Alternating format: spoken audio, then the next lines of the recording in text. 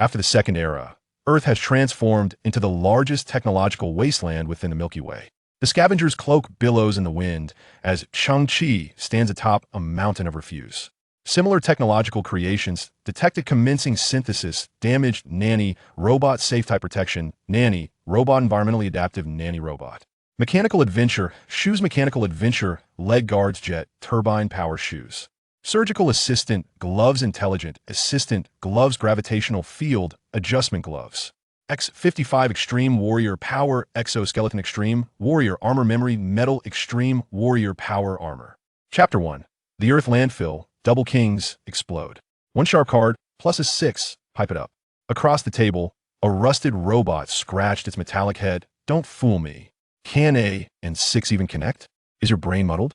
Fool, you are unaware. In the olden days, there existed a most notorious official vehicle, its model named A6, disregarding all rules. Cheng Qi tapped the frayed playing cards on the table, earnestly stating, when A and 6 connect, it forms A6. I drive A6 and can simply accelerate out of your explosive range, rendering the bomb ineffective against me. The fool's visual sensors subtly adjusted, focusing on the tabletop. Oh, what game is this? So many rules, my head seems to be swelling. Cheng Qi smirked. The fool grew anxious, raising his rusty arm. Master, do not mock me. My next play will surely be triumphant. At that moment, the ground began to tremble, accompanied by a resounding roar from outside. It has finally arrived. Cheng Qi's eyes sparkled as he stood and approached the shelter's entrance, lifting the heavy radiation-proof tarp to gaze at the distant sky. In the deep gray atmosphere, a 32-kilometer-long interstellar transport ship approached, generating a tremendous air turbulence and sense of pressure. Outside the dilapidated shelter, the ground was littered with non-biodegradable waste. Dark silver metallic debris, pitch-black chemical fuel barrels, and the decaying remains of unknown creatures cluttered the area, while the atmosphere hung heavy and dim, filled with countless metallic dust particles. This is Earth. Many years ago, a figure of mixed legacy invented the directional Stargate technology, ushering humanity into the grand cosmic era.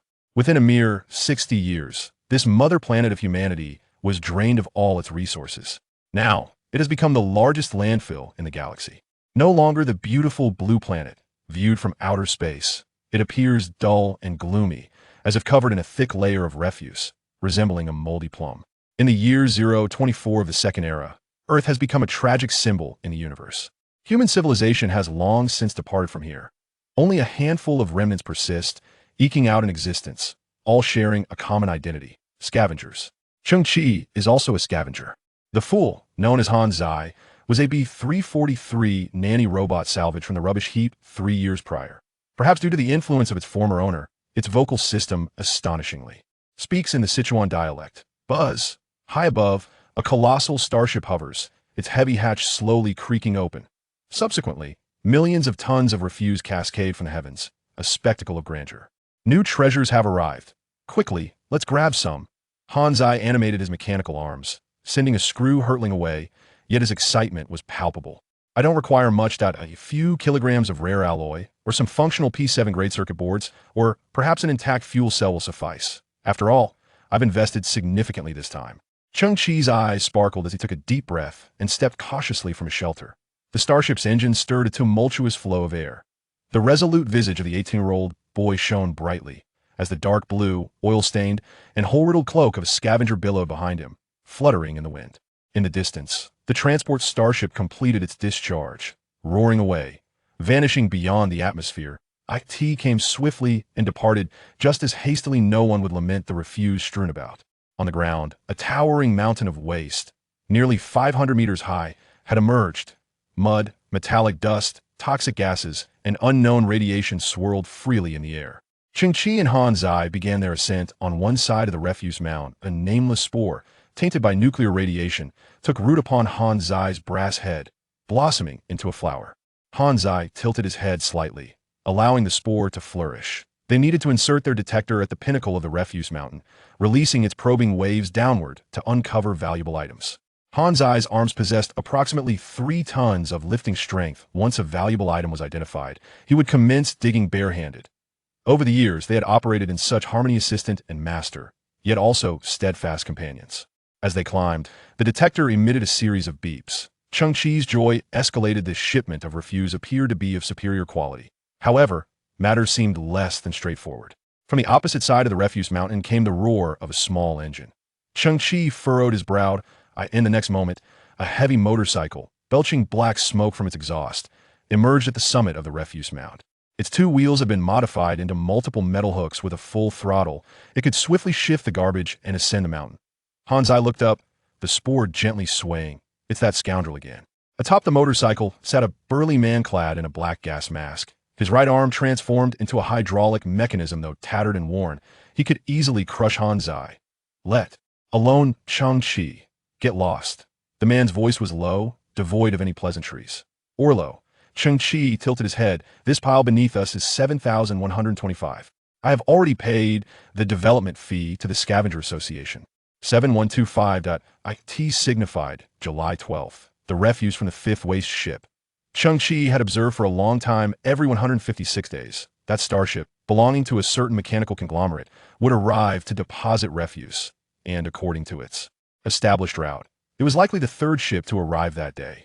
The refuse from the mechanical conglomerate has always held immense value. There was once a scavenger who unearthed a functioning energy generator and various high-value alloy scraps, earning a staggering 7,500 credit points in the process. I borrowed high-interest loans from Hyena to cover the development costs, Cheng Qi declared, puffing out his chest. But now that I've paid, the 7,125 junkyard is mine. That Hyena fellow is ruthless, the burly biker warned, his tone seemingly benevolent yet devoid of emotion. If you fail to find high-value items today, your fate will be grim. As he spoke, a dozen scavenger minions and several brutishly assembled engineering robots emerged behind him. But I heard, he continued, that you have reserved 7125, 80122, 91212. His voice was deep, eyes glinting with avarice. You, clever little beggar, surely these numbered scraps hold significant worth. Are you planning to rob me? Cheng Qi surmised his intent, maintaining his composure. Aren't you afraid of repercussions from the Scavenger Association? There's a provision in the association's rules, the biker responded, shaking his head before a murderous glint flashed in his eyes. If one dies, the reservation is void. Goodbye. The metal panel on the rear of the heavy motorcycle flipped open, revealing a rusted cruise missile that ascended into view. With a hiss, white smoke billowed forth as the missile thundered into the sky, its targeting radar equally rusted yet determinately veering towards Cheng Qi, who stood on the mountainside. Boom! A searing blast surged forth, winds howled, and countless metallic fragments were propelled skyward. Amidst the thick smoke, a shadow was seen being hurled high into the air, only to plummet into a garbage abyss 2 kilometers away. The biker chuckled coldly. 7125 is ours now. In the future, this entire area will belong to us. Stop dawdling, damn it, and get to work. Once, Earth had known an era of order, yet it remained a realm of the survival of the fittest. Now, however, there are no semblances of rules. Everyone languishes at the bottom, struggling in vain, as acts of cannibalism occur daily in the depths of the garbage abyss. Cheng Qi inhaled deeply, jolting awake from unconsciousness. Before him stood Hanzai, its rusted head shielding his chest, its mechanical arms tightly embracing him. Hanzai, you protected me? Hanzai? Pushing aside Hanzai's limp arms, Cheng Qi rose, his gaze fixed on Hanzai's back, his pupils trembling in horror. Half of Hanzai's torso and both legs had been obliterated. Most devastatingly, the entire back of Hanzai's head had melted away from the intense heat, exposing its core processor, with memory transistors shattered in the crimson. Information transmission fluid spilling out like blood. The spore upon its head remained, yet it was withering, destined for a rapid demise. Cheng Qi's body trembled. With the memory crystal shattered and not a drop of information transmission fluid remaining, even if repaired, Hanzai would cease to exist.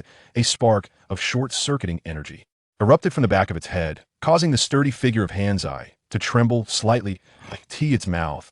A beam of green energy flickered weakly. What on earth is happening? Has my brain gone haywire? I fear I may be beyond repair. From now on, without my company, you must take good care of yourself. I am well aware of your little tricks at poker. The next robot shall not be so easily fooled by you. Cheng Qi, farewell. I feel so drowsy. Chapter 2. The First Synthesis. Cheng Qi's face was smeared with soot and ash. His eyes widened, glistening with tears. Since his grandfather's passing, Hanzai had been his sole companion. He had previously promised that once he accumulated 800 credit points, he would certainly help Hanzai acquire a non-leaking hydraulic pump. And it must be brand new. suitable for those under 18. Yet now, Hanzai had completely and irreversibly perished. Although Hanzai's body had never exhibited warmth, at this moment, Cheng Qi felt that the iron palm he held was colder and more piercing than ever before. Suddenly, from the gaps in Hanzai's mechanical arm, 7 or 8 playing cards fell out, all of which were kings and jokers. Cheng Qi's arm trembled even more. Had Hanzai learned to conceal cards? Yet in the next instant, tears streamed uncontrollably down Cheng Qi's face. He pressed his forehead, choking back sobs. Why has it come to this? Detected similar technological creations. Proceed with technological synthesis. A voice imbued with a sense of advanced technology echoed in his ears, startling Cheng Qi into a daze as he gazed at the back of his right hand. Within the unknown crystal bracelet, 4 points of azure starlight danced and flowed, beginning to swirl with a semblance of order. This bracelet, on Cheng Qi's right wrist, a broad, luminescent blue bracelet adorned with a protruding section extending onto the back of his hand, was a mystery to him. His grandfather had mentioned that when he found Cheng Qi, this peculiar item was already present on his delicate hand. It was strange, morphing in shape as Cheng Qi grew, forever conforming to his wrist with almost no gap, glowing faintly even after over a decade without recharging. Later, his grandfather suggested it might be a creation of civilization level 13. However, by then, his grandfather had begun to show signs of dementia, claiming that his urinal and dentures were also creations of civilization level 13, and his adult diapers beneath his protective suit were even more extravagant, being creations of level 17. Buzz. Suddenly, the surface of the crystal bracelet emitted 2 azure scanning beams. One moved up and down, scanning Hanzai's shattered body, forming an intricate blue grid that blanketed him like a quilt. As if the bracelet was collecting data on Hanzai, the other scanning beam traversed several meters, surveying a distant heap of refuse. In an instant, the garbage pile became visible. Cheng Qi clearly saw, half buried and concealed beneath the debris, another humanoid nanny robot, an abandoned Model 343, identical to Hanzai. The 343 nanny robot was a basic model, inexpensive to produce. In human society, such robots were ubiquitous, their status even lower than that of a pet dog. Thus, in this vast landfill, it was certain that there were more than one abandoned 343. Cheng Qi's pupils quivered slightly. Could the two 343s merge into one? Please select the synthesis subject. Cheng Qi was taken aback, instinctively glancing down at Hanzai at his feet. The wristband suddenly seemed to possess a visual capture function, and the mesh covering Hanzai's body transformed into a vibrant red, pulsating at a high frequency. Material formatting initiated. A subjective kinetic energy unexpectedly manifested on Cheng Qi's wrist, compelling his right hand to extend toward the distant 343. That half-buried, rust-stained 343 suddenly erupted with a cerulean glow. After a peculiar tremor, its form astonishingly shattered into minuscule azure light particles, dispersed into primal units. Formatting? Cheng Qi was filled with incredulity.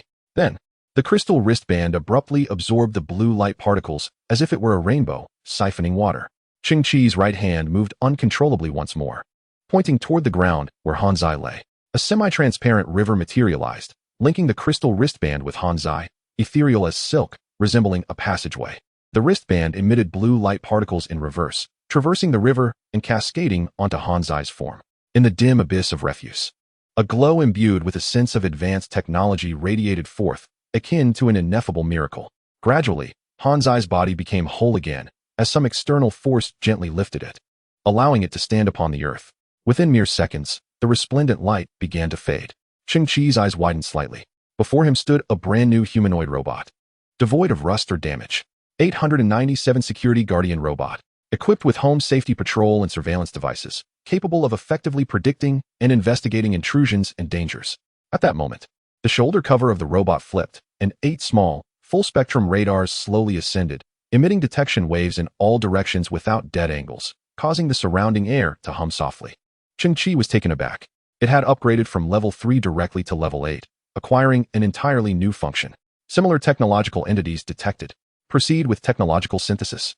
Before Cheng Qi could fully comprehend the situation, the crystal wristband emitted a cool, electronic synthesis tone once more. 2 azure scanning beams were released from the wristband, locking onto a piece of starship wreckage not far away. The beams instantly penetrated the massive alloy shield, clearly forming the outlines of 2 additional 343 Guardian robots. Were there 2 more abandoned 343s? Cheng Qi's gaze flickered. It was common for similar types of scrap to cluster together, likely originating from the same derelict cargo ship. Please select synthesis subjects. Material formatting initiated. In that instant, two 897s appeared before Cheng Qi. One was derived from neglected refuse, while the other was the lifeless Han Zai. Similar technological entities detected. Proceed with technological synthesis. The crystal wristband released two more scanning beams, examining the two pristine 897s. Cheng Qi felt a slight dryness in his throat. Could it continue? Dispersed into primal units. Fusion upgrade. With Cheng Qi's tacit approval, the second Model 897 was reformatted into countless tiny blue dots. Subsequently, these luminous points converged along a resplendent, translucent river, coalescing around the 897. Inspired by the figure of Han Zai. In essence, the fundamental synthesis logic of the crystal wristband follows a pattern of combining 4 into 2, and then 2 into 1. With progressive enhancement in levels. After 30 seconds, the dazzling technological radiance faded. Cheng Qi's pupils constricted as the 897 before him underwent another transformation. Notably, its mechanical hands had shifted from a dark silver hue to a silvery gray, the hardness of the material seemingly elevated to a higher grade. 24 Environmental Adaptation Care Robot.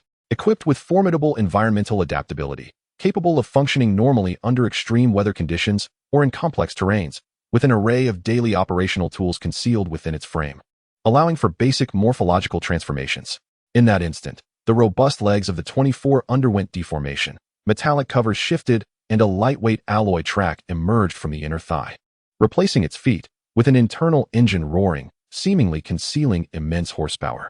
Simultaneously, its arms morphed, various tools rotating and interchanging, including hydraulic pliers, hydraulic jacks, high-speed rotating alloy saw blades, and a metal-cutting gun capable of emitting blue flames. As an upgraded model, the 8 small full-spectrum radars on its shoulders remained intact and had received an enhancement in range, silently revolving. Cheng Qi gazed upward, astonished by the 24-level caregiver robot, which now towered approximately 23 meters tall, a full 50 centimeters higher than before, leaving him nearly speechless. The cost of a level assistant robot is at least 20,000 credit points. While it may be ubiquitous on alien planets, there would be no other like it on Earth at this moment. Moreover, it was entirely new. Han Zai? Cheng Qi's voice trembled. Can you hear me? Greetings, esteemed purchaser. The 24 Environmental Adaptation Care Robot is at your service. Please complete the initial setup for optimal assistance. As the emotionless voice emanated from the robot, Cheng Qi froze entirely. This was the very scenario he had feared most. Tears welled in his eyes as he extended his arm to touch the chest of the 24. Greetings, esteemed purchaser. Please complete the activation procedure. Should you insist on proceeding with unconventional operations, I cannot guarantee against inadvertent harm. The robot remained steadfastly focused. Cheng Qi's actions faltered. Why do I sense a familiar tone? Would a newly manufactured 24 speak in such a manner? Enough of this. I cannot keep up this charade any longer. You fool, do not touch my chest. Chapter 3. The King of Garbage. Cheng Qi's abode resembled a dilapidated nest. At that moment, he sat on a battered water barrel before his shack, staring intently at the crystal wristband on his right hand, lost in thought. I am simply too handsome. If I were to enter the city, wouldn't those female caregiver robots be utterly entranced by me? On one side, the revitalized and significantly enhanced Han Zai was admiring his physique in front of the mirror. Striking poses. Cheng Qi paid no heed to the flamboyant display. Instead, he pondered, stroking his chin, as he gazed at the enigmatic object in his hand. This item could only be described as miraculous. Could it truly be what his grandfather spoke of, a creation from a level 13 civilization? Yet, humanity had only ventured to the limits of level 5 civilizations, while level 13 remained a mythical existence. What are you? Cheng Qi suddenly inquired of his right wrist, only to chuckle self-deprecatingly. Such entities typically maintained an aloof demeanor and would not reveal their identities. I am. Based on your understanding, the common interpretation is a standard construction template or standard template construction, but this is merely based on your perception. The rebuttal arrived with remarkable swiftness. Very well. It seems there's even a hint of disdain. Cheng Qi slowly rose, taking a deep breath as he narrowed his eyes. What you are is not the crux of the matter. What truly matters is that I must fully harness your potential. He commenced testing. Cheng Qi procured 2 stones of similar size and 2 pieces of tissue that Han Zai had previously used to wipe oil leaks. Non-technological creation cannot be synthesized. Cheng Qi and Han Zai squatted on the ground, observing the pulsating blue starlight within, vaguely sensing that its trajectory resembled a raised middle finger. Very well, very well. It's not a technological device, thus it cannot be activated. Furthermore, Han Zai could not continue upgrading, as there were no additional 343 prototypes at hand. Cheng Qi contemplated, concluding it must be a technological item. Subsequently, he entered the shelter and retrieved 8 pairs of intricately designed shoes crafted from metal. Adventure shoes. Equipped with hydraulic components at the base, promised a jumping height of 2080. His plan was to collect sufficient components to repair a fully functional pair of adventure shoes, which would significantly enhance efficiency while scaling the garbage mountain. Although the technology level was relatively low, it was undoubtedly a genuine technological creation. It should pose no problem, right? Cheng Qi's eyes sparkled as he slowly raised his arm, aligning the wrist guard on the back of his hand with 2 of the adventure shoes. Similar technological creation detected. As expected, please select synthesis subject. Material formatting initiated. 1 pair of shoes was disassembled into primitive units, and then a semi-transparent river appeared, cascading over the other pair of adventure shoes. Adventure greaves. Mechanical apparatus extends to the knees, alleviating knee pressure. Maximum jump height, 45 meters. Cheng Qi's eyes widened as he beheld the intricately designed, brand-new mechanical boots before him. Hanzai, this is truly remarkable. With such tools, climbing a 100-meter garbage mountain would likely take no more than 10 minutes. Cheng Qi felt as though an entirely new world had descended upon his existence. His heart racing and his pupils trembling with excitement. Let us continue the endeavor. Hanzai, too, felt a surge of exhilaration, wondering what other equipment might emerge from their continued efforts. Cheng Qi's eyes flickered restlessly as he surveyed the other 4 pairs of adventure shoes. Following the same method, 2 pairs merged into 1, transforming into adventure greaves. Then, a marvel of technology unfolded, combining the 2 greaves into a singular entity. A brand new piece of equipment materialized before Cheng Qi, the jet turbine power shoes. Equipped with 18 miniature jet turbines, high-precision gyroscopes, and tilt trend sensors, the wearer could soar to an altitude of 300 meters, achieving a maximum speed of 0.208 Mach flight. Cheng Qi felt momentarily paralyzed. 0.208 Mach equated to approximately 250 kilometers per hour. Flight. In today's world, the sky was nearly a forbidden zone. It was almost impossible to find even a broken vessel with once functioning flight capabilities. It seemed that someone had meticulously sifted through the refuse here. Their objective was simple. No scavenger was permitted to escape Earth, for these vermin bore the most despicable genes, and their departure would threaten to contaminate the entirety of human civilization. Arrow was relatively affluent, yet possessed only a heavy motorcycle that could traverse the ground. Cheng Qi's gaze was filled with disbelief. Hanzai, I can fly? He exclaimed, a sense of urgency washing over him. He raised 1 foot and gently touched the somewhat oversized mechanical shoes before him. A dozen faint pneumatic sounds erupted as the shoe's outer armor disassembled into several units, shifting aside to reveal a fully open interior. His heart raced with anticipation. Cheng Qi placed his foot into the center of the shoe, and the pneumatic sounds resumed as the armor began to reassemble and tighten, with bolts automatically securing themselves. In merely 2 seconds, the shoe enveloped Cheng Qi's foot perfectly, its size diminishing considerably until it resembled a slightly oversized pair of metallic leather shoes. He flawlessly matched the other foot as well. Standing on the ground, he swallowed hard, glancing at Hanzai with a mix of astonishment and eager anticipation. Hanzai's eyes flickered with light. I recommend you familiarize yourself with the manual before proceeding. Familiarize? That would be too mundane. Cheng Qi took a deep breath, shouted, Here we go. Boom. Dust erupted, creating ripples as the ground trembled slightly. Cheng Qi's body shot upward into the sky. At that moment, he could not gauge his speed. He merely felt the fierce wind whipping past his ears, his hair flying back, and an almost tearing sensation at the corners of his mouth and eyes. Even while suspended in midair, a simple tap of his foot downward unleashed an indescribable lift, propelling Cheng Qi higher. The Earth's atmosphere was no longer as pristine as it once was, shrouded in a haze of dust that cast a dull gray hue. Yet, the sky remained the coveted realm of countless scavengers. Oh wow, this is exhilarating. Cheng Qi soared to the utmost height, the gyroscope within the flying shoes providing remarkable stability. He came to an abrupt halt, executed a rightward dive, and plunged toward the gently flowing white clouds nearby. Yeehaw! Cheng Qi's figure streaked across the sky, his heart a tempest of emotions, his voice resonating faintly amidst the clouds. I am the king of the sky. I am the sovereign of the world. Such power, such exhilaration, the ability to synthesize all forms of discarded technology into unimaginable equipment. As he soared, Cheng Qi gazed down upon the earth, where a staggering 455 billion tons of technological refuse lay beneath him. Almost everything one could imagine. The legend of a certain individual seemed poised to unfold, and that individual was none other than himself. I am Cheng Qi, the beggar, he declared. I shall become the king of the garbage heap. On Mount 7125, Arrow faintly heard the buzz of a mosquito. One of his underlings, equipped with inferior mechanical legs, remarked, "Boss, it feels like something has taken flight." "Impossible," Arrow retorted. "Everyone knows this place is under a sky prohibition."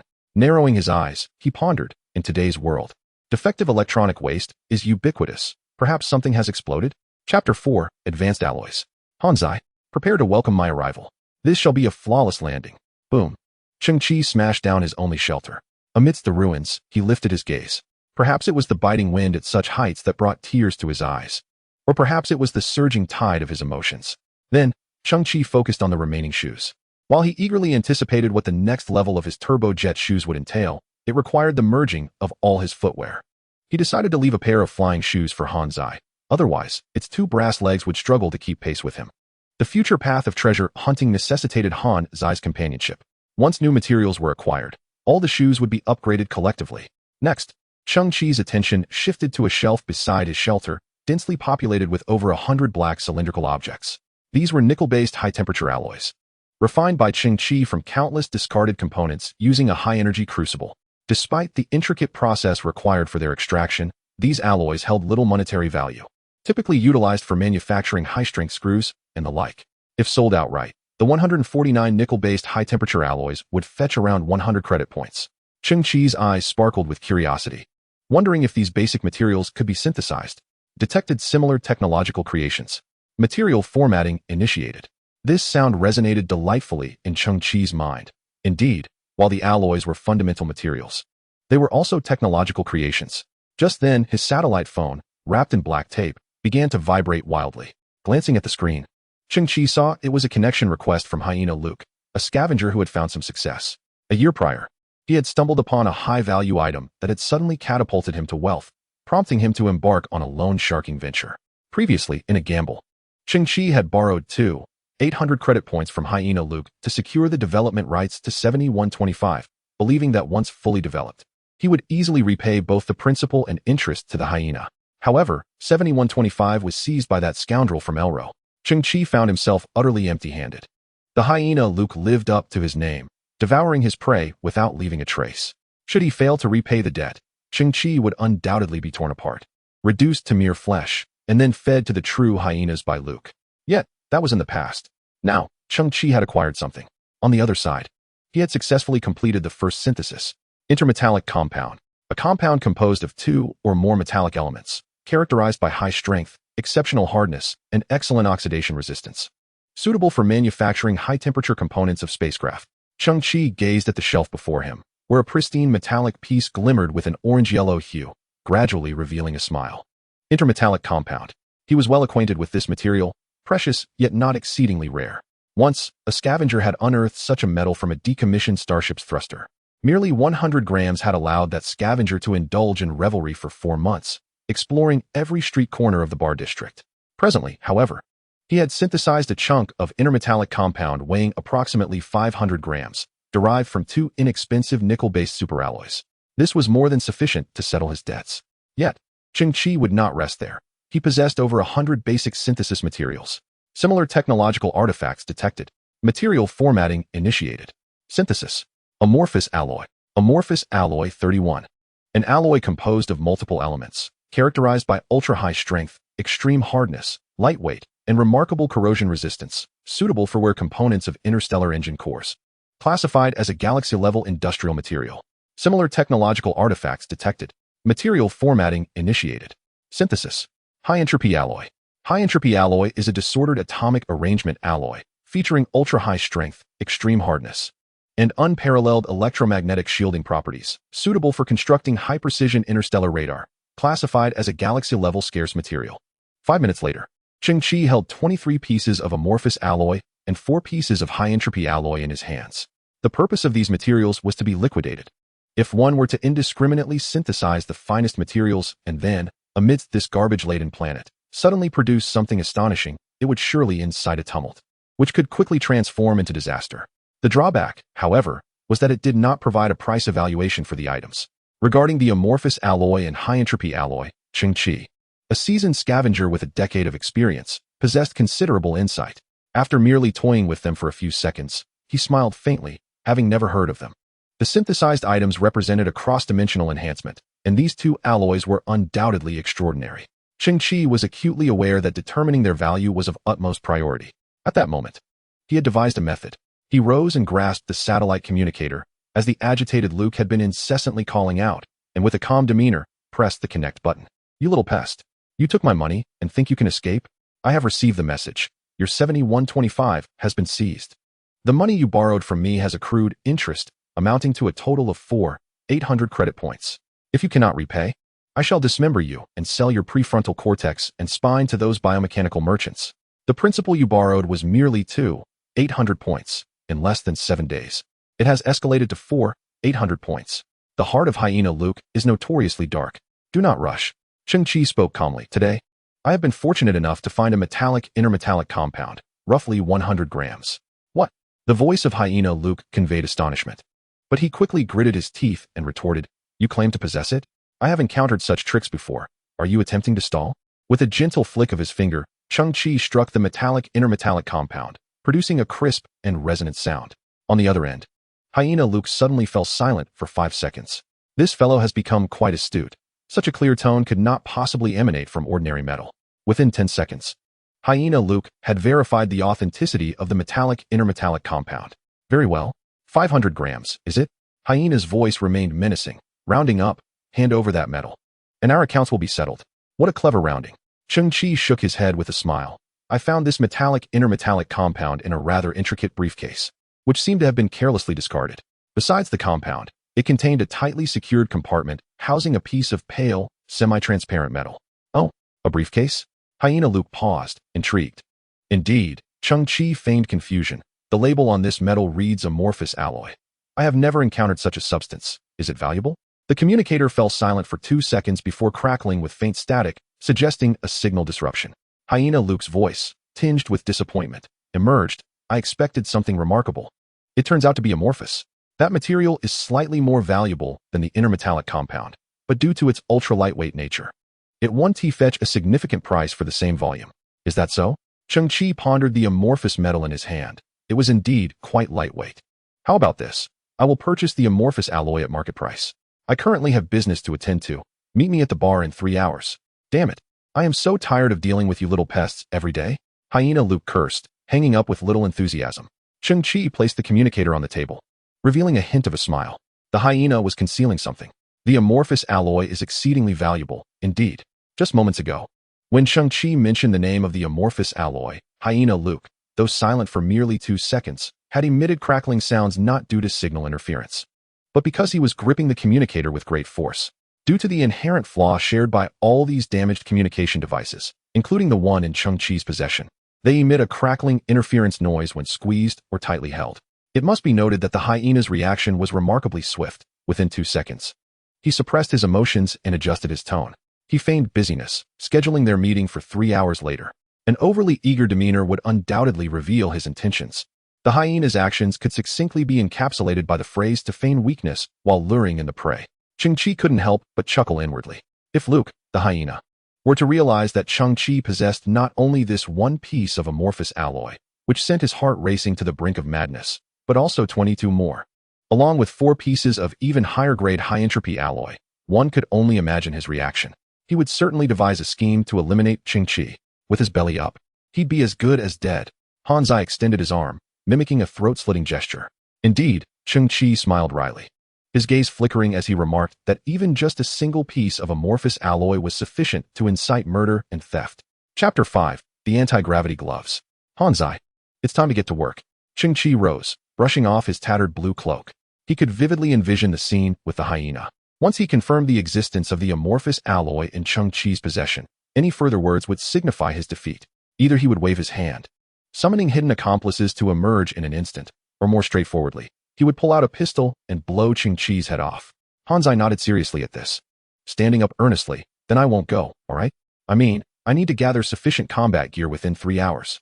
A fierce light sparkled in Cheng Qi's eyes. This meeting with the hyena was a decisive battle, and there was no escaping it. "I was just joking," Hanzai asserted, his towering 2-meter metallic frame exuding an imposing presence.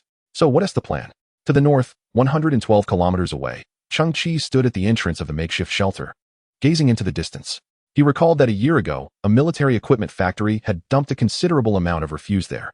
Cheng Qi meticulously repaired his black goggles, alleviating the stinging sensation in his eyes during flight. Hanzai cautiously touched the jet turbine flying boots with his metallic foot. The outer armor of the flying boots morphed once more, perfectly encasing Hanzai's feet, much to his delight.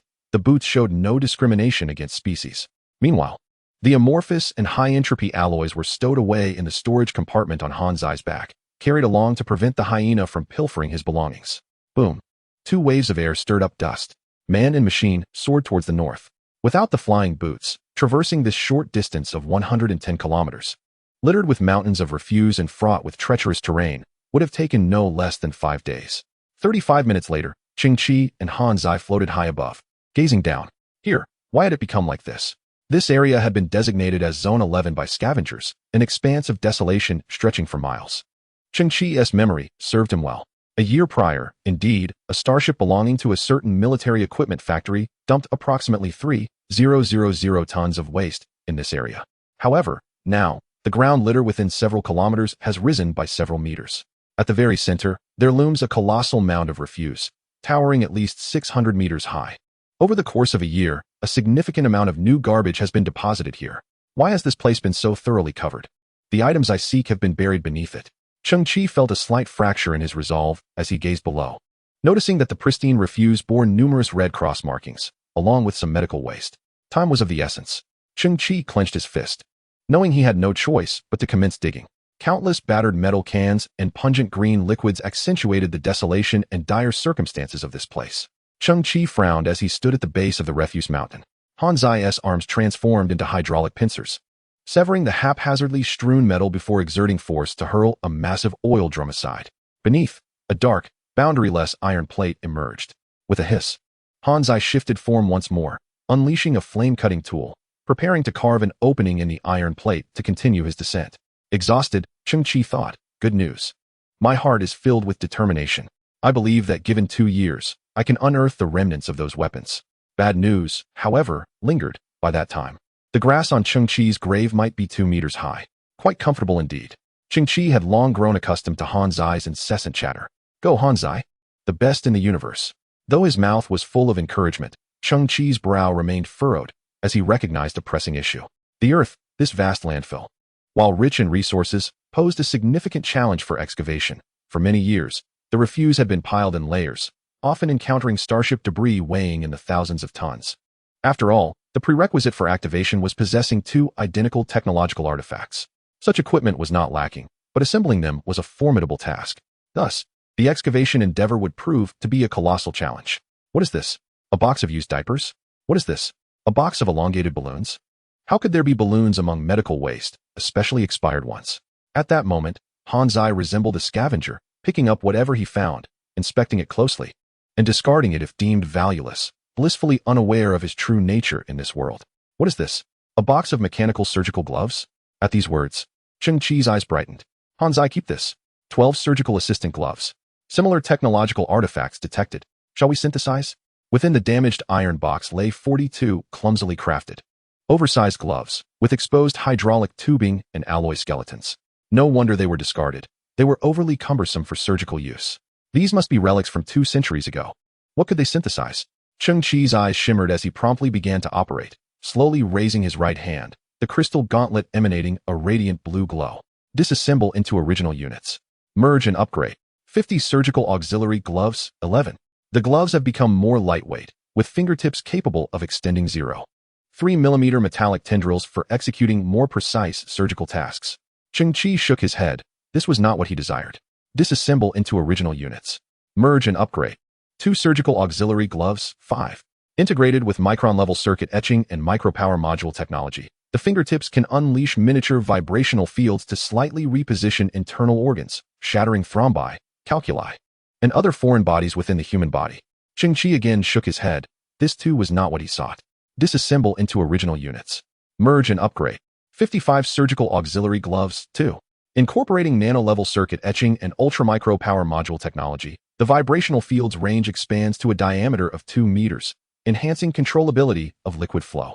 Cheng Qi's eyes widened slightly. This was becoming intriguing.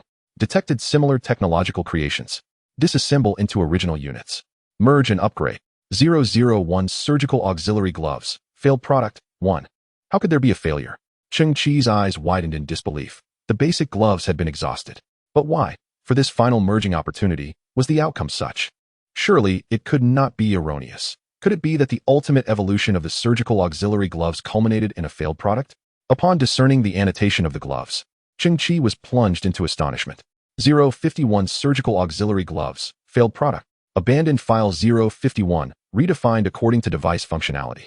It turned out to signify a failure in medical auxiliary functions. Yet, this functionality, to me, Cheng Qi suddenly rose, realizing it was nothing short of a miraculous artifact. Chapter 6. Deep-Seated Secrets. Hanzai, move further away. Even further. Keep going. The weight and thickness of the gloves were akin to ordinary leather gloves, presenting a pale blue hue, but upon closer inspection, a dense web of chip circuits adorned the surface. Clenching his fist, dark blue energy surged across the back of his hand. Cheng Qi lifted his gaze toward the towering mountain of medical waste before him. There was no need to remove this mountain. A reasonable space could simply be excavated from its side. Cheng Qi maintained his fist-clenched posture, taking a few steps forward, palm facing the tightly packed refuse ahead. Gritting his teeth, Cheng Qi's eyes suddenly widened as he spread his fingers wide. A hum, a sound resonated, violently vibrating his eardrums. Cheng Qi felt as if his gloved hand was struck by an electric current, a profound numbness coursing through him, his scalp tingling in response. Immediately, a visible pale yellow ripple spread forth like ripples on a tranquil lake, extending 30 meters ahead. Crack, squeak.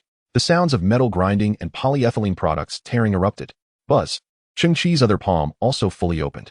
The force field was instantaneously amplified. Whoosh, whoosh. A series of ethereal sounds resonated, metal shavings fell away, dust swirled, and visibility was momentarily obscured. Cheng Qi squinted, striving to discern the scene before him. His mouth slightly agape, he was struck with awe. Suspended in the air ahead of him were hundreds of pieces of debris, both large and small, enveloped in a faint yellow force field, floating weightlessly without any external influence.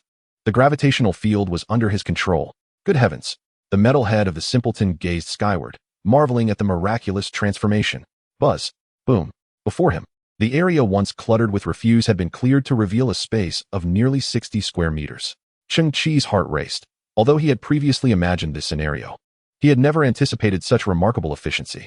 He glanced down at the pair of light blue technological gloves in his hands. Indeed, they were a miraculous tool, solving his pressing dilemma. Buzz. Boom. Cheng Qi pressed on, exhilarated, proclaiming the universe's greatness.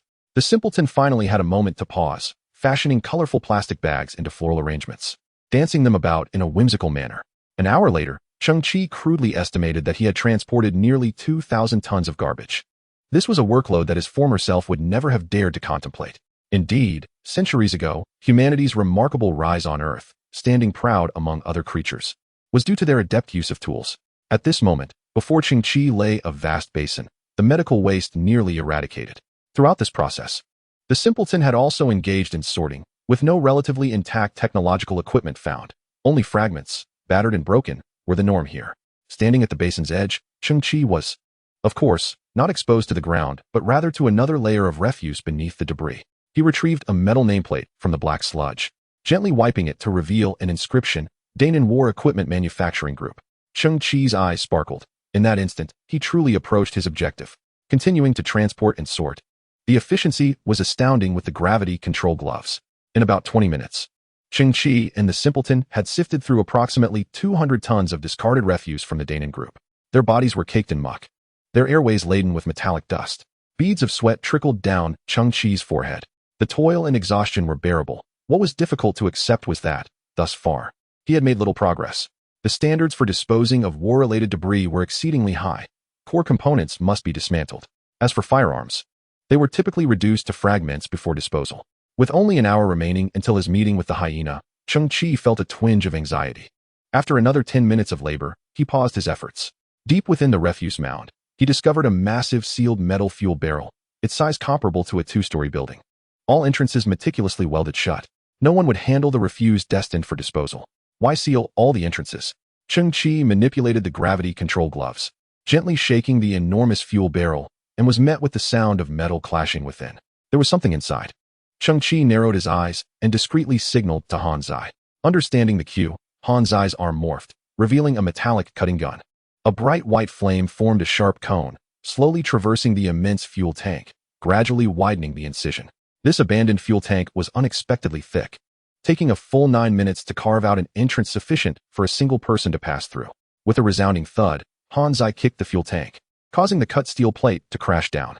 The interior was shrouded in darkness, a foul odor of decay wafting forth, accompanied by unidentifiable black ashes swirling within. Cheng Qi squinted, tying a cloth around his mouth and nose, and cautiously stepped into the vast fuel barrel. Suddenly, a mass of white fell from above, and a pair of skeletal hands clasped around Cheng Qi's neck. Caught off guard, he found himself momentarily disoriented. He soon realized that suspended above him was a white skeleton, not a ghostly apparition, but rather a skeleton whose arms hung limply, perfectly resting upon his neck. Taking a deep breath to steady his nerves, he gazed into the depths of the fuel barrel.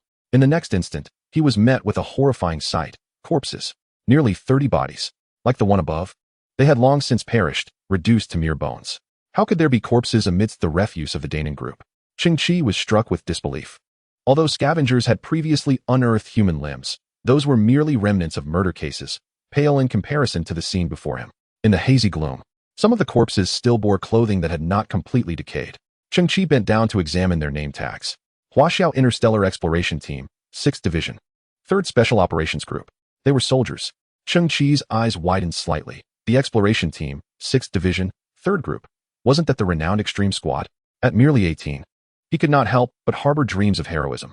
The Extreme Squad had been the iron-willed heroes of 20 years past, fearless and selfless, exploring the stars while shouldering the mission of interstellar rescue, saving countless refugees during their service. Each time a member of the Extreme Squad fell, it stirred the hearts of thousands of civilians who would pay homage. Then, one fateful day, this heroic team suddenly announced their disbandment, gradually fading from public memory. As a child, Cheng Qi had felt a pang of sorrow upon hearing of their dissolution, often moved to tears. Now, as he leaned over the nearby bones, his pupils contracted slightly. Something was amiss. Each of their necks bore signs of incision. The weapon was sharp and the force tremendous. Cheng Qi trembled slightly. They had all been slaughtered, subsequently sealed within this iron can and discarded like refuse. Hidden within this tragedy lay a truth that could not be revealed.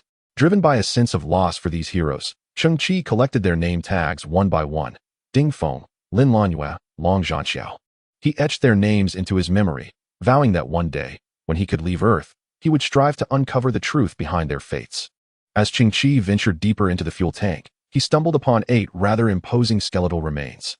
More precisely, these skeletons were adorned in substantial combat suits.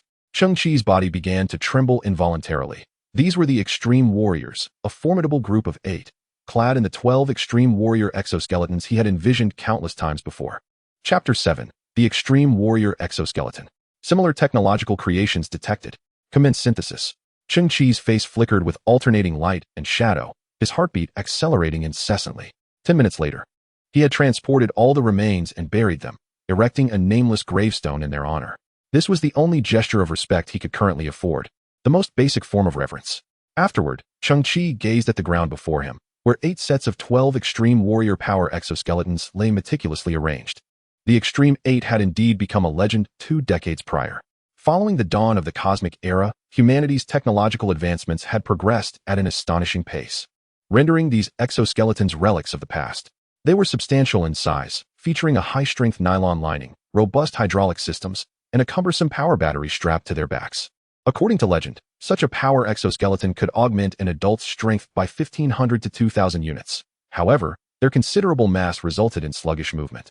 In truth, possessing a fully intact 12 Extreme Warrior Power exoskeleton on today's desolate Earth would render Cheng Qi nearly invincible. Yet, the exoskeletons before him were marred by extensive corrosion and rust, in a state of utter disrepair, with hydraulic fluid entirely depleted. Some delicate hydraulic rods had already succumbed to decay, breaking at the slightest touch, all while exuding a pungent odor of decay. They were utterly beyond salvage. Even scavengers who might chance upon these devices would likely strip them for their power batteries, which, as Cheng Qi estimated, after 2 decades of dormancy, held little value in credit points. 8 exoskeletons could be synthesized 3 times. Cheng Qi's expression grew solemn. The dilapidated condition of the equipment was not a concern for him. He yearned for the rebirth of these heroic armaments, hoping to revive the legend of the Extreme Warriors and once again unleash their radiant brilliance. Disassemble into original units. Commence synthesis. Cheng Qi raised his right hand, a dazzling light emanating from it. One of the exoskeletons shattered into a flurry of white particles, converging along a silken passage to coat another exoskeleton's surface. A technological marvel reemerged. The brilliant white glow gradually faded, revealing a brand new exoskeleton armor before him. Its size reduced by nearly 50. The lining was now a pure black, with hydraulic mechanisms and fuel packs refined to exquisite precision. Merely resting there, its aura of combat prowess had more than doubled compared to its predecessors. 55 Extreme Warrior Power Exoskeleton. The individual combat equipment utilizes hydraulic or electromechanical transmission methods to translate the engine's power to its limbs, crafted from titanium aluminum compounds. With an output force ranging from 4,000 to 5,800, the iterative version presents a brand new state, with a reduced volume, enhanced materials, and a doubling of output power. It has truly transformed waste into treasure. Cheng Qi's heart raced as he envisioned the outcome, yet he was astounded by the exponential increase in combat capability. The synthesis was not a mere figment of imagination. It resembled an evolutionary blueprint encompassing all technological advancements, progressively revealed through successive upgrades. Disassembled into its primal units, it underwent fusion and enhancement. After consuming 4 sets of 12, the second evolutionary version emerged, the 23 Extreme Warrior Armor. This individual combat equipment conceals all power augmentation structures beneath its alloy armor, further minimizing its size, while significantly boosting defensive capabilities, enhancing all fundamental performance by 240.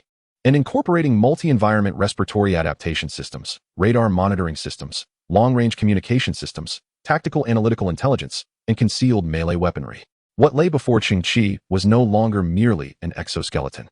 It was classified as armor. It resembled a humanoid robot, devoid of any visible hydraulic mechanisms or exposed battery packs.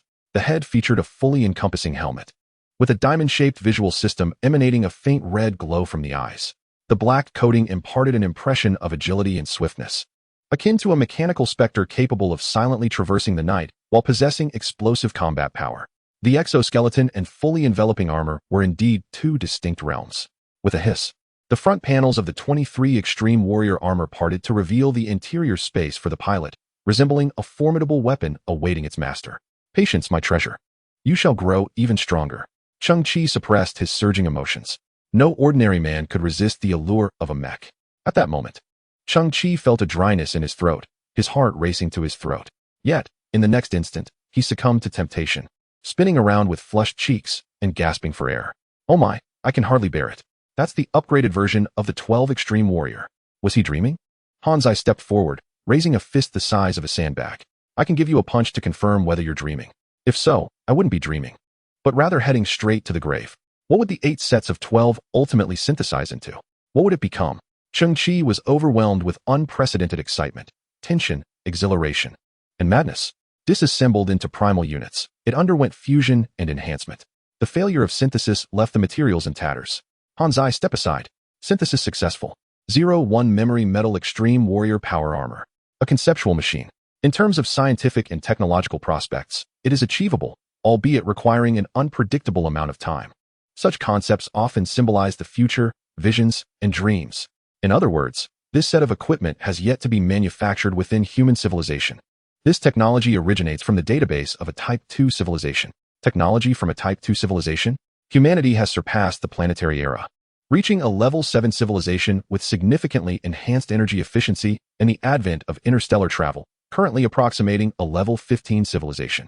Although the distinction between a Level 2 civilization and humanity seems a mere 5 numerical differences, the progression is not as straightforward as simple arithmetic. The ascent from a Level 0 civilization to a Level 15 civilization, capable of fully harnessing the energy of its home planet, has taken a staggering 4 million years. Commencing with the southern ape, which began with bipedalism, the use of fire, and the creation and utilization of tools. Each leap across levels demands an extensive passage of time. What does technology from a Type 2 civilization entail? Does it represent the pinnacle of their technological achievements? The criteria for ascending to a Type 2 civilization involve the development of more efficient energy acquisition methods, such as the utilization of Dyson spheres for the comprehensive exploitation of a planet's resources. The resources and energy of advanced civilizations are also finite.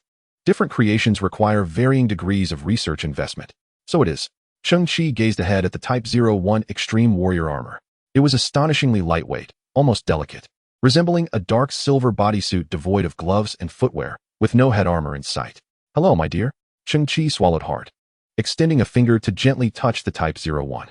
In that instant, the metallic surface of the dark silver armor rippled like liquid, the waves swiftly expanding and producing a certain high-frequency vibration, transforming into rapidly changing geometric shapes reminiscent of miniature turbulent waves.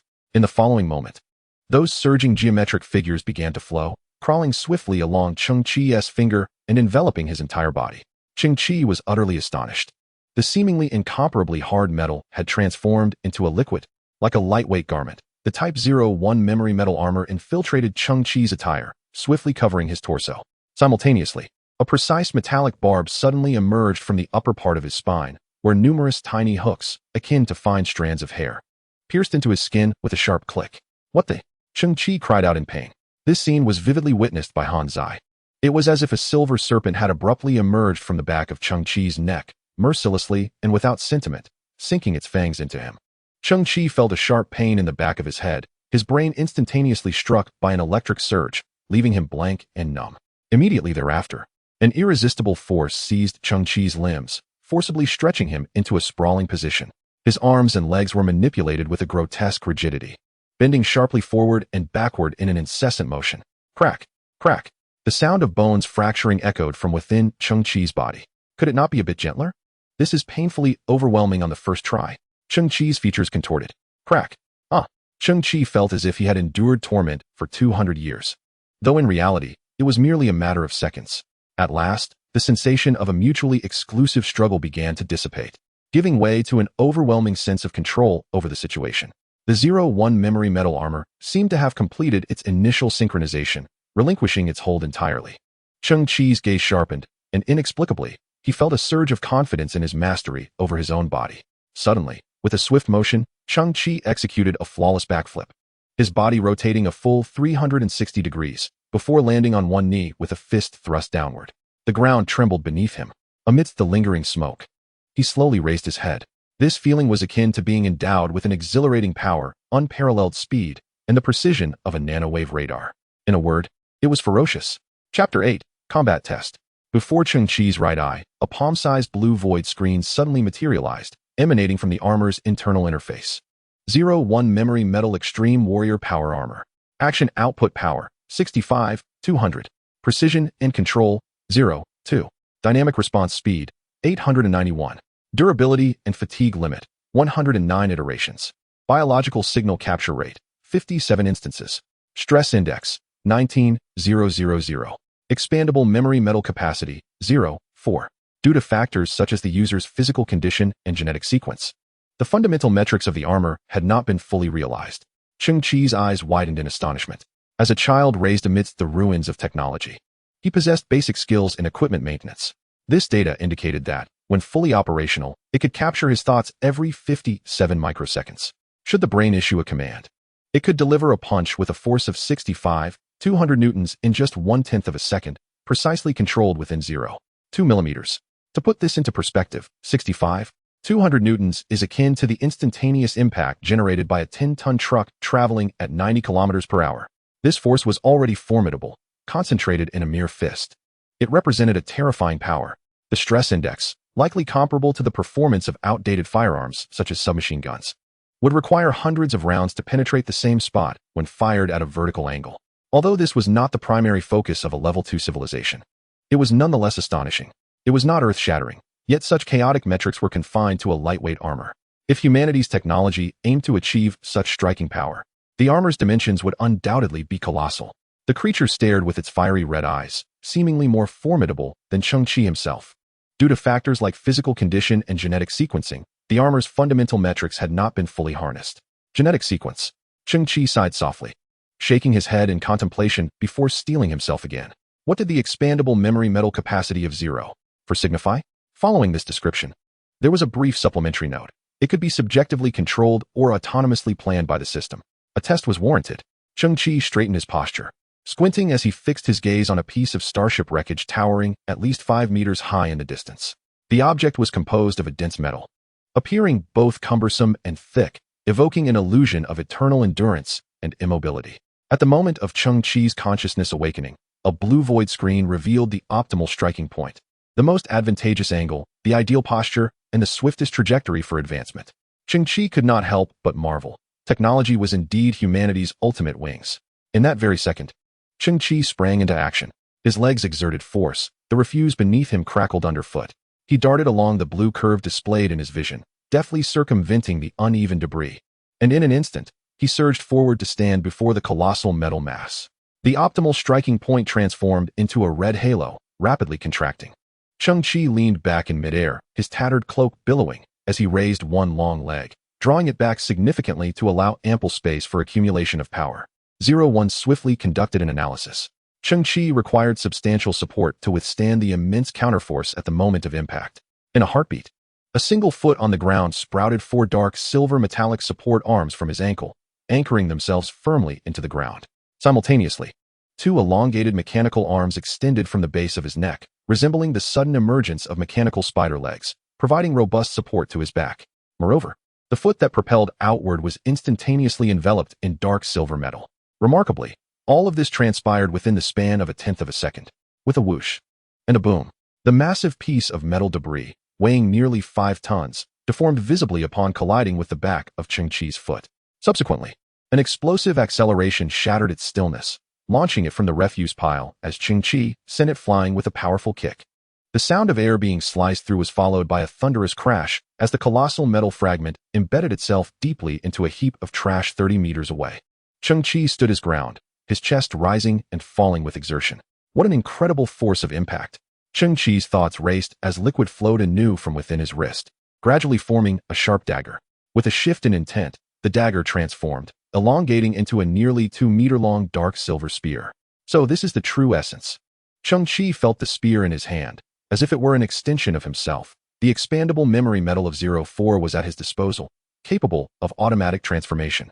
A fervent light sparkled in Cheng Qi's eyes. The most astonishing aspect of 01 was its lightweight design. At that moment, it resembled thermal undergarments, concealed within the fabric of Cheng Qi's attire, only revealing a glimmer of its silver edges upon a slight movement of his sleeve. No one could fathom that this seemingly insignificant garbage boy donned a battle armor from a level 2 civilization. The clumsy figure raised a communicator high. A series of crackling sounds followed. The impatient voice of Hyena broke through. "Kid, it's nearly time. Have you set off? Let me tell you, my time is precious. If you're late, I won't be taking your things." With that, Hyena abruptly terminated the communication. Cheng Qi smiled calmly. He was still playing the game of feigned retreat. It is highly probable that, at this moment, the hyenas are already filled with an insatiable restlessness, akin to ants scurrying on a hot stove, circling around the bar. "Hanzai, we have gathered sufficient equipment. Let us confront the tyrant of this bar street." Chapter 9. The Elevated Woman. The so-called bar street is nothing more than a few dilapidated houses nestled in a valley of refuse, serving as a haven for scavengers. It is said to have once housed the Pentagon of a powerful European nation in a bygone era. Naturally, the Pentagon has long since been buried beneath mountains of waste. Gazing into the distance, one can barely discern a few towering skyscrapers, remnants of 100 stories, struggling to emerge from the rubbish. A handful of scavengers meander slowly, their hunched figures clad in tattered protective gear, which appears frail against the harsh environment. Those who have long inhabited this earthly wasteland are overwhelmed by a tumult of complex and contradictory emotions: despair and helplessness, numbness and adaptation, reality and fantasy, solitude and estrangement, greed and risk. Most adult men, in their leisure, venture to the bar street to indulge in substandard alcohol tainted by various chemical elements, seeking fleeting moments of joy and satisfaction. A young boy appears at the street corner, accompanied by a nanny robot draped in burlap. It ambles toward the bar. The shattered starship windows lining the roadside reflect his silhouette. The boy's long hair obscures his brows and the corners of his eyes, coated in dust. He is wrapped in a tattered dark blue scavenger cloak, which serves a dual purpose. It signifies a lowly scavenger status, and, should he become ensnared in the depths of refuse, its conspicuousness may attract attention for rescue. Although, in this world, rescue teams are non-existent. Once trapped, one simply awaits death.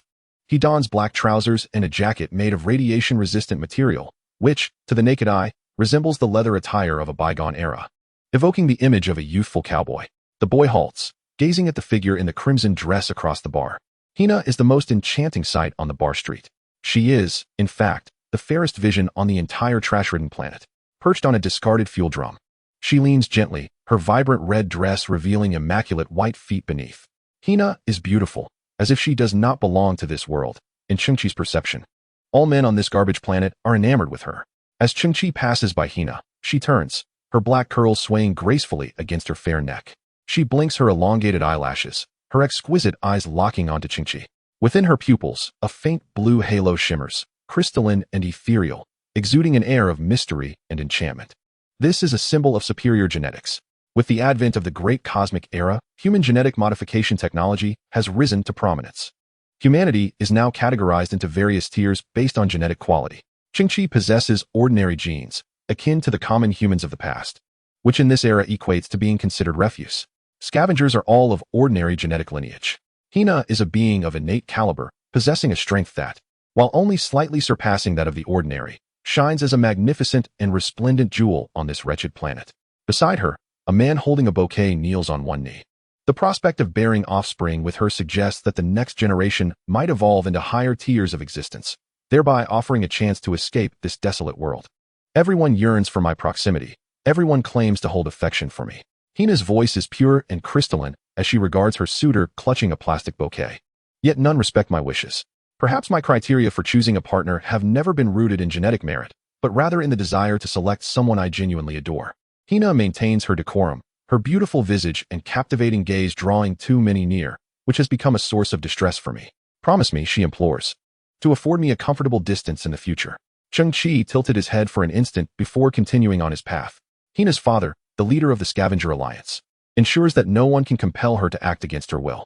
Cheng Qi perceives that Hina not only possesses exceptional genetics, but also a unique set of values. Amidst this filthy and chaotic environment, her spirit remains untainted, akin to a pristine white lotus. Here comes the fool, muttered Luke the hyena within the bar, covertly observing Cheng Qi. He then readied a beam pistol, one that had been patched up countless times, pulling back the bolt. To his 7 subordinates behind him, he commanded, "Take cover at all exits. Once that little trash enters, he won't be leaving." Cheng Qi pushed open the bar's door. Under the dim lighting, a few patrons, lost in a haze, scattered about. One had collapsed beneath a table, possibly in slumber or perhaps dead, as some of the beverages served here possessed side effects akin to poison. The absence of the hyena in the main hall felt unusual, yet it was anticipated by Cheng Qi. Behind him, a burly man with a menacing countenance slowly closed the bar's door and gestured towards Cheng Qi, indicating, "The hyena awaits you in the back room." Cheng Qi proceeded toward the back, passing 2 more menacing figures standing in the corridor. The hyena sought to conceal his actions while erasing all traces. Upon entering the back room, Cheng Qi finally encountered Luke the hyena, sporting a yellow mohawk. He lounged behind a makeshift metal desk, feet propped up on the surface, gnawing on a moldy cigar. His teeth, replaced with sharp black alloy, rendered his grin particularly sinister. Luke gestured for Cheng Qi to take a seat before retrieving a fully charged beam pistol from his coat. He then lightly tapped the desk with his heel. From behind the desk emerged an elderly man with white hair, his face marred by blood and his mouth brutally torn. This was Old Lin, a dear friend of Cheng Qi's grandfather. Scavengers often struggled to find sustenance, and Old Lin had come to the aid of Cheng Qi and his grandfather on numerous occasions. In truth, without Old Lin's past assistance, Cheng Qi would not have survived to this day. The hyena glanced up at the towering figure of the man in the corner, whose hands had been transformed into hydraulic mechanical arms, capable of unleashing astonishing power. This individual was renowned as the most formidable enforcer in the Bar District. Surrounded by hostages and vicious thugs, everything had been meticulously arranged by Cheng Qi. Luke the hyena was desperate to avoid any unforeseen incidents. With a sinister smile, Luke addressed the small insect-like creature. "I have a few inquiries for you. From where do you hail?" However, Cheng Qi interrupted him, slowly retrieving a piece of metallic compound from his pocket and placing it on Luke's desk. "This is for you, the interest on your loan." "Oh, the little one is quite perceptive." Cheng Qi then produced a semi-transparent golden metal, declaring, "This is what I intend to sell. My word, it's the real deal." Luke's eyes widened, his pupils narrowing as he took a moment to fully comprehend the situation. This kid is far too astute. Cheng Qi continued to ignore him, pulling out a second piece of semi-transparent golden metal and quietly laying it on the table. "My heavens." Luke swallowed hard. "You possess 2 pieces of amorphous alloy." Undeterred, Cheng Qi retrieved a 3rd, 4th, 5th, and 6th piece of amorphous alloy. "Good gracious." Luke's eyes bulged, his cigar snapping in his mouth as he exclaimed, "How on earth do you have so many?" He craned his neck to peer at Cheng Qi's chest pocket, confirming that there were no further alloys hidden away. In the next instant, He was overwhelmed with joy. This foolish lad has brought his entire fortune. This saved me a great deal of trouble. I was previously worried he might conceal his treasures, stubbornly refusing to divulge anything. Clearly, I had been overly concerned. Did he truly believe I would purchase? Now that we have reached this juncture, if I do not eliminate him, my entire persona will be utterly destroyed. Chapter 10. A glimpse of brilliance. The lingering blue smoke from the cigar curled upward. Luke the hyena stifled a laugh, covering his mouth as he gestured to the enforcer in the corner. Oh, this is too funny. Hurry, hurry, finish him off. I can't contain myself, huh? With a hiss, a burst of steam erupted from the mechanical arm of the enforcer. With a menacing grin, he extended his arms from the back and lunged towards Cheng Qi's neck. The force in his limbs sufficient to crush Cheng Qi's cervical vertebrae in an instant. In that very moment, a glimmer of malice flickered in Cheng Qi's eyes. He sprang to his feet, activating the 01 Extreme Soldier Armor, memory metal surging from his sleeves to envelop his hands in a dark silver armor. With a swift pivot, Cheng Qi extended his hands, seizing the enforcer's mechanical arms, exerting such tremendous strength that the limbs twisted and contorted. With a resounding crack, the power of the 01 Extreme Soldier Armor surged, and Cheng Qi tore the enforcer's mechanical arms apart, shards flying in all directions. In the midst of the enforcer's astonishment, Cheng Qi delivered a powerful kick to his chest. With a thunderous impact, the enforcer was propelled through the dilapidated wooden walls of the bar, soaring several meters before ultimately embedding himself in a heap of refuse outside. My word. The hyena, Luke, stood in stunned silence, his mouth slightly agape. The other henchmen of the hyena hastened to the scene, their heavy footsteps echoing in the corridor outside. Cheng Qi glanced around and noticed an antiquated, hefty safe in the hyena's office. With a slight bend of his knees, he effortlessly lifted the nearly 2-ton alloy vault. Beneath his garments, the exoskeleton armor of the extreme warrior shimmered with a diamond-patterned sheen as strength coursed through his hands from the power core, releasing merely 30% of its kinetic energy. Cheng Qi hurled the safe with the swiftness of a cannonball. Boom. The door to Luke's office shattered upon impact, followed by a cacophony of muffled groans from the corridor. Moments later, a resounding crash echoed from the street a dozen meters away as the massive safe collided with a heap of refuse, plunging the world into silence. Damn it. Luke froze, paralyzed by disbelief. In his mind, Cheng Qi must have possessed some sort of cybernetic enhancement. However, in this desolate wasteland of Earth, acquiring decent equipment was nearly impossible. Even if one managed to cobble together a set, it could never yield such performance. Lifting a 2-ton safe was inconceivable. Thud, thud, thud. Footsteps resonated from the rear door, where henchmen had been ordered to seal all exits, and they sensed something was amiss. Suddenly, a dark silver matte object emerged as Cheng Qi extended his arm, releasing a 3-meter-long metallic cylinder, thick as a thumb, which pierced through the office desk and the rear door panel. A thud echoed, signaling a body collapsing to the ground. This time, the world truly fell silent. Damn, damn, damn. Luke swallowed hard as the silver cylinder whizzed past his ear, sending chills down his spine. He could not fathom how such a lengthy metal object had emerged from the sleeve of the puny garbage insect. What manner of equipment was this? At that moment, Luke, ferocious as ever, swiftly raised his beam pistol, aiming directly at Cheng Qi's head, and pulled the trigger. Bang! Smoke curled into the air, yet Cheng Qi, with his armored right hand, grasped the barrel of the hyena's gun. The heat and numbness in his palm felt akin to being struck by a fast-moving baseball. Apart from that, he bore no injuries. Crack! Cheng Qi's fingers closed around the beam pistol, the pinnacle of luxury in the garbage world, reducing it to mere fragments. Go ahead, ask, Cheng Qi said. Luke's lips twitched, first revealing a look of shock, swiftly transforming into a grotesque smile. His reaction time was indeed unparalleled. Cheng Qi glanced at the piece of amorphous alloy on the desk, contemplating its true worth, approximately 1,000 credit points. Luke swallowed hard. Bang! Cheng Qi pressed Luke's head down, slamming it against the metallic desk, shattering his black alloy teeth in a chaotic spray. I did deceive you. That piece could fetch 2,000, Cheng Qi asserted. Blood spilled from Luke's mouth, his eyes pleading. Bang! Cheng Qi struck Luke's head against the desk once more. 4,000. It can sell for 4,000. Bang! The metallic table dented under the force of the impact. Don't kill me. I'll tell you. Amorphous alloy for 1,000. 4,000 per gram. This time, the stakes were high. It was Cheng Qi's turn to be astonished. How much? Amorphous alloy for 1,000 per gram. Please, spare me. This is the highest price I can obtain. Cheng Qi's body stiffened. He had suspected that the hyena would exaggerate the value, but never to such an extent. The piece of amorphous alloy weighed approximately 50 grams, and he possessed 23 pieces. For 1,000 credits per gram. How much is that? Cheng Qi had never encountered such a sum in his lifetime. nor had he ever imagined such figures. Steadying his breath, Cheng Qi grasped the hyena Luke by the head and posed one last question. Who possesses the means to purchase such a vast quantity of amorphous alloy? The hyena Luke gasped for air, fully aware that this little scavenger, equipped with unimaginable gear, was not as timid as he had presumed. Subsequently, the hyena conceded defeat, retrieving a relatively exquisite communicator from his desk. He was not a mere lowly scavenger. He did not even reside on Earth. This communicator was the sole means of contacting him. Cheng Qi picked up the communicator, his eyes glinting. Thank you for your cooperation. Supporting the severely injured old Lin. Cheng Qi slowly exited the bar. At the very moment he stepped outside, an explosion erupted within the dilapidated bar, engulfing it in flames. Many onlookers understood that the one known as Cheng Qi, the little scavenger, had just challenged the most formidable fighter on Bar Street, uprooted a local tyrant's lair, and ensured the hyena's demise, effectively eliminating the threat once and for all. Hannah, clad in a crimson dress, glanced toward Cheng Qi the moment he crossed the threshold of the bar. Then, she turned her gaze away, her beautiful eyes reflecting a mix of confusion and a yearning for the unknown, quietly observing the gray sky as Cheng Qi gradually receded from view. Hannah possessed a unique perspective on value. It seemed she had always been waiting for someone. Chapter 11. The Gap in Levels. Today, the footprints of human civilization have traversed vast star systems. Political, cultural, social, and economic systems have undergone profound transformations. The chaotic currencies of the old era have vanished, and the universally accepted credit points have emerged as the sole currency.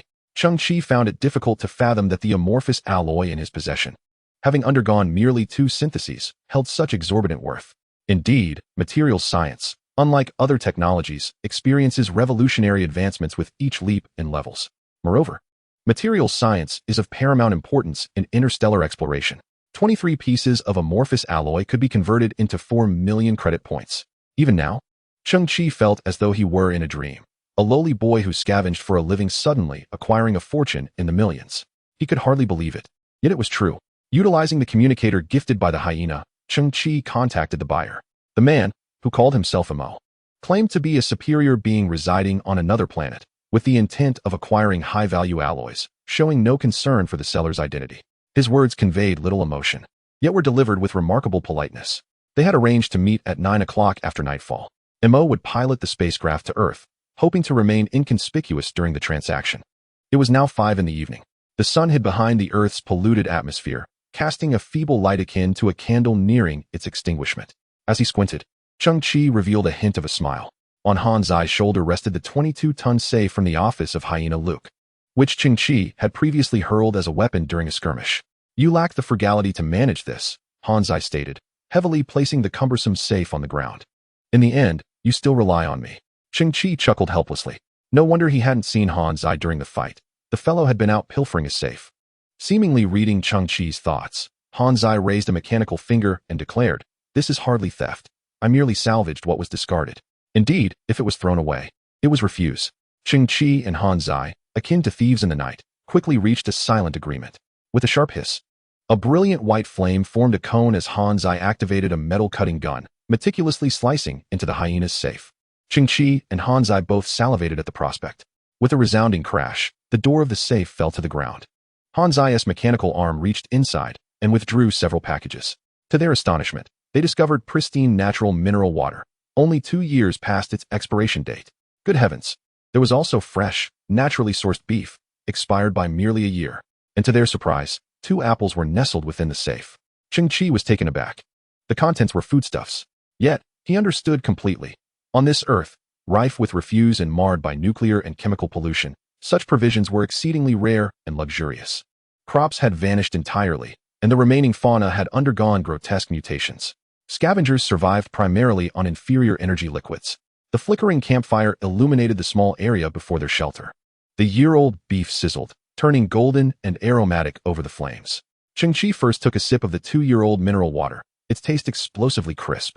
He then seized a piece of beef, savoring the tender texture as its rich aroma enveloped his senses. The fat intermingled with his teeth added a delightful smoothness, and the unique flavor of the charcoal perfectly melded with it. It had been at least 5 years since Cheng Qi had tasted anything so exquisite. After devouring 3 hefty chunks of beef, tears brimmed in his eyes. Was this truly sustenance for humans? It was simply too delectable.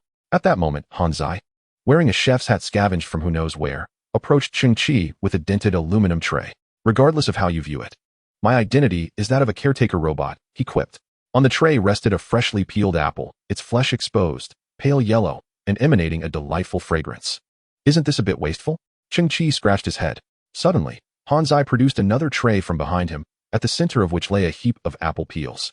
How could I possibly waste? You can eat the apple first and then the peel, or vice versa. If that's not to your liking, you might as well consume both together. Cheng Qi pursed his lips. All right, thank you. The fruit course concluded after the meal.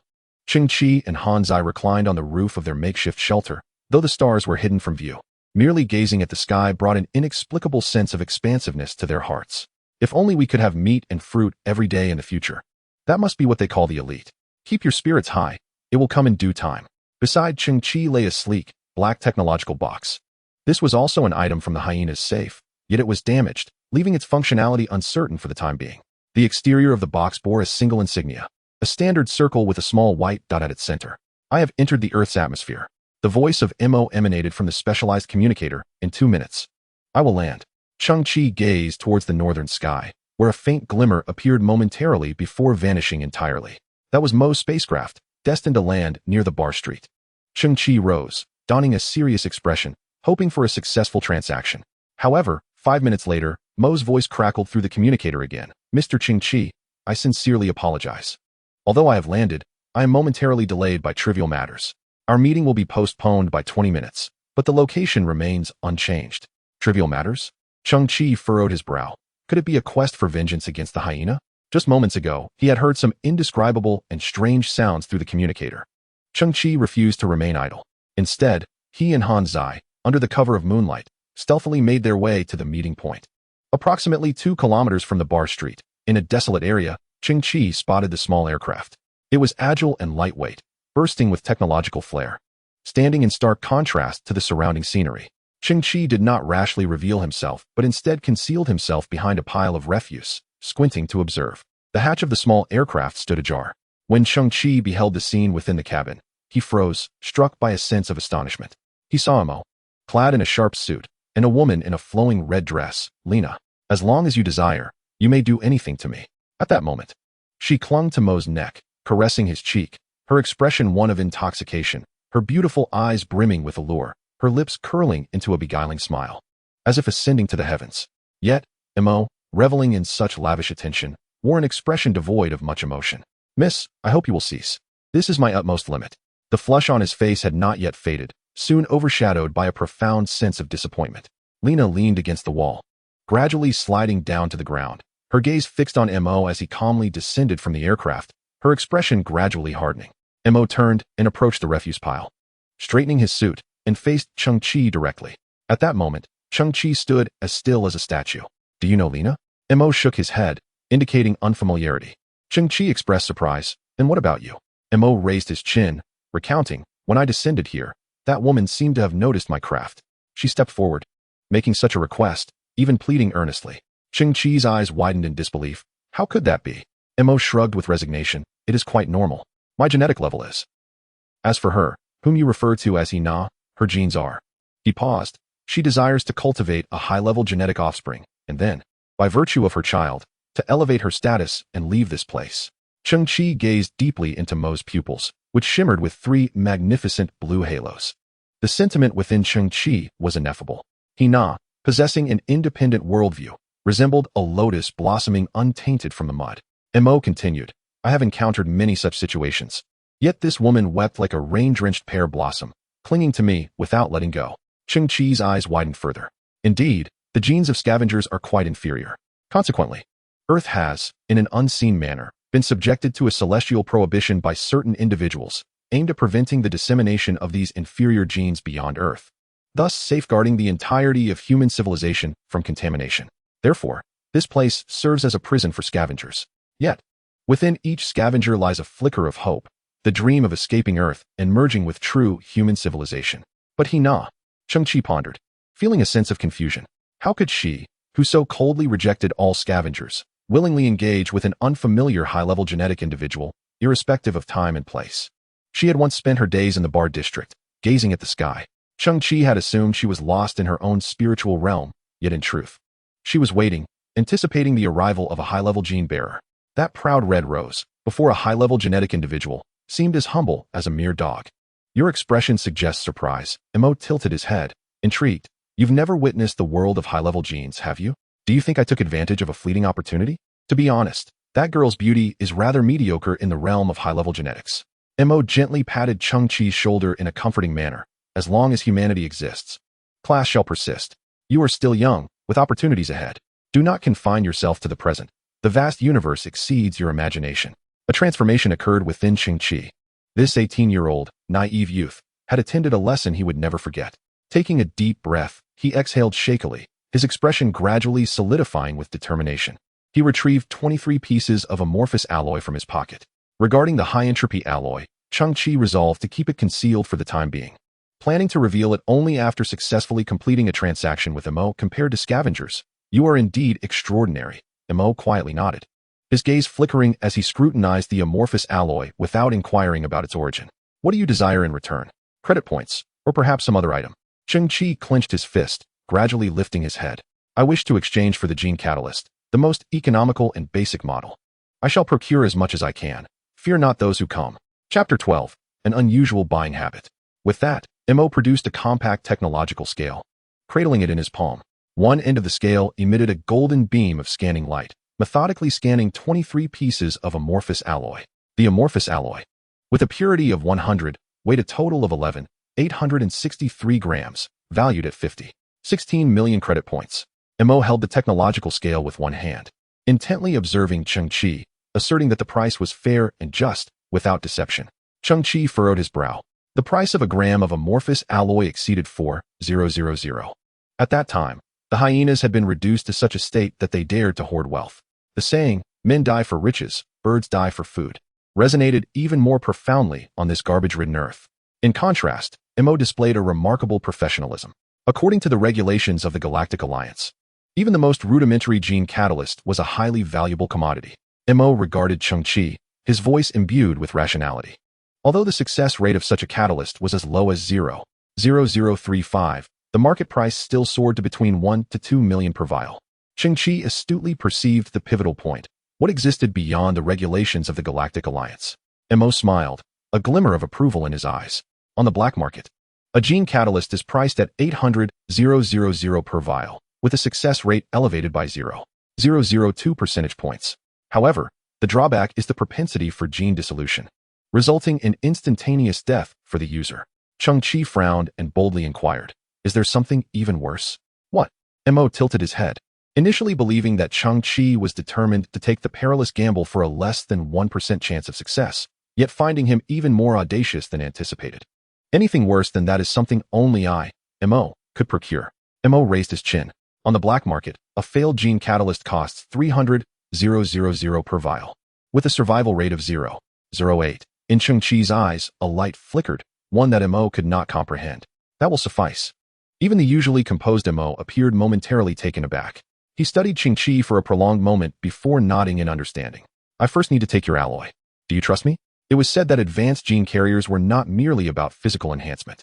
Cheng Qi gazed at Mo, recognizing that their understanding, intellectual elevation, and moral compass would all improve alongside the advancement of their genetic sequences. So maybe that way, but not all. Mo nodded. But you need not worry when dealing with me. With that, Mo placed Cheng Qi's amorphous alloy into a sleek black case he carried and turned to depart. He retrieved a piece of paper enveloped in a dust-proof bag from the case and handed it to Cheng Qi. Cheng Qi examined it closely, discovering it to be a paper business card. In such an era, paper cards had become an anachronism, long supplanted by digital cards. Chief Professor of the Miaozi Research Institute? Cheng Qi inquired, raising his head. What is this?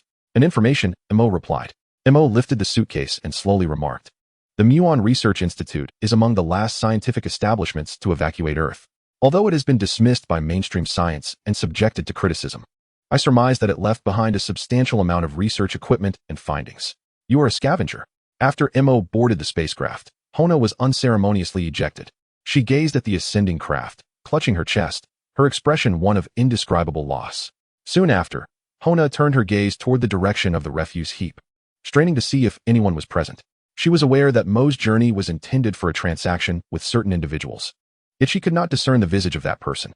Confirming that no one was around, Hona tidied her disheveled hair and wiped the grime from her knees.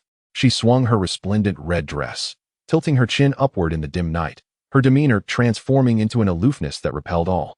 Stepping over the litter, Hona ventured into the embrace of the night. Behind the heap of garbage, Cheng Qi's silhouette emerged.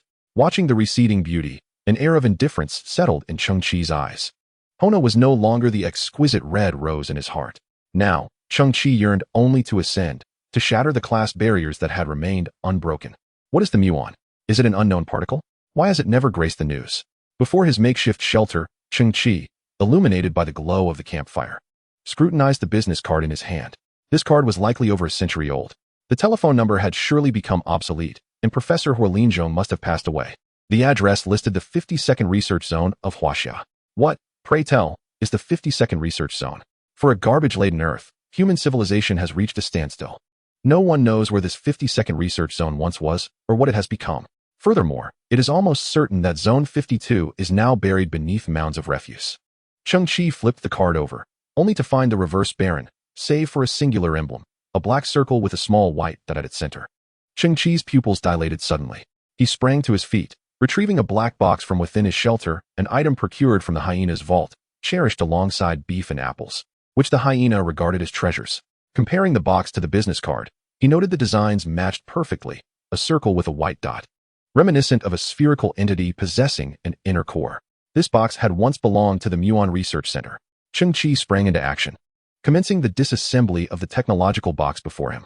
Having previously assessed its condition, he knew it was damaged, and his current endeavor was to attempt its restoration. 10 minutes later, Cheng Qi had entirely disassembled the technological box, comprehending its internal architecture and functions. It was a signal tracker with a singular target for localization. Cheng Qi's eyes sparkled with intrigue. The target of this device was most likely the Muon Research Center. The hyena had dismantled this box. It was probable that it too was aware of the treasures hidden within. However, inside the box, four types of chips lay utterly destroyed. Cheng Qi sighed in regret, recognizing that these chips were outdated technologies, difficult to find amidst the world's refuse. Chapter 13, The Repair Robot. A cacophony of dragging sounds pierced the air outside the shelter, resembling metal scraping against the ground. Cheng Qi lifted the tarp and peered outside. A little girl, around 5 or 6 years old, with her hair styled in pigtails and cheeks flushed, stood at the entrance. A rough rope was tied around her waist. Trailing behind her was a dilapidated bathtub filled with various technological refuse. The girl alone could not move the bathtub. Behind it, a mechanical dog with only 3 legs struggled, pushing against the tub with its forehead. As the girl steadied herself, the mechanical dog, unaware, continued to kick its 3 legs in confusion. This little dog was equipped with a rare metal detector in its nose, serving as an excellent scavenging assistant. Cheng Qi, I heard that you were bombed by a missile from Arrow. I heard you died. I came to see if you really are dead, the girl said, her big, round eyes wide with curiosity. Are you dead? Oh, it's Xiao Qiong, Cheng Qi replied, stepping out of the shelter. After a moment's reflection, he added, I don't think I'm dead. Well, that's good. The little girl waved her hand dismissively. You adults really worry me. Cheng Qi chuckled. Where are you off to? Xiao Qiong sniffled, glancing into the distance. I'm heading to the bar street to set up a stall and see if I can earn a little extra money. You know, my mother works herself to the bone for a few coins and doesn't take care of her health at all. I'm trying to help her pay off some debt. You adults are truly worrisome.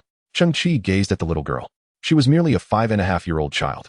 Her father had once been a strong scavenger with a stable income, but a year ago, in search of more valuable items, he began to delve deeper into the garbage heaps, akin to the old coal mines of yore. Tragically, the tunnel collapsed, and Xiao Qiong's father was lost forever within. Consequently, her mother was forced to sell her body on the bar street to support Xiao Qiong. The little girl did not comprehend the nature of her mother's work. Ever since her father's passing, she felt the need to shoulder half the burden, often spouting phrases that belied her tender age. Cheng Qi glanced at the battered bathtub. How much do you intend to earn? Just 20 credit points will suffice, Xiao Qiong replied, nodding to herself, for every mature-minded individual knows that greed is unwise. Her eyes widened as they landed on a fresh apple, its surface gleaming with a red sheen. This must be worth hundreds of credit points, right? Cheng Qi pointed at the apple, his tone earnest. This is a dreamful apple. The moment you decide to sell it or store it away for the long term, it will pop and vanish like a bubble. It once confided in me that its dream is to be eaten while walking. With that, Cheng Qi placed the apple into Xiao Qiong's hands. Here, help me fulfill its dream. You adults, she exclaimed, clearly wish to look after me. Yet you insist on weaving a fairy tale riddled with inconsistencies. Xiao Qiong lifted an apple to her nose, inhaling its fragrance before taking a crisp bite, only to wrinkle her nose and blink back a tear. After wiping her eyes, she began to drag the bathtub forward, assuring, "I won't take advantage of you. After selling today's goods, we'll split it 50-50. Cheng Qi chuckled softly, casting his gaze toward a distant pile of refuse. Xiao Qiong's mother had been watching from the shadows. Not out of concern for Xiao Qiong meeting Cheng Qi, but for her daughter's safety while wandering alone in the late hours. Suddenly, there was a knock at the door. In reality, someone was tapping on the pillars of the makeshift shelter from the outside. As the tarpaulin was lifted, Xiao Qiong appeared, returning from her excursion. In one hand, she held the remaining half of the apple, and in the other, a peculiar necklace. She pointed to the apple, saying, "The other half of the dream. Mom will help fulfill it." Then, lifting the necklace high above her head, she presented it to Cheng Qi, exclaiming, "Here, this is a gift for you. Please don't scorn it. Finding identical beads was quite a challenge, and I spent a whole year collecting them." Cheng Qi squinted at the necklace in his hand. It was a string of metallic beads, each small and reminiscent of the glass marbles from yesteryears, gleaming with a silvery sheen. Detected similar technological creations. Synthesis possible. Cheng Qi paused slightly. Miniature circuit repair robots, capable of floating and maneuvering into narrow devices, each equipped with 14 miniature tentacles, possessing welding capabilities to repair millimeter-scale circuits. Cheng Qi was taken aback. These tiny beads were indeed miniature robots? Although these robots had long been discarded and rendered obsolete, they could be synthesized and upgraded. Isn't it beautiful? Xiao Qiong beamed proudly, her hands clasped behind her back. The beads beneath are called tassels. They are not ordinary ball bearings. It was evident that these were some form of advanced bearing steel beads. "Thank you, Xiao Qiong," Cheng Qi exhaled slowly. Sometimes, a small act of kindness can yield unexpected rewards. As the night deepened and silence fell, Cheng Qi concealed himself within the shelter and began to disassemble the necklace. Upon counting, he discovered there were 35 miniature repair robots. Though they were all powerless and many of the robots' repair tentacles were damaged, they would serve as ample foundational materials for synthesis. With these repair robots, he could mend the locator of the Musi base. Cheng Qi could envision Xiao Qiong over the past year, her face and hands smeared with dirt, rummaging through garbage piles in search of similar beads. All to craft a string of prayer beads for herself. Having assisted Xiao Qiong numerous times in the past, he recognized that this little girl, small in stature but clever in spirit, was truly grateful. Commencing synthesis, Cheng Qi raised his hand, emitting a scanning beam, dispersing into raw materials. Synthesis successful. Miniature circuit repair robots, 17. Reduced by 50, remotely controllable, able to enter equipment due to size advantages for simple mechanical repairs and circuit welding. Cheng Qi's actions momentarily halted. The tiny metallic beads before him now pulsed with renewed life. The built-in hovering system allows them to float in the air. A small red dot flickering within the main body, awaiting a command link, while the mechanical tendrils, resembling fine strands of hair, sway gently in the air. The size has diminished. However, it remains too large for circuit board repairs. Cheng Qi's gaze flickers, urging for more progress. Disperse into primitive matter. Synthesis successful. Millimeter-scale circuit repair robot 8. This time, the robot's body has shrunk to the size of a grain of rice, appearing from a distance as a swarm of tiny insects floating in the air. Yet, it is still too large. Reducing its size by another level should enable it to repair the circuit board. Cheng Qi's heart races with excitement, drawing ever closer to his goal. The shock resonating within him, a crescendo of awe, as size reduction has always been the most insurmountable mountain in the realm of robotics. Disperse into primitive matter. Synthesis successful. Micrometer-scale circuit repair robot 4. The repair robot has shrunk further, resembling an inconspicuous sesame seed, in the dim confines of the shelter. It would be nearly undetectable were it not for the faintly blinking indicator light. Still relying on remote control, Cheng Qi furrows his brow slightly. The internal circuitry is intricate, and relying solely on remote operation may not achieve the necessary precision. Disperse into primitive matter.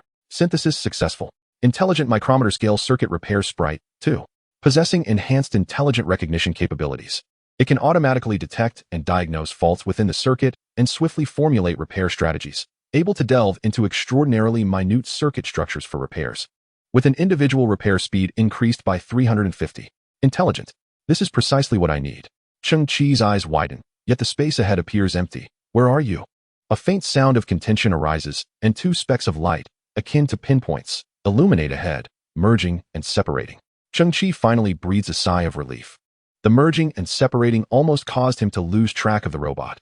Their size has now become minuscule. At this moment, the repair robot has reached the micrometer scale. Yet this dimension pertains to the repair tendrils. Its overall size remains somewhat substantial, making it cumbersome to enter the circuit board. The final synthesis is the only opportunity. Cheng Qi's expression turns grave. Historically, upgrades involve crossing thresholds. If the size reduces by another half, it should resolve the challenge before him. Disperse into primitive matter. Synthesis successful. Boom. A tremor reverberates. A massive metallic cone, nearly 4 meters tall and at least 18 meters in diameter, descends into the shelter, shattering Cheng Qi's solitary dining table. What is this? So colossal. Is this the end? Chapter 14, Kyoto. 03 Quantum Intelligent Repair Cluster. 22nd Level Civilization Creation. Employing advanced nanotechnology and artificial intelligence algorithms, enabling operations at the microscopic level, while possessing the ability for autonomous learning and optimization of repair strategies. Utilizing the advanced technologies of quantum communication and quantum computing, it possesses extraordinary information processing capabilities and precise operational skills. Cheng Qi was momentarily taken aback. Wait a moment. My friend, with such a massive structure, can you really repair something as small as this? A cluster, perhaps? Suddenly, the enormous metallic cone before him began to slowly reveal a hatch, emitting a radiant azure glow of technology from within. Following this, a palm-sized metallic disc gently floated out, rotating slightly in the air before gracefully landing on Cheng Qi's shoulder. The disc then morphed, perfectly conforming to his shoulder, resembling a metallic patch affixed to him. Cheng Qi, puzzled, wondered what this was. He observed as the patch seemed to receive a command, extending its form and transforming into a miniature trumpet that floated to his ear. The trumpet emitted a sound, inquiring whether to demonstrate the cluster's characteristics. Cheng Qi hesitated for a moment before responding. Go ahead, show me. Suddenly, from within the metallic cone, it was as if a disturbed beehive had erupted. In an instant, countless repair robots, numbering in the tens of thousands, surged forth. These robots were so minuscule they were nearly imperceptible, coalescing like smoke, and once dispersed, they vanished from sight. Cheng Qi gazed at the smoke in the air, astonished. Nanoscale? My heavens, this is terrifying. The nano-repair robots swiftly identified their repair target, splitting off like mist into small squads. Thousands of these robots grasped Hanzai's finger, perfectly aligning it, while another team tightened the corresponding screws. Additionally, another squad released miniature tendrils that employed a technique akin to arc welding. Tiny sparks flickering as they welded Hanzai's finger and polished it to a shine. Hanzai marveled at his now shiny finger, exclaiming, "You've even given me a manicure." Observing the buzzing swarm of nano-repair robots, Cheng Qi finally comprehended the situation. The massive conical structure served as a distribution center, while the device at his ear acted as a mobile control terminal, capable of commanding hundreds of thousands of smaller, more intelligent nano-repair robots.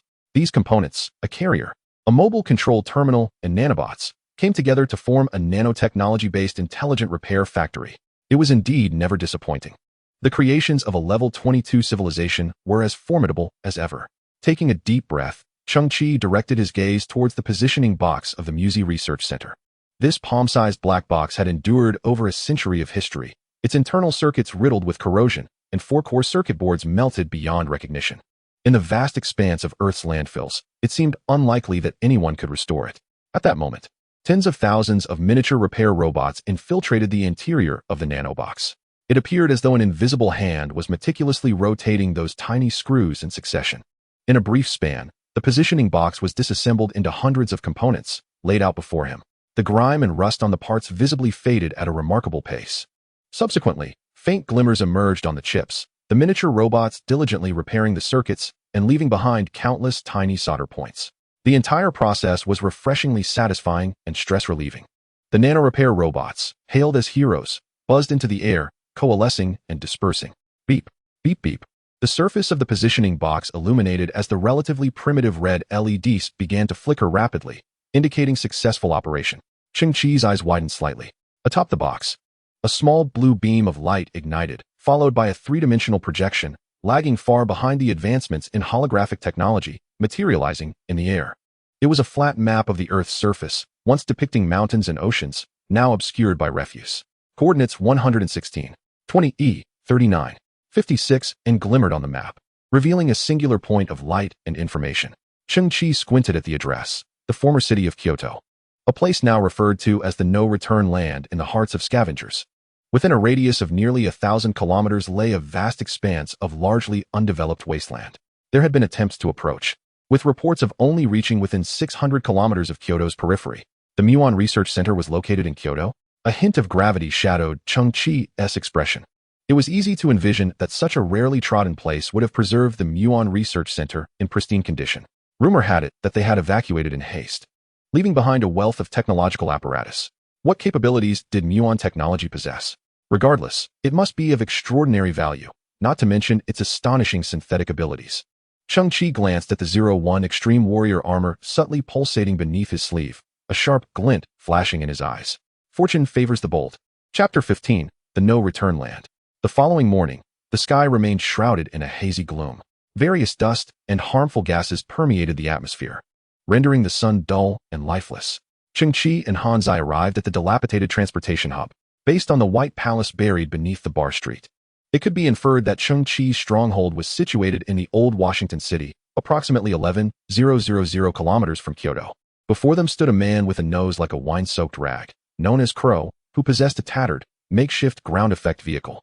This contraption, straddling the line between an airplane and a hovercraft, utilized compressed air from its engines to flow downward through its wings, enabling it to soar 58 meters above the ground, gliding swiftly over land and water.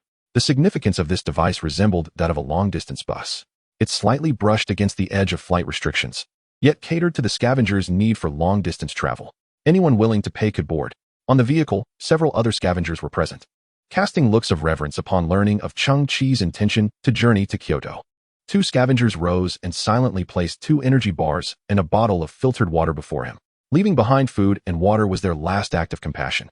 This was a tragic era. Many, cornered by despair, chose to risk their lives for a chance at survival. Passengers, hold on tight. No need for seatbelts, as this flight is devoid of such luxuries. Crow suddenly thrust the control stick, and they took off. Boom. The ground effect vehicle stirred up a fierce current of air on either side, dust swirling as the fuselage slowly ascended, and with a sudden burst of acceleration, it embarked on its journey. In midair, the craft, resembling a frog, shed various components. Cheng Qi remained calm, furrowing his brow in contemplation. Could it be that I will perish before even reaching Kyoto? Suddenly, Cheng Qi spotted a colossal object, belching thick black smoke, detaching from the ground effect vehicle and plummeting to the earth. Master, exclaimed the Crow's caretaker robot, an obsolete aircraft maintenance machine. It clumsily declared, "The second engine has departed from us. Remain composed. This is merely a minor setback. Substitute. Substitute." The Crow waved dismissively, accustomed to such occurrences. The maintenance robot skillfully lifted another engine and positioned it on the wing, the wrench clattering as it tightened the bolts. At last, the second engine resumed its function. Cheng Qi glanced at the cabin, realizing there seemed to be no more substitute engines. No matter. I have navigated this route for 7 or 8 years, scattering engines along the way. Losing 1 or 2 is inconsequential. When the time comes, we can make an emergency landing and swiftly find replacements. It's all about recycling. The Crow, pilot this aircraft with unparalleled steadiness. Bumpy and turbulent, Cheng Qi finally approached the vicinity of Kyoto. Brother, if you can return, it's on the house. Cheng Qi waved farewell to the Crow and turned to behold the landscape ahead. The scenery of Earth was largely the same, an endless expanse of refuse, with barely a hint of soil or ground visible. Surrounding him was a pale green mist, entwined with various toxic gases. From within the distant garbage heap, a pair of crimson eyes occasionally emerged, fixated on Cheng Qi, exuding an eerie chill. Cheng Qi slightly raised his head. As the Extreme Warrior exosuit revealed a silver metallic mask, its eye sections illuminating with a futuristic blue glow. The so-called Extreme Warrior naturally possessed the capacity to withstand various harsh environments. On his shoulder rested the mobile control platform of the 03 Quantum Intelligent Repair Cluster. This small device, affixed to Cheng Qi's shoulder, housed countless miniature repair drones, which had now retracted their mechanical appendages, akin to insects folding their wings in winter slumber. This was a delightful surprise Cheng Qi had previously uncovered, unexpectedly managing to bring a compact travel unit from the enormous repair cluster. Are you ready, Hanzai? Absolutely. With a thunderous roar, the jet turbine shoes beneath them activated, propelling the 2 figures skyward, adjusting their posture high above, and heading straight for the heart of Kyoto. Squeak, squeak. After Cheng Qi and Hanzai took flight, shadows suddenly emerged from the surrounding refuse heaps, crawling into the dim sunlight, gradually revealing their true nature. They were enormous gray-furred rats, each at least a meter long, their muscular bodies bulging. The length of their sharp teeth far exceeded that of their mouths, piercing through their lower jaws, exposed to the air, dripping with putrid liquid. With eyes glowing a fierce crimson, they stood upright, gazing intently at the two distant figures. Scavenging rodents. This is the name given to them by the scavengers. Mice are inherently a resilient species. Yet the current population has mutated due to the overwhelming presence of chemical waste and radiation in the Kyoto region. They have become robust and ferocious, with teeth and claws of remarkable hardness. Their vitality is tenacious. Even if their bodies are severed in half, they can still viciously tear apart their prey. Within the carrion rat community, a more intelligent variant has emerged, assuming the role of strategists, covertly directing their kin to execute tactical assaults that leverage their numerical superiority and cunning. At this very moment, a carrion rat turned towards the north, its grotesque maw agape, emitting an eerie and distorted sound from its throat, one that bore no resemblance to a mouse's squeak, but rather echoed like the roar of a formidable carnivore. In an instant, a cacophony of terrifying growls resonated from the north. This served as a warning. These mutated rodents possess a fierce territorial instinct. Upon detecting an intruder, they would mobilize their entire clan, ruthlessly shredding the foe to pieces. In truth, the name carrion rat is a misnomer. Many scavengers refer to them as murderous rats. This is precisely why the Kyoto region is dubbed the land of no return.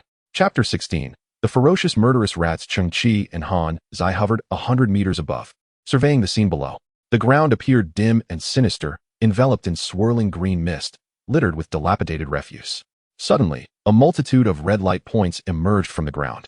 If the earth were likened to a dark sky, these red dots would outnumber the stars, exuding an aura of bloody terror. Cheng Qi squinted. In that fleeting moment, the red points vanished, as if extinguished.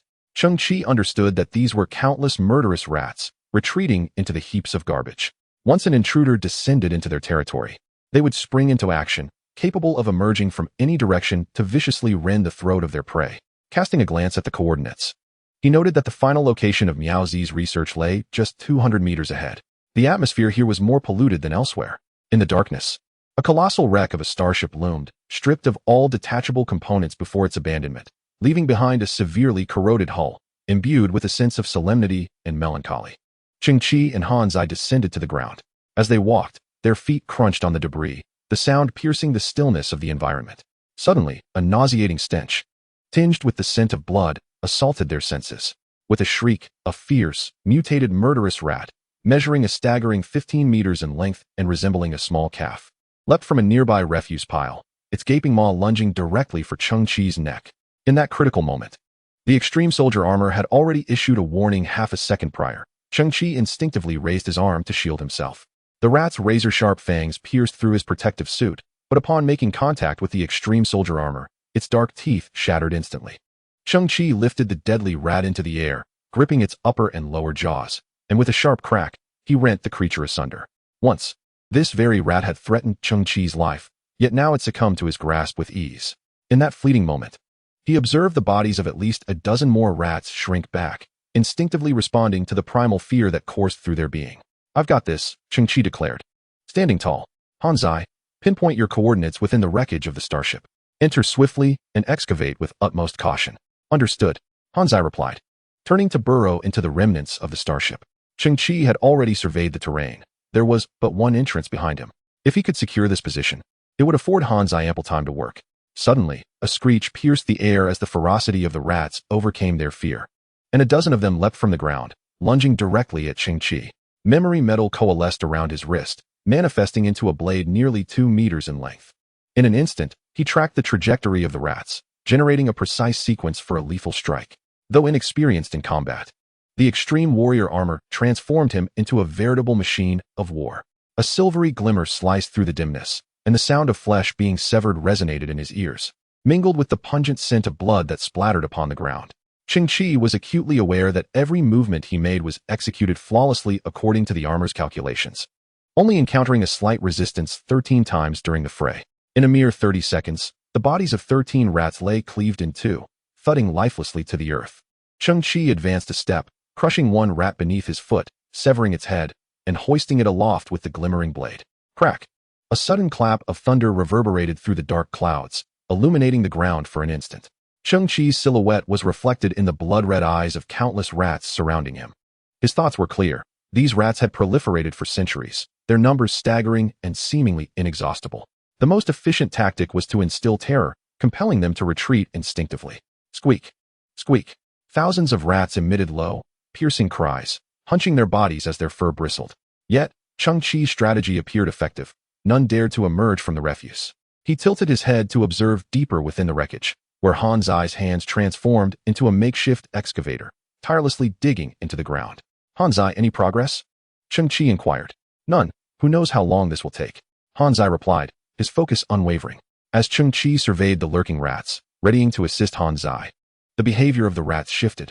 Although they did not approach him, they began to maneuver around, forming concentric circles, each rat poised like a drawn bow, claws gripping the earth, prepared to strike at any moment. They aimed to encircle him completely, launching relentless waves of assault. Cheng Qi squinted, suddenly discovering a faint crimson sound wave on the armored holographic interface. Following this sound wave, he pinpointed a small heap of garbage in the distance. In an instant, the truth behind it all dawned on him. Squeak. Dozens of murderous mice in the first layer of encirclement leaped high into the air. Cheng Qi furrowed his brow, extending his right hand with fingers splayed towards the sky, activating the gravity control gloves. The murderous mice emitted terrified shrieks, their bodies twisting frantically in midair, unable to touch the ground. Simultaneously, Cheng Qi stretched out his left hand, directing it towards the small garbage pile. The refuse trembled in a diminutive. Holy white-furred mouse was yanked from the heap. This white-furred mouse was the strategist among the rodent horde, a unique entity that had evolved higher intelligence than its peers. The prior encirclement command had been its cunning ploy. It could emit low-frequency sound waves inaudible to human ears, directing the other gray-furred murderous mice through these waves. Buzz. The air ahead quivered as Cheng Qi increased the power of his gravity gloves. Suddenly, the white mouse's pupils revealed a distinctly anthropomorphic expression, filled with terror and profound astonishment. Squeak. Bang. Without warning, the flesh of the white mouse exploded. In that moment, the other gray-furred mice were stunned by the sudden spectacle, their limbs paralyzed, emitting intermittent squeaks. Cheng Qi's gaze was steely. He rotated his left hand once more, extracting 3 additional white-furred mice from the nearby refuse. The anthropomorphic expressions of these mice were even more pronounced: fear, sheer terror, and bewilderment. Although they understood their current predicament, they could not fathom how this being could lock onto them or exert control over their bodies from afar. Bang, bang, bang. Blood splattered everywhere as the 3 white mice were reduced to a mushy pulp. The gray-furred murderous mice, their bodies rigid, began to tremble, paralyzed by fear, no longer daring to move an inch. Capture the leader to subdue the rest.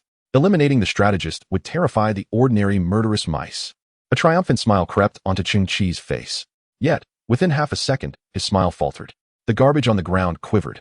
No, the ground was shaking. Boom, boom. A suffocating stench assailed him, accompanied by deafening roars all around. Cheng Qi looked up, his pupils narrowing in shock. A massive gray wave surged from a kilometer away, obscuring the sky. It was a tide of mice. Countless murderous mice rolled and trampled over one another, forming towering waves reaching hundreds of meters, encroaching from all directions. Are they really coming at me in such force? The entire horde mobilized? Cheng Qi turned and shouted, Han Zai? How's it going? Xianren Banban. According to my probe, the territory in Kyoto lies beneath 260 meters. Han Zai, bent over with his rear in the air, was still frantically digging, making no progress at all. What the hell? Han Zai's words had barely left his mouth. The ground beneath him suddenly collapsed, transforming into a profound abyss, and Han Zai plummeted into its depths. A resounding crash echoed shortly after, the sound of debris crashing to the bottom. Damn it, I slipped, Han Zai exclaimed, his voice revealing that he seemed to be relatively unharmed. Meanwhile, in Cheng Qi's eyes, a holographic display of the extreme warrior armor materialized, revealing a series of data. The object's fall duration was recorded at 728 seconds, using the freefall formula and a default gravitational acceleration of 9.8. The object had descended 2,576 meters. Cheng Qi's expression hardened. Was this really the time for such calculations? In the next moment, realization struck him. Had Han Zai fallen 2,576 meters beneath the earth into Kyoto? Goodness. There stood a sturdy alloy door, the entrance to the Myozi Research Center. The password system is broken. I can't get it open. Han Zai's panicked voice echoed. Cheng Qi glanced into the distance. A massive horde of killer mice was less than 200 meters away, a terrifying swarm, densely packed and menacing. Individual killer mice were easily dispatched, yet the seemingly endless numbers rendered them an insurmountable challenge. It was a monumental waste of time. Having come this far, retreat was not an option, and returning empty-handed was out of the question, especially with Han Zai still underground. After a moment's contemplation, Cheng Qi looked at the miniature repair robot perched on his shoulder. It's up to you. Hundreds of tiny robots surged into the air, resembling a wisp of smoke as they flew into the gaping chasm. If the miniature robots could swiftly repair the Myozi Research Center's entrance, then both Cheng Qi and Han Zai could enter the alloy door, thus avoiding entanglement with the horde of killer mice. 3 seconds after the repair robots entered the cave, Cheng Qi leaned back and leaped into the abyss. Following closely behind him, the horde of killer mice unleashed a savage screech, cascading into the chasm like a gray waterfall. Han Zai awaited underground, the repair robots leading the way, while Cheng Qi descended behind them, with the tide of mice in pursuit. Chapter 17, The Eerie Research Center. As he fell, Cheng Qi could distinctly see that underground lay an expansive chamber, dim and hazy. Han Zai leaned against a dark golden door. From his observation, the door appeared thick and sturdy, capable of withstanding the onslaught of the killer mice. The miniature repair robots, ahead of him, floated like smoke into the keypad beside the door. As Cheng Qi neared the ground, he executed a somersault to dissipate his momentum, landing gracefully on one knee. He then stood before the alloy door, gazing upward. Countless killer mice descended like a torrent, their overwhelming presence threatening to engulf the world. Suddenly, the cascading wave of mice split in two, and from the midst of the swarm emerged a colossal shadow. Cheng Qi's pupils constricted in alarm. What was that? A monstrous killer mouse king. Suspended in midair, the creature was covered in crimson fur, its size exceeding 4 meters. Resembling the bulk of a rhinoceros in the dim light. Such a grotesque entity exists. Yet, in the next moment, Cheng Qi felt his perspective narrow. For the crimson-haired killer rats were far from mere rat kings. In the ensuing seconds, hundreds of colossal crimson-haired killer rats emerged once more. They must be some form of elite rodent. As plans for repairs were being formulated, Cheng Qi was momentarily taken aback. Brother, it has been several seconds. And only now do you begin to devise a strategy? The crimson-haired killer rat let out a monstrous howl from its fang-filled maw. This creature could only be defined by its sheer presence. Upon landing, a single crimson-haired killer rat rolled, shook off its hardened fur, and leapt 4 to 5 meters high. Its gaping maw aimed to devour Cheng Qi. Device repair completed. Cheng Qi was once again astonished. Instantaneous repair. Quite impressive. Access control system repaired and functioning well. Entering the decryption process. Estimated time unknown. Cheng Qi's emotions surged like a roller coaster, oscillating between heaven and hell. No definitive decryption time. Gazing at the cascading horde of killer rats alongside a multitude of elite rodents, he resolved that if given the chance, he must synthesize some form of large-scale weaponry. Ding. Authorized personnel information detected. Huaxia District 52 Myozi Research Center, welcome your presence. This time, the sound emanated from within the alloy door. Cheng Qi was momentarily stunned. What does this mean? I am an authorized personnel? How could this be? The Myozi base had long been abandoned, buried deep underground for a century. And I am merely 18. Buzz. Rumbling. The alloy door began to tremble, dust cascading down. Soon, the door swung open, revealing a narrow gap. Cheng Qi seized the opportunity, pulling the clumsy companion beside him, and squeezed through the door's opening.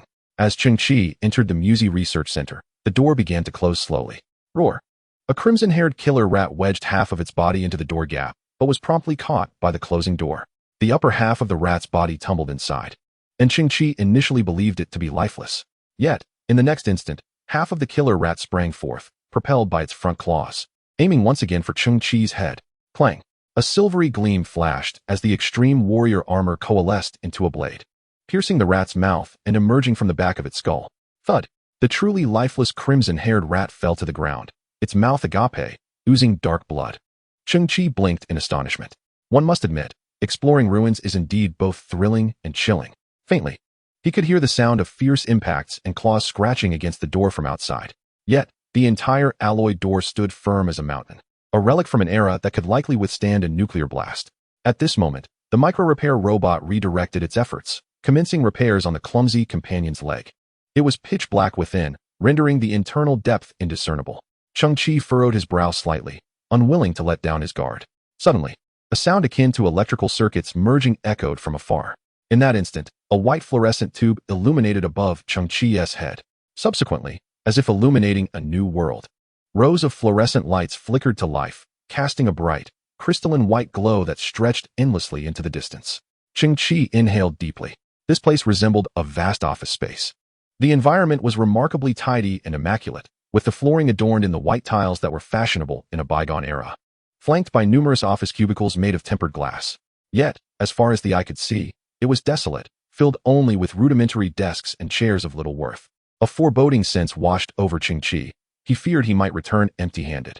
Aside from the distant cacophony of the murderous rodents outside, the atmosphere was eerily quiet, akin to a ghostly silence. "Greetings, my friend," a sudden voice emerged beside Cheng Qi, catching him off guard and sending a chill down his spine. He turned slowly, just to find a middle-aged man in a white lab coat materializing silently at his side. The man approached Cheng Qi with measured steps, making no sound as he walked. "Who are you?" Cheng Qi squinted, drawing a blade from his hand. "I am Huolinzhong, the person in charge here," the middle-aged man replied with an affable smile. "Huolinzhong? The chief professor at the Muon Research Center?" Cheng Qi furrowed his brow, recognizing the name from the business card he had seen. It seemed incredulous. The card and the Muon Research Center were relics from a century ago. Surely, he should have passed away by now. Moreover, this Muon Research Center was long buried beneath the rubble. How could any living soul remain? At that moment, the exoskeleton of the extreme soldier also relayed environmental data. The oxygen levels here were alarmingly low, necessitating the activation of life support systems. Cheng Qi's pupils constricted. Could he be a mere specter? Chapter 18. Huolinzhong. Do not be alarmed. I am currently just a 3D projection, a projection that requires me to speak to thin air in front of a camera to be recorded. The man in the white coat stated, grinning at Cheng Qi, revealing a set of nicotine-stained teeth. Cheng Qi was taken aback. He understood the principles of 3D projection. Yet it astonished him that someone as esteemed as Professor Huo would pepper his speech with such coarse language. "Oh, I am indeed here. I can take you to meet me, and perhaps give you a tour of the Muon Research Center as well," he continued, the scientist's bearing exuding a certain charisma despite his casual demeanor. "Forgive my frankness. I spent my youth studying abroad and, regrettably, veered off course. Mingling with the wrong crowd on the streets," Huolinzhong remarked as he ambled forward. "Scientists are human too. After all, the past is the past, and the present is the present."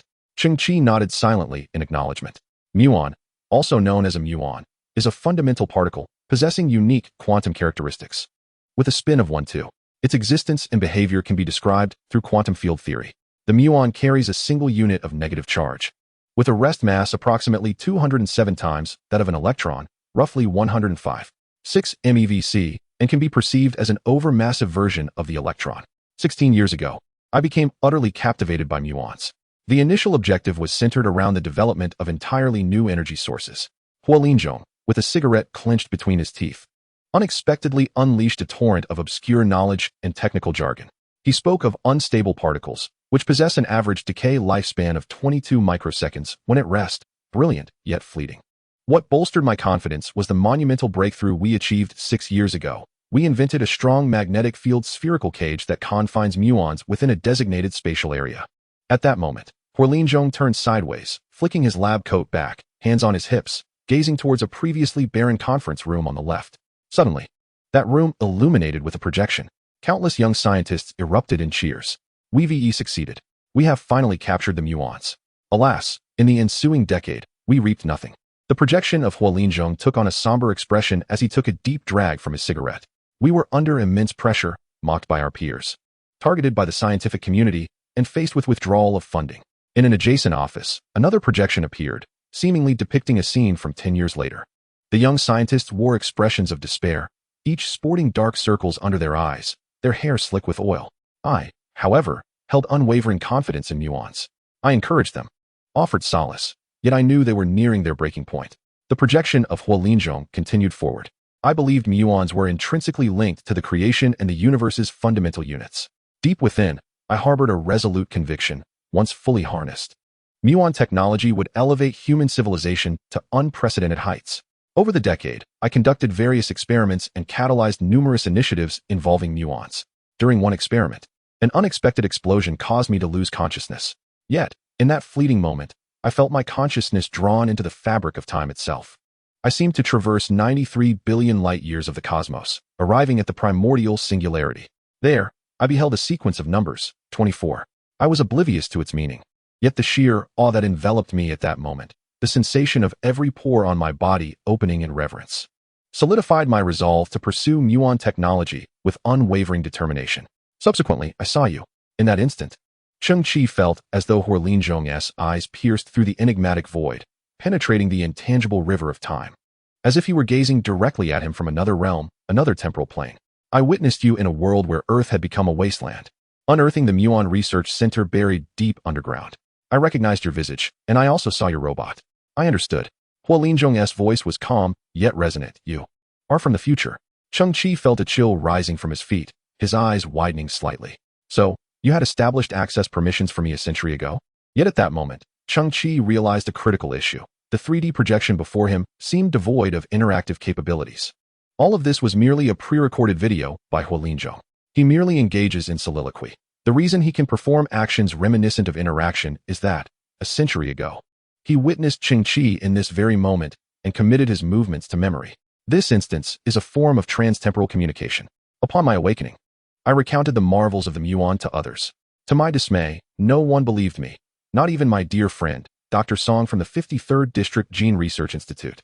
Hua Linzhong clenched the cigarette filter with such ferocity that it became deformed under his grip. He continued to lead the way, turning into a narrow corridor. So what if I once dabbled in delinquency? What does it matter that I am scorned by the entire scientific community? I do not serve them. My aspirations, both absurd and noble, compel me to acknowledge that humanity must inevitably confront the impending energy crisis. The emergence of a new, efficient, and stable energy source stands as humanity's sole hope, our only salvation, though I may not transform into a torch. The peculiar light in Hua Linzhong's eyes reflects my willingness to sacrifice my corporeal form, igniting a spark that will illuminate the path of exploration for future generations. At that moment, images flickered on either side once more. Personnel within the research institute hurried about, documents strewn across the floor, as everyone packed away anything they could carry. Soldiers, armed and vigilant, scoured the premises for any overlooked items. Hua Linzhong ignited another cigarette, a trace of desolation crossing his features. You see, he said, the Earth at this very moment is devoid of energy. All are in flight, and the Muon Research Center is no exception. In truth, the Muon Research Center has reached a dead end. Even if we were to venture to other planets, our fate would be either assimilation or dissolution. Conversely, will humanity's interstellar explorations truly proceed without hindrance? Is our current energy technology genuinely sufficient? Furrowing his brow, Hua Linzhong indicated that my time was limited. Cheng Qi observed the unfolding images, which depicted the historical human migration. However, I had wagered with those adversaries, who had dismissed my claims as mere jest. The man clenched his cigarette and suddenly chuckled, declaring, I, Hua Linzhong, will not leave the Muon Research Center until I have developed a usable technology. In that instant, Hua Linzhong's projection came to a halt, standing before an office door, the nameplate clearly reading Professor Hua Linzhong. Cheng Qi's expression grew grave. Just moments ago, this projection promised to take me to where I belonged, implying that the true form of Professor Hua Linzhong resided behind this door. An unexpected sense of reverence welled up within Cheng Qi. Professor Hua Linzhong had not departed, even as all others retreated. He remained steadfast in his commitment to what others deemed a laughable promise. Though his demeanor may resemble that of a rogue, his soul is proud and resolute. His fervent zeal for the Muon and his sense of duty have compelled him to bear the burdens of his quest. The wisdom bequeathed by our ancestors is indeed correct. One must never judge by appearances. Taking a deep breath, Cheng Qi slowly pushed open the office door before him. The room was illuminated by bright lights, and something akin to willow fluff floated silently in the air. General Horing discarded his cigarette, extinguishing it beneath his foot, and pushed open the door from his temporal realm. Please, come in. He entered the office with a smile, and I could perceive the future version of you. Yet the passage of time eluded me, leaving me uncertain how many years had elapsed since you arrived here. Now, do you see the future me? How many years has this old man aged? Has he made any groundbreaking advancements in Muon research? Cheng Qi stood at the threshold, observing the immaculate office. At the center of the room, a grand desk loomed, and behind it, in a swivel chair, sat a skeleton. Chapter 19, Muon Technology. Now, you may continue your discourse with the future me. I believe this marks the dawn of a new era. After seeing you, strange visions emerged in my mind. A brilliant orb of light revealed to me that Muon technology would one day astound the entire universe. Horing circled the desk and gradually settled into the swivel chair. Then, his form slowly dissipated, leaving only the skeleton behind. The entire Muon Research Center had been abandoned, save for a stubborn chief scientist. Thus, the skeleton belonged to Horing, who had long since departed this world. Even his lab coat had disintegrated into the drifting fluff. I once proclaimed, as long as I, Horing, have not developed a usable technology involving muons, I shall not leave the Muon Research Center. Cheng Qi was engulfed by an indescribable complexity of emotions. He approached the desk, standing beside the skeleton, and beheld the bony hands resting upon its knees, cradling an exquisite music box. Cheng Qi lifted the music box, which resembled a small patch of green earth, adorned with lush grass and towering pine trees. This must have been a handcrafted creation of Professor Horing. On the base of the music box, a tiny play button awaited. Cheng Qi gently pressed it. With a soft crackle, the voice of my friend from the future emerged. I am now 76 years and 4 months old. What fills me with despair is not the malfunction of the oxygen generator within the base, but rather the fact that I have achieved nothing in 2 decades. I have failed. I have attempted 566 methods, yet none have harnessed the power of muons. Each time I reached a crucial moment, I would feel an insurmountable constraint. I came to realize a dreadful truth. Some higher civilization has clandestinely obstructed muon technology. I utilized communication devices to share this perspective with the Human Scientific Alliance, only to be met with skepticism once more. It was not mere skepticism. It was a veiled disdain. I overheard whispers referring to the delusional madman researching a piece of rubbish. I was mistaken. I squandered my precious energy, even my life, on a pursuit destined for futility. Perhaps the truth is that muons are fundamentally particles devoid of potential. Can my friend from the future assist me with one final request? If given the opportunity, I would bestow this diminutive music box upon my descendants, should they still be alive. This music box possesses no extraordinary qualities. It merely contains a few stable, yet inconsequential muons, emitting a faint luminescence akin to miniature fireflies. Cheng Qi extended his finger to gently touch the pine branches adorning the music box, only to discover that the trunks of these pines were crafted from a type of ultra-pure, transparent crystal. Within the crystal, a small cluster of blue particles floated serenely, reminiscent of miniature stars. Cheng Qi's eyes widened gradually, his heartbeat quickening involuntarily.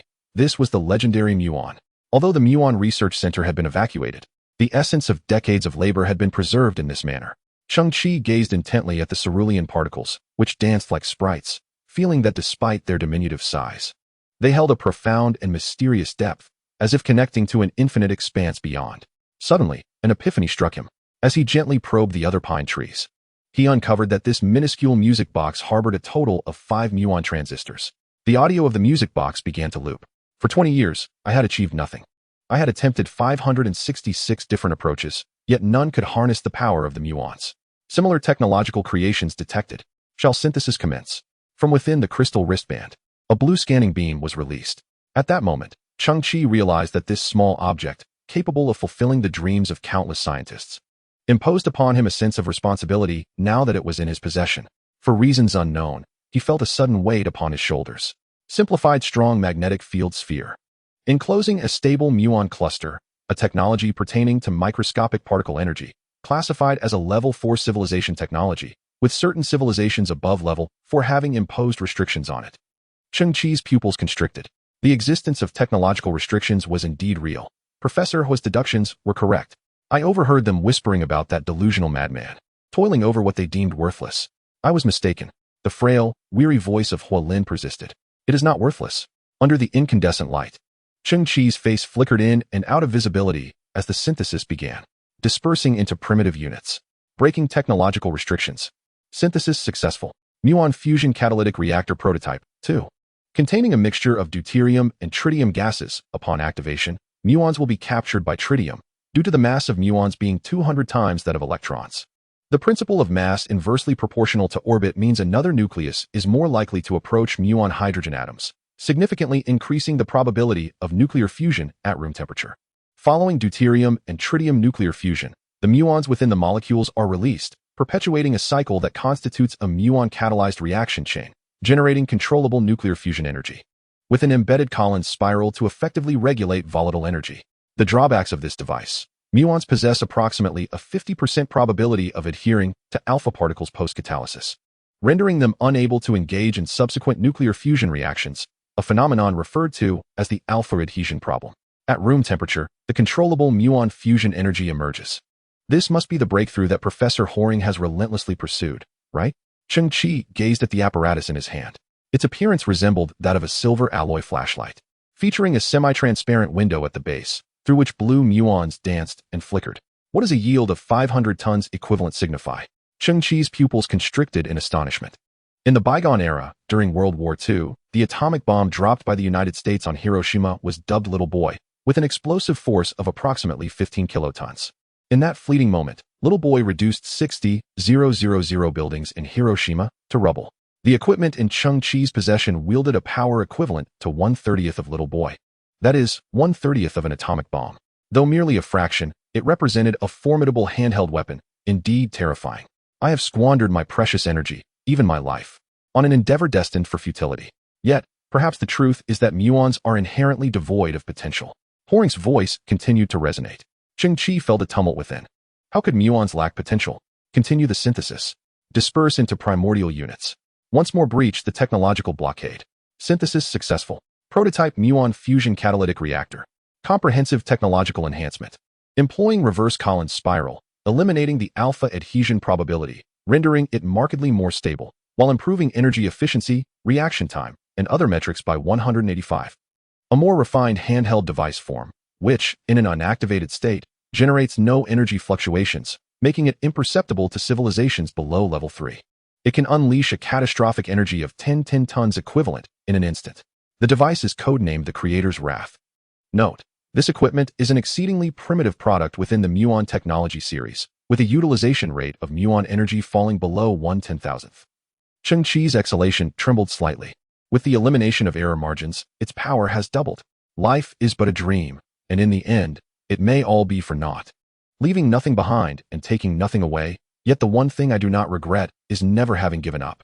Although my perseverance has become a jest, muons, too, have turned into a farce. Who can truly elucidate? Farewell, my friend. Farewell, my muon technology. Farewell, this damned world. The recording replayed Horing's life's closing remarks once more. Cheng Qi gripped the device in his hand, which sparkled like a crystal sword hilt, and inexplicably, a sense of responsibility and strength welled within him. Professor Horing, your steadfastness is not a joke. Muon technology is certainly no jest. One day, I shall realize the vision you dreamed of. Humanity will wield muon technology like a dazzling star, shaking the very cosmos. Chapter 20, A Fortunate Day. Cheng Qi, I have thoroughly searched this place. There is nothing of value here. Almost everything feels hollow. The foolish fellow entered the office and caught sight of the enigmatic device in Cheng Qi's hands. What could that be? It is a crude yet resolute scientist's unfulfilled obsession, a yearning that transcends the mundane. Undoubtedly, his fixation is justified, yet the world remains ignorant. Cheng Qi meticulously reassembled the music box, revealing within it a beautifully shimmering muon ball cage. Should the opportunity arise, Cheng Qi would gladly assist Professor Horlinzhong in fulfilling his last wish, delivering the music box into the hands of his descendants. Cheng Qi and the foolish fellow arrived at the entrance of the Muon Research Center. The imposing alloy door remained firmly shut, while the outside echoed with the menacing howls of the killer mice and the sound of claws scratching at the door. The door quivered incessantly, nearing its breaking point. Cheng Qi's expression hardened as he operated the access control system from within, and the alloy door slowly creaked open. The space beyond was already teeming with killer mice. As the door began to move, they instinctively retreated a few meters, their blood-red eyes surveying the situation before them. Cheng Qi took the initiative, cautiously stepping outside. The killer mice quickly recognized their target, that same intruder who had dared to trespass.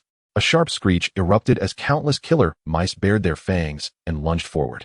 At that moment, Cheng Qi tightened his grip on the muon catalyzer's prototype, his fingers gliding over its crystal-like surface, igniting a blue aura. As his fingers moved, a progress bar appeared on the sword-like device. And just as it reached the 10% mark, Cheng Qi halted. A hum resonated, an inexplicable wave of energy rippling through the air, akin to translucent ripples expanding outward. When such energy reaches a certain intensity, it induces a peculiar spatial resonance, serving as a precursor to an explosion. It acts like an invisible hammer, ready to shatter the psychological defenses of the target organism. In that fleeting moment, all the killer mice arched their bodies, their fur standing on end. Despite their intelligence, they could not comprehend the phenomenon unfolding before them, yet their instinctual survival response unleashed an overwhelming sense of peril, extinguishing their bloodlust and frenzy. Cheng Qi pushed the progress bar to 30%, releasing another wave of energy. The terrifying spatial resonance magnified invisibly. Countless killer mice stood frozen, as if cast in clay or wood. At that moment, the Extreme Warrior's powered armor detected the low-frequency sound waves, which were the myriad commander mice issuing their commands in the shadows. A cacophony erupted within the horde, with many killer mice rising on their hind legs, trampling over one another to construct a massive ladder.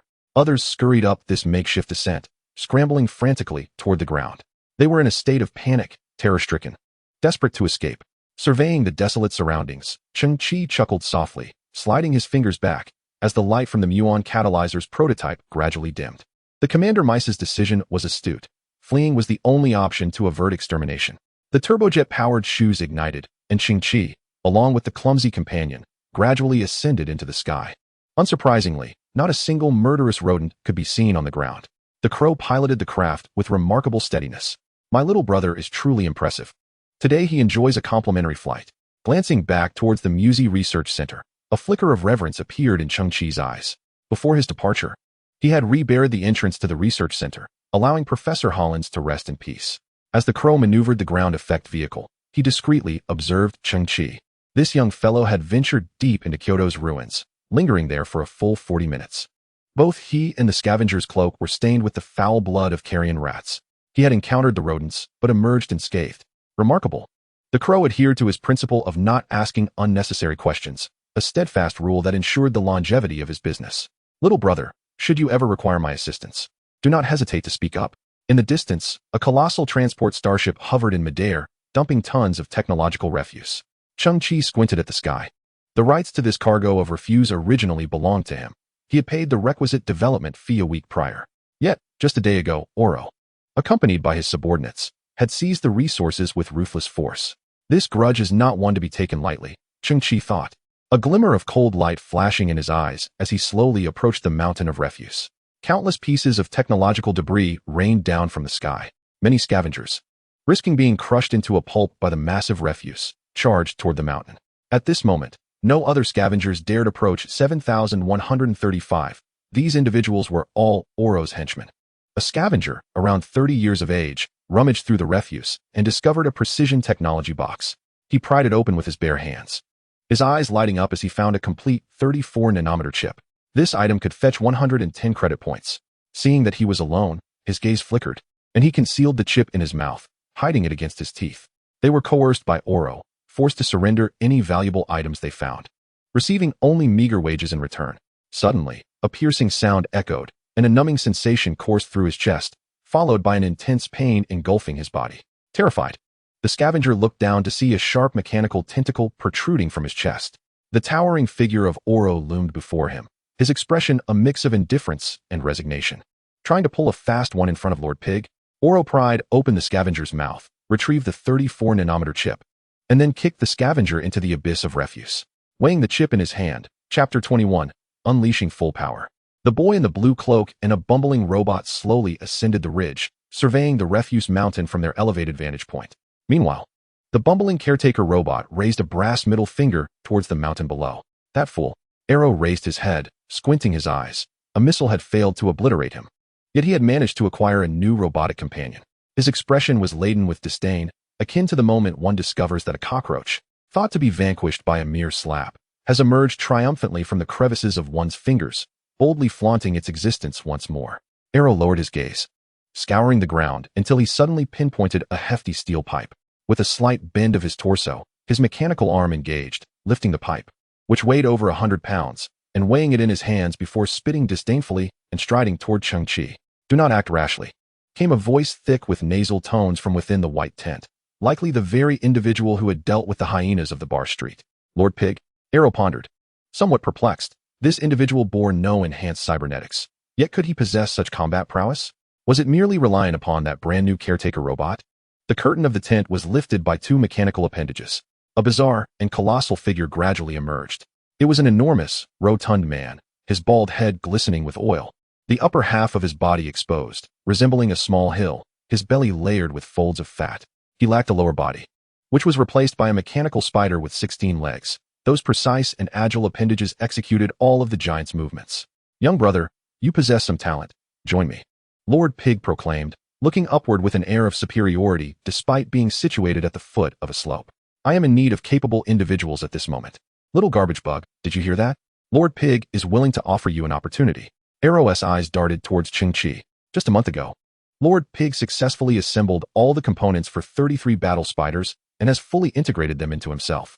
He is not only my superior, but also the foremost combatant in Sector 24. The Scavenger Alliance cannot contend with him. Arrow lifted his chin. If you join us, you can traverse this Sector 24 without fear, and I, as your elder brother, am magnanimous enough not to hold previous grudges against you. Such a worthless spider. And yet the top combatant? Forgive me, but I, Cheng Qi, am not so magnanimous." The youth frowned, regarding the grotesque Lord Pig. "Now I understand why Arrow has become so audacious. It is because he has found a powerful backing. The name Lord Pig is aptly chosen. A pig, indeed large, somewhat resembling a human. How dare you?" Arrow gripped the steel pipe, his brow furrowing as he confronted the challenge. Yet, Lord Pig's jiggling flesh quivered as he brazenly retorted. "Youngster, you have no comprehension of what true combat power entails, nor the value of my spider legs. Defy me, and you shall not survive, given your modest abilities. I offer you one final chance. Henceforth, all valuable refuse you discover must be surrendered to me, and I shall grant you a 10% commission." As he spoke, one of the giant's mechanical limbs slithered forth, snatching the 34-nanometer chip from Arrow's grasp, before promptly depositing it into a pouch at his waist. Cheng Qi's gaze hardened. As he peered into the package belonging to the Lord Pig, he discerned the head of a mechanical dog. It appeared to have not yet fully powered down, with its heavy metal detector on the tip of its snout still flickering with a faint light. Upon closer inspection, a vivid streak of crimson stained the head. His thoughts drifted to the little girl dragging a bathtub and the mechanical dog that had its head pressed against the tub behind her. Cheng Qi's pupils constricted sharply. Where had the mechanical dog come from? "I said it was a gift from an admirer. Do you believe that?" Lord Pig sneered, then turned his gaze to Cheng Qi, his tone unexpectedly serious as he remarked, "Kid, to get what you want, you must seize it. This is the way to survive on this garbage planet. Once you join me, you can take whatever you desire." Arrow gave a disdainful chuckle, muttering, "What a pity, that woman was thriving. I used to frequent her. From now on, tut-tut, thankfully there's that little girl. In a few years, she will be ready for her initiation." At that moment, little Qiong, with a hemp rope tied around her waist, dragged the torn bathtub up to the summit of the garbage mountain. The little girl's hair was disheveled, her eyes bloodshot. Clutching a half-wrinkled apple, and two distinct tear tracks carved their way down her frostbitten cheeks. "They killed my mother." Little Qiong's voice pierced through several meters, striking Cheng Qi's heart like a blade. Gazing at her frail, helpless figure, a veil of darkness slowly enveloped Cheng Qi's eyes, beneath which a simmering anger began to surface. He turned to face Lord Pig, his gaze now devoid of warmth. The initial machine of the Miaozi catalyst creaked ominously in his grip. Simultaneously, he meticulously advanced the progress bar with his thumb. The crystalline device began to emanate a blue glow, growing increasingly intense. "What are you doing? Do you wish to engage me in combat? How audacious!" Lord Pig's smile faded, his expression contorting into a sinister grimace. "Do you truly believe those discarded weapons you scavenged can harm me? Fool." This scene seemed to align with Arrow's intentions, who cackled, "Lord Pig, I've long found this brat insufferable. Why recruit him when we could simply eliminate him? Die." The giant's eyes blazed with murderous intent, as the mechanical spider beneath him emitted a jarring metallic screech. In that instant, Cheng Qi's fury was unleashed. He thrust the energy progress bar of the Miaozi catalyst to 60. The device, akin to a sword hilt, released a blinding blue light. The extreme warrior power armor coursed around Cheng Qi's neck, conjuring a void projection panel before him. Detected significant energy fluctuations. The operator may sustain recoil damage. In that fleeting moment, the extreme warrior power armor enveloped Cheng Qi's arm, while memory metal barbs erupted from beneath his feet, anchoring deep into the ground. 8 supporting arms extended outward in a semicircular arrangement, providing robust support for his body. Cheng Qi could distinctly sense the remarkable reactions occurring within the diminutive Miaozi device he held. The Muon technology system is brewing an unparalleled terror. A hum resonates as the light emitted by the primordial muon catalyst expands instantaneously into a blue particle beam, stretching hundreds of meters long, cleaving the dim sky like a colossal sword raised to the heavens. The recoil in his hands feels as weighty as a mountain, forcing Cheng Qi to grip tightly. The fury within him eclipses all else. With a roar, he lifts his weapon high and brings it down with a heavy strike. Chapter 22. The Eruption of Muons. Beneath the gray, overcast sky, the blue beam arcs magnificently, resembling a scythe of azure, slicing through the atmosphere and descending toward the ground. Before the muon beam makes contact, a searing wave of heat arrives first. The air pressure rises sharply on the ground ahead, followed by the combustion of vast amounts of air, creating a fleeting vacuum. Lord Pig witnesses his tendrils aimed at Cheng Qi turn a vivid crimson. A flicker of terror finally crosses his plump face, laden with fat. Splat! Molten iron splatters across Lord Pig's visage, eliciting a scream akin to the wails of a slaughtered pig. Soon after, the energy of the muon beam reaches its zenith, radiating blinding light. It is as if a star has descended upon the earth. A tremendous brilliance erupts, momentarily blinding everyone. Boom! A deafening roar ensues, leaving ears ringing in its wake. The tumultuous waves of heat surge chaotically, plunging the surroundings into darkness. Cries of shock and screams of anguish fill the air. This infernal moment persists for a full 30 seconds. As the intense light fades, the waves of heat gradually recede. A bead of sweat trickles down Lord Pig's forehead. One of his eyeballs swivels as he surveys his chest and mechanical spider legs. What was that just now? A weapon? That wretched insect has wielded such a device. I am still alive. Ha! A grin of survival spreads across Lord Pig's face, his flesh quivering with mirth. He miscalculated. I have preserved my life. At this moment, Arrow's face is a mask of sheer terror, his lips drained of color. Lord Pig, your body. What body? The corner of Lord Pig's eye twitches as his right eye rolls to the left, and then his pupil constricts sharply. No wonder he can only control one eyeball. His corpulent form now exists only in half. The other half has completely vaporized in that fleeting instant, the wound seared shut without a drop of blood escaping. His mechanical spider legs are similarly reduced, with only half remaining, the edges glowing red-hot like a branding iron, emitting wisps of smoke. Ugh! On Lord Pig's remaining half-face. One eye trembles violently, straining to look further left. His gaze freezes once more, shock flooding over him like a tidal wave. To his left lies a massive chasm, over 100 meters wide and several kilometers long. From the depths of the ravine, faint tendrils of smoke rise, accompanied by hissing sounds. As vast amounts of refuse are vaporized, with molten iron flowing along the edges, radiating scorching waves of heat, the earth appeared to bear the wrath of the divine. Manifesting as a grotesque scar, Lord Pig seemed to teeter on the brink of an abyss, his remaining eye filled with shock. After a human head is severed, the highest recorded blink count is 11. Yet, true death arises in the instant of confronting reality. Upon realizing the truth, Lord Pig's perspective shifted to monochrome. Vitality drained away like air escaping a deflated balloon. His body swayed slightly as a gentle breeze brushed by, causing him to tilt and plunge into the abyss.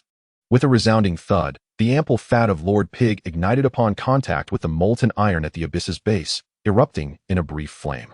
That inconspicuous flicker of light, much like his life, was fleeting and devoid of worth, extinguishing rapidly, leaving behind only a pile of ash. Arrow had survived, his pupils constricted to mere pinpoints, swallowing hard in disbelief.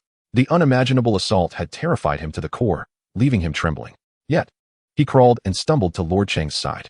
Brother, your sword strike was misaligned. It was fate that spared my life.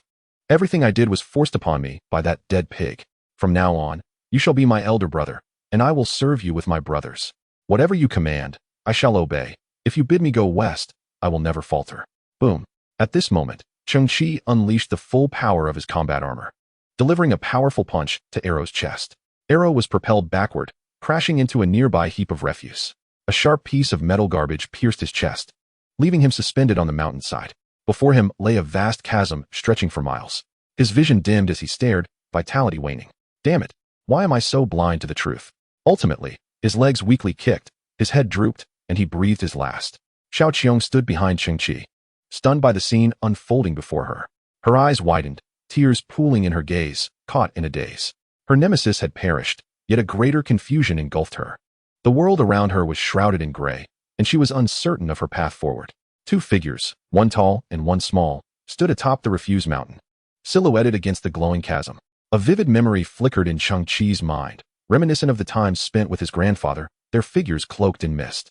Xiao Qiong's tears spilled over once more, and she nodded quietly. A faint rustling sounded from behind.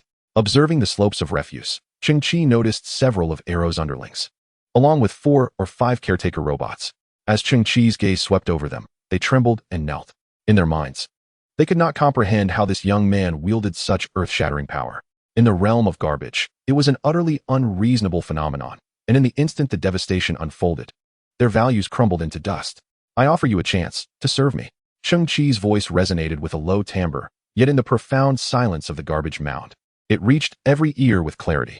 That recent strike was not a miscalculation, but rather a deliberate gesture, affording these individuals a sliver of opportunity. The dozen or so underlings initially froze, only to be overwhelmed by a sense of relief. They sprang to their feet, rushing towards Cheng Qi, exclaiming, Brother Qi, from this day forth, you shall be our leader. If you direct us eastward, we would not dare to hesitate.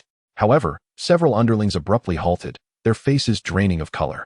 Could he be attempting to deceive us, only to send us flying with a single punch, much like Yi Luo, left hanging upon the garbage heap? I have long known that you were coerced by him, Cheng Qi stated calmly. So are your families. Indeed, the underlings' eyes reflected their fear as they nodded vigorously. Yet they were also struck by a pang of sorrow, tears welling in their eyes. Cheng Qi raised his chin, proclaiming, "From now on, for the garbage you collect, I shall compensate you at 30% of its original value." 30%? Are you serious? The eyes of these scavenger underlings sparkled with hope. Wait, did Brother Qi just mention purchase? Indeed, I speak of purchase. I intend to establish an entirely new venture.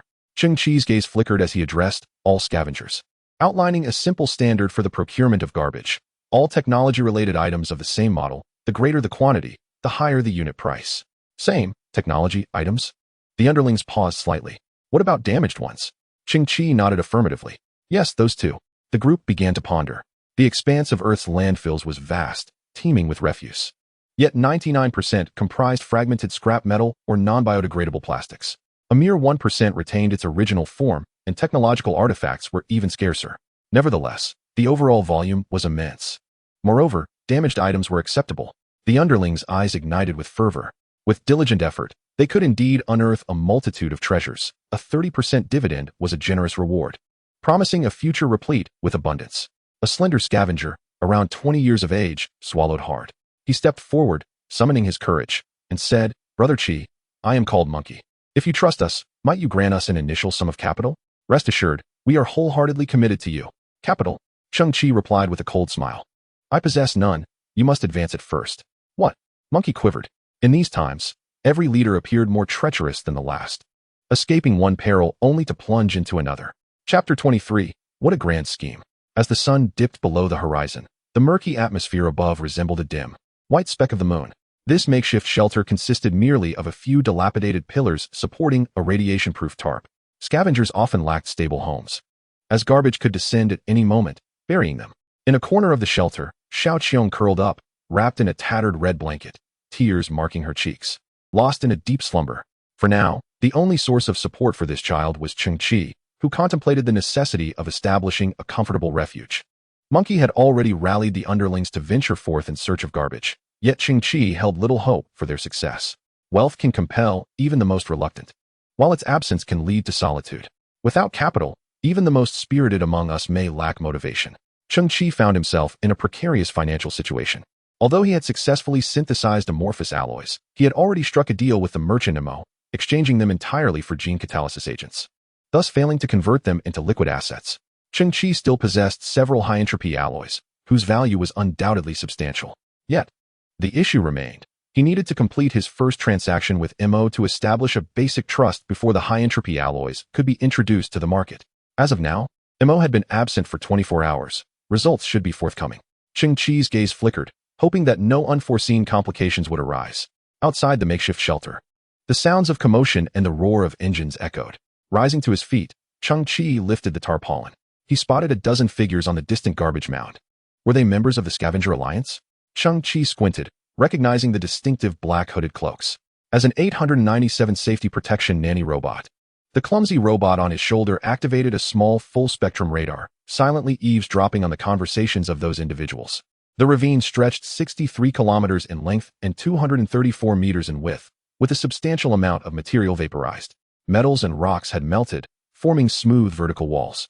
The temperature surged to a staggering 12.5 billion degrees Celsius. No extraterrestrial missiles or weapons had been detected. Someone on this garbage-laden Earth, in fact, right beneath our feet, had unleashed a weapon of nuclear fission nature. This could not have been the work of scavengers. They could never have stumbled upon such armaments. It was evident that a higher genetic being had arrived, bearing extraterrestrial weaponry. At that moment, atop the garbage mound, a slender figure cloaked in black spoke. "A higher genetic being has arrived. Why was I not informed?" This figure turned and surveyed the surroundings. Though her features were obscured, Cheng Qi distinctly noticed a faint blue halo within her eyes, which shone mysteriously and nobly against the backdrop of the dark night. Cheng Qi silently nodded. She was undoubtedly a high-ranking member of the Scavenger Alliance, a figure of authority within this refuse-laden world. It was said that among them, several had enhanced their genetic levels through gene catalysis agents, elevating their status above that of ordinary scavengers. "Cheng Qi, is this your home?" A melodious voice suddenly broke the air. Turning to his side, he beheld the sight of Hannah, adorned in a crimson dress, her beauty reminiscent of a blooming rose, having somehow appeared at the entrance of his shelter. Today, she wore high heels, donned light makeup, and painted her lips red, exuding an aura of vibrant allure. Have you seen any higher genetic beings in attendance? Hannah smiled, yet her demeanor remained somewhat distant and aloof. In an instant, the memory of that night, when Hannah had behaved like a dog, flooded Cheng Qi's mind. Through her question, he comprehended Hannah's efforts to present herself so meticulously today. She merely sought to incite the desires of the higher genetic beings. He gazed at Hannah. In Cheng Qi's eyes, the admiration that once resided there had faded, replaced instead by a numbing indifference. He spoke, not entirely untruthfully, asserting that no superior gene cultivators were present. Hina tilted her head slightly, her bare, snow-white shoulders shrinking towards her cheek, and smiled. If you encounter him, could you notify me immediately? I have numerous inquiries I wish to discuss with the higher gene cultivators. For instance, how can we alleviate the food shortages faced by scavengers? Cheng Qi nodded calmly.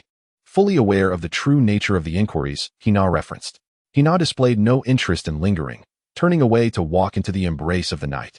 It was merely a flicker of hope that motivated her. She scrutinized Cheng Qi's pupils, and upon confirming the absence of a blue halo within them, she struggled to mask her disappointment, striving to maintain her aloof demeanor. Feeling the distance between them was too pronounced, she endeavored to reveal a semblance of warmth with a friendly smile. If you receive any news, do remember to inform me. The rhythmic click of her high heels echoed against the metallic debris, a crisp sound that accompanied her vibrant red dress as her waist swayed, vanishing into the shadows. Cheng Qi shook his head. The reason Hina had graced him with a smile was solely due to her hope that he could provide even a hint of valuable information. Had it not been for this, she would have undoubtedly dismissed him, a mere scavenger from the lowest echelon of society. The investigation by the Scavenger Alliance persisted for a full 2 hours, yielding no results. During this time, several individuals approached Cheng Qi with inquiries, to which he responded with feigned ignorance. As the night deepened and silence enveloped the surroundings, all had departed. Yet, within the communication device designated for contact with Mo, a faint rustling noise emerged. Prepare to receive the goods. Cheng Qi's eyes brightened suddenly. Mo was trustworthy. He promptly stepped outside his makeshift shelter, gazing up at the dimly lit starry sky, awaiting Mo's spacecraft. In the distance, several exceedingly faint light points appeared. Cheng Qi paused, realizing they were not from a spacecraft. Half a minute later, 4 shoe box-sized black containers equipped with miniature thrusters descended before him. Cheng Qi was taken aback. These were small transport boxes, resembling those used for deliveries, indicating that Mo himself had not come in person. As Cheng Qi approached the transport box, the facial recognition system within activated, confirming his identity. And the door on the front of the box slowly opened, releasing a cloud of low-temperature mist. Cheng Qi's eyes widened as he beheld the interior of the box, filled with glass test tubes containing black liquid. The specialized communicator crackled to life with Mo's voice. These are the failed products of black market gene catalyzers.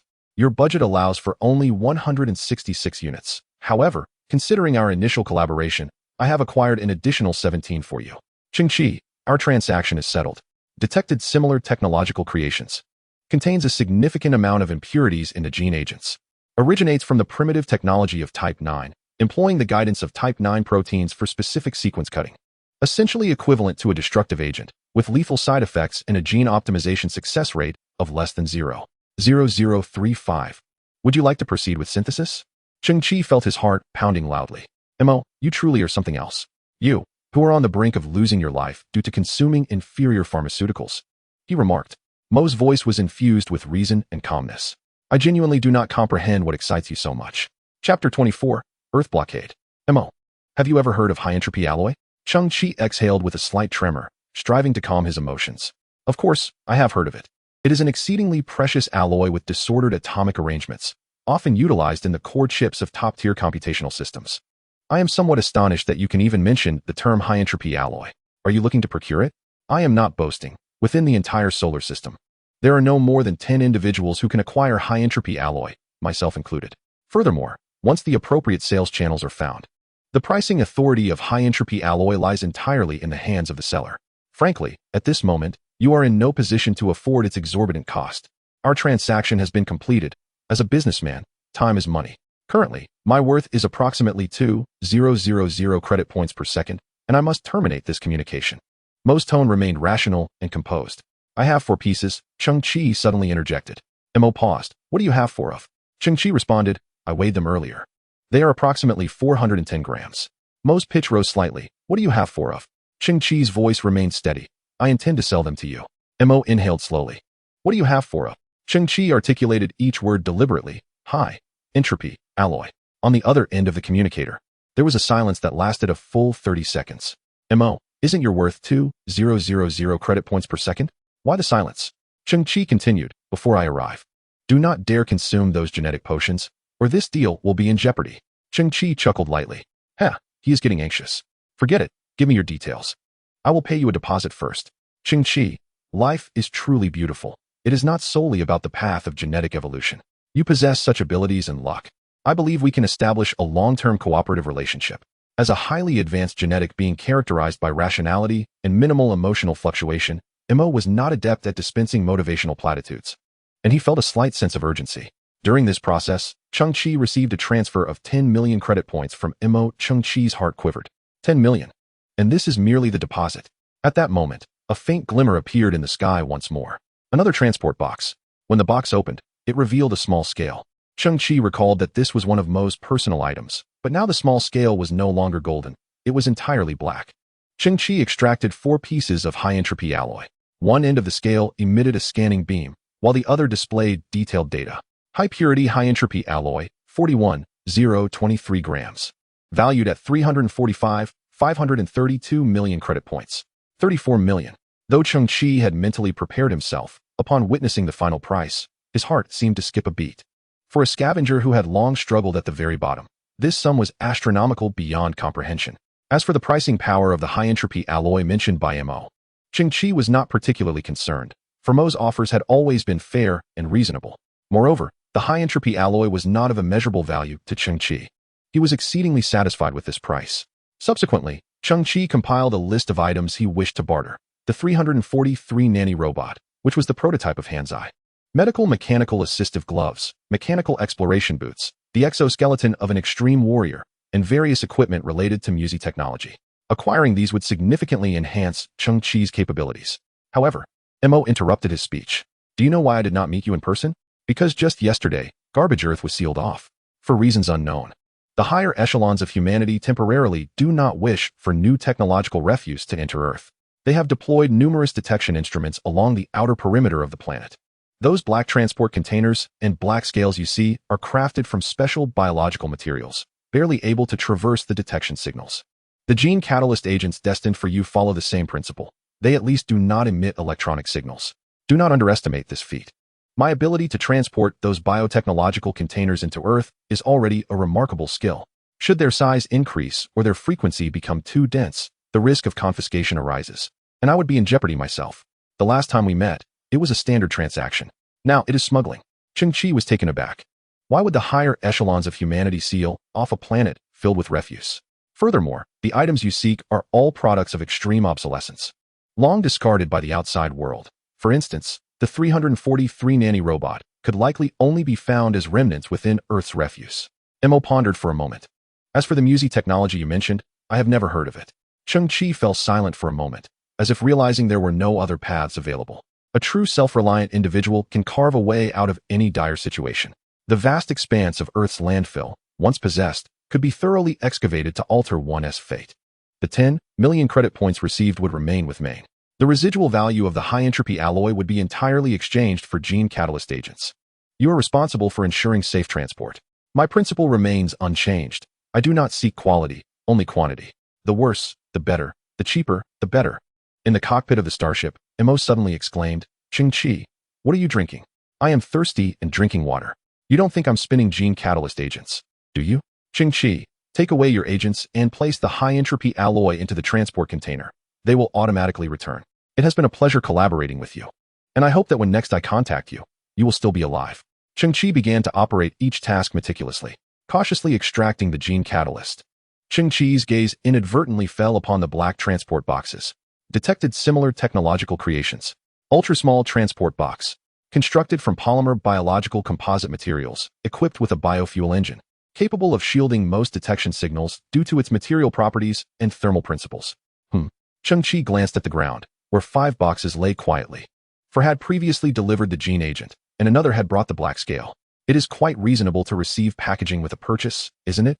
Cheng Qi pondered, wondering if he needed to consult Mo's opinion. Then, he looked again at the black scale inside one of the boxes.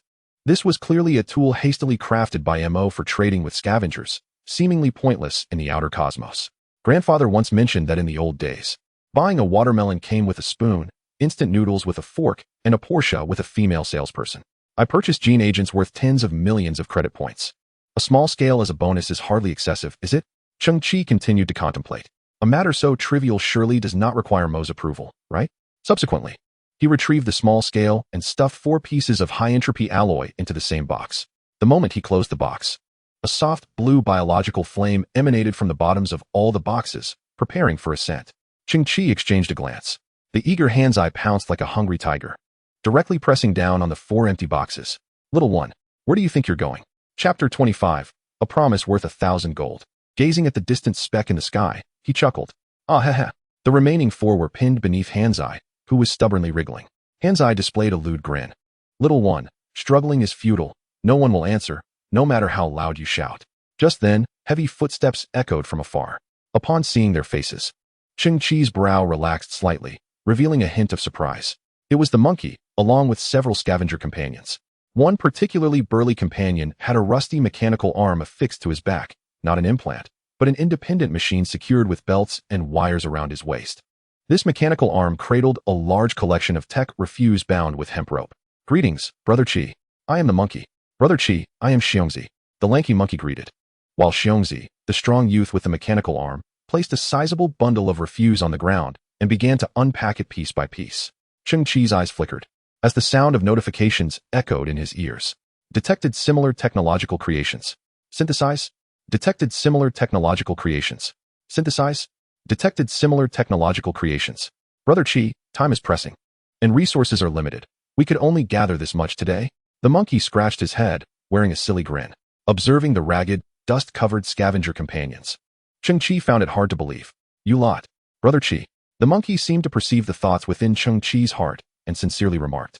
In such a survival environment, no one can predict whether tomorrow or an unforeseen event will arrive first. We are the most marginalized among the marginalized, and it is quite challenging to find a leader upon whom we can rely and who can shelter us. Although we are all mere scavengers at the bottom of the social hierarchy, there are moments when character transcends status. Brothers, we have always held our promises in high regard. Once we recognize a big brother, we shall not easily go back on our word. Pausing for a moment, the monkey added with a smile, of course. We unanimously believe that Brother Qi possesses a kind heart. Cheng Qi felt a stir of emotion, glancing at his little brothers standing in the night, understanding the deeper meaning behind the monkey's words. The monkey spoke of seeking refuge, yet hidden within was a profound sense of trust and acknowledgement. Brother Qi, the reason you asked us to search for identical pieces of refuse, I suspect, is because you must be a remarkably skilled mechanic. You intend to gather the parts and merge them into a fully functional machine to resell. Cheng Qi chuckled, glancing at the somewhat foolish-looking Xiongzi. Indeed, it is a merger. However, this merger differs from the other. Brother Qi, whenever you have the time, could you repair my mechanical arm? It has been rather uncooperative lately. Xiongzi exclaimed, patting the old mechanical arm on his back. This contraption is ancient, having been manufactured over 110 years ago. Xiongzi, go away. Who names their mechanical arm Area? Monkey interjected, hesitating before continuing. Brother Qi, the items we collected today cost a total of 350 credit points. This is all we have. And tomorrow we will find a way to borrow, so there is no need for you to feel pressured. Once the business flourishes and we achieve success, repaying will not be too late. Xiongzi grinned. Yes, Brother Qi, we are not in a hurry. How much is in the account? Cheng Qi inquired, looking at the monkey, his eyes now reflecting increased trust. The monkey hesitated. In his estimation, the seemingly unremarkable Brother Qi had likely stumbled upon a formidable weapon or device, and his rise to prominence was swift, leaving him without substantial assets. Heroes do not question their origins, yet they typically lack financial backing. The monkey prepared to decline the request, fearing that Cheng Qi might soon reveal all his savings, approximately 200 or 300 credit points. The monkey wished to follow this leader without causing any embarrassment. However, Cheng Qi raised his hand and tapped the financial module on the monkey's chest. Instantly, a three-dimensional, colorful QR code was projected. This format, significantly enhanced compared to the outdated QR codes of the past, boasted a greater information storage capacity and higher security levels. 8555965524555. A deposit of 200,000 credit points. Upon hearing the notification sound, the monkey's mouth fell agape. What? How much? Xiongzi's mechanical arm instantly stood erect as he exclaimed, 200,000. The monkey swallowed hard, utterly astonished. Brother Qi, you have concealed this remarkably well. For the bottom-tier scavengers, anything over 10,000 credit points was already a fortune, while 100,000 classified one as wealthy. Now, Cheng Qi nonchalantly revealed a sum of 200,000, a display of power that struck them like a nuclear bomb detonating in their midst. Trust is the foundation of collaboration. Cheng Qi smiled, affirming that the principles remain unchanged. The technology refuse of identical models would be collected in abundance, and the agreed commission of 30% would also remain intact. Monkey, you shall henceforth be the leader of this acquisition team, responsible for settling the commissions for everyone. Settlements will occur daily, without delay. In the distance, several scavengers' subordinates' eyes sparkled with excitement, their arms trembling slightly. Damn, things are looking up. Qi is formidable. Indeed. Monkey was a trustworthy ally, though he displayed a hint of concern. Qi, the refuse we collect is mostly unwanted, yet many scavengers, upon hearing that we are seeking these items, begin to inflate their prices. Monkey frowned. I have always struggled with pricing. Cheng Qi, calm and composed, had prepared for this moment. He gently lifted a small black scale. Monkey and the others leaned in, exchanging bewildered glances. Qi is quite considerate. He got us a little scale, but what could such a diminutive scale possibly weigh? Cheng Qi surveyed the area before finally directing the small scale towards the tiny black box used by the merchant MO for deliveries. One side of the scale emitted a scanning beam. Nano-grade biological materials box, equipped with a biological propulsion engine, 95 new. Approximately containing 65 kilograms of biological materials on the other side. The corresponding price appeared. 32 million credit points. The subordinates widened their eyes. A mere scan could instantly identify the material and its value. What an impressive device. Cheng Qi was also taken aback. Was this item truly so valuable? At that moment, the other scavenger subordinates finally grasped the situation. Xiongzi, astonished, remarked, Qi, you truly live up to your reputation. Even a simple shoebox is worth over 50,000. Qi, may I borrow it? I want to see how much my old device is worth. Xiongzi twisted his rusted, tattered mechanical arm. The others were left speechless. The small scale flickered. 55 mechanical lifting arms, lithium iron phosphate battery power source, 30 new. Approximately containing 43 kilograms of scrap iron value. 12 credit points what? Xiongzi was distraught. My old device is worth only 12 credits. Chapter 26. The Synthesis of the Earth Dragon King. Rest assured, Qi, starting tomorrow, we will work tirelessly to help you collect refuse. Monkey held the black scale as if it were a treasure. Actually, it will begin the day after tomorrow, as a gray storm is set to arrive tonight. Lasting for a day and 2 nights, we must all find a safe haven. The gray storm, a rare occurrence from the old era, is a level 12 tempest, with wind speeds ranging from 327 to 369 meters per second. At sea, waves and white foam abound, enveloping everything in whiteness, with monstrous waves crashing down, visibility greatly diminished. On land, millions of tons of refuse are swept into the sky, and the few remaining structures on Earth will once again suffer severe damage. In today's refuse-laden world, vegetation has vanished by 99. Almost once a year, that terrifying gray storm sweeps across half the globe. Due to the abundant metallic dust, all strong winds appear gray. Aptly named the gray storm. Whenever the gray storm approaches, numerous scavengers meet their demise. Previously, Cheng Qi would seek out substantial remnants of starships, cramming his body into the cramped spaces, praying and enduring as he awaited the storm's departure. The brothers have already found a secure location, said the monkey. Do you wish to join us, Qi? Cheng Qi pondered. At present, he had significant assets, 17 gene-catalyzing agents, confiscated biotechnology crates, and the technological refuse just delivered by the monkey and his companions. These were fundamental materials ripe for synthesis, their worth immeasurable. Should he hastily retreat into a narrow crevice? These materials could suffer unpredictable loss and damage, with some items being utterly untransportable. Not to mention, within the shack resided a precious quantum repair cluster, along with Han Zai and Xiao Qiao. In that moment, Cheng Qi's gaze flickered. Monkey, you take the brothers to safety. I have my own arrangements. The monkey and his companions showed concern, but ultimately left the scene at Cheng Qi's insistence. Crackle. The Scavenger Alliance broadcasted, in 4 hours. The gray storm will sweep through Region 1269.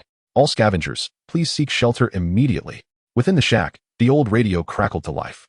Cheng Qi stood before the dwelling and suddenly caught sight of a patch of green grass sprouting from a corner of the floor, its delicate leaves swaying amidst the refuse. In such a world, its existence seemed remarkably fragile, yet resolute. For hours, I must construct my own sanctuary. This is a task that must be accomplished sooner or later. This dilapidated shack is far too unsafe. My synthesis endeavors have only just begun. I require a secure and concealed base. Only then can I synthesize without restraint. Cheng Qi mused, contemplating that the most suitable refuge from the gray storm, as well as radiation and toxic gases, would be underground. The ground glinted faintly. Cheng Qi gazed at the pile of technological refuse left by Xiongzi. Small geological detector. The drill, made of titanium alloy, boasts 240 horsepower and is equipped with various sensors, capable of penetrating 50 meters underground, with a runtime of 45 minutes. It is currently damaged. Cheng Qi's gaze slowly shifted, his heart stirring. Xiongzi had delivered a total of 8 such devices, all bearing varying degrees of damage and rendered completely inoperative. The capability for underground drilling? Expanding subterranean space. Cheng Qi smiled. This was precisely what he desired. Commencing synthesis. Dispersing into base materials. Target model updating. Intelligent mole address detector 4. Though named a mole, this device was considerably larger, with more elegant lines, and the drill head shimmered with a bright luster, while the sensor system appeared more intricate. Commencing synthesis. Dispersing into base materials. A colossal engineering-grade underground mining vehicle now loomed before Cheng Qi. A device the size of a truck. Below it were 2 broad tracks, and at the front, a massive drill head rendered in a dark metallic hue exuded an aura of indomitability despite its non-reflective surface. Cheng Qi's eyes sparkled. He was drawing ever closer to his desired objective. Commencing synthesis. Dispersing into primal matter. Synthesis successful.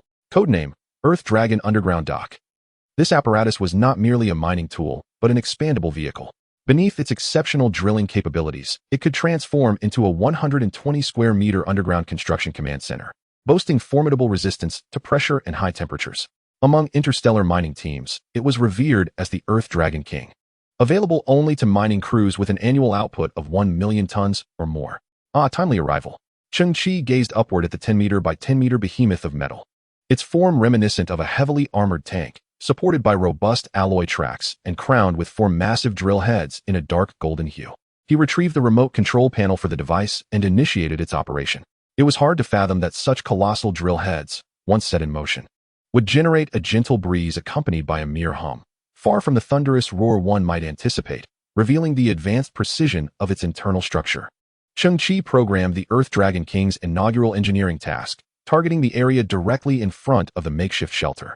The initial objective was to survey the structural conditions within 100 meters underground, followed by the excavation of a 200 square meter expandable space. As the Earth Dragon King penetrated the surface, an inevitable cacophony erupted. Debris and soil were sent flying, and the Earth Dragon King quickly vanished beneath the ground.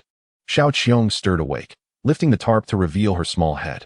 Chapter 27. Auxiliary Equipment. The sky was overcast, as if a monstrous beast lurked beyond the atmosphere. Cheng Qi cast a glance at the heavens before redirecting his focus to the ground beneath him, which was subtly trembling. Tiny grains of sand appeared to dance, spreading outward incrementally.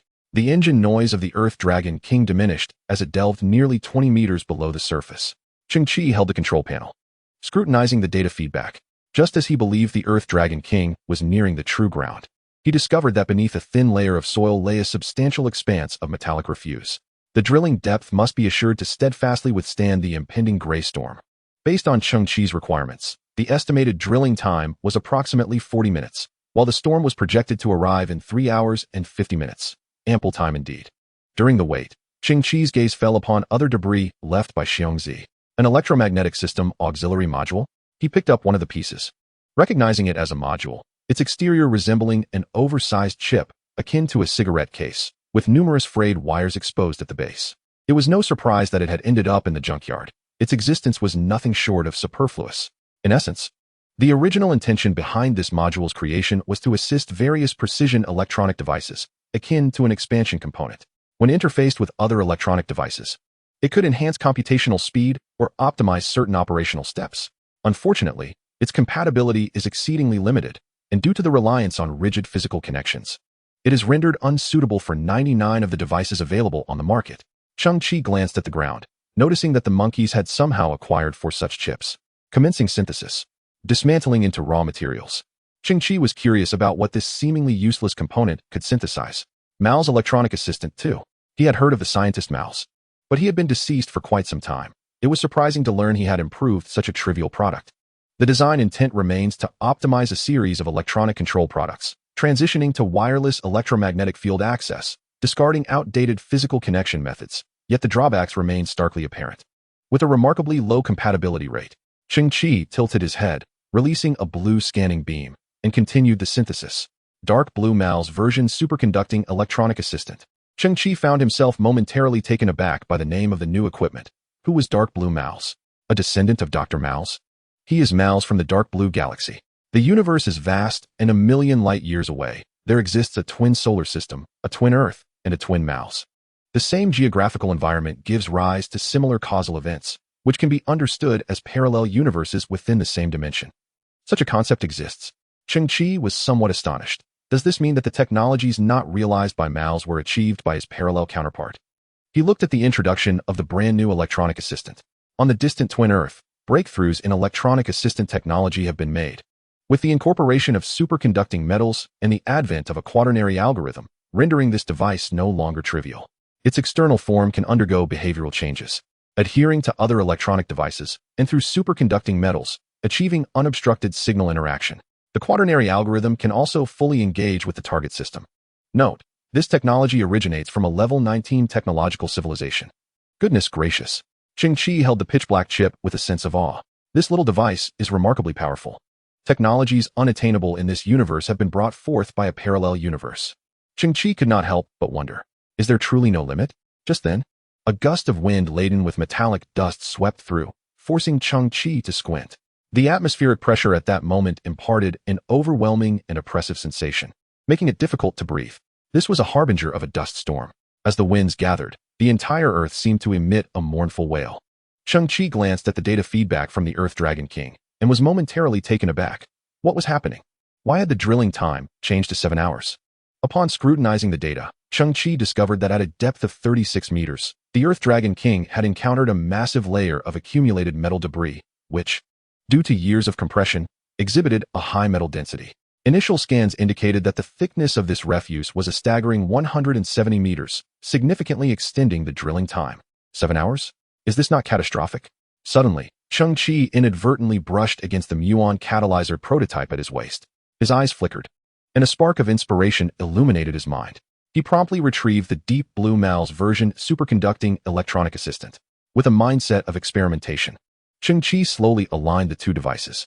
In an instant, the black, plastic-like chip began to gently bend and ultimately conformed perfectly to the body of the muon prototype. Resembling an additional layer of black leather on the hilt of a sword, a petite red interface was projected. Muon fission reactor, remaining energy 70. Performance optimization in progress. Capable of establishing an entirely new operational scheme. The original scheme instantaneously released muon fission energy, causing linear incineration over a distance of approximately 7 kilometers, resulting in immense destruction. The optimized scheme regulated the release of muon energy, projecting a slender energy beam while accumulating energy at the beam's tip. When the beam penetrated a specific location, it controlled the energy to produce ultra-high temperatures, generating a spherical incineration with a diameter of 5,000 square meters. Cheng Qi's eyes widened in astonishment. In his mind, a novel operational scenario began to take shape. If this optimized muon catalyzer functioned as he envisioned, it would be perfectly suited for excavating bunkers. Earth Dragon King, return. Cheng Qi abruptly turned, realizing the impending gray storm left him no choice but to proceed. 5 minutes later, Cheng Qi stood before the drilling hole left by the Earth Dragon King, grasping the optimized muon reactor. The opening slanted downward, disappearing into an unfathomable abyss. Cheng Qi swallowed hard, adjusting the power of the muon catalyzer to 30. After a moment's hesitation, he pushed it to 50, selecting the second energy release scheme via the superconducting electronic assistant. With both arms extended, the Extreme Warrior armor activated its support arms. Once fully prepared, Cheng Qi triggered the muon catalyzer prototype. A subtle vibration resonated through the air, and silently, the muon catalyzer released a hair-thin blue beam, causing no disturbance as it vanished into the dark drilling hole. Like a fleeting glimmer of light, it disappeared in an instant, and then the world fell silent. Cheng Qi tilted his head, pondering. Boom, boom. In the next moment, a massive plume of white steam, accompanied by a terrifying wave of heat, erupted from the mouth of the hole. In an instant, the emergency protocol of the Extreme Warrior armor activated, propelling Cheng Qi's body sideways while the memory metal mask flipped out, shielding his cheeks. The scalding airflow brushed against his face, shooting upward into the sky. Simultaneously, the mask of the Extreme Warrior armor emitted a crackling sound, releasing wisps of white smoke. Cheng Qi remained unharmed. slightly moving his neck before stepping forward to peer into the vast opening. At that moment, the sidewall of the hole formed a standard circular shape, smoothed significantly by the beam's incineration. As for the interior of the hole, it remained a slanted passage descending into darkness, unfathomably deep. Cheng Qi's eyes widened slightly. What I had anticipated, has it come to fruition? Chapter 28, The Perfect Space. Within the cave, waves of intense heat emanated. Cheng Qi was oblivious to the extraordinary effects wrought by the ultra-high temperature combustion created by Miaozi technology. After a prolonged wait of 20 minutes, Han Zai volunteered, bringing with him a substantial amount of expired coolant, and ventured inside. Heavens! Oh my goodness! Han Zai's exclamation resonated from within the cave. Cheng Qi, you must exercise patience. Just wait a moment, and you shall behold a delightful surprise. Like a spinning top, Han Zai seemed to have accomplished the internal cooling. He then returned with two massive starship steel plates, each boasting a thickness of 50 centimeters, resembling a formidable metallic wall. After a bout of cutting and welding, Han Zai fashioned a colossal sliding door at the cave's entrance. Subsequently, he scavenged a plethora of disguised refuse, welding it onto the door to create the illusion of a garbage heap. Once the door was closed, the cave's entrance seamlessly vanished into the surrounding environment. This entire endeavor occupied nearly 40 minutes. Observing Han Zai's industriousness, Cheng Qi surmised that the internal effect would likely be remarkable. Yet, to indulge Han Zai's desire for a small surprise, Cheng Qi tempered his own anticipation. Ding, ding, ding. Cheng Qi, the intense heat inside has dissipated sufficiently. I can now unveil the mystery box. Han Zai extended his mechanical arm, ready to open it. Cheng Qi rose, gently rubbing his palms together. With a thunderous rumble, the small mound of refuse split in two, revealing a sloped entrance beneath. As Cheng Qi stepped inside, his first impression was of an unexpectedly smooth surface beneath his feet. Losing his balance, he stumbled forward. Has Han Zai leaked oil again? Buzz. The jet-powered shoes activated, promptly halting Cheng Qi's tumble and gently adjusting his steps, allowing him to regain his equilibrium and walk normally. As he ventured deeper, Cheng Qi touched the walls, which were smooth and refined to the touch, akin to glass. Han Zai illuminated the path with his shoulder-mounted light. The tunnel ahead was now clearly visible. What is this? Cheng Qi's eyes widened in astonishment. The superficial layer was filled with an abundance of sand and metallic debris. The sand, primarily composed of silica, had undergone structural alteration due to the high-temperature combustion of the Miaozi beam. As it transformed into a liquid state, the connectivity of the silicon-oxygen tetrahedra shifted, resulting in a relatively disordered, long-range non-crystalline structure, a hallmark of glassy behavior. Following the recent cooling, the tunnel before him had metamorphosed into a resplendent corridor of glass. Encased within this glass were numerous pieces of technologically obsolete refuse, each sealed within as if suspended in time. Cheng Qi sighed softly. This tunnel resembled a form of technological amber. The glass served as the resin, while the technological debris was akin to insects trapped within, enduring through the ages. Through Han Zai's illuminating light, the tunnel reflected a myriad of dazzling glimmers. These discarded technological remnants, although no longer functional, have, at this moment, radiated an eternal brilliance.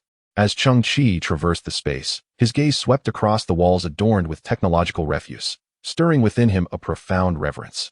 A 4070 graphics card, a 70 mobile phone, an interstellar positioning compass. What else lay here? Some objects were charred and deformed, barely recognizable.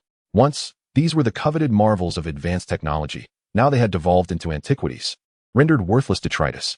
Continuing down the tunnel, Cheng Qi silently estimated that he had descended approximately 100 meters underground. Suddenly, the passage opened into a vast expanse.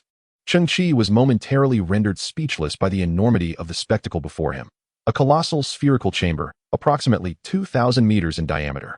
This depth corresponded to the metallic sediment layer recently encountered by the Earth Dragon. Here, the refuse had been vaporized in an instant of muon energy eruption, forming a smooth inner surface. Cheng Qi tilted his head to behold the circular dome above. It was breathtaking. At this depth, sediment was scarce, yet a wealth of metal had melted and subsequently solidified. Above him, rippling waves adorned the dome, various alloys creating a spectrum of hues. Interspersed among them were tiny crystals formed from unknown substances, twinkling like stars against the dark, ornate silver sky. Cheng Qi spun in awe. The spherical space resembling a resplendent cosmos. This sensation was akin to being ensconced within a personal universe, immersed in the beauty for what felt like an eternity. He then spotted the Earth Dragon King's subterranean expansion dock in the distance. It had entered this realm, positioned at the center of the spherical space, and had initiated a full-scale expansion, transforming from a heavy truck into a metallic structure of approximately 120 square meters. Cheng Qi nodded appreciatively. Indeed, it was a formidable asset for subterranean survival. At that moment, from the apex of the Earth Dragon King, a suspended illumination lamp gradually ascended, reminiscent of ancient lanterns. It radiated a pure white light, the halo on the ground expanding continuously. The contours of the lamp were reflected in Cheng Qi's eyes. Resembling the first star in his little universe, the inaugural source of light bestowing brilliance upon the earth. Here, everything was utterly perfect. A glimmer sparkled in Cheng Qi's eyes as he lightly clenched his fist, yelling with delight. Without turbo-powered shoes, Xiao Qiong transformed the tunnel into a grand slide. Descending from the entrance with exhilarating speed, the slide was lengthy, and the momentum was significant. Upon entering the spherical space, she glided like a curling stone across the bottom, eventually coming to a gentle stop at Cheng Qi's feet, her eyes alight with wonder and excitement. Cheng Qi looked at Xiao Qiong and thought, "Your father perished beneath the refuse. Initially, I was somewhat concerned that you might reject this underground sanctuary. Adults tend to overthink. Anyone with clear perception understands that these are two entirely different matters." Xiao Qiong rose, feigning a demeanor of maturity, yet the breathtaking spectacle above her left her momentarily speechless. Her small mouth agape and tiny hands clasped in astonishment. Cheng Qi chuckled softly, noting that in less than 2 hours, the gray storm would arrive, and it was time to commence their relocation, a task demanding meticulous attention. Xiao Qiong raised a finger and implored, "Cheng Qi, might you carry me up? I need to oversee your progress, ensuring nothing is overlooked. The thoughts of adults tend to be rather intricate. Do not presume I wish merely to experience the slide once more. Speaking of that grand slide, I believe it merits some improvement, as my posterior has begun to ache." On the ground, the distant sky had darkened ominously, deeper than any previous night. Cheng Qi surveyed the disarray of his belongings, whether it was the move or future transport. A convenient means of conveyance would be advantageous. His gaze fell upon the gifts from the merchant Mo, for transport boxes crafted from biological materials. Although Mo might not entirely agree with the term gift, detected similar technological creation. "Would you like to synthesize?" Cheng Qi nodded. These boxes were rather diminutive. After 2 syntheses, their capabilities would surely enhance significantly. Perhaps the upgraded boxes could assist in facilitating the move, disassembling into raw materials. Synthesis successful. Biomass material transport container, X2. Internal volume 33 cubic meters, equipped with a biomass engine, capable of autonomous navigation, maximum travel distance, 450 kilometers, built-in microbial suppression system, molecular activity reduction system. When utilized for transporting fresh goods, it can extend freshness by 150 to 230 times. Cheng Qi nodded. The focus was indeed on food transport, yet it was insufficient. He decided to synthesize further. 443 integrated transport platform. Appearance can undergo mechanical transformation, volume adjustable, internal capacity of 10,210 cubic meters, self-propelled biomass engine, capable of autonomous navigation. Maximum travel distance of 2,050 kilometers, freshness extension of 230 to 500 times, equipped with mechanical lifting arms and handling arms. Aesthetic features include a visual reflection system allowing for visual cloaking, nicknamed Iron Mama. The ability to alter volume, automate loading and unloading, and possess cloaking capabilities? Cheng Qi felt a surge of unexpected delight. This was truly a transport marvel. However, what did the nickname Iron Mama signify? Upon completing the command setup, the immense black container before him slowly opened its hatch, and a precise mechanical arm emerged, followed by the activation of the biomass engine, gliding silently like a phantom toward the shelter. The mechanical arm, both exact and gentle, began to meticulously organize Cheng Qi's belongings. Though these possessions were mere scraps and refuse, the mechanical arms treated each item with the reverence one would afford a treasured antique. Before long, everything was arranged in an orderly fashion, subsequently being placed into the container, which revealed partitions and securing locks, ensuring that each item was positioned with precision, stability, and aesthetic appeal. With a low hum, the several-ton quantum repair cluster was also lifted by the robotic arm. Subsequently, it was precisely placed into the reserved crevice of the cargo hold, akin to a puzzle piece, with edges barely a centimeter apart from other items, almost fitting seamlessly. The transportation platform, through sophisticated algorithms, has maximized the utilization of space to an extraordinary extent. Cheng Qi understood the significance of the moniker at last. A child with a mother is indeed a treasure. Even those with obsessive-compulsive tendencies would commend it. Chapter 29, A Secure Synthesis. The steel mother was laden with an entire truckload of goods. Soon after, its surface shimmered with ripples, rendering it invisible. Following this, it entered the underground sanctuary, where it began unloading the cargo piece by piece. Cheng Qi could not restrain his admiration, standing in place and gently applauding. What he initially anticipated to be a tedious relocation turned out to be a complete respite for him. 30 minutes later, Cheng Qi sat in the underground haven. Before him lay a multitude of items. The Steel Mother had successfully transported everything, arranging them neatly on the ground, with meticulous order, categorizing identical items. Cheng Qi stroked his chin, astonished to discover he possessed 12 pairs of underwear, 43 pairs of socks, and the simpleton had hidden 9 issues of Flamboyant Robot magazine. Indeed, one could argue that even underwear is a product of technological advancement, at least in the realm of textile technology. Could it be synthesized? Initiating the scan on the underwear at Cheng Qi's insistence. Technological content too low. Synthesis impossible. Inappropriate for human use. Fine. What I presumed was not as I expected. A selection process was indeed necessary. Cheng Qi gradually leaned back against the chair, after much ado. All items had been moved into the sanctuary, including the similar technological refuse brought by the monkeys, which had also been categorized. Xiao Qiong had sneaked in. Currently engrossed in the exploration of the Earth Dragon King's expansion room, the simpleton was busy formulating new plans. This underground sanctuary still had many aspects requiring enhancement for the future, such as staircases, water supply, and drainage systems. The entrance to the underground refuge had already been sealed. Previously, the simpleton had reinforced the door from the inside, installing dozens of robust alloys. The door initially lay flat beneath, presenting minimal wind resistance, and should be more than sufficient to withstand the gray tempest. Time was drawing near. Cheng Qi squinted. The gray storm should be upon them. On the ground, the moon in the sky seemed to have hidden away early. A terrifying pressure descended, causing all refuse to tremble. In the distance, a pitch-black wall appeared, stretching across the earth and sky, exuding an overwhelming sense of oppression, rapidly advancing towards Zone 43. All creatures lay dormant, and humanity had fallen silent. Boom. The gray storm was interspersed with fierce lightning. Each flash ignited metallic dust and combustible gases in the air, resembling divine retribution, igniting a chain of crimson flames. Millions of tons of refuse were swept into the sky, rapidly swirling and colliding, distorting and transforming, sparks flying. Not far away, the remnants of a several hundred-ton interstellar excavator were whisked into the heavens by the raging winds. A cave emerged beneath the surface, and several scavengers hiding within were suddenly struck with terror. Before they could react, their bodies were swiftly lifted into the sky, only to be struck by lightning, igniting them in green flames, which instantly reduced them to ashes. Within the underground sanctuary, tranquility reigned. Xiao Qiong peacefully slumbered in Han Zai's embrace. Cheng Qi remained seated before the extension of their dwelling. A floating light illuminated the exquisite dome and the surrounding walls. Ahead, a small stove simmered with a pot of hot tea. According to Cheng Qi's estimation, a dust storm raged just above, yet within this subterranean space. 100 meters below ground, there was barely a hint of disturbance. Only the faintest tremor could be felt if one concentrated. It was the earth quaking, an unavoidable reality. At Cheng Qi's feet, a small green blade of grass swayed gently. It was the same one he had unearthed along with a bit of soil before entering the sanctuary. Now resting beside him, it still thrived with vitality. Even in the darkest of worlds, one must offer a testament to resilience. Cheng Qi lifted the cup of hot tea, gazing at the neatly arranged 17 vials of black market gene serums on the ground before him. Unbeknownst to him, this boy, who had struggled for 18 years at the bottom of a trash-laden world, radiated an extraordinary aura, his eyes gleaming with fervent light.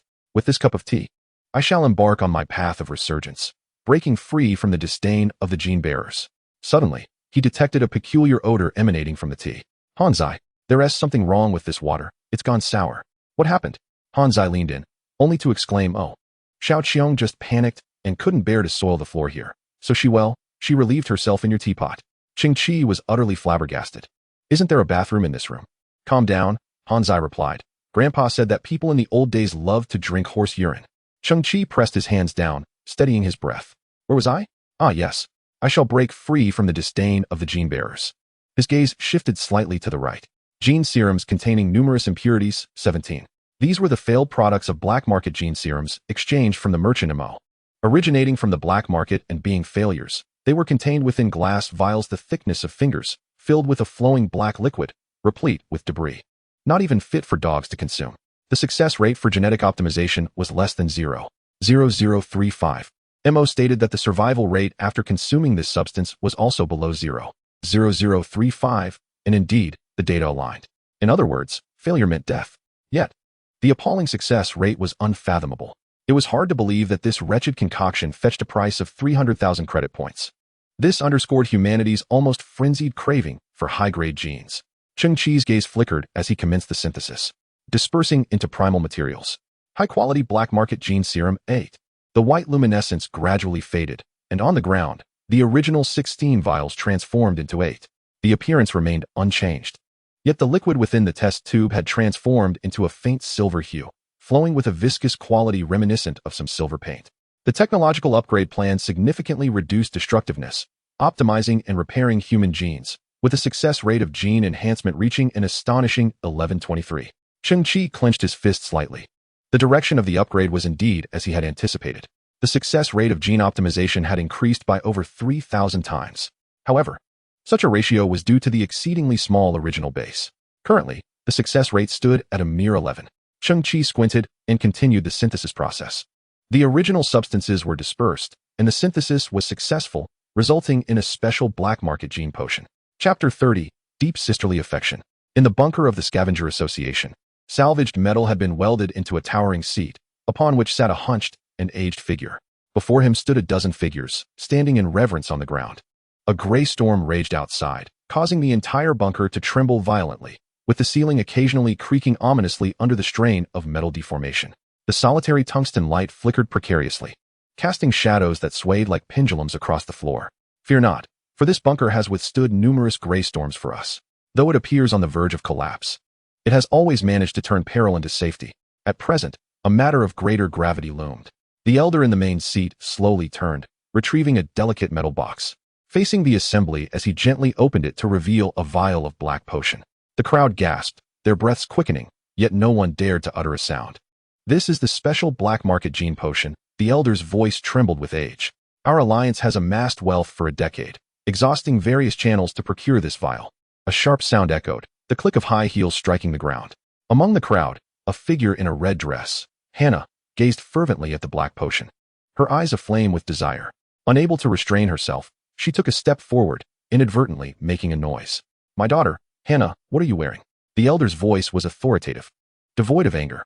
Such attire cannot withstand radiation nor filter toxic gases. I am old. Someone must succeed me as the president of the Scavenger Alliance. My eldest daughter. As he spoke, he coughed weakly, and then, Hong Yen, this potion is yours. A graceful figure cloaked in gray slowly emerged from the crowd. Stepping into the center of the gathering, she extended her fair arm and tossed aside her cloak. This was a tall woman clad in form-fitting leather shorts, her snow-white legs on display, her physique firm and alluring.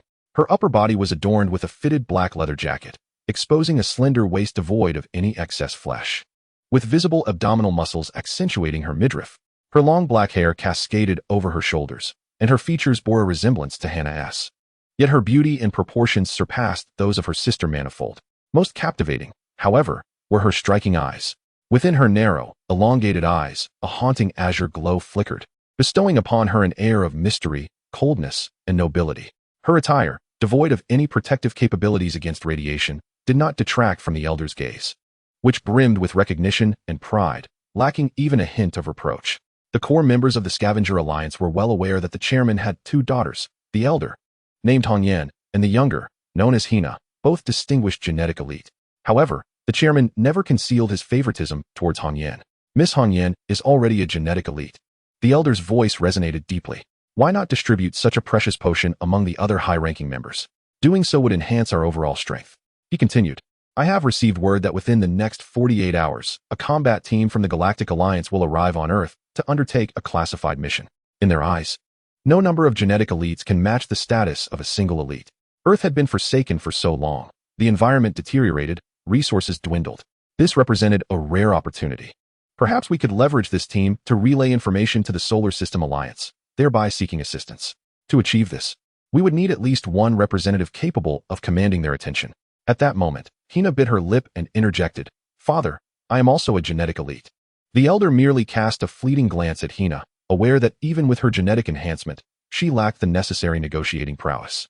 Hina, biting her lip and furrowing her brow, slowly lowered her head, retreating into silence. Hong Yan, the elder, turned his gaze toward the leather-clad woman in the center. The success rate of this special potion is an astounding 23. Even in the event of failure, its side effects will not be fatal. Rest assured, I have prepared a medical team.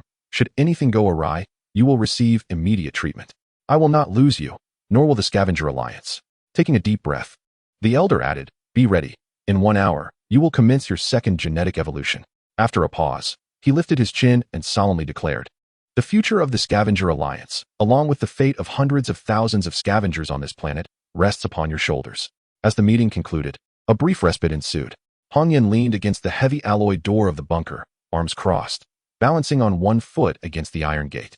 She tilted her head slightly, her beautiful eyes radiating a blue aura as she regarded her sister. Hina mirrored her position but kept her head down, looking dejected, her hands clasped together, nervously fidgeting with her fingers. Hina, Hong Yan raised her voice, surveying the bunker's interior. Father's regard for me is a double-edged sword.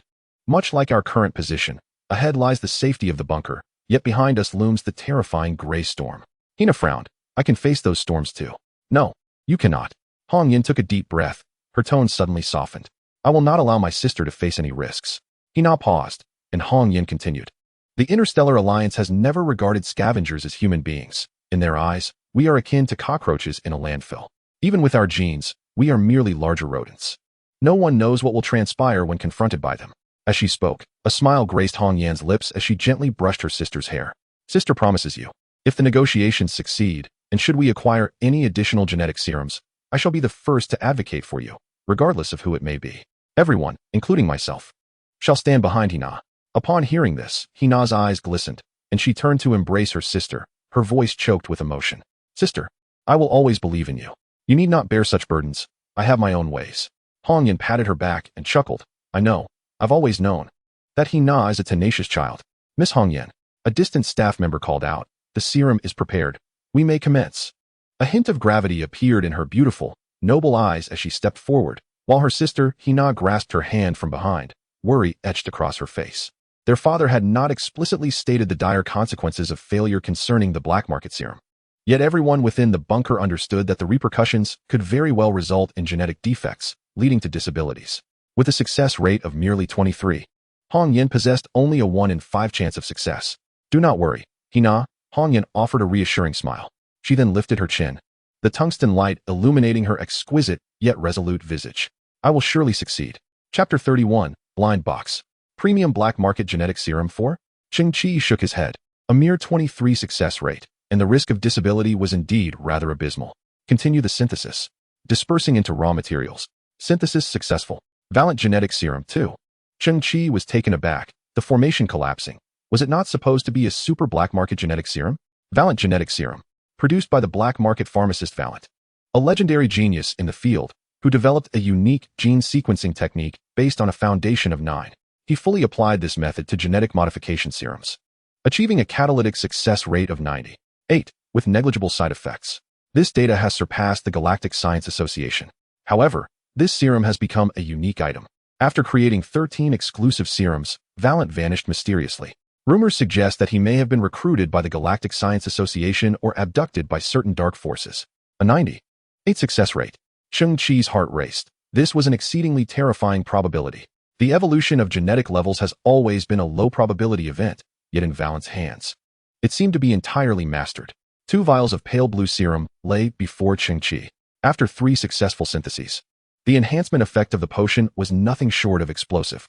There remained only one final synthesis to be conducted. Any hesitation would be a profound disrespect to the process. Cheng Qi exhaled deeply and proceeded with the synthesis, dispersing into original materials. Synthesis successful. Valent's Fantasy Elixir. Cheng Qi's eyes widened slightly. Valent's Fantasy? This elixir is a concept that exists within the notes of the genius apothecary, Valent. It represents the pinnacle of his imaginative prowess. Yet he was unable to bring this vision to fruition before his disappearance. Cheng Qi nodded solemnly. It truly encompassed all domains, transforming even the concepts within Valent's notes into reality. Valent's Fantasy Elixir. After a brief moment of contemplation, Cheng Qi comprehended the function of the genetic elixir. In essence, it was a reflection of varied talents, yielding disparate outcomes. This sensation was akin to a wastrel suddenly donning exquisite attire. From henceforth, he would metamorphose into a wastrel adorned in finery. However, if this genetic elixir could replicate superior genes and replace inferior ones, it would be a process of amplifying one's advantages. Should his superior genes be sufficiently abundant, a significant enhancement could occur, even the possibility of transcendent evolution. In simpler terms, the final potion synthesized from these 16 inferior elixirs was akin to a mystery box. How intriguing. Cheng Qi instinctively rubbed his hands together. With no alternative at hand, he resolved to consume this Valiant S fantasy elixir. Just how vast is my potential? Let us wait and see. Cheng Qi lifted the test tube, containing a pure azure potion, devoid of impurities and not viscous, appearing quite palatable. With a pop, Cheng Qi removed the stopper and tilted his head back, consuming the entire contents of Valiant S fantasy elixir in one swift motion. In the next moment, he sat upright on a dilapidated stool, his back straight, hands resting on his knees, gazing ahead. After drinking the elixir, he felt a searing heat in his throat, as if he had swallowed a shot of potent liquor. Yet, beyond that, he sensed nothing. Cheng Qi tilted his head, closed his eyes to concentrate, but still felt nothing. Could it be? Surely not. Am I merely a wastrel clad in finery? Cheng Qi was engulfed by a sense of despair. In this world, nothing could be more terrifying than the sudden realization of being a colossal failure. Cheng Qi's perspective had narrowed. Indeed, there existed something more dreadful than the recognition of one's own inadequacy. With a splutter, Cheng Qi expelled a mouthful of blood into the air, his eyes rolling back. As he collapsed to the ground, he had transformed into a lifeless failure. Time flowed like a gentle stream, the clouds shifting. Everything in this world seemed to change, yet remain unchanged. In the dark expanse, a white fissure suddenly appeared. It opened and closed, ultimately widening under the support of an indomitable will. Cheng Qi gazed into the rift, beholding a stunningly colorful celestial dome, his mind a blank slate. Oh, I must have just fainted. Hanzai undoubtedly saved me. And now I lie safely. He is truly a trustworthy companion. Cheng Qi felt a bit weak, struggling to rise, only to discover a white cloth draped over him, with a pile of firewood and an old diesel barrel beneath him. Nearby, Hanzai and Xiao Qiong, clad in makeshift white mourning garments, were crouched down weeping. They concocted some potion and drank themselves to death. Truly, what a predicament. Cheng Qi's face turned pale. They were remarkably swift, preparing for cremation already. Suddenly, a crackling sound erupted as electricity surged through the wires, igniting the diesel beneath Cheng Qi with a thunderous roar. What? Cheng Qi was momentarily stunned. But in that instant, a primal instinct surged from the depths of his mind, striking his nerves like a bolt of lightning. In a heartbeat, he sprang up, his body moving like a gust of wind, swiftly darting 7 or 8 meters to the side. What was that just now? Did I transform into a flash of lightning? He incredulously examined his hands. No, this was the emergency evasion response of the extreme warrior armor. In the next moment, Cheng Qi witnessed a rather shocking scene. That foolish Hanzai. He had stripped off his extreme warrior armor and placed it nearby. Is he even human? Is he truly afraid that the armor might become a burial shroud? Wait. Cheng Qi's eyes widened once more. I am not wearing the armor. Chapter 32. Ascending to a higher level. Cheng Qi, I knew you would certainly survive this calamity. I was merely joking, but don't blame us. You've been unconscious for a full 48 hours. Hanzai chuckled, scratching his metallic head with his metallic fingers. Is this your reason for wanting to cremate me? Cheng Qi sighed helplessly, realizing he had slept for 48 hours, meaning the gray storm was nearing its end. Xiao Qiong seemed to have witnessed something incredible. Looking at Cheng Qi's face, she suddenly covered her mouth. Your eyes have changed. Hanzai, being clever, quickly found a smooth piece of metal to serve as a mirror and handed it to Cheng Qi. Cheng Qi gazed at his reflection, his eyes suddenly widening. An inner joy erupted within him like a torrential flood. In his pupils, a light blue halo shone, clear and resplendent, noble and profound. In today's society, this signifies status, respect, and everything. I have transformed from an ordinary person into a genetic elite. Cheng Qi's eyes widened even further as he pinched his thigh, fearful that this was merely a dream that would dissipate in the next moment. As far as Cheng Qi knew, the definition of a genetic elite is one with overall excellent genes, devoid of any defects. In terms of intellect, physique, and character, they are at an exceptional level, capable of adapting to various environments and challenges, achieving remarkable accomplishments through their own efforts. In other words, a genetic elite is not a superhuman of earth-shattering proportions, but rather a paragon among humanity. Cheng Qi felt somewhat bewildered, instinctively blinking his eyes. In that fleeting moment, a cascade of vivid images surged through his mind. It was a double helix, quietly spinning in the void, radiating a resplendent and enigmatic glow. Simultaneously, certain segments of it were perpetually fracturing and then reconstituting. This scene resembled the memories he had during his unconsciousness, now gradually awakening. As Cheng Qi shook his head and reopened his eyes, he found himself utterly frozen. His gaze widened in disbelief, as if witnessing an utterly inconceivable sight. In the mirror, An additional azure halo had materialized within his pupils. 2 halos. Cheng Qi stared at his reflection, his mind swirling in bewilderment. Had he transcended to a superior genetic level? The so-called elite geneticists exhibited exceptional talents in specific domains, such as profound comprehension in certain academic fields, or significant advantages in sports, music, and the arts. Typically, elite geneticists, also regarded as paragons of genetic excellence, were the upper echelon of human civilization. They included tycoons, musicians, scientists, and high-ranking officials wielding considerable influence. They found it easier to attain achievements, power, and status than ordinary individuals.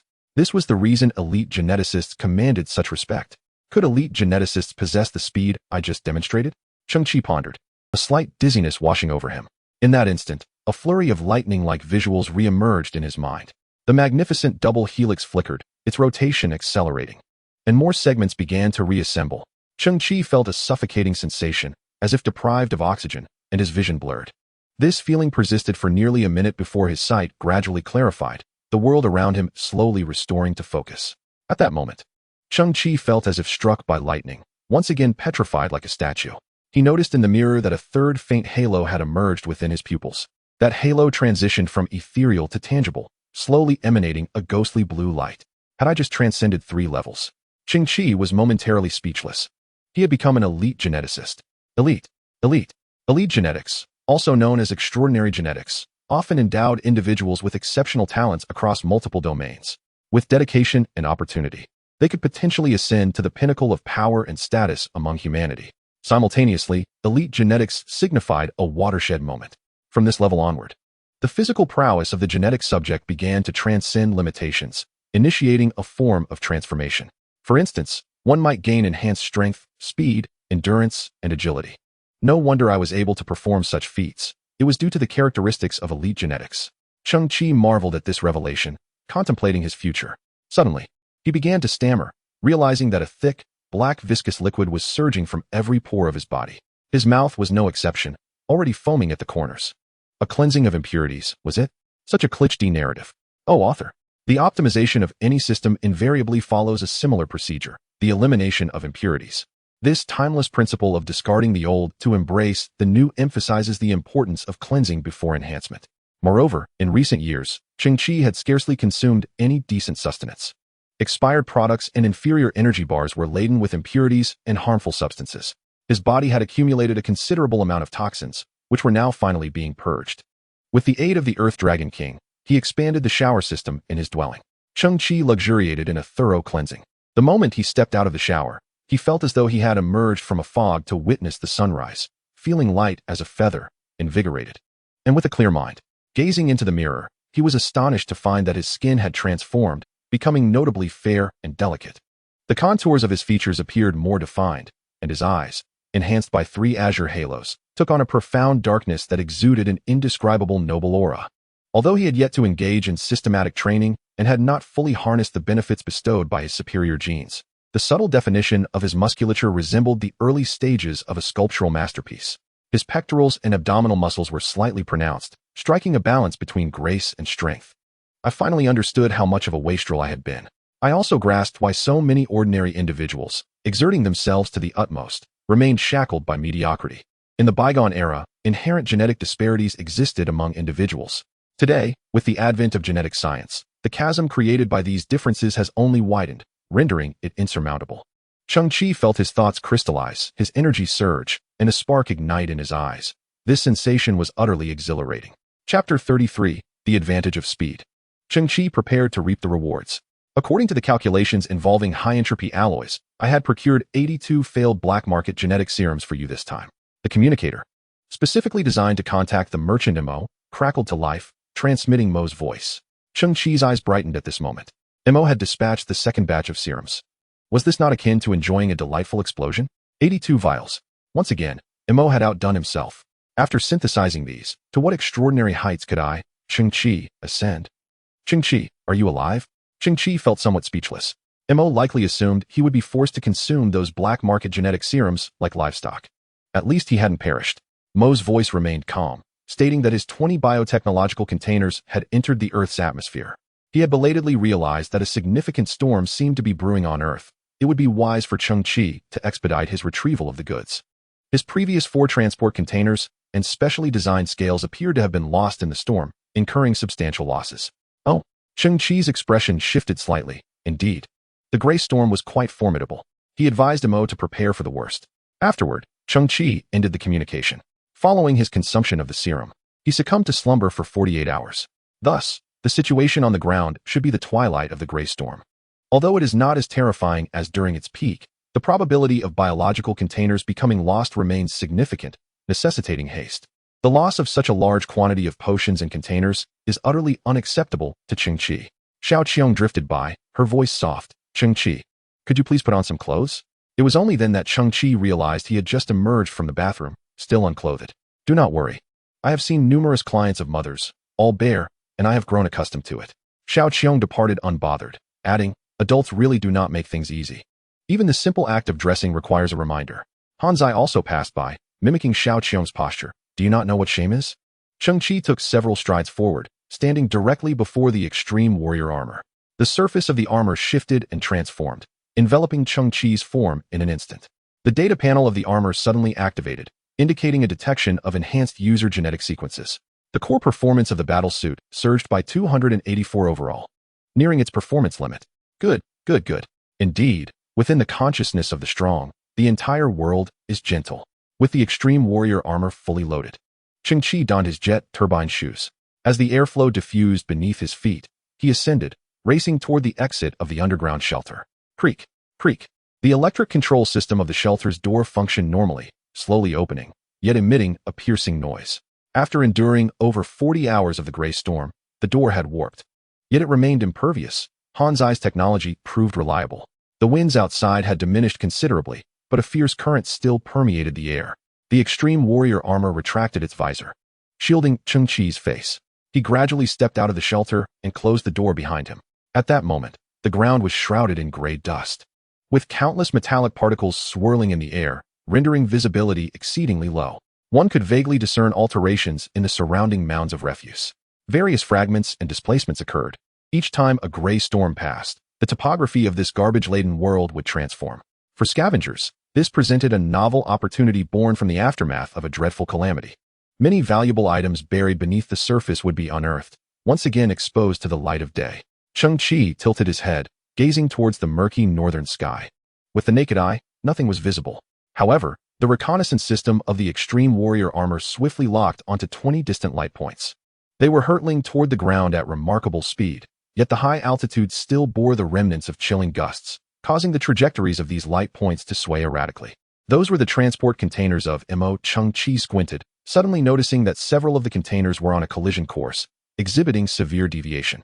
They were on the brink of crashing into one another, likely resulting in a mid-air disaster. Cheng Qi's expression shifted, his legs bent slightly as he summoned all his strength, sprinting toward the anticipated landing site of the containers. Boom! The refuse beneath him was sent flying as he propelled himself forward. His form seemingly transformed into a fleeting shadow amidst the gray environment. Cheng Qi himself was taken aback, completely unaware that his speed could escalate so dramatically in an instant.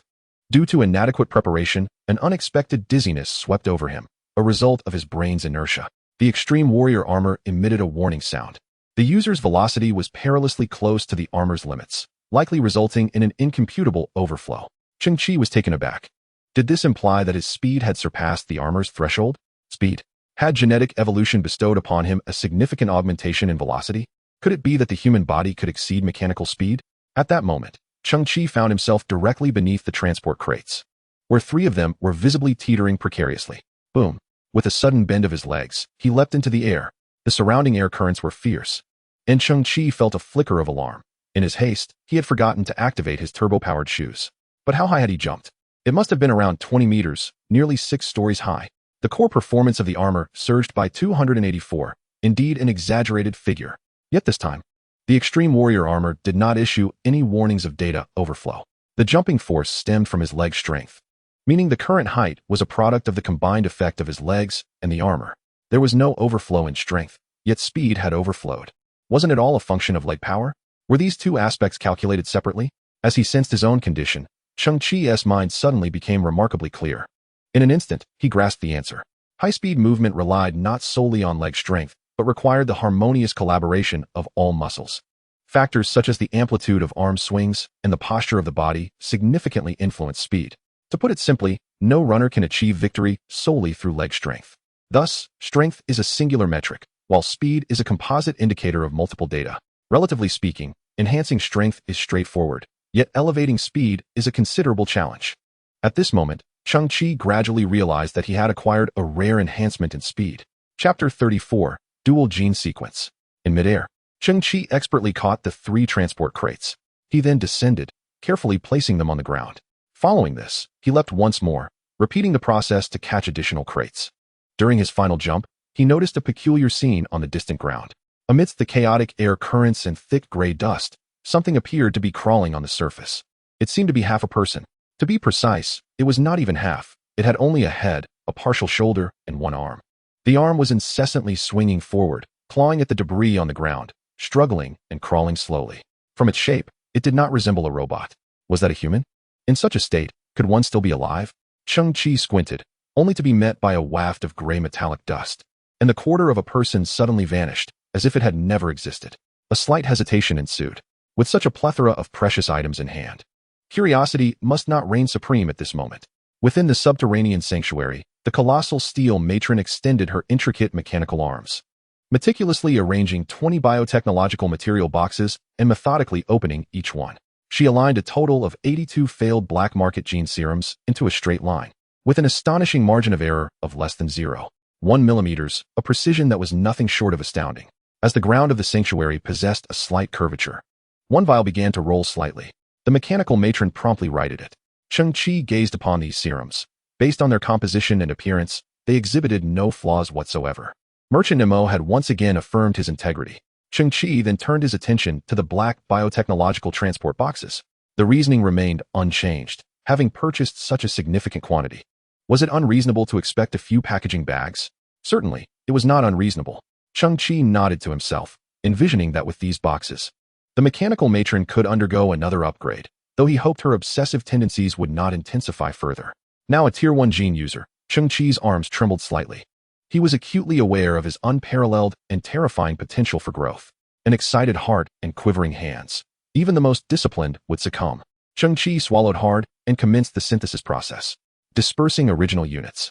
Synthesis successful. Premium black market gene serum 41.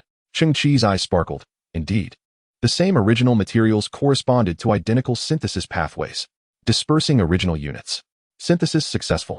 Superb black market gene serum 20. Dispersing original units. Synthesis successful. Valent gene serum 10. Dispersing original units. Synthesis successful. Valent fantasy serum 5. Cheng Qi paused momentarily. Previously, he had synthesized to this point, but due to a lack of additional materials, he had consumed the Valent fantasy serum himself. It was this very serum that had enabled him to evolve 3 times, attaining the status of a Tier 1 gene user. Cheng Qi's lips quivered slightly. What might he obtain if he continued the synthesis? Could it elevate him to the legendary Tier 1 gene user? In the days gone by, Cheng Qi had only heard tales from his grandfather's oft unreliable interstellar radio, recounting various legends. The offspring of Tier 1 gene users were said to be ubiquitous. Regardless of which planet one traversed, an array of stunning women would seemingly pounce, transforming into eager suitors, desiring to unite with high-ranking gene users to produce exceptional offspring. Of course, these were merely tales.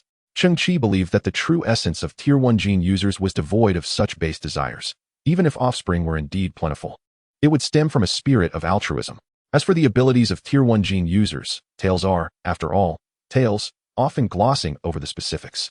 Their focus lay primarily on allure and sensuality. Thus, Cheng Qi remained unaware of the true nature of the legendary Tier 1 gene user. At this very moment, his anticipation surged exponentially. He began the synthesis anew. Dispersed into primordial matter. Synthesis successful. Gene sequence liberation agent of the life bud 2. Humans are carbon-based life forms. Regardless of genetic enhancements, their framework remains fundamentally rooted in carbon biology. Carbon-based life forms are those whose existence is predicated upon the carbon element.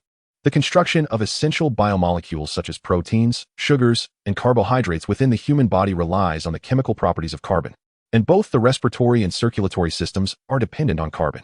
Even this crucial macromolecule, which carries genetic information, is composed of carbon-based nucleotides. Due to the environmental factors of Earth, the natural life that has evolved can only consist of carbon-based organisms. Humans are born of carbon elements, and are consequently constrained by carbon. Cheng Qi gazed intently at the virtual screen, striving to digest the information. Simply put, humanity's emergence on Earth has predetermined its carbon-based structure. Breathing relies on carbon, food decomposition depends on carbon, and even genetics is contingent upon carbon. Without carbon, humanity, as we know it, would not exist. Should humans lose carbon, they would disintegrate at the molecular level, leaving not a trace behind. This epitomizes carbon-based life. At this moment, Cheng Qi's gaze sharpened as a particular phrase at the bottom of the screen captured his attention. The gene sequence liberation agent of the life bud. Technology derived from a level 5 plant civilization possesses a certain probability of fundamentally altering the foundational system of carbon-based life forms, enabling their evolution into an entirely new gene sequence. For instance, silicon-based life forms. Cheng Qi inhaled sharply. Silicon-based life forms. This agent transcends humanity's comprehension of genetic enhancement, turning everything upside down. Its ambition is to evolve humans into silicon-based organisms. It spans an entire sequence. Cheng Qi found it hard to believe. Could it truly be so audacious? What sort of civilization is that plant civilization? Is there not merely technological civilization in the cosmos, but other forms as well?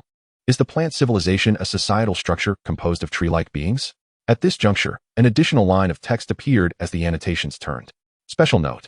The success rate of this gene sequence liberation agent is merely 77. Should the liberation fail, the user's original genes will suffer irreversible damage, resulting in a phenomenon of genetic dissolution leading to immediate death. If liberation is successful, the user will metamorphose into an entirely new elemental base. Yet due to surrounding environmental factors, the user may struggle to breathe properly or convert energy within their body. For example, if the user transforms into a silicon-based life form while situated on Earth, where silicon elements are scarce, their life cycle would endure a catastrophic blow, resulting in immediate death. The prospect of immediate death twice over left Cheng Qi reeling. Well, is this not a dead end? What purpose does this agent serve? It would be more prudent to shatter that glass vial and end it all without the need for your grand intervention. Though he lamented, Cheng Qi had yet to reach the final conclusion. At this moment, he possessed 2 gene sequence liberation serums, allowing for one final synthesis. The original substance was broken down, and the synthesis was successful, resulting in the life tree equilibrium sequence liberation serum. Building upon the foundation of the life bud, this serum significantly enhanced its effects while balancing its efficacy and side effects. The success rate of gene liberation surged to 677, eliminating the adverse effects of gene dissolution, while locking in the liberation direction, transforming the target into silicon-based life forms. Furthermore, upon successful liberation, the user's original gene sequence was preserved, enabling a subsequent evolution into a dual gene sequence organism, thus embodying the advantages of both genes while mutually compensating for their shortcomings. Cheng Qi was struck by a sensation akin to a thunderclap, a dual gene sequence, and one that wouldn't result in immediate death. Chapter 35. Success or failure in the underground fortress of the Scavenger Alliance. Within the laboratory of potions, a rusted metal door creaked open, releasing a plume of white steam. Within the mist, a tall and alluring figure emerged, her long legs and slender waist accentuating her curvaceous form, complemented by cascading long hair that drew the eye. She stepped forward with poise, each stride purposeful as she exited. Outside, the president of the Scavenger Alliance, along with several high-ranking scavengers and a woman in a red dress named Hona, watched this figure with bated breath. As the figure drew nearer, her features became increasingly distinct. She possessed a breathtakingly cold beauty, her fitted shorts hugging her petite yet shapely form, while a snug leather jacket adorned her upper body, revealing the graceful curve of her collarbone. She was the embodiment of countless dreams, the object of many fantasies. Yet, at this moment, the onlookers noted a pallor across her exquisite cheeks. The sound of her heels echoed against the ground, but after just a few steps, she began to stagger. Blood began to trickle from the inner thigh, crimson stains forming stark patterns against her pale, elongated legs. Suddenly, she could no longer contain herself, spewing forth a mouthful of blood before collapsing to the ground. Hongyan, sister. The crowd rushed forward, scrambling to support the ashen-faced woman. However, Hongyan, with tears welling in her eyes and her lips trembling, uttered, "I'm sorry, everyone. I have failed." In that moment, her pupils held only a faint blue glow, now dimmed by the severe injury she had sustained. The elderly president felt a wave of darkness wash over him, his body swaying unsteadily. Filled with sorrow, he gazed at his weakened daughter, his heart heavy with indescribable pain. "Sister." Hona's tears flowed freely as she clutched her sister's shoulders, choking on her words. "Had I known it would come to this, I would have preferred to bear the burden myself." President, A member of the Scavenger Alliance interjected nervously as he stepped into the crowd. The combat team from the Star Coalition has arrived. The president's body stiffened slightly. At this moment, the news was anything but favorable for him. After a brief pause, the elderly president pondered, "How many have arrived?" "2 Harrier-class transport starships," a member replied. His voice tinged with trepidation as he swallowed hard. In the past dozen visits, there has never been a case of 2 starships arriving simultaneously. And each Harrier-class ship can accommodate 2,000 people. This means their numbers exceed at least 2,000. The president felt a tingling in his hands. "So many people? Father, we must seize this opportunity," Hong Wan implored, her pale face betraying urgency. "There must be high-ranking military officials among them." The president's expression grew desolate. "How can we seize them? We only have level gene users, and with you sisters included, there are merely 3 of us. To them, level gene users might elicit a modicum of respect, but we possess no real influence." "Father, I stumbled upon this earlier," Hong Wan said, retrieving a small box from her leather pocket. Upon opening it, 2 tiny, nail-sized black membranes were revealed. "These are contact lenses made from a biological material." Taking a deep breath, Hong Wan placed one lens over her left eye. The membrane swiftly softened and adhered, and in the next moment, a small blue halo illuminated the surface of the lens. Coupled with her inherent level gene imaging, her pupils now shimmered with 2 glowing rings. "You." The president's voice contorted in disbelief. "Child, are you fabricating this?" "This pair of glasses was a fortuitous find from a scavenger," Hong Wan explained. "Moreover, the combat units of the Interstellar Alliance are indeed operational units. They are unlikely to carry overly sophisticated gene detection devices."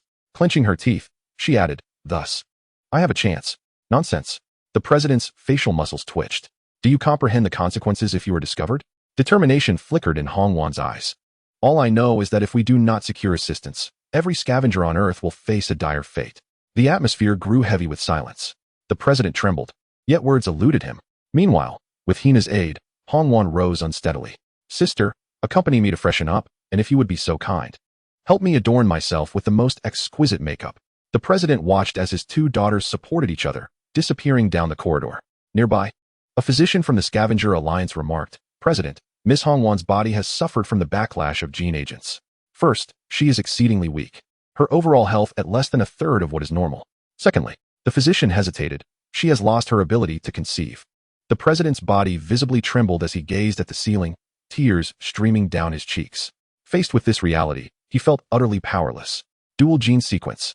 Cheng Qi examined the vial in his hand, still a simple glass test tube. Yet, the liquid within resembled clear water, appearing utterly mundane at first glance.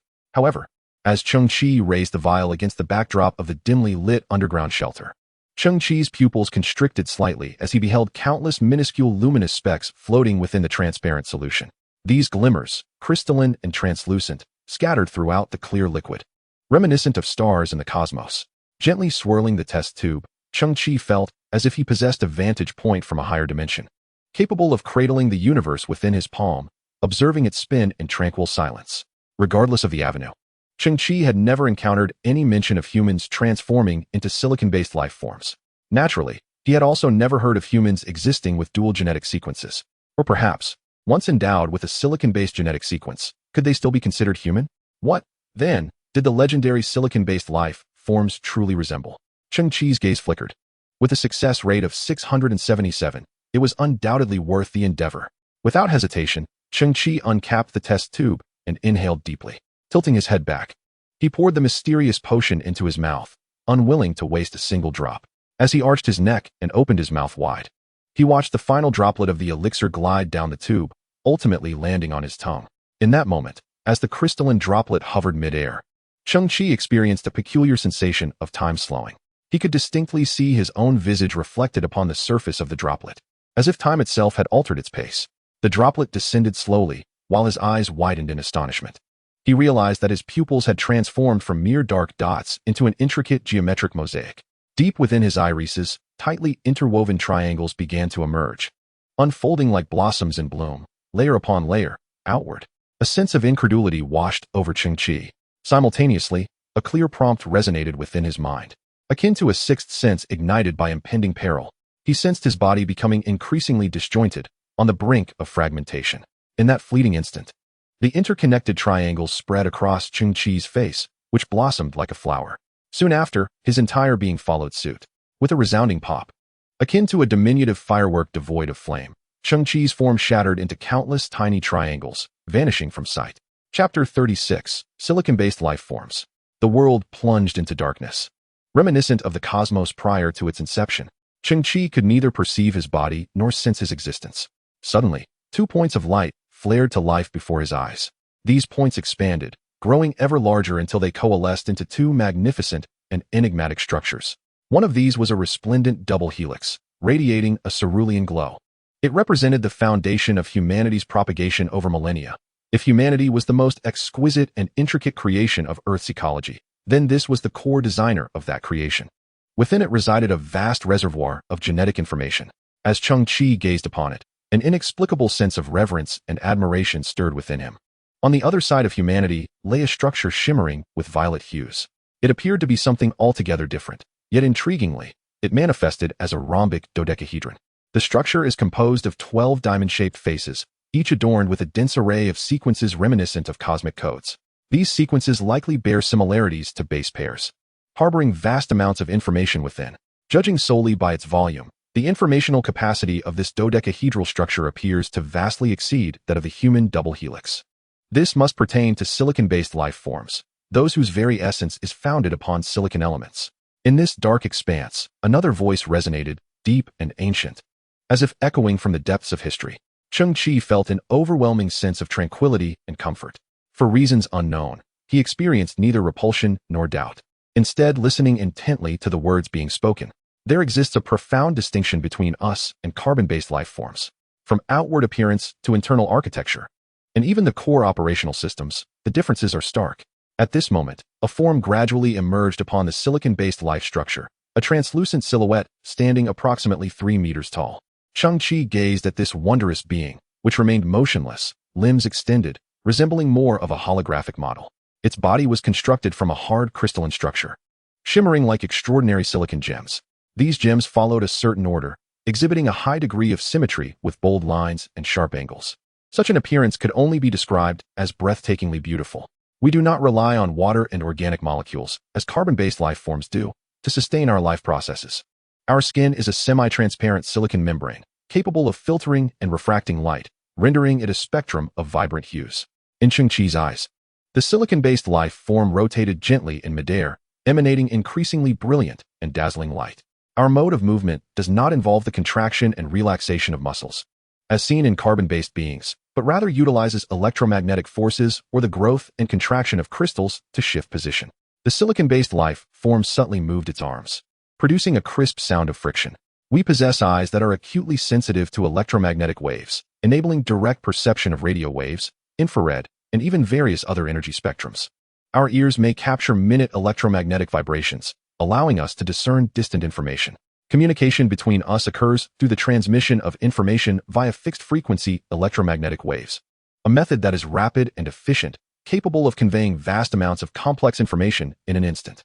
We can also produce sound through the vibrations of the silicon crystals on our bodies, with frequencies encompassing the auditory ranges of various life forms, facilitating seamless interaction with others.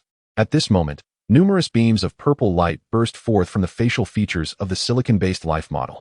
These beams were clear and elongated, as if they could bridge the heavens. Due to the properties of silicon, our physical structure maintains sufficient stability in high-temperature environments. Unlike carbon-based life forms that decompose under such conditions, we harness high temperatures to drive chemical reactions within our bodies, absorbing and storing substantial amounts of thermal energy to sustain our life activities. Our silicate structures possess the remarkable ability to withstand radiation damage and even convert radiation energy into useful forms. We have always existed in environments characterized by extreme temperatures, high pressures, and intense radiation, such as the scorching surfaces of planets near stars or the interiors of planets rich in radioactive materials. In the holographic model, a sudden eruption of flames ignites. There are also prominences reminiscent of the surface of the sun, yet these extreme temperatures pose no threat to silicon-based life, instead enhancing the brilliance of its gem-like skin. Throughout this entire process, Cheng Qi seems to be immersed in a wondrous journey, in a manner he cannot fully comprehend. He becomes aware of a previously unseen miraculous life, silicon-based life. Cheng Qi struggles to articulate this experience. To liken it to that of Superman seems inadequate, for it is not a being in the conventional sense. It inherently possesses such extraordinary and potent abilities, shared by its entire kind. However, one must concede that if a silicon-based entity were to suddenly descend upon human civilization, its attributes would be deemed divine. Cheng Qi's mind gradually clears, and he poses a question into the surrounding void. Who are you? I am no one. I am not an individual, nor a life. I embody the genetic information within silicon-based organisms. Whenever a new silicon-based life form is born, I impart essential foundational knowledge. You may regard me as the essence of inheritance. Cheng Qi's intellect encounters a haze once more. Inheritance? To whom? To you, intones the mysterious voice, its final words resonating like a grand bell, striking at the core of Cheng Qi's being. He feels the world ripple around him, and whirlpools begin to appear in his vision. Suddenly, a shiver courses through him, and his perspective sharpens. He sees the magnificent spherical ceiling of the underground shelter, the glass vial he holds, and the droplet of genetic serum poised to fall within it.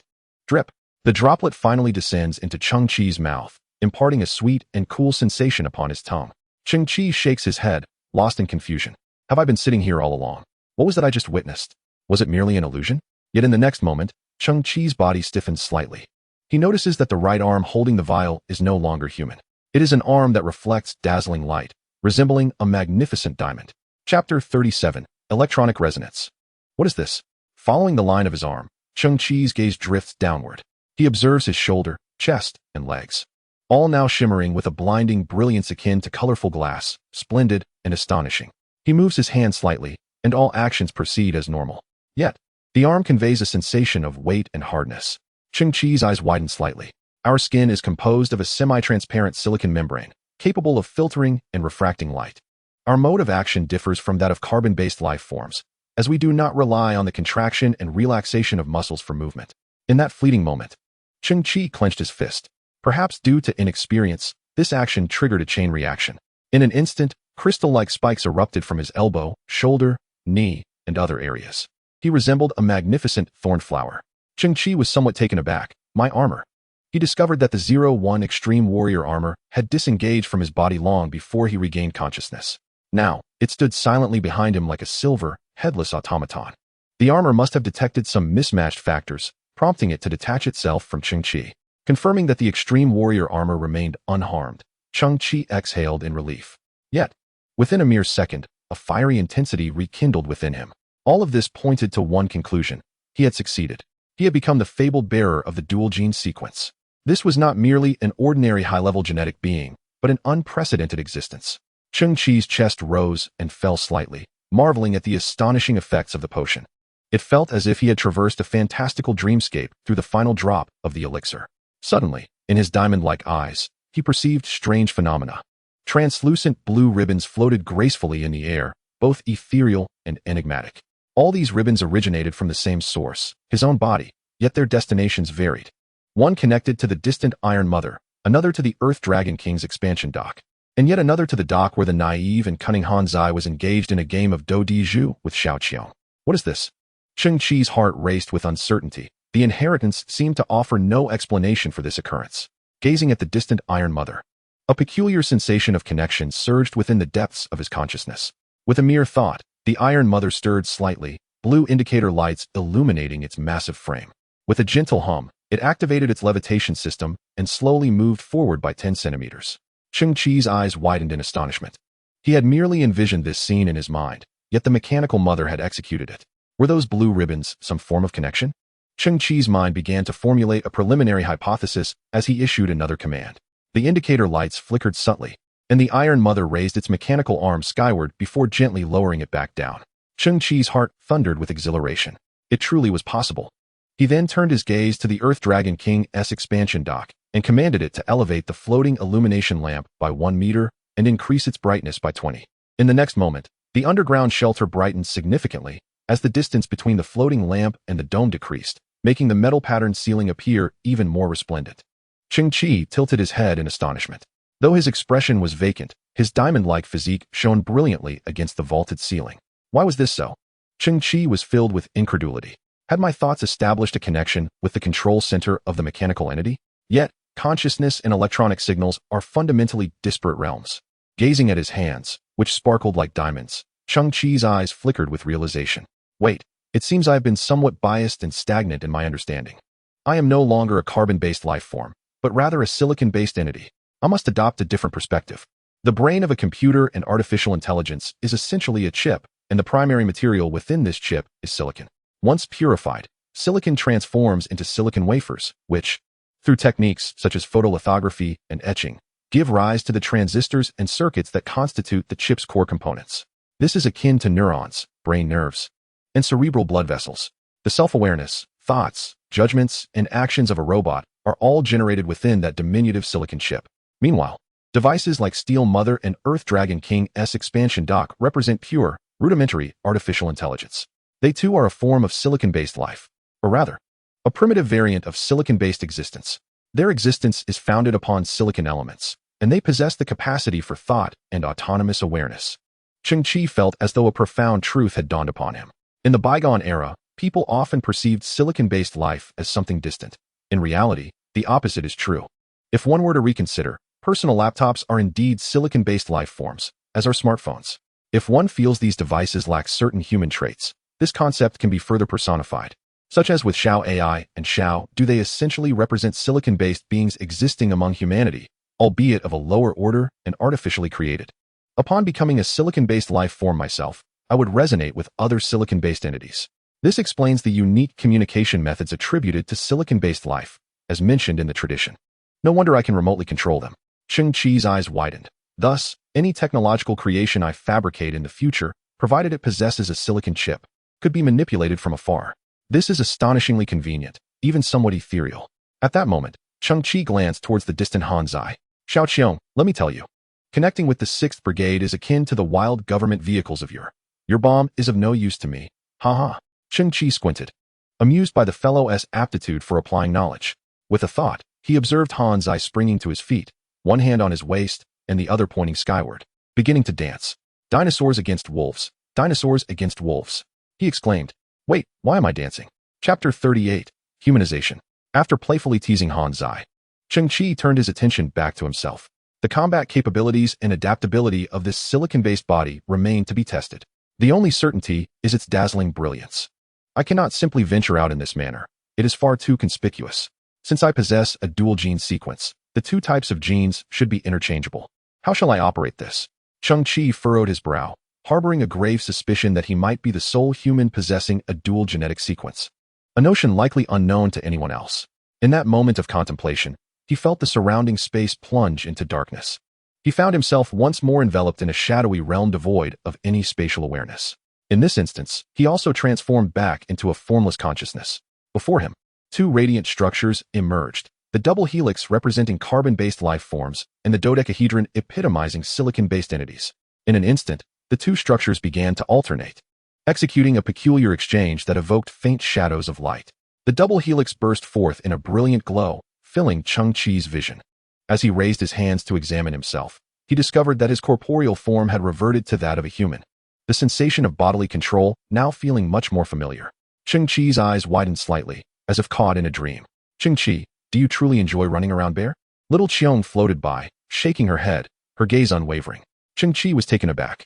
Having just shed his extreme warrior power armor in a state of nudity, he realized that during his transformation into a silicon-based life form, the armor had automatically detached, leaving him exposed once again. Little Qiong and her companions had not witnessed his metamorphosis into a silicon-based entity. They had merely perceived the outcome. Hastily, Cheng Qi donned his garments and re-equipped the extreme warrior armor, as its assistance was indispensable in his carbon-based state. Subsequently, Cheng Qi retrieved a palm-sized mirror and gazed into his own eyes. At that moment, his eyes appeared both fantastical and captivating. Within his pupils, 3 azure rings radiated a mysterious and noble luminescence. The innermost layer of the ring was no longer the human brown iris, but rather a geometric figure seemingly fashioned from triangular crystals, resplendent and intricate, emanating a soft golden glow. Cheng Qi blinked in astonishment as the splendid geometric shape within his pupils subtly expanded, releasing a faint purple hue through the crevices. Wow, Cheng Qi mused, feeling a surge of confidence. These magnificent eyes could enchant anyone. The transformation within his pupils was undeniably a reflection of his silicon-based essence. Yet, at that moment, it merely enveloped the central layer of the ring.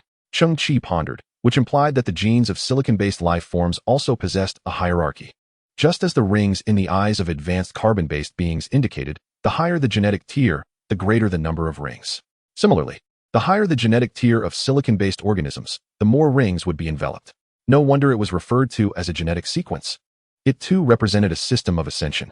Cheng Qi exhaled softly. At this moment, he felt that his path ahead was boundless and filled with infinite possibilities. His gaze then fell upon 20 biological transport containers resting on the ground. The individual value of this item astonishingly exceeds 50,000 credit points, sufficient for a scavenger to lead a life of comfort for several years. To think it was simply given away, what a generous act from Boss Missouri. Aboard a starship hundreds of thousands of kilometers away, Mo suddenly sneezed. He found it perplexing. Given his genetic level, such a peculiar physiological phenomenon should not occur. But why had none of those biological containers returned? Could they have been lost once more in the tempest of Earth? Cheng Qi cast another glance at the Steel Mother, quietly docked beside the shelter. What transformation would occur if 20 containers were synthesized into the Steel Mother? He could not let Boss Mo's goodwill go to waste. Determined, he set to work, detected similar technological creations, commencing synthesis, disassembling into primordial matter. Biomass material transport containers, 10. 443 integrated transport platforms, 5. The official equipment designation for the Steel Mother was the 443 integrated transport platform, and at that moment, Cheng Qi possessed 6 of them. Should their obsessive tendencies manifest, it would be a rather formidable sight. He continued the synthesis. 255 atomic transport platforms, 3. In comparison to the previous generation, the 443, this model has undergone revolutionary upgrades, with significant enhancements in all aspects. It incorporates atomic compression technology, allowing for the reduction of atomic spacing at the microscopic level, thereby achieving volumetric shrinkage on a macroscopic scale, vastly increasing storage capacity. Atomic transport platforms? Cheng Qi pondered, intrigued by the notion of volume reduction. The 255 atomic transport platform appeared largely unchanged from its predecessor, still resembling a dark, ominous container, yet it had shrunk in size by 50%. Could it indeed reduce the volume of other items and encapsulate them within? Cheng Qi nodded in realization. This technology originates from a level 24 civilization. Curiosity piqued, he instinctively rose, eager to locate the control panel for the 225 atomic transport platform. However, his vision suddenly plunged into darkness. He found himself once again enveloped in that shadowy realm. Before him floated 2 groups of life forms, carbon-based and silicon-based, serenely suspended in space. The sound of crisp separation echoed in the air. From the dodecahedron representing silicon-based life, a diamond-shaped shard, resembling a purple crystal, suddenly split off. Its surface densely inscribed with abundant genetic information of silicon-based organisms. With a soft click, this exquisite genetic fragment traced an elegant arc, merging seamlessly with the double helix representing carbon-based life. A surge of light enveloped them, and they fused into one. Shaking his head vigorously, he blinked. Suddenly, a delicate yet resonant sound reverberated within his eyeball. Hastily, he found a mirror and discovered that his eyes were now adorned with resplendent diamonds, radiating a magnificent glow. As he gazed ahead, he once again beheld the ethereal blue ribbon. One end of the ribbon connected to the 225 atomic transport platform, while the other intertwined with the center of Cheng Qi's forehead. Cheng Qi stood there, transfixed. He suddenly contemplated the prompt that possessed dual genetic advantages, complemented by a twofold deficiency. Could I partially siliconize? This seemed a touch too anthropocentric. 5-star commendation. Such a characteristic could eliminate the majority of complications. Not only did it avert conspicuous risks, but it also allowed for a clandestine showcasing of capabilities. Remarkable. Cheng Qi immediately issued a command. He instructed one of the 225 atomic transport platforms to envelop another platform of equivalent size within itself. Under normal circumstances, this would undoubtedly be deemed an underhanded maneuver. Yet, the current situation was precisely the opposite, for the act of miniaturizing the load was the very essence of the 225's core functionality. The 225 gradually opened its hatch, revealing an internal space of approximately 15 square meters. Atop the hatch appeared to be a small force field generator, emitting a pale yellow ripple of energy. The other 225 was completely ensconced within this force field, its form resonating with some ethereal quality. An astonishing spectacle unfolded as the 225 enveloped by the force field suddenly manifested a silhouette reminiscent of a phantom, which then dissipated into thin air. What remained was indeed a 225 that had shrunken noticeably. This was merely the initial reduction. With the continuous release of 3 force fields, the 225 underwent 2 further diminutions, ultimately resulting in a size reduction of a full 70%. The mechanical arms moved with the same precision as before. effortlessly integrating the shrunken 225 into the interior of another 225. Cheng Qi stood in stunned silence. How terrifying. What would happen if synthesis continued? What form would the 225 evolve into? Chapter 39, Unexpected Toxin. Dispersed into primitive matter. Synthesis successful. 14 remote transport platforms. Retained all functionalities of the 225. With enhancements. Force field efficiency improved by 240, intelligence augmented by 93, and the addition of 4 directional transmission modules, significantly boosting loading efficiency. This time, the transport platform transformed into a triangular structure approximately 4 meters in height, exuding a matte black sheen. The anti-gravity engine at its base radiated a blue luminescence, causing it to hover in midair. Cheng Qi's eyes widened slightly. On the body of the 14, for palm-sized external devices were prominently embedded, easily detachable. Cheng Qi exerted a gentle force and removed one. It resembled a slightly thicker playing card, crafted from heavy black metal. The surface bore a fissure that traversed its corners. Was this the so-called directional transmission module? Cheng Qi clenched it lightly, and the fissure emitted a blue glow, exuding a distinctly technological aura. Click, buzz. Within the small playing card, mechanical sounds resonated, accompanied by a peculiar energy vibration. The metallic card in his hand suddenly split apart, expanding into a blue beam door approximately 4 meters in height and 3 meters in width. Cheng Qi was astounded.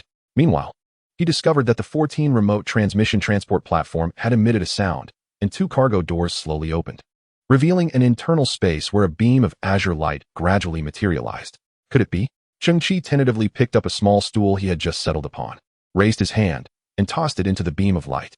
A magnificent flash surged forth, and the chair was transmitted through the air, appearing within the 14 storage space, having shrunk to 1/10 of its original size. Cheng Qi was genuinely astonished. Was this not a miniature version of the directional Stargate? The invention of the directional Stargate a century ago had transformed the future of humanity, heralding the dawn of the great cosmic era, which indirectly led to Earth's current predicament. Yet, Cheng Qi had once glimpsed that so-called directional Stargate in a discarded poster. That device was colossal, towering hundreds of meters high, and when it first made its appearance before humanity, it required the deployment of 122 heavy transport helicopters. Even to this day, despite undergoing several upgrades, it remained an enormous behemoth. However, what lay in Cheng Qi's hand was merely an auxiliary module of the 14 remote transmission transport platform, akin to a data cable gifted upon purchasing a mobile phone in the olden days. To think that it possessed the same functionality as the directional Stargate, and in its dormant state, it was no larger than a playing card? If the members of the Human Scientific Alliance were to behold this device, would they not go utterly mad? This device originates from a level 3 civilization. Cheng Qi's pupils quivered, and the sense of awe intertwined with fear within him grew ever more potent. Merely a transport device, yet it employed such astonishing technology. Advanced technological civilizations had indeed surpassed human imagination. Following this, Cheng Qi conducted a series of tests on the module, and once again, he was taken aback. He discovered that the 2 modules could transmit between each other. Moreover, he himself, fully equipped, performed a transmission test, which was successful as well. It appeared that the potential applications of this equipment were boundless. It was even more practical than the platform itself. Cheng Qi merely needed to place one transportation module within the underground shelter while carrying another on his person. Was this not a veritable portal? Cheng Qi's heart brimmed with astonishment. It seemed he ought to invest some time in meticulously enhancing his underground sanctuary. After a series of tests and operations, Cheng Qi felt somewhat parched. Exploring the ocean of technology was indeed filled with novelty and awe, easily leading one to become entranced. Delving into the principles of each machine and studying its applications could readily induce thirst. Perhaps this was the legendary sensation of thirst for machines. His gaze fell upon a bottle of azure liquid, one of the items within a biological crate, a complimentary gift from Mo. One could not help but commend Mo. Not only was he reliable, but he also possessed a keen business acumen, always including a little something extra with each delivery. Previously, it was Professor Holen's business card, and this time, it was a bottle of beverage. High-energy protein extraction liquid, a daily beverage that encompasses a variety of purified nutrients, capable of swiftly replenishing human energy and possessing a certain purifying effect on inferior genes, while also gently enhancing the human constitution. Cheng Qi smiled. Mo previously mentioned on the radio that this nutritional liquid, even in extraterrestrial civilizations, would be considered a luxury item, renowned for its exquisite flavor and outstanding efficacy. Furthermore, this particular version is a bespoke product of the Mo family, boasting an efficacy that surpasses that of commercial offerings by 20%. Typically, A single bottle is priced at 120,000 credit points. Quite extravagant indeed. A mere bottle costing 120,000. Cheng Qi exclaimed. Is Mo a scion of a grand family? Their lineage is indeed opulent, yet it makes sense, as Mo himself is a prosperous businessman, and his family's cultivation naturally exceeds ordinary standards. I must express my gratitude for the continuous generosity of Boss Missouri. Cheng Qi lifted the beverage, unscrewed the cap, and was just about to savor it when a fan-shaped scanning beam erupted from his wrist once more. Special toxin detected. This toxin is exceedingly rare. Classified as a type of cytolytic toxin, equipped with a unique genetic lock. Short-term consumption will yield no apparent consequences, but prolonged intake will subtly undermine the human structural integrity, ultimately leading to irreversible death. The origin of this toxin is not from human civilization, and even the most advanced medical science known to humanity cannot effectively neutralize it. The toxin's effective duration is approximately 23 years. During this period, the victim's pupils will exhibit barely discernible golden specks, and the afflicted will experience photophobia. Evidently, this toxin does not originate from the energy beverage itself, but has been added later. Cheng Qi's arm stiffened. Poisonous within the beverage. Genetic locking? Moreover, it is a concealed chronic toxin? Yet Mo stated that this drink was a custom creation of his family. Hiss. Cheng Qi inhaled sharply, suggesting that the perpetrator had a clear target. They intended to covertly bring the Mo family to ruin. It seems Mo's family has been consuming this beverage for quite some time. Does that mean they are all already poisoned? Given that Mo generously offered me this drink, he must be oblivious to the danger. If there is one person in this world who truly cares for Cheng Qi's life, it must be Mo. There are no ulterior motives. Mo fears the loss of his financial resources. This poses quite a dilemma. Cheng Qi's gaze flickered, and his brow furrowed slightly. He holds a favorable impression of Mo. Should Mo's entire family, including Mo himself, succumb to fatal poisoning in the future, it is a fate Cheng Qi wishes to avert. Interestingly, 120 years prior, the renowned Earth physician Song De-yi developed a gene completion serum and conducted experiments on laboratory mice. However, the results were disappointing, and 5 years later, Song De-yi publicly declared the experiment a failure, asserting that the serum could not complete any genes. Yet, in reality, the so-called failed serum devised by Song De-yi coincidentally possesses a certain probability of neutralizing various cytolytic toxins. Gazing at the lines of text appearing on the Azure screen, Cheng Qi momentarily lost his focus. How considerate of you to provide such abundant information. Song De-yi. Cheng Qi furrowed his brow. The name seemed vaguely familiar, as if he had heard it before. Suddenly, his eyes widened. He had encountered this name in the last words of Professor Huolinzhong. Perhaps due to the enhancement of his genes, Cheng Qi's cognitive abilities experienced a significant boost, and it felt as though a lightning bolt had flashed through his mind. The recording left by Professor Huolinzhong vividly replayed in his thoughts. When I awoke, I recounted the marvel of the muon. Damn it, no one believed me. Not even my good friend, Song De-yi from the 53rd District Gene Research Institute, believed me. Cheng Qi's expression shifted. Logically, such research facilities should be relatively concentrated to maximize the effectiveness of security and other resources. The Muon Research Center in Huolinzhong was located in the 52nd District, while Song De-yi's Gene Research Institute was situated in the 53rd District. The proximity of their designations suggested that the distance between them was negligible. Thus, could there be gene complementation agents left by Song De-yi in the 53rd District? Cheng Qi exhaled slowly, gazing northward. Boss Missouri, I, Cheng Qi, am also a person who understands the importance of reciprocity. I shall set forth immediately to Kyoto. I will not be remiss in my duties. However, the remainder shall depend on your family's fortune. Chapter 40, A Simple Test. The gray storm had finally reached its denouement. Only a few erratic air currents remained on the ground. Above, the sky was still shrouded in a layer of murky dust. Cheng Qi emerged from the underground shelter. Standing on the surface, he surveyed his surroundings. Although the area was still littered with endless refuse, the overall landscape had undergone a remarkable transformation. Some regions now towered higher than before, while many previously flat areas had become depressions. The shape of the earth seemed to have been reshuffled. Hanzai and Xiao Qiong decided to remain here, eager to establish their new home, with plenty of work ahead of them. Before leaving, Cheng Qi specifically cautioned them. They must not stray too far from the shelter. Once outside, they must carry a micro-directional stargate. Furthermore, Hanzai was to stay close to Xiao Qiong at all times. After all, Hanzai was a brand new 24-environment adaptive nanny robot, and compared to the desolate Earth, its combat capability was still formidable. In midair, a grand and deep vibration suddenly resonated. Cheng Qi looked up, frowning as he stared. Before him appeared 2 large transport starships, gracefully emerging from the atmosphere with an imposing presence. Hadn't Nemo stated that the Galactic Human Alliance had banned the disposal of waste? Why were there still starships? Cheng Qi's pupils constricted as he noticed a significant enhancement in his visual acuity. He discerned the insignia on the starships, a swirling galaxy, vibrant and colorful, spun serenely, while above it hovered a sharp sword. Is it the Galactic Federation's combat squad? Cheng Qi's expression tightened. Is it a routine inspection?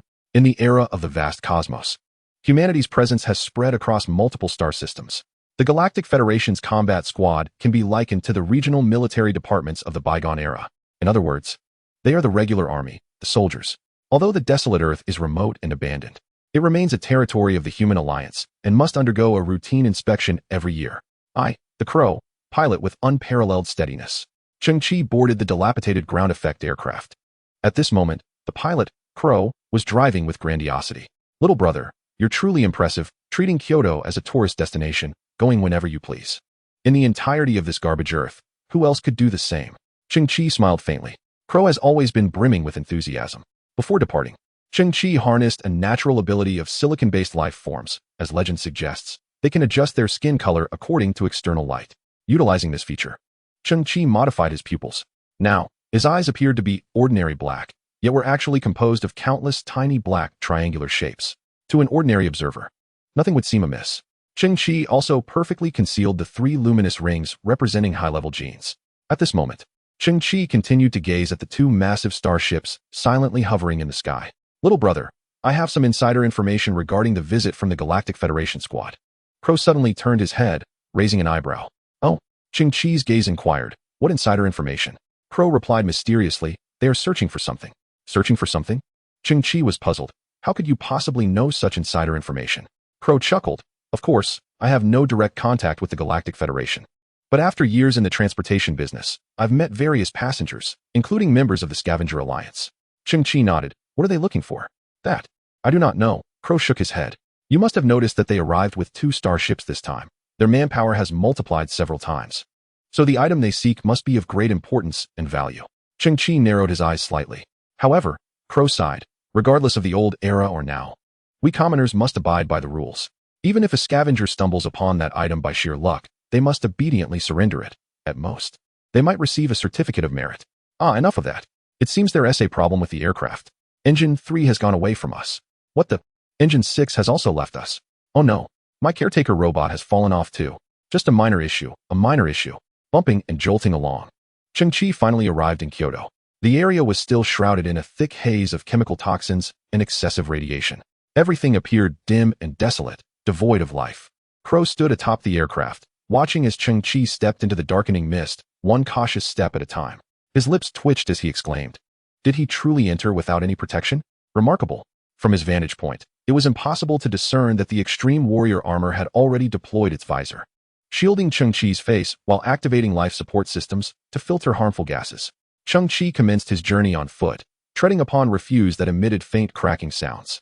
Once he ascertained that the area was devoid of any presence, a glimmer sparked in his eyes. The extreme warrior armor suddenly disassembled, standing silently nearby. In that very instant, a dazzling brilliance, akin to diamonds, radiated from Cheng Qi's form. He sought to evaluate the adaptability of silicon-based life forms in such adverse conditions. A peculiar wind swirled around him, carrying with it billowing clouds of green toxic gas, which coiled and writhed like specters seeking to claim their due. The extreme warrior armor emitted alarms, as the surrounding radiation levels surged to 16 times the normal value, reaching an alarming rate of 23 microsieverts per hour. This figure was reminiscent of the aftermath following the catastrophic explosion at Chernobyl, which reignited flames. Cheng Qi furrowed his brow, feeling nothing at all. Silicon-based organisms do not necessitate respiration as defined by humanity, and the dire environment posed no peril to their existence. Cheng Qi shrugged dismissively, extending a finger to scratch his arm, the itch far more pronounced than any threat from the surroundings. Here, amidst one of Earth's most inhospitable environments, it appeared that there was no place on this garbage-laden planet capable of testing the limits of silicon-based life forms' endurance. A low growl resonated in the vicinity. Cheng Qi spotted a pair of crimson eyes glimmering from a nearby heap of debris. They belonged to the killer rats, though he had previously managed to intimidate them thoroughly. Their territorial instincts and inherent ferocity would compel them to abandon caution and prepare to strike at any moment. With a mere thought, he initiated a transformation, the diamond-like luminescence from his body gradually fading. Simultaneously, he took a step back, and the extreme warrior armor swiftly enveloped him. The trial of the silicon-based form had proven unsuccessful. However, Cheng Qi possessed another carbon-based form. He adjusted the armor's speed assistance to 0. Having sensed the change previously, he knew that his speed had significantly increased since evolving to a higher genetic tier. Cheng Qi aimed to utilize the killer rats to gauge the variations in speed while in a carbon-based state, ideally obtaining precise measurements. As the saying goes, know thyself and know thy enemy, and you shall win every battle. Yet, knowledge of oneself has always preceded that of the adversary. Chapter 41, Astonishing Speed. A sharp, piercing shriek suddenly erupted. A pair of crimson eyes flared to life.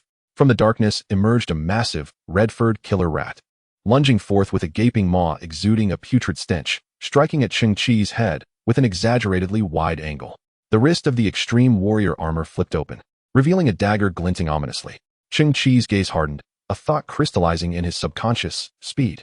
Cheng Qi's calf muscles surged, and in an instant, he erupted forth like an arrow released from its bowstring, sending debris flying as the ground beneath him buckled and warped. In that fleeting moment, his figure collided with that of the red-haired killing rat. At the same instant, Cheng Qi slightly bent his body and passed through the abdomen of the leaping creature. With a roar, the red-haired rat sprang again, leaping 3 to 4 meters toward Cheng Qi. Yet, at this moment, Cheng Qi remained motionless, a glint of cold light flickering in his eyes. Suddenly, the rat felt a tingling sensation in its abdomen, its crimson eyes widening in shock. Unbeknownst to it, a vivid line of blood had appeared on its belly, which then erupted with a resounding pop. Blood gushed forth like flowers scattered by a celestial maiden. Its innards ruptured and exploded under some internal pressure, scattering across the ground. With a thud, the massive red-haired rat fell to the earth, black blood oozing from its mouth, the fierce light in its eyes gradually extinguishing. Cheng Qi's pupils constricted. In that brief moment, he had executed a forward charge, engaged in combat, delivered a lethal cut, and retreated, all within the span of half a second. He glanced at the data provided by his exosuit, a movement speed of 28. Cheng Qi calculated in his mind. This was nearly the speed of a cheetah in the bygone era. For the fastest land animal on Earth, such velocity could only be achieved in a fleeting sprint, not sustained over time. At 28 meters per second, this speed flashed before human eyes like a striking baton, leaving only a momentary, indistinct impression as the brain failed to process the details in time. This phenomenon is what is referred to as an afterimage. The enhancement of bodily capabilities through genetic modification is truly remarkable. I was aware of my speed, but never anticipated it to be this extraordinary. The commentary I had previously heard on the radio did not suggest such a drastic change. Cheng Qi found himself bewildered, with no one to consult. His prior understanding indicated that genetic enhancements had their limitations, yet the speed he had gained seemed to transcend the boundaries of species. Do I possess some hidden attribute? Cheng Qi pondered, momentarily taken aback. Am I the chosen one? The primal roars of beasts surrounding him grew increasingly intense. Cheng Qi braced himself for the next challenge, a test of endurance at this newfound speed. How long could he maintain this staggering velocity of 28 meters per second? Surely not just 3 seconds for a true man. The terrifying roars of beasts echoed relentlessly as formidable figures emerged from the heaps of refuse. Cheng Qi was evidently granted high-level treatment. The creatures now pursuing him were all red-haired killing rats, each towering over 4 meters in height. The earth dimmed as Cheng Qi pushed his speed to its limits, moving swiftly across the terrain. The processing speed of the rats' brains lagged behind that of humans. In their perception, a phenomenon of visual persistence occurred. In most instances, Cheng Qi's figure had transformed into streaks of black lines. At the precise moment he struck to kill, a fleeting image lingered on the retinas of the mice, rendering their vision a mere blur, devoid of any chromatic characteristics. The roar of the beasts grew increasingly fierce, embodying both the wrath of the murderous rodents and the terror that resided within them. What on earth is this creature? Is it never-ending? 3 minutes and 28 seconds. Cheng Qi gasped for breath, hunched over with his hands resting on his knees. This was his limit, the utmost threshold of his speed. 3 minutes and 28 seconds, a true testament to manhood. He had indeed demonstrated remarkable strength. Just days prior, Cheng Qi could scarcely fathom possessing such an extraordinary physique. Gradually lifting his head, he beheld a sea of crimson-furred rodent corpses, a rough estimate suggesting at least 50 lay strewn about. The remaining living red-haired mice, now crouched and growling, dared not advance recklessly. Suddenly, Cheng Qi noticed a glimmer emanating from the abdomen of one of the slain rodents. That flash of light found its way into his pupils. Could it be a core? Cheng Qi paused, incredulous. Was this not the realm of science fiction? He stepped forward, bending down to retrieve the shimmering object. It was an oval shape, its surface uneven and somewhat translucent, feeling metallic to the touch. At that moment, his wrist activated unexpectedly, releasing a fan-shaped beam of blue scanning light. Similar technological artifact detected. Would you like to synthesize? This object is an amorphous alloy containing impurities. Its functional characteristics and application scenarios are akin to those of an amorphous alloy, yet its purity stands at 70. Cheng Qi was taken aback. This was amorphous alloy? The activation was prompted by the presence of similar items scattered beneath the corpses of 7 other red-haired mice, resembling a collection of metallic potatoes. The scavenger mice possess formidable chewing and digestive capabilities, and due to their mutations, their gastric acid exhibits a unique molecular corrosiveness. They are omnivorous, consuming vast amounts of refuse, including various alloys. However, their digestive abilities ultimately have limits, resulting in a gradual accumulation of certain indigestible metal elements over the years, coalescing in their stomachs into a disordered atomic arrangement known as amorphous alloy, rich in impurities. Cheng Qi was astounded. The gastric stones of scavenger mice were, astonishingly, amorphous alloy? Who could have anticipated this?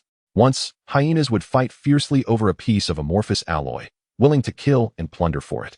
Yet, this coveted alloy they so desperately desired was right here, nestled within the bellies of these murderous mice, and in such abundance. Of course, even if the hyenas had been aware of this information while alive, they would have lacked the means to penetrate the heart of the capital, let alone slay the red-haired mice. Cheng Qi surveyed his surroundings. According to the notes, the formation of amorphous alloy required years of accumulation, suggesting that only such large red-haired mice had a reasonable probability of yielding it.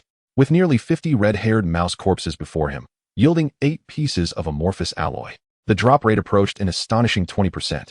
Cheng Qi could not help but recall the massive wave of giant rats that had besieged him a few days prior. The reproductive capacity of these rodents was extraordinarily high, coupled with a century-long breeding cycle. How many red-haired rats could that yield? How much amorphous alloy would emerge? In Cheng Qi's eyes, materials such as amorphous alloys and high-entropy alloys, paired with Boss-Mohs channels, represented hard currency, akin to silver and gold. Even if the desolate earth were currently sealed off, it would inevitably face a day of liberation. Furthermore, it was entirely possible that in the future, Cheng Qi would have the opportunity to escape this trash planet and embark upon his own grand cosmic era. Without wealth, that would be utterly impossible. Hiss! Cheng Qi surveyed the surrounding red-haired rats, his expression fierce, his eyes ablaze with avarice. I have struck gold. The hundreds of red-haired rats trembled in response. How could this creature's aura be 100 times more terrifying than before? Though their intelligence was limited, a primal sense of crisis suddenly erupted from the depths of their souls. It was as if an inner voice whispered to them, every biological group has its ultimate fate, and your destiny is to be annihilated. Chapter 42, The Rat of Death Navigation.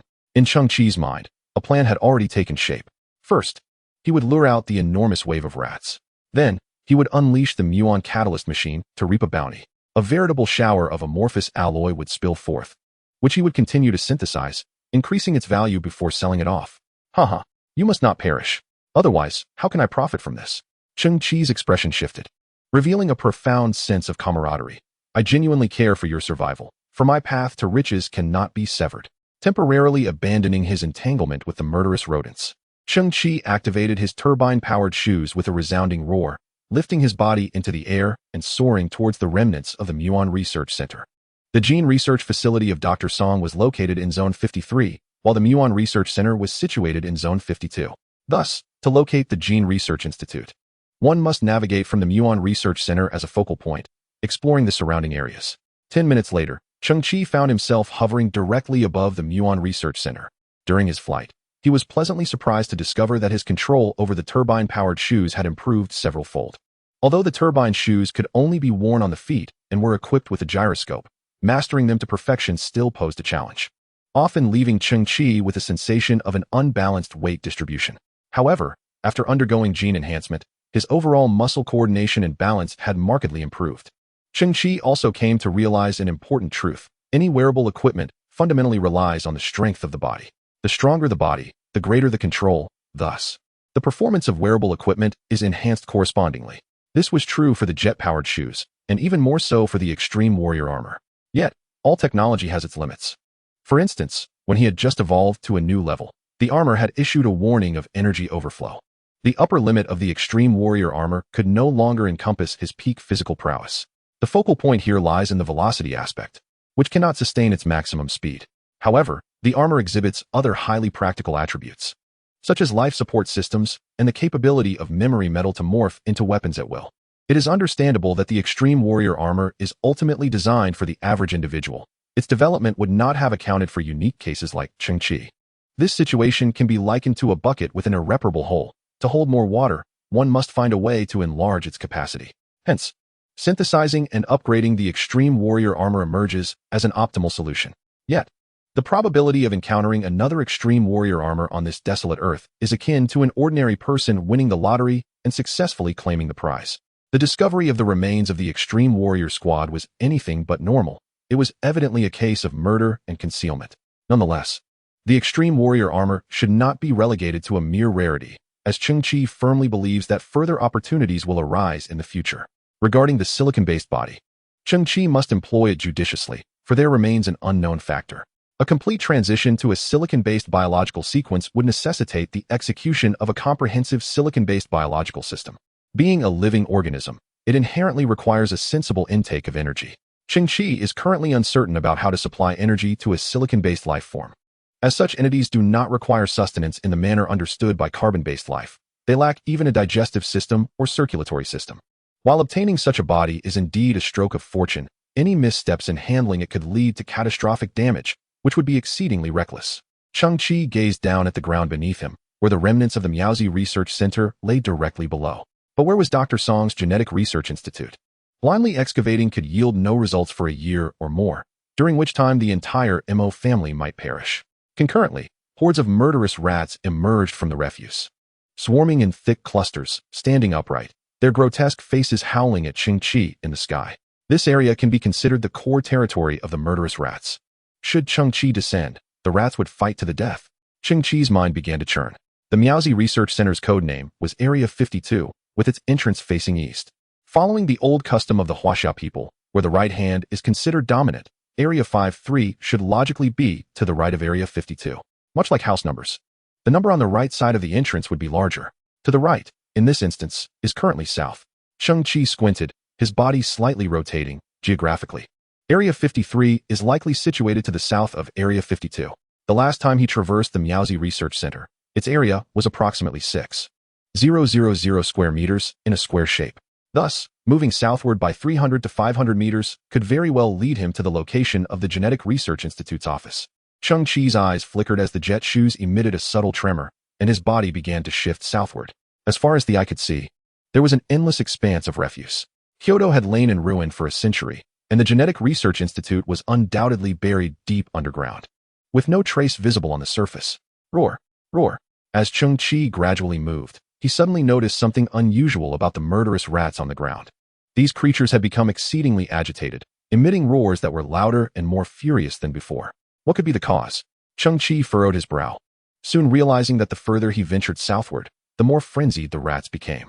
They congregated into a massive horde, their crimson eyes fixated on him as he hovered in the air, yet they lacked the ability to fly, merely exuding an aura of rage. They did not wish for him to proceed southward. A flicker of curiosity sparked in Cheng Qi's eyes. Why? Moments later, having moved 400 meters southward while suspended in midair, he deduced that directly below him lay the likely remnants of a genetic research facility. However, he chose not to descend just yet, for he had observed a peculiar phenomenon. The vast horde of rats grew considerably quieter upon realizing that he had ceased his movement, as if liberated from some impending threat. Cheng Qi narrowed his eyes and activated his turbo shoes, advancing another 10 meters southward. The horde of thousands of murderous rats erupted into chaos once more. Oh, Cheng Qi seemed to grasp something significant and moved another 20 meters southward. The rats became even more agitated, some spinning anxiously while others, the robust red-haired rats, shredded nearby metallic debris with their forepaws. They were guarding something. Meanwhile, he was drawing ever closer to whatever it was they were protecting. An answer began to crystallize in Cheng Qi's mind as he continued his southward journey. Moving another 30 meters, the horde grew increasingly restless. Even the hidden strategist rats emerged, shrieking at the sky as if cursing. Cheng Qi pressed on, advancing another 100 meters southward. Unexpectedly, the rat swarm began to calm, seemingly liberated from danger once again. Oh, it seems I may have overstepped. Cheng Qi smirked wickedly. They were practically living navigators. In an instant, the rats erupted into frenzy once more. It appeared he was on the right track. Cheng Qi's face lit up with intense curiosity. He was determined to uncover what they were so fiercely guarding and whether it was connected to the genetic research facility. Chapter 43. The Genetic Research Center. The murderous rats were in a state of agitation. Yet, he needed to delve into the layers of refuse surrounding him. Suspended in midair, Cheng Qi contemplated. Suddenly, his eyes brightened as a wild idea took shape in his mind. He swiftly adjusted the power of his gloves to the maximum and gently pressed them against his chest. A near-manic glint sparkled in his eyes. Buzz! The gravitational field within the gloves erupted, enveloping him in a faint yellow aura. At the same time, a diamond-like brilliance radiated from his eyes. In that instant, his extreme warrior armor rapidly disengaged from its wearable state. The dim sky reflected an even more dazzling light. Cheng Qi's body underwent complete siliconization, transforming him into a resplendent humanoid diamond. The crystalline structure upon him was rapidly expanding, with sharp crystals sprouting from his shoulders, elbows, waist, and legs, coalescing beneath his feet. Ultimately, Cheng Qi appeared to transform into a conical figure composed entirely of colorful crystals. At that moment, the chaotic gravitational field activated with ferocity. Whoosh! Boom! Cheng Qi plummeted from the sky, like a drill bit, piercing into the depths of the refuse pile. The murderous rodents were taken aback, caught off guard by this unexpected turn of events. Boom! Boom! Boom! Cheng Qi surged through layer after layer of debris with unstoppable momentum. Yet within him, he felt enveloped in a crystalline cocoon. Regardless of the external turmoil and violent collisions, an overwhelming sense of security filled his being. This crystalline form, derived from his silicon-based biological body, resembled a substance from another dimension. Its hardness was an enigma, seemingly impervious to destruction, as if no force could shatter it. Nor could even a fragment be dislodged. Boom! Cheng Qi penetrated another layer of material, which now felt akin to a concrete structure. Suddenly, he sensed an emptiness beneath him, as if he had entered an expansive subterranean space. After executing a final somersault, he knelt on one knee, delivering a powerful punch downward to stabilize himself completely. Cheng Qi gradually rose to his full height, radiating the inherent luminescence of a silicon-based being. Everything around him appeared transformed into a kaleidoscope of colors. As he surveyed his surroundings, he discovered that he was indeed in a deeply buried office space. From the opening above, the extreme warrior armor descended, its chest rotating in midair, unfolding into a wearable state. Upon making contact with Cheng Qi, the armor seamlessly merged with his form. Just before the visor unfolded, Cheng Qi altered his genetic sequence, reverting to the appearance of a carbon-based organism. As the opening above began to collapse, soil and debris cascaded in from either side, ultimately sealing the entrance. Cheng Qi could faintly hear the howls of the murderous rodents outside. They had commenced digging. With a swift motion, the shoulder of the extreme warrior armor revealed 2 rows of illumination lights. 2 broad beams of light shot forward, illuminating what lay ahead. A reception desk shrouded in a thick layer of dust, with walls festooned with layers of cobwebs. The owner of the webs, a fist-sized spider, had long since perished, now reduced to a desiccated husk.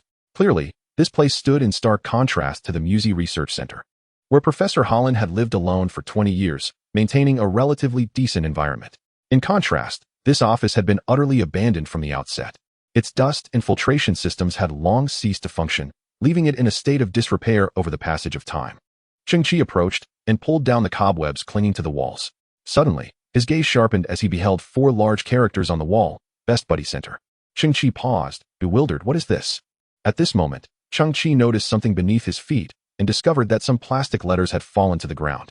Hu, Shi, Yn, Huan, Ying, G, Wi, Gu, J, Rn, Guing, Ln, Bn. Cheng Qi was taken aback. These letters combined spell out Hu 11 Gene, welcoming all international friends to this center. Goodness, it startled me. I thought that our esteemed Hu 11 capital had specially established a center for comrades. Cheng Qi then paused, realizing that this was indeed a genetic research institute. In an instant, a spark of hope ignited in his eyes. He never anticipated that he would stumble upon this place. Of course, it wasn't entirely by chance. He owed some gratitude to those navigational devices. Taking a deep breath, Cheng Qi ventured further into the interior. The power supply system here had utterly failed. Leaving no bright light sources, the surroundings were eerily silent, with only the faint sound of dripping water echoing from the depths. Cheng Qi cautiously moved inward, first traversing a vast office area before gradually entering the experimental zone. In a room marked with a large sign indicating sample room, Cheng Qi encountered a horrifying sight. The walls of this chamber were lined with glass jars, and a rough estimate revealed at least tens of thousands of them. Each glass jar contained a tiny skeleton. They possessed 4 limbs, elongated spines, and a tailbone. Cheng Qi squinted, recognizing that these were the skeletal remains of laboratory mice.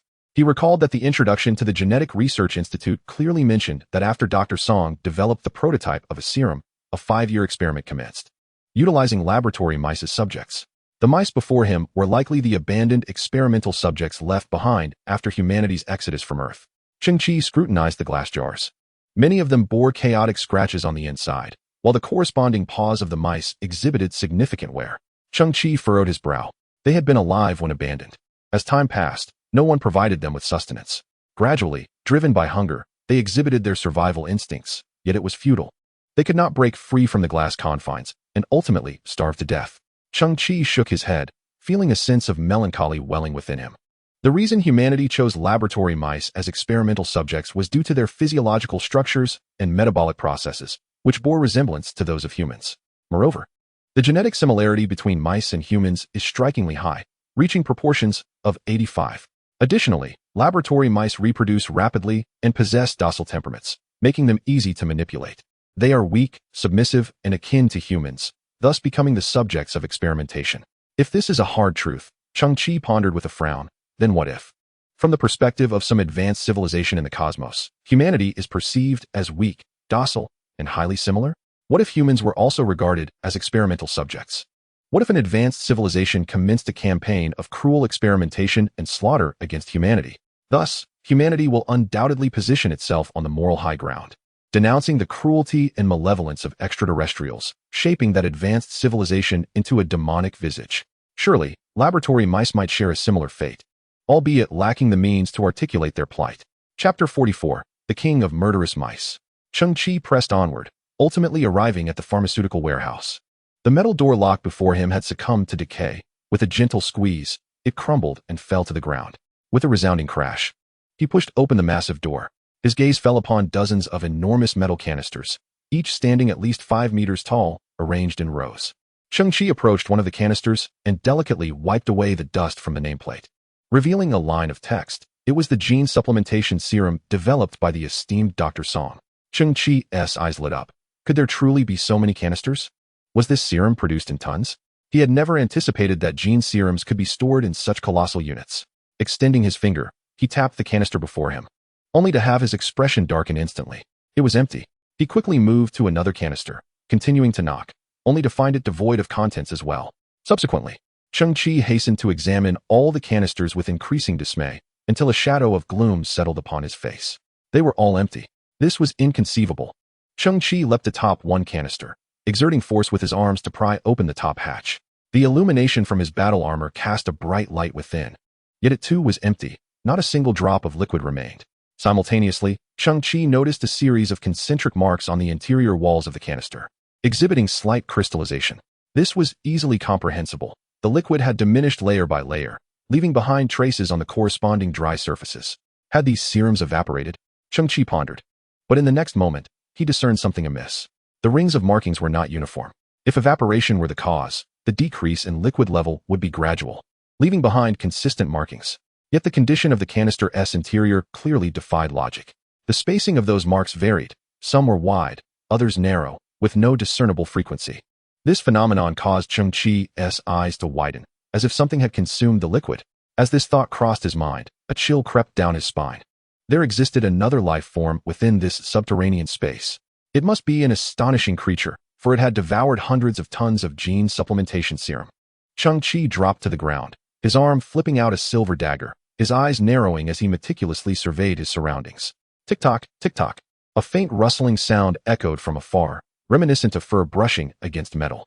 Cold sweat beaded upon Cheng Qi's forehead beneath the visor of his armor. What could it be? Tick-tock, tick-tock. Rustle, rustle, rustle, rustle. In that instant, Cheng Qi felt the hairs on the back of his neck stand on end. He spun around abruptly. The illumination from the light mounted on the shoulder of the exosuit momentarily pierced the darkness ahead. Before him stood a small white mouse, quietly perched atop the intersecting black pipes. Cheng Qi's pupils constricted sharply.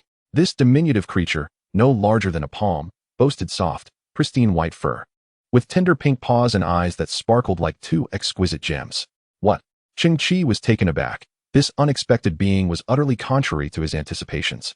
It was not some terrifying, colossal monster, but rather a fluffy, seemingly innocuous little creature. However, he did not let his guard down. As a flurry of thoughts raced through his mind, could it be a surviving experimental subject? That seemed implausible. Setting aside its lifespan limitations, what did it consume for sustenance? Had it perhaps ingested the gene-enhancing serum? But its size was exceedingly diminutive. Tick-tock, tick-tock, the sound of gentle splashes echoed as the mouse extended its tiny paws, mimicking a hand-washing gesture with the condensation dripping from the pipes nearby. Cheng Qi noticed that the light emitted by his armor dimmed slightly, failing to illuminate the creature's head. He straightened his posture, allowing the light to rise once more. To his astonishment, he beheld a scene that defied belief. This little mouse had no skull. Someone had executed a circular incision, entirely removing the cranial bones, and affixed a small metal framework atop its head, exposing its brain to the open air. Cheng Qi inhaled sharply. Could it truly be an experimental mouse from a century ago, when humanity evacuated? No one had cared for this creature, nor had they dismantled the apparatus. Thus its rather macabre appearance had persisted to this day. Yet, this was not what left Cheng Qi most astounded. What truly astonished him were the clusters of pink crystals that had sprouted on the surface of the mouse's exposed brain, resembling a miniature thicket, glistening with an enchanting and mysterious luminescence, exceedingly beautiful. Observing the structure of those crystals, Cheng Qi became increasingly bewildered. Did this bear the characteristics of silicon-based life forms? Could his previously exaggerated hypothesis actually be correct? Had it indeed survived for over a century by subsisting on the gene-enhancing serum? In this process, it must have undergone some form of genetic mutation. Perhaps its brain now exhibited traits characteristic of silicon-based life. Squeak. The little mouse halted its paw movements, turning to face Cheng Qi. Its mouth moved, emitting a faint squeak. Cheng Qi was momentarily stunned, for he suddenly observed a blue ribbon drifting from the pink crystal atop the mouse's head, swirling gracefully in the air before converging at his brow. Astonishingly, he comprehended the language of the mouse. Humans, cruel and malevolent, akin to demons. Cheng Qi's heart trembled. The dialogue echoed precisely as I had previously envisioned. However, the distinction lay in the fact that the little white mouse was capable of expressing itself. In the next moment, Cheng Qi grasped the reality. It was not merely that the mouse spoke human words, but rather it possessed not only the characteristics of a silicon-based life form, but also some of its inherent abilities. The exchange that had just transpired was a unique mode of communication among silicon-based entities. This notion had been previously articulated, describing that such interactions occur through specific electromagnetic waves. In other words, had Cheng Qi not possessed a dual gene sequence, he would have only perceived the squeaks as understood by carbon-based life forms. I shall not permit humanity to trespass upon my domain. You are destined for death. This is a punishment you have long deserved. The little white mouse squeaked, and the pink crystal atop its head suddenly brightened, emitting flashes of a particular frequency. Cheng Qi felt the entire gene research center tremble. To be precise, the ground beneath him underwent a cataclysmic transformation, the vibrations cascading through layers and ultimately affecting the depths of this subterranean chamber. Simultaneously, he heard the furious roars of countless killer mice. It was unfathomable that, despite the substantial earth separating them, those roars could reach his ears, revealing the sheer madness and rage of the killer mice. The ceiling began to quiver. Cheng Qi could discern the increasingly proximate sounds of excavation, interspersed with the sounds of the killer mice's claws breaking, yet they pressed forward recklessly, driven by an instinctive urgency toward him. At last, Cheng Qi comprehended everything. The creature before him was the sole surviving mouse within the Gene Research Center. It had consumed all genetic serums, resulting in an astonishing transformation. Through the pink crystals atop its head, it could emit certain special signals, thereby commanding the entire colony of killer mice. No wonder the killer mice had exhibited such fury and madness when he approached the Gene Research Center. They were compelled to protect their mouse king.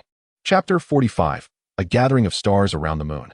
Confronting the little white mouse, Cheng Qi recognized that it possessed a fraction of silicon-based life characteristics. The squeaks emanating from the mouse would be translated into comprehensible language by Cheng Qi's silicon-based genes. During this process, Cheng Qi did not initiate any communication. Thus, the little white mouse had yet to receive any form of feedback. Cheng Qi tilted his head back, the visor of his combat armor gradually rotating. His pupils began to shift, displaying geometric patterns that radiated a resplendent brilliance. I am not the human you perceive. As Cheng Qi spoke, a blue ribbon unfurled from his mouth, winding and coiling, converging within the pink crystal atop the mouse's head. The little mouse halted abruptly, tilting its small head in surprise. It had never anticipated that communication with itself was possible. Squeak. This time, its cry bore no particular meaning, arising purely from instinct. seemingly expressing a form of astonishment. From a certain perspective, we belong to the same category. Cheng Qi raised his hand, the layers of his extreme warrior armor dissipating, accompanied by the crisp sound of crystal clashing. A layer of crystalline substance emerged from his palm, shimmering with iridescent hues, resonating with the crystal atop the little mouse's head. Squeak! In the glossy depths of the mouse's eyes reflected Cheng Qi's figure, its astonishment intensifying. After centuries of solitary evolution and survival, coupled with a continuous enhancement of cognition, the little mouse sensed a distinct divergence from the world around it, recognizing an inherent difference even among its external progeny. Gazing at this humanoid being, the mouse could distinctly feel a shared essence on certain levels, awakening a primordial resonance it had never dared to hope for. Weakness is not a sin. Squeak! The little mouse completely lowered its guard, nimbly descending the pipe, traversing the ground, and climbing up Cheng Qi's pant leg to perch upon his shoulder. It stretched its delicate snout to sniff Cheng Qi's cheek. Cheng Qi smiled, acknowledging that they were both extraordinary beings, meant not to engage in mutual destruction, but to become the finest of companions. Companions. The mouse's eyes sparkled, its diminutive form momentarily frozen, yearning for companionship. There is no food left here. Can you take me away? The blue ribbon floated gently, as Cheng Qi heard a clear and innocent voice of a little girl. Of course. It seemed destined. Cheng Qi glanced behind him. All the jars were empty, and the food the little mouse referred to was the gene completion serums. However, I have come this time to seek an antidote for a friend. Cheng Qi furrowed his brow, a hint of disappointment flickering in his eyes, for it appeared he could not assist him now. An antidote? The little mouse extended its delicate paw and gently made a small incision with another, causing a droplet of translucent red blood to coalesce from the wound. The mouse lifted that drop, resembling a ruby, with the tip of its paw, declaring, "This should suffice." Subsequently, the little mouse turned its head to the side, and only then did Cheng Qi notice a massive spider lying belly up in the corner of the medicine cabinet. This spider was at least 2 meters long, and with its 8 legs fully extended, it spanned over 6 meters. Its abdomen was adorned with bizarre, colorful patterns, resembling a vibrant skull. Judging by its appearance, this spider was undoubtedly venomous. Yet, it had long since perished, leaving behind only a lifelike exoskeleton. The mutated spider is highly toxic, yet poses no threat to me. The little mouse emitted squeaks, though to Cheng Qi, it resonated as the pure, crystalline voice of a little girl. Cheng Qi gazed at the droplet of blood at the mouse's paw tip. Within the vivid red liquid floated countless minuscule hexagonal crystals, silently mesmerizing and beautiful, simultaneously releasing scanning beams. Semi-silicon-based serum, having fused and purified a substantial amount of gene completion serum, can repair damaged genes, with detoxification efficiency increasing geometrically. The neutralization of cellular toxins seems a grand overestimation. Even when diluted thousands of times, it still surpasses all existing detoxification agents known to humanity. This substance is a product of natural evolution and cannot be synthesized. Cheng Qi was somewhat taken aback, but soon a smile of relief spread across his face. Boss Missouri was saved. Suddenly, the ceiling of the underground laboratory collapsed. Countless enormous killer mice emerged from the gaping hole above, and upon hitting the ground, they arched their backs and unleashed a cacophonous roar. However, upon spotting the small white mouse perched on Cheng Qi's shoulder, their ferocity diminished, and they ceased their howling in unison. At that moment, the pink crystals on the white mouse's brain began to emit a flickering light, facilitating communication with its kin. Moments later, Cheng Qi witnessed a scene that left him utterly astounded. The hundreds of grotesque red-haired killer mice before him suddenly lowered their forepaws to the ground and bowed their heads slowly in a gesture of submission. This act of deference was entirely unexpected. It bestowed upon him an imperial sensation. He had never anticipated that the first time in his life he would be held in such high regard would come from a horde of hideous, ferocious mutant rodents. "If you have needs, you may communicate with me," the little white mouse squeaked, its voice resonating in Cheng Qi's mind. "My subjects will obey your command." Cheng Qi was momentarily stunned. Am I truly destined to be the king of refuse, now with rodents as my soldiers? How many subjects do you possess? He inquired, his tone laced with uncertainty. 145,332,325. 145,338,116. 145,344,407. Cheng Qi was bewildered. Why did this number seem to be increasing? They are reproducing, the mouse chirped. Cheng Qi was astonished. At least 500 new mice were being born every second, and the aging ones are constantly dying. Cheng Qi's expression was one of sheer horror. Regardless of the circumstances, this was undoubtedly an enormous and terrifying legion. The gains from this expedition were beyond expectations. You ought to have a name, Cheng Qi said, glancing at the little white mouse on his shoulder. How about I call you Gigi? Gigi. It squeaked in approval, affirming its new name. A seemingly innocuous, even adorably cute little white mouse was, in reality, the sovereign of a staggering 145 million mutated rodents on this wretched planet. What will you eat henceforth? Cheng Qi pondered aloud. Genetic catalyzing agents should suit your palate, though they require substantial funds. Suddenly, an idea struck him. What about your subjects, those massive red-haired mice? They have some hard alloys in their stomachs. I can no longer prey upon them. Do you have a solution? To them. Those items are merely foreign bodies within their stomachs, came Gigi's voice, which is easily resolvable. A gust of green-haired wind swept across the ground, lifting Cheng Qi's scavenger cloak and tousling the hair that lay exposed beyond his mask. At this moment, everything seemed to unravel. The tumultuous emotions within the youth can be described as a cacophony of sensations. What is it like to witness tens of thousands of grotesque red-haired rodents violently expelling their insides? At this moment, Cheng Qi embodies that very feeling. These abominable, mutated creatures seem to collectively disdain his countenance, and they have reached their limit, regurgitating even the remnants of last month's meals. It is as if they have encountered something more repugnant than themselves. Cheng Qi, with one hand pressed against his forehead, understands the cause yet cannot shake the feeling of his pride being severely wounded. As the first wave of rodents concludes their retching, another group encircles him, commencing a new round of vomiting, much like the way stars gather around the moon. Cheng Qi scrunches his nose, his eyelids twitching. The insult is profound. In Chapter 46, Bountiful Harvest, Cheng Qi's conjectures are validated. Only the colossal red-haired rodents can give birth to alloys, and not every one of them bears these precious materials in their bellies. The ultimate probability stands at roughly 1 in 8. However, given the vast number of these creatures, 1 in 8 becomes an astounding figure. Cheng Qi stands atop a towering mound of refuse, surveying the landscape within a 5-kilometer radius, which is strewn with a plethora of amorphous alloys, densely scattered and shimmering with brilliance. Who among his kin can comprehend this? His facial muscles quiver. Could there be 50,000 pieces here? What fortune and credit points might this hold? It is utterly absurd. This garbage-ridden earth conceals astonishing treasures. Yet ordinary individuals lack the fortune and prowess to unearth the immense wealth lying in close proximity. The inhabitants of distant planets, upon discarding their refuse, have already made a subjective judgment, convinced that this loathsome mass will yield no future value. They cannot fathom that all of this will become the foundation upon which a young boy from a dump will transform his fate. The sight of inferior amorphous alloys scattered about raises a pressing question. They lie in disarray, marred by the rodent's vomit. And Cheng Qi feels at a loss as to how to proceed. After a moment of contemplation, his gaze shifts, and a smile suddenly graces his lips. He retrieves a meticulously crafted metallic playing card from his pocket. With a gentle grip, a soft azure glow emanates from the card's intricate gaps. With a hum, a towering blue beam of light materializes before him, and gradually, a third-generation Iron Mama emerges from the portal. Upon reaching the open ground, the front hatch of the machine slowly reveals a smaller version of itself, reduced in size by 90%. As the diminutive Iron Mama advances, phantasmal projections encircle it, expanding outward. By the time it fully exits the hatch, it has returned to its standard dimensions.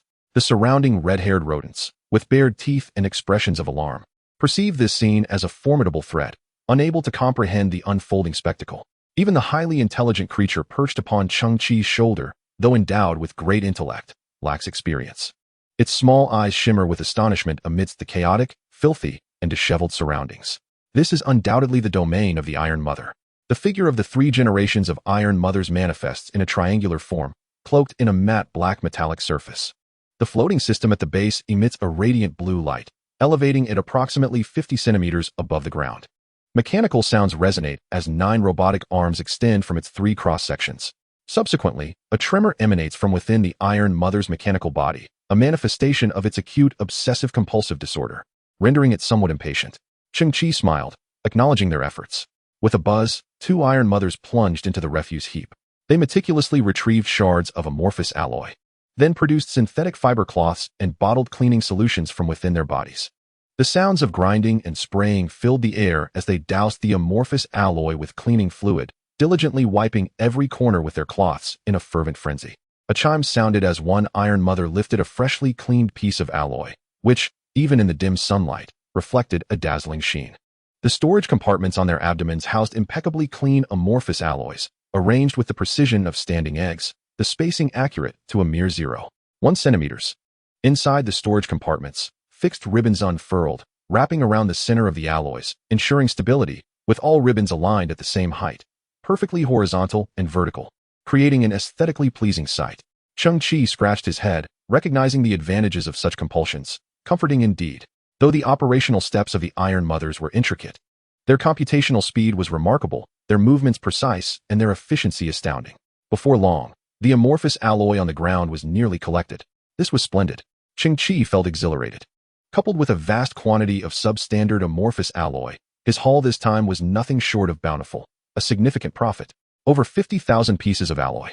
The new companion Gigi, and lurking behind Gigi was a legion of 140 million murderous mice. Most importantly, Boss Mo's antidote was also secured. Once more, he activated the miniature star gate, and a blue beam door manifested before him. Cheng Qi stepped through. The sensation was akin to the folding of space itself.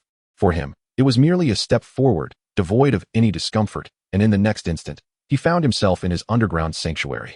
With this device in his possession, all his journeys could transform into a one-way affair.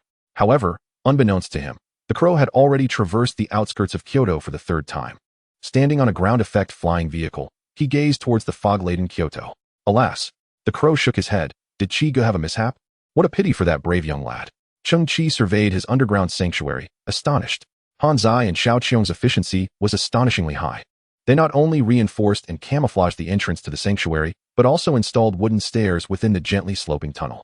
Of course, the stairs occupied only half the space, leaving the other half for Xiao Qiong to use as a slide. Meanwhile, the interior of the sanctuary. Before the Dragon King's expansion dock, they constructed a wooden platform and crafted a wooden railing. This platform elegantly resolved the curvature of the ground. Additionally, it extended into a wooden corridor, resembling a serpentine bridge, seamlessly connecting to the wooden staircase at the entrance of the cave. Cheng Qi also noticed a small mound of soil piled on one side of the platform. The tiny grass he had previously transplanted was nestled in the center of the mound, gently swaying. They likely intended to create a vegetable garden or a botanical garden. It was a splendid idea. If realized, this place would be extraordinarily beautiful. However, on today's Earth, land is scarce and likely contaminated. Gathering sufficient soil would prove to be a formidable challenge. Cheng Qi gazed at the small dirt mound, feeling somewhat speechless. It resembled a grave overgrown with wild grass. Given how fond Han Zai was of cremation, it seemed that even a burial site had been established this time, making it a complete package for him. Chapter 47, Pinnacle of the Universe. Upon the opening of the cargo door, he was met with a dense array of meticulously arranged, pristine, amorphous alloy. The data indicated a total of 49,803 pieces of alloy. Cheng Qi was instantly invigorated. This was absurdly extraordinary. His joy was ineffable, prompting him to take action to further amplify this remarkable harvest. Frantically synthesizing. Impure amorphous alloy.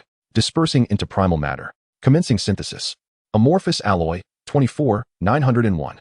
The stomach of the red-haired mouse could not compare to advanced forging techniques. The amorphous alloy they produced was of inferior quality.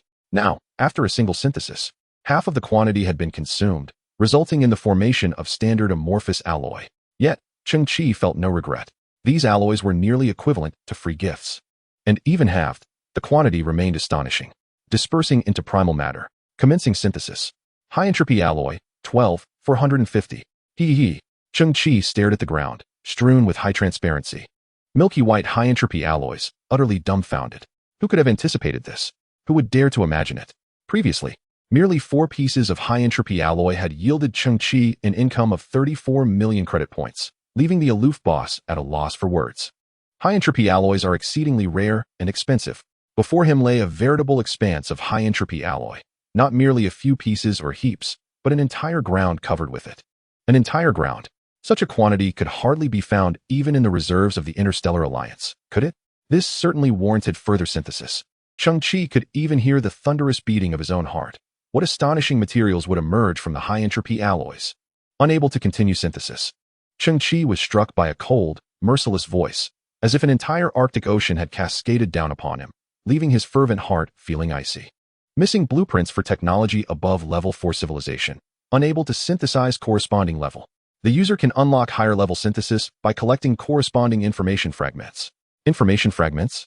Cheng Qi gazed at his crystal wristband, the azure starlight within it continually dancing. Was your information incomplete? The items previously synthesized, no matter how advanced, had never manifested technology beyond level 4 civilization. One thing Cheng Qi understood clearly was that everything synthesized had a corresponding item in reality. It always executed a pre-designed blueprint. However, once the blueprint was missing, no matter how powerful the entity, it could not generate the corresponding item. So this was the limitation. This meant that my struggle and motivation stemmed from this very point. Cheng Qi's heart stirred with realization. But how was he to obtain the fragments of information? I have experienced immeasurable damage. My civilization has also suffered a significant blow. We have scattered throughout the vast universe.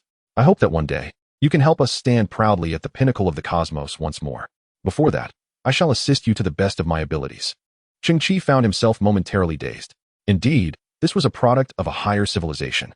The pinnacle of the universe. Had they once been the most powerful technological civilization?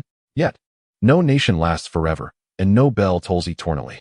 At some point, they were defeated by other civilizations. Why was it me? A fierce determination ignited within Cheng Qi. His selection must be for a reason, a heavy mission, because I had bad luck. What? The fragments are like meteors, uncontrollable. And my essence happened to crash upon you, the most unpromising of insects. Let me tell you, I have no intention of resurrecting your civilization. I will simply relax. I will earn money, arm myself, and when I encounter fragments in the future, I will take a detour. For a civilization as impolite as yours, destruction seems entirely justified. The moment I was activated, everything was already predetermined. You will ultimately succeed. On behalf of the entire civilization, I express my gratitude. Cheng Qi was taken aback once more. Your words turned rather swiftly. In truth, banter aside, he would never choose the so-called path of relaxation. The restoration was particularly crucial. How could there be anyone in this world who despises their own capabilities or excessive equipment? I will ultimately succeed. Cheng Qi felt a flicker of doubt. Theoretically, technology should be able to master time, but he was uncertain what level of technological civilization could grasp the secrets and keys of time. Could it be that the parent civilization had reached this height? Shaking his head, he dispelled such thoughts. All of this was beyond Cheng Qi's current comprehension. Nevertheless, at this moment, it contained all the design blueprints of civilizations below level 4. The human civilization in which Cheng Qi lived had not even surpassed level 2. In other words, his existence was undoubtedly a dimensional strike. As long as it was used properly, the path to ascension would remain uninterrupted. As for the high-entropy alloy scattered about, for now, it could only be sold to Boss Missouri. Cheng Qi felt a sense of anticipation. What expression would the esteemed Boss Missouri have upon learning the details of this transaction? Ziji. Calling Boss Missouri, Cheng Qi activated the dedicated radio for your destined key client. The unparalleled benefactor was online. Cheng Qi. Mo's voice remained as steady as ever. I conducted an investigation. The gray storm on Earth subsided 4 hours ago. Yet why have my 20 technology boxes not returned? This fellow truly lacks emotions. Cheng Qi exhaled slowly, unaware of the unpredictable nature of life. Where misfortunes are more likely than not. What? Mo's voice came through. Do you require new materials to claim for yourself? Did you mishear me? Or is the signal poor?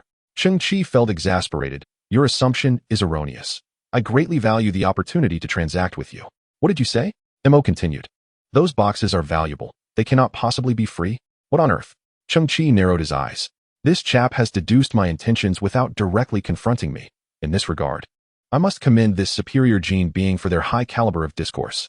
Yet that is of little consequence. With the gray storm approaching, I have procured an abundant supply of excellent goods. What? This is a matter of principle. You cannot simply brush it aside. What on earth? Cheng Qi was momentarily taken aback. Boss Missouri, you truly are a genius. You have staked everything on this. Are you preparing for an examination? Clearing his throat, Cheng Qi declared, I have managed to acquire high-entropy alloy. What? Mo was taken aback. Completely unprepared for the revelation that Cheng Qi could procure high-entropy alloy in such a brief span of time. Are you concealing astonishing secrets? Mo's voice brimmed with inquiry. High-entropy alloy is a rarity throughout the entire solar system. How did you come by it? Did I not mention? The gray storm has swept up a multitude of debris, and as luck would have it, I stumbled upon some high-entropy alloy. Cheng Qi spoke nonchalantly, though he too was somewhat curious, despite being a superior gene being. Even of a higher level than Mo, why could he speak so casually without a hint of embarrassment? How many pieces did you manage to obtain this time? Mo's tone turned serious. Anything involving high-entropy alloy was a significant business opportunity. Moreover, he had already exhibited considerable trust in Cheng Qi, deliberately using the term pieces to describe the alloy. 12,450 pieces. What? 12,450 pieces? What? Is your signal truly that poor? 12,450 pieces. I've repeated it several times. Thud. Suddenly, Cheng Qi heard a peculiar sound emanating from the communicator. Did Mo just topple over? Cheng Qi scratched his head. As a high-ranking Gene being and a prominent businessman, was he truly so unstable? What nonsense. Just wait. The transport boxes will arrive shortly. And do refrain from consuming those inferior gene potions. Chapter 48. An uninvited guest. Cheng Qi arrived at the surface, discovering that Hanzai was indeed meticulous. The exit of the underground shelter had once again been camouflaged with a considerable amount of debris, all welded or bonded together. Without the ravages of the gray storm, this disguise held firm. Once the entrance was completely sealed, it was surrounded by mounds of refuse, all remarkably similar, rendering it impossible for anyone to discern its secrets. Not far from the entrance lay the humble dwelling where Cheng Qi once resided. Hanzai had propped it up once more, yet it was undoubtedly nothing more than a fade. After all, Cheng Qi would frequently come and go in the vicinity, and he certainly required a nominal residence. It was a perfect ruse. Cheng Qi nodded in acknowledgement. Hanzai was indeed a remarkable caretaker robot. Then, Cheng Qi quietly awaited the arrival of Mo's transport container, gazing up at the sky. To his astonishment, the two Interstellar Alliance ships he had previously spotted continued to hover in the upper atmosphere. Why had they not yet descended? Cheng Qi felt a twinge of confusion. Typically, these so-called superior beings harbored a profound disdain for Earth, arriving swiftly and departing just as quickly, unwilling to linger for even a moment. Within Cheng Qi's consciousness, a subtle sense of alertness emerged, accompanied by an auditory sensation akin to the delicate clash of two thin crystals. Was this the sixth sense of silicon-based life forms? Cheng Qi underwent a localized silicon transformation, his eyes becoming dazzling diamonds. Only then did he notice the enormous ship above was continuously emitting broad beams of scanning light. These beams were not visible light, rendering them imperceptible to the naked eye of carbon-based life forms. Cheng Qi squinted. The pilot, Crow, had mentioned that his arrival was to seek something. Initially, Cheng Qi had dismissed Crow's information as unreliable, but it now appeared that Crow's intelligence network was indeed quite dependable. Upon closer examination, Cheng Qi discerned that the scanning beams from the starship could penetrate no deeper than approximately 50 meters underground, completely oblivious to his subterranean refuge. While they could detect tunnels, the scavengers who profited from excavation were numerous in this refuse-laden Earth, and such tunnels were commonplace. Little Cheong's father had perished underground while digging such tunnels. Suddenly, Cheng Qi heard a faint noise emanating from behind a refuse pile roughly 500 meters away. This was thanks to his genetic enhancement. Otherwise, he might have missed it entirely. What could it be? This was the second time he sensed some form of life surrounding him. Previously, during a gray storm, he had glimpsed a quarter of a person struggling to crawl across the ground. Was it some kind of creature? Or perhaps a derelict robot? Activated by a reverse short circuit? Cheng Qi cautiously shifted his stance, only to hear Mo's voice through the communicator, announcing the readiness to receive the container. Gazing at the chaotic and desolate refuse ahead, Cheng Qi halted. The previous container had been roughly the size of a shoebox, but this one was comparable to a small refrigerator from an era long past. TSK. Mo had certainly learned from experience. This time, a larger container had been procured, intended to hold as many items as possible. At worst, he could make a few return trips. Cheng Qi pursed his lips. This way, he would have no opportunity to retain the container. Cheng Qi cast another glance at the two warships hovering in the air, their flight paths ingeniously utilizing the scanning blind spots. Earth was under siege, and yet they had sent out their elite soldiers. Mo was quite audacious, engaging in smuggling right beneath their noses. Cheng Qi shook his head. In the face of ample profit, risks seemed trivial to a merchant. The gray storm had completely dissipated. The airflow was remarkably stable, and the biotechnological crate, about the size of a refrigerator, gently descended before Cheng Qi. He scrutinized the crate, which resembled an enlarged version of a small box, lacking any significant technological advancements. However, due to the exponential increase in manufacturing materials, the price of this item must have soared multiple times. What a pity. How much alloy could such a small crate possibly hold? Perhaps 500 units at most? How many trips would that require? Cheng Qi felt a sense of helplessness as he slowly approached and pressed the crate's switch, the pneumatic sound echoing as the compartment door gradually opened. Cheng Qi was taken aback. Inside the crate sat a perfectly sized chair, upon which Mo, dressed in a tailored suit and supported by a cane, sat cross-legged, observing Cheng Qi with a steady gaze. Why are you here again? Cheng Qi felt a shiver under Mo's penetrating stare. Mo's expression remained aloof and formal, as if to say, pull me out, and I won't be able to escape. It took considerable effort for Cheng Qi to extract Mo from the crate, only to realize that this fellow had indeed gone to great lengths to transport himself. The crate was too large, making it susceptible to interception, yet too small for him to fit inside. Thus, Mo had reluctantly chosen an extreme size. resulting in his perfect entrapment. Cheng Qi sighed in exasperation. With such a high risk, why did you come personally? Do you think I wanted to? Mo retorted. You must not have studied history properly. Cheng Qi corrected him. That phrase is akin to a meat bun being tossed to a dog. Indeed. Mo suddenly turned to face Cheng Qi. It is indeed a dog. Cheng Qi's neck stiffened. Did he dig a pit for me? The high-level geneticist was quite adept with his words. Did he not tire of it? At that moment, Cheng Qi noticed Mo's frail physique, reliant on his cane to walk. His physical condition significantly deteriorated since their last encounter.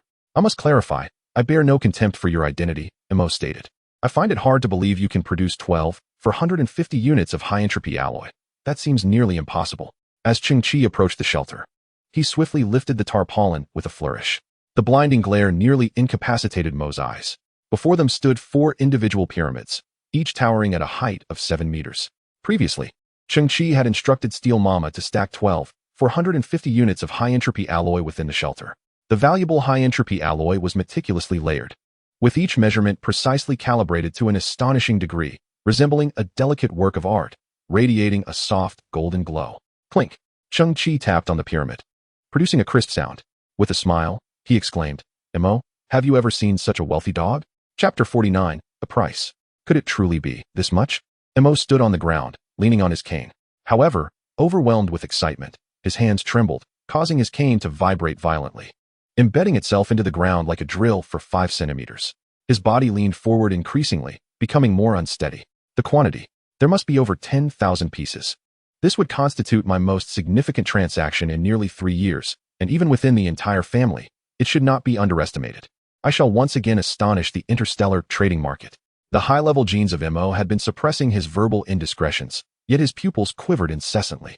Striving to regain his composure as a businessman, he meticulously counted the high-entropy alloys. Mo found it increasingly hard to believe. How could so many high-entropy alloys possibly exist on the wretched Earth? Moreover, how could they all be concentrated in Cheng Qi's hands? This was indeed rather absurd. Despite his numerous doubts, Mo adhered firmly to his business principles and refrained from questioning.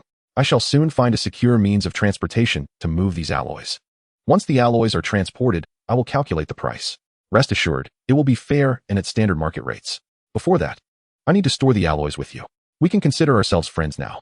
Mo suppressed his inner excitement, his gaze flickering. I will first extend a credit limit of 500 million credit points to you. Do you require cash, or will you exchange goods?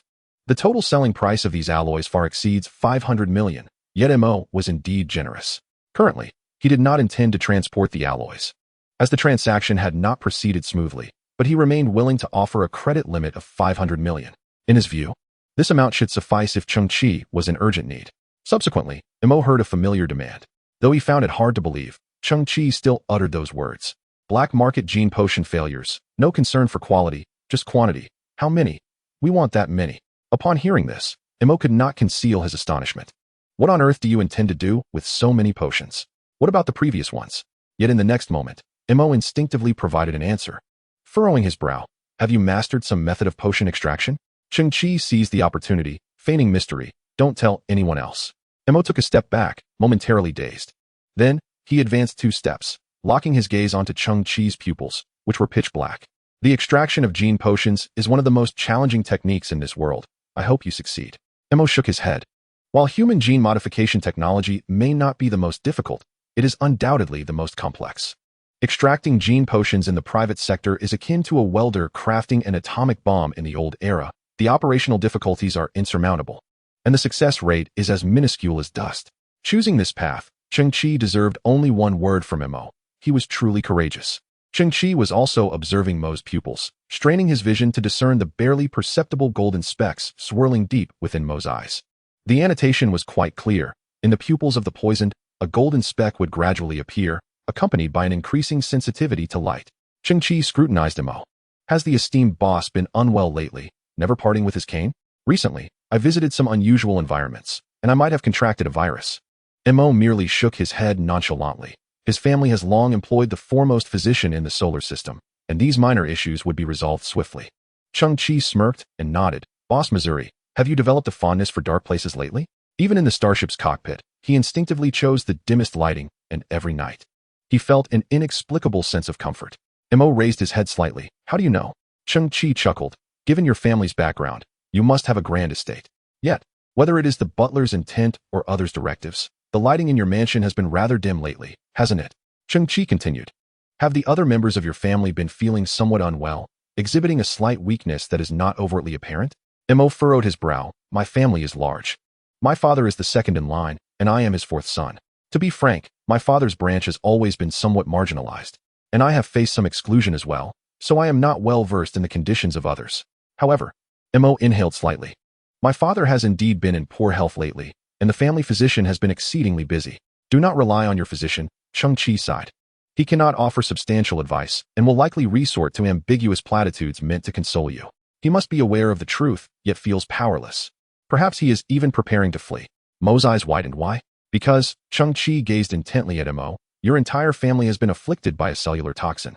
One that current human medical science cannot conquer, nor can it even be shaken. Cheng Qi paused and added, the symptoms of this poisoning include a gradual weakening of the body, light sensitivity, and the emergence of golden specks in the pupils. What? Mo stiffened, swaying slightly, barely able to maintain his balance with the aid of his cane. How do you know all this? Cheng Qi replied slowly. This toxin originates from the high-energy protein extract specifically provided to your family. Mo was left utterly dumbfounded, a look of terror flashing in his eyes. He then turned to Cheng Qi, his expression growing increasingly incredulous. Is all of this true? Did he discover something from that bottle? But if it exceeds the limits of human medicine, how did he come to realize it? Mo's heart raced, each revelation striking him like a blow, overwhelming his senses. You mentioned your father being marginalized and you facing exclusion? Cheng Qi raised an eyebrow. Consider yourself fortunate to know me. This time, I'll help you stage a comeback as the underappreciated young master, turning the tables and saving your entire family. Mo replied, bewildered, I am not a waste. I am merely a bit overlooked, not to the extent of twisting my mouth into a Nike swoosh. All right. Cheng Qi waved his hand dismissively, then produced a glass test tube. Inside, a single drop of blood coalesced, glistening like a ruby.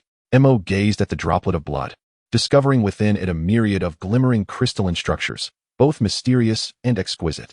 This was no ordinary substance. His professional instinct surged uncontrollably, prompting him to swiftly extract a miniature golden balance scale from his pocket and initiate a scan. The semi-silicon-based biological blood, infused with a plethora of gene completion crystals, theoretically possessed the capability to rectify any genetic flaw. With no prior transactions to reference, its value was incalculable. Mo's eyes widened in disbelief as he exclaimed, where on earth did you acquire such a thing? Perhaps you should be more concerned about your own family. Cheng Qi tilted his head and replied, of course, that so-called top physician of yours might also be one of the masterminds behind this. He continued, as for that cellular toxin, the only antidote within the entire solar system is likely contained in this droplet of blood. I have confirmed its high concentration, even if diluted 1,000-fold. It would retain its efficacy. Cheng Qi looked up at Mo, directly offering a test tube, slowly uttering a single word, give. You wish to give this to me? Mo's eyes widened to an exaggerated extent. What is the price? Cheng Qi merely smiled, remaining silent, and extended the test tube once more. Mo accepted the vial, his gaze fixated on the vivid red liquid within, his lips quivering, his expression shifting as he struggled to articulate his thoughts. Cheng Qi shrugged, recounting his perilous journey to acquire this blood, intended to save an entire family, only to have that very person suspect him of pilfering their transport case. Mo, you must agree, is this not a case of ingratitude? Mo paused, momentarily disoriented. You mean a heart of a wolf and the lungs of a dog, right? Cheng Qi met his gaze unwaveringly. Indeed, a dog. Mo felt a tremor at the corner of his eye, instinctively taking a step back. Chapter 50, The Unusual Team. Mo clutched the test tube tightly, his expression fraught with uncertainty, beads of perspiration forming on his brow. You exaggerate, Mo. I merely fear for my livelihood. Cheng Qi waved his hand dismissively. By the way, what exactly does your family do? Are you all mere merchants of goods? I must confess my error. My surname is not Mo, he stated proudly. Our entire lineage derives from a name that has shone brightly throughout millennia in Huaxia's history. We are descendants of Mozi, the revered philosopher. At that moment, a sacred reverence illuminated Mo's eyes. The current head of the family is named Mou. Yet he has ventured into the stars and has not returned for a century. Oh, Mou. Cheng Qi shrugged, admitting he had never heard of him. Regardless, you have not remained indifferent to the matters of my family. Mo replied earnestly, to express my initial gratitude, I must divulge some key information. He glanced skyward at the two starships overhead, concerning this interstellar alliance combat team. The expression on Mo's face grew solemn as he remarked. Before their arrival on Earth, they procured a substantial arsenal of weapons from the interstellar black market. This is utterly illogical. As a regular army, they should have had a standard allocation of ammunition, yet they opted for additional purchases. This indicates they possess some operational plans outside the established protocols. Outside the regulations? Operations? Cheng Qi furrowed his brow, pondering their true intentions. Everything remained shrouded in mystery. No one could ascertain the clandestine matters they concealed. Mo turned to Cheng Qi, cautioning him. From now on, you must be vigilant, or rather, the entire wretched earth must exercise caution. Mo's eagerness to return was palpable. Meanwhile, Cheng Qi rummaged through his backpack and produced a bottle of blue drink, tossing it into Mo's embrace with a smile. Drink this on the way, he suggested. Mo's face fluctuated between hues of blue and purple. Due to the cramped space, he was compelled to cradle the bottle, his expression one of disdain. Are you implying this drink has been poisoned? Do you wish for me to consume it en route, or do you merely want me to hasten my departure? Cheng Qi smirked mischievously. If this drink is indeed toxic, it will inevitably become refuse, and that would be a pity. Rather than waste it, why not find a way to transport it all here and gift it to me? Cheng Qi's eyes sparkled with excitement. For this beverage possessed slight enhancing effects on human strength. Mo's mind struggled to comprehend, and he ultimately sighed. Let me investigate thoroughly before we proceed. He watched as Mo's transport container gradually vanished into the atmosphere. Cheng Qi's gaze lingered on the two starships in the distance, and he slowly furrowed his brow. Wow, who is that? In the underground shelter, little Qiong gazed at the small white mouse perched on Cheng Qi's shoulder, its glossy eyes shimmering with intrigue. Being merely a 6-year-old girl, she was irresistibly drawn to such a charming creature. Its name is Gigi. It will henceforth be our new companion, Cheng Qi chuckled. Both Hanzai and little Qiong were covered in mud, having gathered a considerable amount of wood and soil, seemingly intent on continuously constructing their underground sanctuary. Gigi? Little Qiong extended a finger, gently brushing the mouse's fur. Then you shall be my second pet. Second? Cheng Qi was taken aback. Who is the first? It's Hanzai. Little Qiong replied, her eyes twinkling. Hanzai is amusingly foolish. He is my first pet. Hanzai proudly raised his shining arm, proclaiming, what foolishness. I'm extraordinarily handsome, you know. Little Qiong busied herself, rummaging through the pile of wood until she discovered a handful of dried grass. She crafted a tiny straw hat and placed it atop Gigi's head. This adorning transformed Gigi's cuteness 100-fold.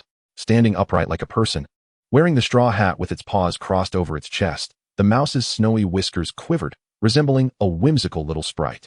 Moreover, Gigi's exposed brain and the pink crystal atop its head were perfectly concealed. Little Qiong paid no mind to the somewhat frightening appearance of Gigi's head, for in this post-apocalyptic wasteland, such sights had become commonplace. Furthermore, she was unaware of what a true pet should genuinely resemble. The two starships hovering overhead do not bode well. Cheng Qi, with a serious demeanor, instructed, Hanzai, contact the monkeys and temporarily halt the acquisitions. Find a place to hide. I will inform them when we can commence operations. Understood. Let us keep our worries to ourselves. Hanzai is not truly foolish. He would not engage in reckless behavior when danger is evident. Xiao Qiong, Hanzai murmured, bowing his head. Hearing what Cheng Qi said, we shall remain here for now. We have much work to do and cannot venture elsewhere. Xiao Qiong nodded earnestly, affirming her trust in Cheng Qi. Attention all scavengers in Zone 24. Attention all scavengers in Zone 24. At that moment, the antiquated communicator crackled to life, announcing a message from the Scavenger Alliance. All scavengers are to proceed immediately to the Scavenger Alliance headquarters to collectively welcome the arrival of the Interstellar Alliance combat team. This concerns our fate, and utmost respect is imperative. Cheng Qi furrowed his brow, a sense of unease washing over him. You two stay here. I will go alone. With that, Cheng Qi donned his tattered scavenger cloak, ensuring that his combat armor was well concealed beneath. He checked his jet turbine shoes and anti-gravity gloves, then confirmed the concealment of his eyes, the unique light refracting ability of his silicon-based genes perfectly masking the 3 rings in his pupils. Taking a deep breath, he stepped toward the exit. I am eager to see what this interstellar combat team intends to do. Chapter 51, The Vanguard. Before the Scavenger Alliance headquarters, a vast expanse of refuse had been compacted into a flat plaza. On either side, 8 towering pillars formed from various melted metal scraps rose starkly against the overcast sky. This place stood as a significant landmark, even amidst the garbage-laden earth. Thousands of scavengers congregated here. Water resources on Earth were scarce, making bathing a luxury. Over the years, the scavengers exuded a moldy odor, and their collective presence created an atmosphere that was quite unwelcoming. Cheng Qi stood among the crowd, quietly observing everything. Xiao Qi, a woman in her 50s, with a red scarf tied around her head, pressed a small cloth bag into Cheng Qi's hands. Aunt Lon. Cheng Qi was taken aback. opening the bag to reveal several round energy food blocks. What is this? Aunt Lan's husband, Old Lin, was a close friend of Cheng Qi's grandfather. Previously, during the hyena gang's attempt to seize Cheng Qi's amorphous alloy, they had kidnapped Old Lin as leverage, but Cheng Qi ultimately defeated the gang and rescued him. Despite the changing circumstances, the Lin family had consistently supported Cheng Qi and looked after him. Aunt Lan was an excellent cook, often repurposing the energy blocks distributed by the Scavenger Alliance, adding flavors to enhance their palatability and selling them for credits to sustain their daily lives. Such a stingy old woman. At this moment, Old Lin squeezed through the crowd, observing Cheng Qi's growth and lamenting that such a meager amount of food was insufficient. As he spoke, however, Auntie Lan restrained Old Lin's hand, saying, "You need not contribute." Taken aback, Old Lin replied, "I understand my energy blocks may contain impurities, but they still provide energy." Auntie Lan shook her head, stating, "No, your energy blocks are crafted from impurities."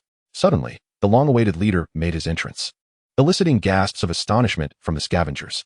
Cheng Qi gazed upward toward the main entrance of the scavenger headquarters, where an elderly man in his 60s emerged. His square face bore deep wrinkles carved by time, and his hair and beard were as white as snow. He strained to straighten his back, striving to appear vibrant. Flanking the elderly man were two figures. On his right stood a woman in a red dress, reminiscent of a rose in a post-apocalyptic world, Hannah.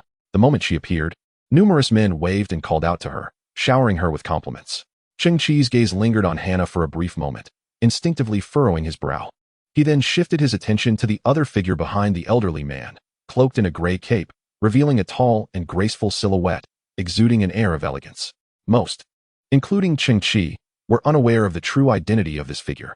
In the distant sky, two Hawk-class starships remained airborne. The hatch of one slowly opened, and a shuttlecraft gracefully descended. 3 seconds after the shuttle departed from the starship, Cheng Qi observed a shimmering defensive field composed of countless blue diamond-shaped blocks surrounding the starship. This field appeared robust and substantial, indicating formidable defensive capabilities. One of the diamond-shaped fields flickered densely as the shuttle glided through it, landing on the square ahead and stirring a cloud of dust. The scavengers held their breath, while even the leader on the steps swallowed hard in anticipation. Cheng Qi narrowed his eyes slightly. The shuttle's door opened gradually, forming a descending staircase as it touched the ground. A tall young man emerged from within, clad in military attire that bore a resemblance to a suit, appearing neat, dignified, and aesthetically pleasing. However, his face was obscured by a black high-polymer gas mask, concealing his features. This young colonel stepped down from the shuttle, followed by a procession of armed soldiers. As he advanced, he surveyed the scavengers standing on either side. The mask gleamed coldly, emanating a palpable sense of oppression. The scavengers widened their eyes in awe, rendered silent in his presence. Suddenly, the young man extended a pristine finger and removed his mask, revealing a handsome face, approximately 25 or 26 years old, with dark hair and striking features. His eyes shimmered with faint blue rings. Many female scavengers discreetly covered their mouths in astonishment at his striking handsomeness. "Hello, everyone," he greeted with a smile. "My name is Ning, but you may refer to me as Colonel Ning from now on." The young officer greeted everyone with a warm smile and a wave. Beside him, a soldier remarked, "Colonel, you might want to wear a mask in this air." Colonel Ning furrowed his brow and whispered, "Since no one else is wearing masks, wouldn't it seem somewhat pretentious for us to do so?" The soldier paused momentarily, then raised his hand to remove his gas mask, revealing a resolute face marked by scars. The remaining soldiers followed suit, all discarding their masks.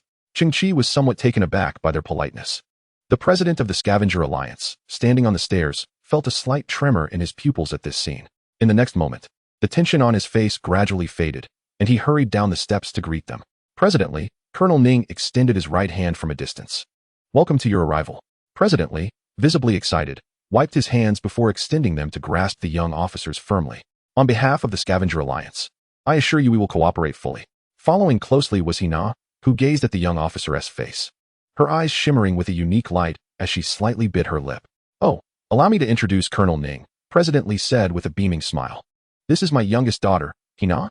Hina stepped forward, extending her delicate hand to shake the young officers.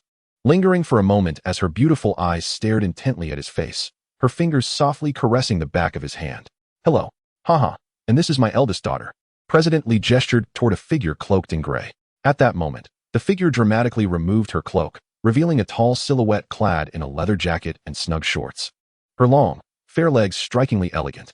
Colonel Ning's gaze sharpened upon seeing her visage, and gasps rippled through the scavengers. Who is she? Is she the president's eldest daughter? She rarely makes appearances. Many have never seen her. How is she so beautiful? Chapter 52, Resurgence. Hina had long been dubbed the Red Rose of the Apocalypse. Yet in comparison to this figure, she paled in significance. Hongwan's face was adorned with a light touch of makeup and a hint of red on her lips. Her beauty, her figure, her very essence seemed to belong to a world far removed from this refuse-laden earth. Greetings, Colonel Ning, Hongwan approached, as you can see. The Earth's resources are severely depleted, making survival for scavengers particularly arduous. Hongwan, it was President Li who interrupted.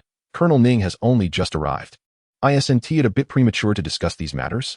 It's quite all right, Colonel Ning replied with a smile, gazing into Hongwan's eyes. Miss Hongwan, you are indeed a Class A gene? Hongwan paused for a moment and nodded gently. Colonel Ning bowed slightly, expressing his respect. Even amid desolation, flowers can bloom, which is truly commendable. At that moment, two soldiers approached carrying a large black box, coming to stand beside Colonel Ning. Colonel, as per our usual protocol, during our patrol, should we discover any high-ranking geneticists, a genetic identification must be conducted. Upon hearing this, Hong Yan's beautiful eyes quivered intensely. Meanwhile, both the president and Hina beside her shuddered slightly. Cheng Qi observed everything discreetly, sensing an unusual glint in the eyes of the stunning woman. Yet he could not pinpoint what fell amiss. However, he saw Major Ning wave his hand, indicating that Miss Hong Yan's countenance had already conveyed everything. An inspection, in his view, was unnecessary.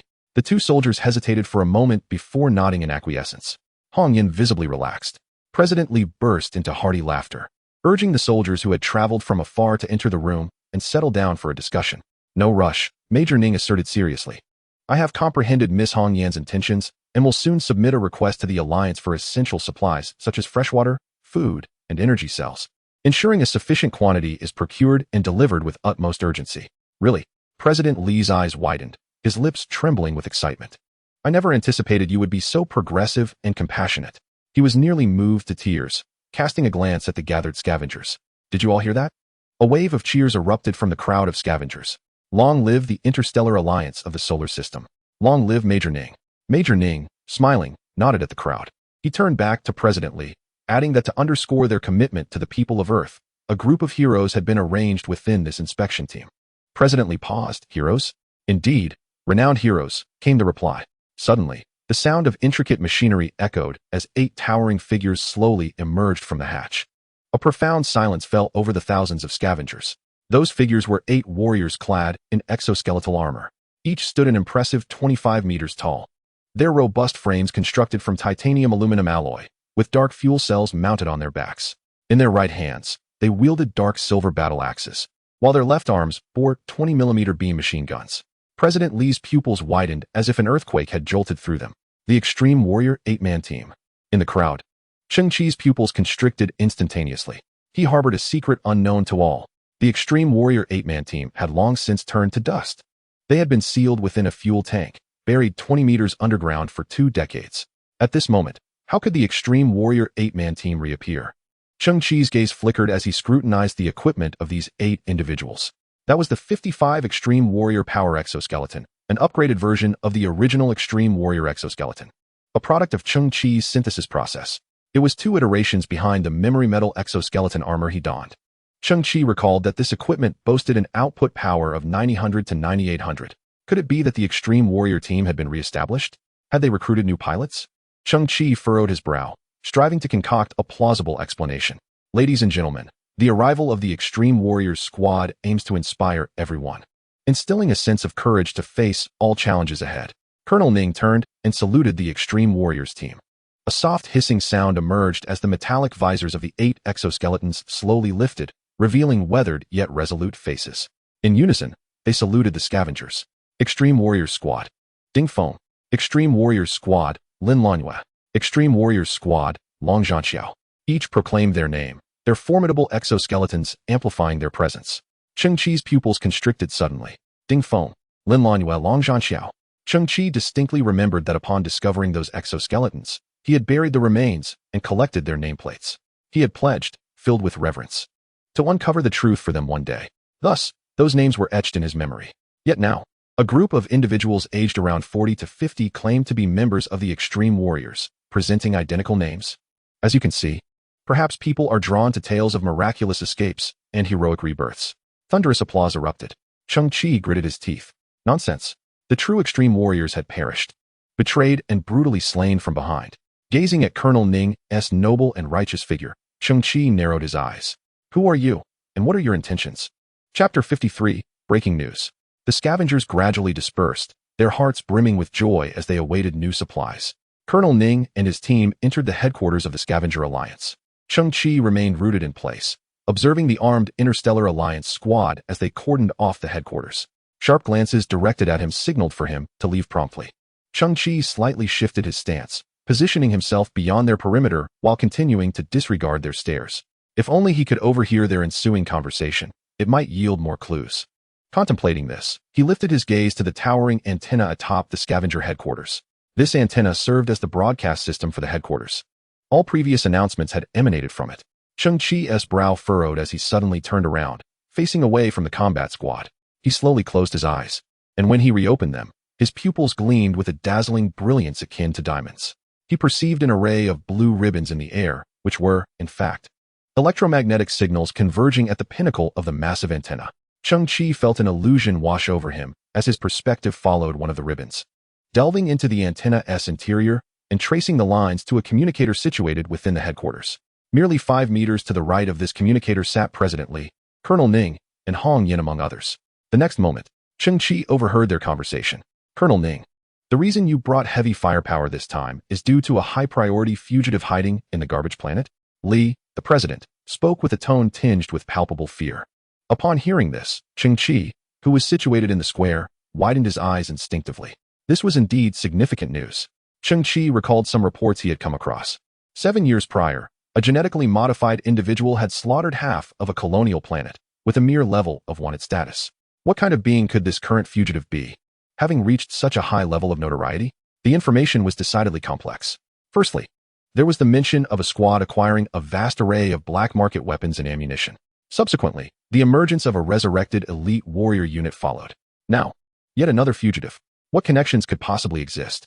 Cheng Qi listened intently for more details. The reason this individual was classified at such a high level was that he had once been among the upper echelons of the entire Galactic Alliance's military operations. Colonel Ning's voice resonated. President Li, have you heard of Kunlun? Kunlun. Li's voice exhibited a heightened level of astonishment. Is it the Kunlun that stands tall at the pinnacle of the galaxy? Colonel Ning's voice came slowly, indeed. Li's tone sharpened considerably. Isn't it one of the 4 great generals of the human legion? Its name originates from a famed mountain on Earth, a perennial pride of humanity. That was in the past, Colonel Ning replied somberly. Now, it has betrayed all of humankind. A tumultuous clamor ensued. It seemed that Li had toppled the cup in his hand, utterly shocked. What? Kunlun has attempted to assassinate the other 2 great generals, aiming to seize military power. Colonel Ning stated, deliberately enunciating each word. It seeks to rebel. The atmosphere fell into a profound silence for a full 30 seconds. Our mission this time. The routine inspection is secondary, he continued. 7 days ago, the 5th, 6th, 12th, and 19th fleets besieged Kunlun's 24th fleet, which faced near total annihilation. Kunlun itself was struck by thousands of ultra-powerful sniper beams, resulting in catastrophic damage. Subsequently, it fled to Earth, within your jurisdiction, President Li. As Colonel Ning recounted the events, one could distinctly hear the sounds of Li swallowing hard, wiping sweat, and even the tremor in his throat. With a quivering voice, Li asked, is it related to Kunlun? This is to prevent Kunlun's remnants from reinforcing it, Colonel Ning clarified. Reinforcing? Li echoed, bewildered. Kunlun is not a conventional human, Colonel Ning elaborated. It was gravely injured. To regain its combat effectiveness, it requires external equipment. But Earth is filled with technological refuse. Li trembled in response. Colonel Ning seemed to shake his head. I do not mean to offend. In Kunlun's eyes, these items on Earth are unworthy even of the term garbage. They provide it not a shred of aid. Then what should I do? Li queried again. Colonel Ning's voice replied, you and the scavengers need not do anything. We shall take care of everything. The remaining conversation revealed no crucial information, merely a series of routine checks. Cheng Qi blinked, his pupils returning to their inky blackness. He cast a glance back at the Scrapper Alliance headquarters, which loomed beneath the gray sky. The soldiers had been persistently driving him away. Along the way, Cheng Qi pondered the circumstances. Was everything truly due to this high-profile fugitive? Yet, that seemed implausible. Why would they procure ammunition outside the regulations? What secrets lay behind the Extreme Warriors squad of 8? Was this team inherently virtuous or nefarious? The latter seemed highly probable. However, the question lingered. Was it confined to certain individuals or the entire squad? After all, they were part of the official forces of the Galactic Alliance. Unbeknownst to him, Cheng Qi found himself seated in front of the Dragon King expansion dock, furrowing his brow in deep thought as he absent-mindedly lifted a worn teapot to moisten his throat. Hanzai, why has Xiao Qiong wet the potty again? Cheng Qi lamented. Hanzai poked his brass head around the corner, responding, you said we couldn't go outside. So we've been obedient. Then Xiao Qiong got anxious and, unwilling to dirty the floor, used your pot instead. Cheng Qi pressed his forehead, then inquired, where's Xiao Qiong? What is she up to? She's not behind the house, nor is she playing with her new pet. Hanzai replied, his tone evasive. Cheng Qi scratched his head and slowly rose, making his way around to the back of the dock, suspecting Xiao Qiong was busy crafting something peculiar for Ji. After all, Ji was a mutated rat king and deserved a modicum of dignity. Upon reaching the rear of the dock, Cheng Qi found Xiao Qiong in a flurry. Arms crossed, her unfinished creation for Ji concealed from view. Cheng Qi tilted his head and noticed a half-man-high stand behind her, topped with a tattered piece of burlap. His brow furrowed in curiosity. What lay within? What is in there? He asked, his voice low. Xiao Qiong, a mere 6 years old, displayed her youthful fragility. Her hands fidgeting anxiously, eyes wide with alarm. Cheng Qi shook his head in resignation, his expression grave as he stepped forward and yanked aside the worn burlap. Instantly, his pupils widened in shock, frozen in place. What was this? Before him lay a simple metal platform, upon which rested a round birthday cake, ingeniously assembled from edible energy blocks. Haha, Cheng Qi, happy birthday. Xiao Qiong giggled, her face a mix of joy and reproach. You adults are truly worrisome. Forgetting your own birthdays. Cheng Qi recalled, on this day 18 years ago, your grandfather found you, but I have no idea when you actually arrived. Thus, today has been designated as your birthday. Hanzai extracted a welding rod, heated it with a spray gun from his own arm, and inserted it into the birthday cake. Exclaiming, happy birthday, you silly child. Cheng Qi stood utterly stunned. Gradually, his eyes glistened with moisture. After all, we are family. Is it necessary to shed tears on your birthday? You adults are far too sentimental. Ji, perched on his shoulder, seemed to be a conspirator in this delightful surprise. It was no wonder that Hanzai had previously acted with such misdirection. It was all part of his plan to lead Cheng Qi to the back of the house. As for Xiao Qiong, Cheng Qi had just been criticizing her for her youthful naivety and poor acting skills, yet her performance was nothing short of remarkable. With a cheerful demeanor, Xiao Qiong remarked that the cake might be lacking, yet one could imagine it in various delightful flavors, perhaps a tangy cherry or a soft, sweet banana. Every time I envision it this way, I can't help but salivate. Cheng Qi nodded, resolving that once he had the means, he would surely indulge in the luxury of fruit. Come on, blow out the candles. Cheng Qi urged. I've heard that those who fail to extinguish their birthday candles are destined for a short life. He glanced at the glowing welding rod and wiped away the tears from the corners of his eyes. How does one blow this out? Nevertheless, at this moment, Cheng Qi's heart was brimming with emotion. He offered a genuine smile, expressing gratitude. Thank you all. I previously misjudged your intentions, thinking you had taken in things that should not have been kept. Suddenly, a dark shadow plummeted from the ceiling, smashing the energy block cake into oblivion. Everyone gasped in unison, instinctively glancing up at the splendid and beautiful dome above. Then, their gazes fell in unison to the object that had crashed onto the cake. It was a quarter of a human being. 10 minutes later, this unidentified object was mounted on a metallic frame. Cheng Qi, Hanzai, Xiao Qiong, and Ji gathered around it, wide-eyed in observation. It possessed a human head, distinctly female, with exquisitely proportioned features radiating vigor. At that moment, her eyes were tightly closed, her lifelike eyelashes long and well-defined, though much of her synthetic skin had been scorched, revealing a mottled visage that exposed the underlying metal skeleton. Once adorned with a waist-length red ponytail, her beautiful hair had been singed, leaving only half. She bore a shoulder, though the exposed area was shattered, revealing a silver alloy structure within, from which a crimson liquid continuously dripped onto the ground. On the left side of her shoulder, an arm was connected, yet it was severely burned, the synthetic skin entirely gone, exposing the twisted, deformed metal beneath. Beneath her neck, a slender mechanical spine remained only partially intact, its neural interfaces charred and blackened, resembling a terrifying mechanical centipede, swaying slightly in the air. This was not merely a robot. Cheng Qi was taken aback. This was a highly cybernetic life form. Through the cracks on the enigmatic metallic skull of the unidentified being, one can distinctly observe the presence of a human brain, exhibiting a pink hue, with its intricate folds and sulci clearly visible. Once, it was a human, however. For reasons unknown, perhaps due to bodily degeneration or an insatiable desire for enhancement, and increased combat prowess, it began to incessantly modify its form, substituting its organic organs with mechanical prosthetics. Ultimately, it replaced nearly all of its human anatomy, including limbs, internal organs, and spine, retaining only its brain. Cheng Qi meticulously examined the fissures on its cranium, noting that even the remaining brain had undergone alterations, implanted with various chips, presumably to augment reaction speed, computational ability, and memory. Upon realizing the gravity of the situation, Cheng Qi inhaled sharply and stepped back. Was the indistinct figure he had observed struggling on the ground earlier the very same entity? When had it entered? Cheng Qi glanced at the ceiling, where the only object was the suspended light of the Earth Dragon King. Had it been lying in wait atop the light fixture all along? It was evident that this mysterious being was not of this desolate Earth. The technology, materials, and components it possessed were unlike anything Cheng Qi had encountered before.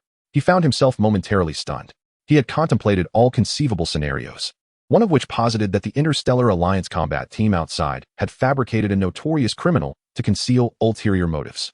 It seemed, however, that Cheng Qi had hit the jackpot. The wanted criminal was indeed real. The scene before him was alarmingly vivid. If he failed to connect these two threads, he might as well extract his brain and toss it down the toilet. Yet, could there be an infinitesimally small possibility that this entity was merely discarded refuse, having fortuitously regained a modicum of energy to crawl into Cheng Qi's underground sanctuary? After all, if it were truly the wanted criminal, it would undeniably be a hot potato. Should he hand it over to the Interstellar Alliance combat team? But the morality of that team remained ambiguous. What if he chose not to surrender it? What if it were indeed a heinous traitor? Cheng Qi felt as if she had already perished. Xiao Qiong gazed at the broken form before her. Seemingly unable to bear the sight, she was a strikingly beautiful woman. Han Zai's bulbous eyes shimmered with life. It appeared the creature was not yet lifeless, as there were faint signs of cerebral activity. Cheng Qi resolved to perform basic repairs to glean further information. Tilting her head slightly, she activated the 03 Quantum Intelligent Repair Cluster, resembling a metallic pyramid, which flickered with cerulean light. It stood as an ancient marvel, its hatch slowly opening, releasing a mist-like radiance. Thousands of nanoscopic repair robots swirled like smoke, converging upon the fractured cybernetic entity. Cheng Qi's command was explicit. First, restore its communication capabilities. Chapter 55, Kunlun. The nanorepair robots oscillate between aggregation and dispersion. Within the cerebral confines of the cybernetic entity, minuscule electric arcs flicker. Due to extensive circuit damage, it is relegated to remedial repairs, rendering the outcomes unpredictable. A small entity hovers before Cheng Qi, relaying maintenance information. Cheng Qi nods silently. This is garbage earth. Suddenly, the eyelids of the cybernetic being quiver, its eyelashes tremble. With a swift motion, it opens its eye, only the left one. Yet, it possesses no human pupil nor any genetic indicators. It resembles an electronic orb, with a dim red dot pulsating at its center. Upon witnessing this, Xiao Qiong instinctively recoils. Cheng Qi attempts to communicate using the electronic resonance properties of silicon-based life forms, but receives no response, for it lacks a core. Its consciousness is entirely derived from a human brain. The red dot within the eye flickers and gradually transforms into a red halo, which then begins to expand and contract slowly, ultimately coalescing into a crimson pupil. Undeniably, its eye is captivating, evoking a sense of awe. Her left eye begins to tremble as well, yet despite her efforts, it remains shut. The quantum cluster's repair process nears completion. Cheng Qi steadies her mind and gently inquires. Who are you? I. The red lips, dusted with a hint of grime, part slowly, producing a crisp and cold voice, fragile yet melodious. I do not remember. Cheng Qi furrows her brow. Has the biological brain sustained damage? The scene before her is peculiar. A being with merely a head and half an arm, its spine exposed, sways slightly as it speaks, unable to divulge its own identity. Exercising patience, Cheng Qi presses, what do you remember? I. The red halo in the cybernetic being's right eye flickers. I was betrayed. Cheng Qi's heart jolts. It increasingly resembles that most wanted criminal. What else can you recall about yourself? I. The red lips atop the head tremble. I believe my surname is Hua, like the flower. Hua. Cheng Qi tilts her head. Hua Milan? I remember now. My surname is indeed Hua. My name is.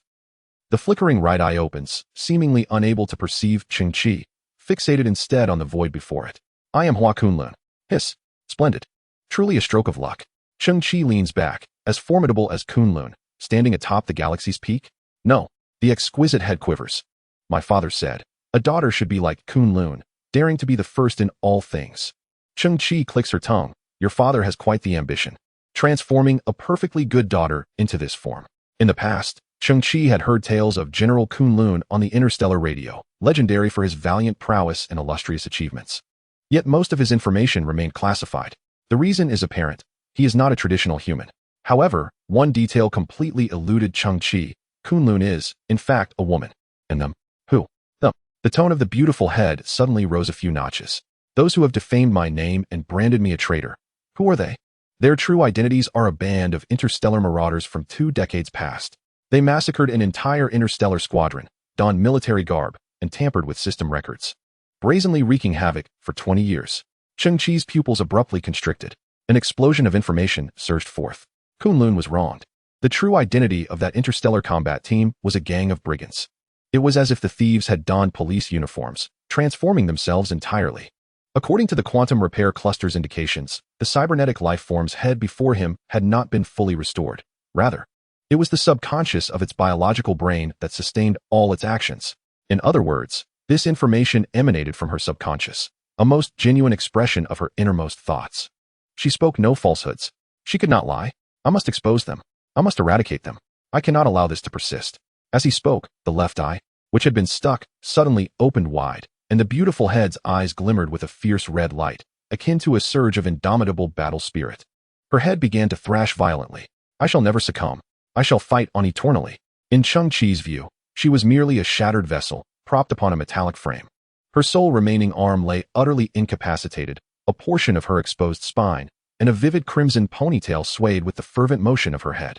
What Cheng Qi saw was nothing but a fallen tiger, a hero in twilight, a scene of utter desolation. I was betrayed by traitors. I was obliterated. I lost my corporeal form and fled to earth. The battle spirit of the beautiful head waned, her head gradually drooping, yet she seemed to recall something. In the refuse, I glimpsed a youth, bearing technology far surpassing Earth's standards. He could aid me. Only he could assist me. Please, help me. The voice of the beautiful head grew ever fainter, her eyes gradually losing their luster, staring vacantly ahead, devoid of further movement. Her energy levels plummeted, and the self-preservation protocol activated, plunging her into slumber. The quantum repair cluster transmitted diagnostic information. Cheng Qi inhaled deeply. The truth is that the Interstellar Alliance squad was the real traitors. They were not even worthy of the term traitors, but rather a gang of ruthless brigands. Surely, 20 years ago, the authentic extreme warriors were slaughtered at their hands.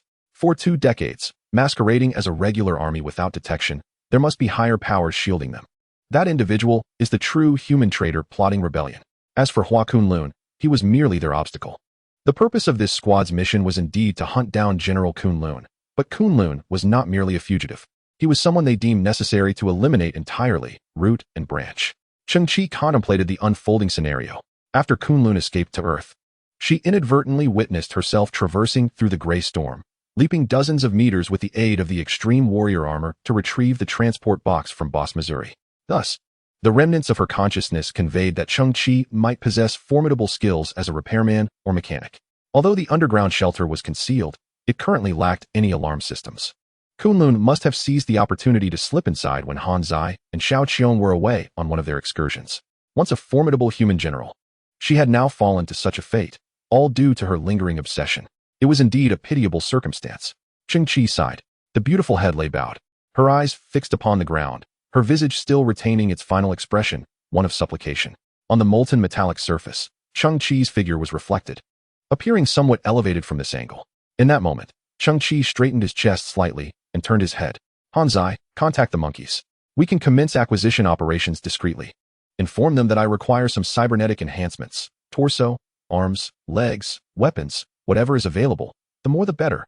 Chapter 56, Undercurrents Galactic Alliance Starship 02, Hawk Class. Colonel Ning walked slowly along the corridor of the bridge. The overhead beams of light cast his face in an oscillating glow. 2 soldiers followed behind him, carrying a rectangular, somewhat slender box. With his back straight, Colonel Ning arrived at the center of the bridge, the command hub. He raised his hand and executed a slow military salute. General. The light at the center of the bridge was dim. Vaguely, one could discern a tall and broad mechanical seat, with a hazy figure at its center. Colonel Ning shifted slightly to one side. The 2 soldiers placed the black box flat on the ground, and with a mechanical whir, the lid of the box slowly slid to one side. The base of the box illuminated with a white backlight, revealing hundreds of fragments of various sizes arranged within. Most of these fragments bore red paint, while their interiors were composed of a semi-transparent metal, meticulously arranged to mimic their original structure. They now resembled half of a humanoid form. The figure in the mechanical seat slowly extended a hand. Understanding the cue, Colonel Ning extracted a fragment from the box and respectfully presented it to the shadowy figure. The figure raised the fragment toward the distant light, their dim eyes narrowing slightly. Heh! A low, rumbling chuckle emanated from the figure. General, 30% of these fragments originated from the space battlefield, while the remaining 70% came from garbage Earth. The soldiers spent over 4 hours collecting these. Colonel Ning continued, our mechanic has assessed that her body has been shattered to a critical extent, even if she still lives. She possesses no combat capability. The shadow in the darkness continued to admire the fragment in hand.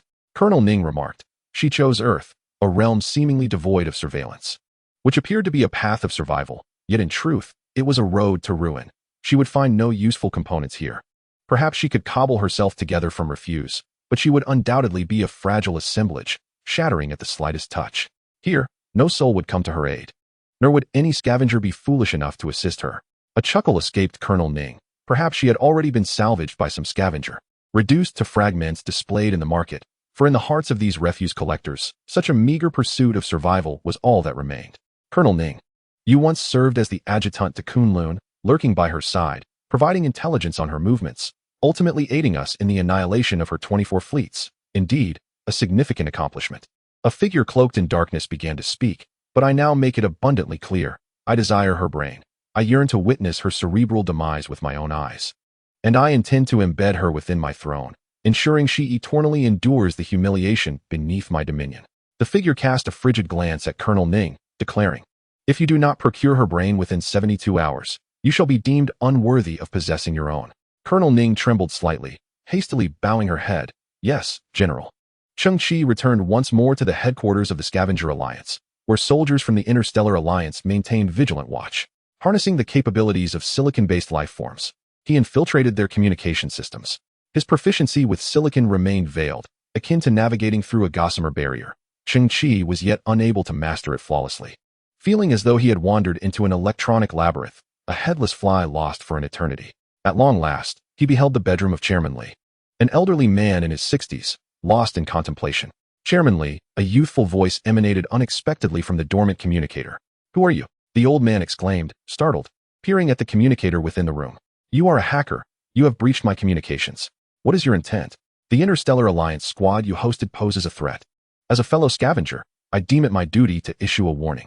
Chairman Li's expression flickered. They are regular troops of the Interstellar Alliance. Prior to their arrival, I received a dispatch from the Solar System Alliance. Identity verification, keys, everything was in order. You must speak with accountability. Indeed, their current identity is that of regular troops. However, their previous identity. Chairman Li interrupted Cheng Qi. Your mastery of such illicit technological skills marks you as a remarkable scavenger. Yet I implore you to apply this ability for noble purposes rather than indulging in such trivial pranks. Chairman Li, do you truly wish to remain obstinate? Obstinate. The elder furrowed his brow. Were you in my position, would you choose to trust a fully documented regular army or a scavenger hacker? Everyone claims I am moderate, that I am timid and apprehensive. Yet my duty is to balance the interests of thousands of scavengers against the official realm. Now, all await the salvation of the Interstellar Alliance. Do you believe you can instigate doubt in them with mere words? If, at this very moment, I were conversing with a distinguished gene pioneer, President Li's body would tremble at the thought. A high-level gene pioneer? How elevated? The weight of this revelation left him in contemplative silence for an extended period. Approaching the window, he gently drew back the curtains to gaze upon the silhouette of a youth clad in a blue scavenger's cloak standing in the square. Memories of his daughter, Hong Yin, flashed through his mind, alongside the recollection of the decades' worth of wealth he had sacrificed to procure a black market concoction. On this desolate earth, how could a high-level gene pioneer possibly emerge? He sighed deeply. Child, heed my counsel. Refrain from employing those biological contact lenses to deceive. Such ruses may obscure the truth for a moment, but not for eternity. Cheng Qi paused. In truth, I have also discerned certain issues. This team displays excessive humility. Their demeanor is overly approachable.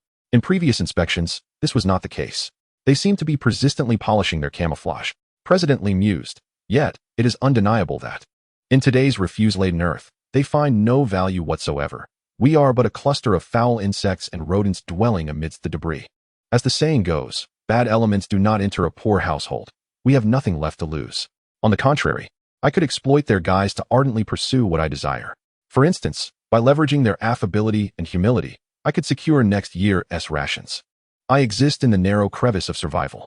Sometimes, ignorance is bliss. Do you comprehend? At that moment, Cheng Qi's gaze was suddenly drawn to the distant sky, where several small transport vessels emerged, breaking through the atmosphere and descending on the southern side of the Scavenger headquarters square. As the hatch opened, boxes filled to the brim with edible energy blocks were revealed. The scavengers surrounding the area dashed towards the vessels in a frenzy, as if caught in a grand celebration. Cheng Qi, however, stood solitary on the northern side of the square, unmoved by the spectacle. The dynamics of the ground situation were starkly clear. In that instant, Cheng Qi's eyes narrowed slightly. Each individual possesses their own motivations, whether born from differing needs or divergent stances. Henceforth, regardless of the antics you may pursue, I, Cheng Qi, shall stand alone in confrontation against them. Chapter 57, Eyes. Major Ning, within the past 2 hours, we have uncovered 12 pieces of Kunlun debris. A certain officer remarked, yet, the main brain has remained elusive. Could it be that an audacious scavenger has hidden it away? Rising slowly from behind his desk, Major Ning peered through the observation glass of the starship, surveying the garbage-laden earth beneath the cloak of night. I do not believe scavengers possess the audacity to engage in such actions. With a furrowed brow and a countenance as dark as water, Major Ning continued, nevertheless, these scavengers, akin to rats and insects, are not devoid of value. The officer, puzzled, inquired, what value could they possibly hold? Major Ning, with a subdued smile, informed his comrades that the anticipated plan they had long awaited was now ready for execution. Is that truly the case? The sergeant's eyes sparkled with excitement. His comrades had been putting on a facade for years, nearly suffocating from the pretense. At last, they could indulge themselves on this desolate planet, relishing a moment of liberation. However, this scheme required a gradual approach. Tonight would only allow for a minor maneuver. Colonel Ning's eyes glimmered with a cunning light. He still needed some opportunistic performances. Detected similar technological creations. Synthesize? Within the underground refuge, Cheng Qi surveyed the technological refuse scattered before him. This was the laborious bounty acquired by the monkeys prior to the dust storm, just recently delivered. Meanwhile, the monkeys tirelessly executed Cheng Qi's new orders, fervently acquiring cybernetic enhancements. Previously, Cheng Qi had instructed Hanzi to construct a 300-square-meter wooden warehouse on the eastern side of the refuge, which would serve as his future workspace. I have no eyes, Cheng Qi pondered within the workspace. I require an effective yet discreet surveillance system to track the movements of that counterfeit army. His gaze shifted downward to today's materials, relics from a bygone era, 22 camera probes. All of them bore identical models, their white casings corroded, and their lenses encrusted with copious amounts of dirt. They were likely unearthed by some scavenger. In this age, such devices were worthless, and their original owner would undoubtedly curse the monkeys for their folly. Cheng Qi's eyes glimmered as he commenced the synthesis. Disassembled into primitive materials. Synthesis successful. 011 Drone 11. Lightweight aerial reconnaissance drone, equipped with night vision, 200x zoom, for wide-angle cameras. Fixed surveillance range of 3 square kilometers. Endurance of 4 hours. Cheng Qi shook his head. It fell far short of his needs. The drone before him had a wingspan of 15 meters, lacking any counter-surveillance systems. Once airborne, its noise would be astonishingly loud. Any observant individual would easily detect it. Disassembled into primitive materials. Synthesis successful. 058 Flying I-5. Military-grade comprehensive aerial monitoring platform, equipped with sonar, high-precision thermal imaging. 28 smart tracking cameras, propulsion system upgraded to magnetic levitation, cruising noise below 35 decibels. Too large, Cheng Qi mused as he examined the device, which had a diameter of at least 4 meters and resembled a small black flying saucer. One could imagine its silent flight, yet it remained equally conspicuous. Disassembled into primitive materials. Synthesis successful. 21 Ecological camouflage monitoring system. 2. Cheng Qi regarded the device before him with a bemused expression, filled with curiosity. Standing taller than a person, it was a metallic cage with slender bars, its top forming a semicircle, while a row of red indicator lights flickered at the base. Leaning closer, Cheng Qi peered through the gaps in the bars and beheld a labyrinth of metallic branches within, upon which perched dozens of gray birds. Birds? Cheng Qi's eyes widened in astonishment. The device camouflages surveillance technology as a tree sparrow, simultaneously emitting bio-inspired calls and biological electromagnetic waves. Under the third level of technological civilization, it remains undetectable from a distance. The tree sparrow is equipped with 2 high-precision cameras, enabling thermal imaging, wide-angle photography, and prolonged endurance among its 7 capabilities. The tree sparrow, an omnivorous species with remarkable reproductive abilities, is one of the few birds that inhabit the globe, due to its exceptional performance and effective concealment. This device has been designated with the codename Cage. Even the 4 pests cannot withstand nuclear radiation and chemical toxins. If released, their chirps would not be mere trills, but rather desperate cries of, "I have a problem. I have a problem. I truly have a problem." Cheng Qi steadied his mind and continued synthesizing, dispersing into primordial matter. Synthesis successful. 100 ecological camouflage surveillance systems. Yet, it is still an ecological camouflage system, albeit with a new serial number. Cheng Qi paused, gazing at the enigmatic object before him, his complexion shifting from red to purple, then to pale white. What is this? Before him stood a mass of metallic excrement. More precisely, it was a tower formed from layers of silver metallic discs, each progressively smaller towards the top, culminating in a small point. Cheng Qi stared, unable to suppress the associations this shape evoked. Never mind. This must be a creation of a technologically advanced civilization with peculiar aesthetics. Cheng Qi noticed that the surface of this metallic structure bore inconspicuous seams, suggesting it could be opened. The corners of his eyes twitched as he observed the interior, which revealed layer upon layer of minute grids. Within each grid stood a white worm, distinctly visible, adorned with spiral ridges, writhing in motion. Cheng Qi was both astonished and speechless. Is this device dubbed Worm Nest? Its codename is Thousand Eyes, he learned, for it perfectly replicates the most powerful compound eyes found in nature. At that moment, the white worms began writhing more violently. Suddenly, slender black tendrils pierced through the surface of the worms, and one by one, tiny black flies emerged from within, shaking their transparent wings as they adjusted to their newfound forms. The flies swiftly turned their heads in unison, directing their gaze toward Cheng Qi. His pupils contracted in that instant. He beheld the multitude of compound eyes within each fly, reflecting his own image in intricate detail. A certain intangible tremor resonated, causing the tiny flies to collectively flutter their wings. Each compound eye reflected a minuscule glimmer, though countless in number. Thousands, tens of thousands, millions. They were not true flies. They were mechanical entities. Cheng Qi experienced a moment of epiphany, realizing that each of their compound eyes functioned as a surveillance camera. Each fly contains approximately 8,000 compound eyes. This device offers a panoramic 360-degree field of vision, allowing for the observation of surroundings in all directions without any visual blind spots. The compound eyes possess an extraordinary ability to perceive and track moving objects, processing and reacting in an astonishingly brief time, while the human eye requires approximately 0.5 seconds to discern the outline of an object. A fly necessitates merely around 0.01 seconds. Consequently, when humans attempt to swat at flies, it appears to them as if everything is unfolding in slow motion, enabling the flies to evade capture with ease. The creation known as 100 is, in fact, a hybrid of biological and mechanical engineering, endowed with the functional attributes of a fly's compound eyes, along with capabilities such as long-range signal transmission and intelligent control. It can even replenish its biological energy through feeding, achieving remarkable endurance. The current state of Earth's environment seems tailor-made for the existence of 100. Here, it serves as an almost invincible surveillance system, originating from a level 26 biological civilization. Chapter 58, Perspective. Indeed, it is formidable. Cheng Qi's expression was filled with astonishment. In this polluted world, apart from rats, flies have also managed to survive, proliferating near human habitation, buzzing incessantly, and proving to be a nuisance, reminiscent of times gone by. Next, I shall test its efficacy. Cheng Qi gently closed his eyes, and when he reopened them, they had transformed into 2 brilliant diamonds. A sinuous blue ribbon gradually materialized within his line of sight.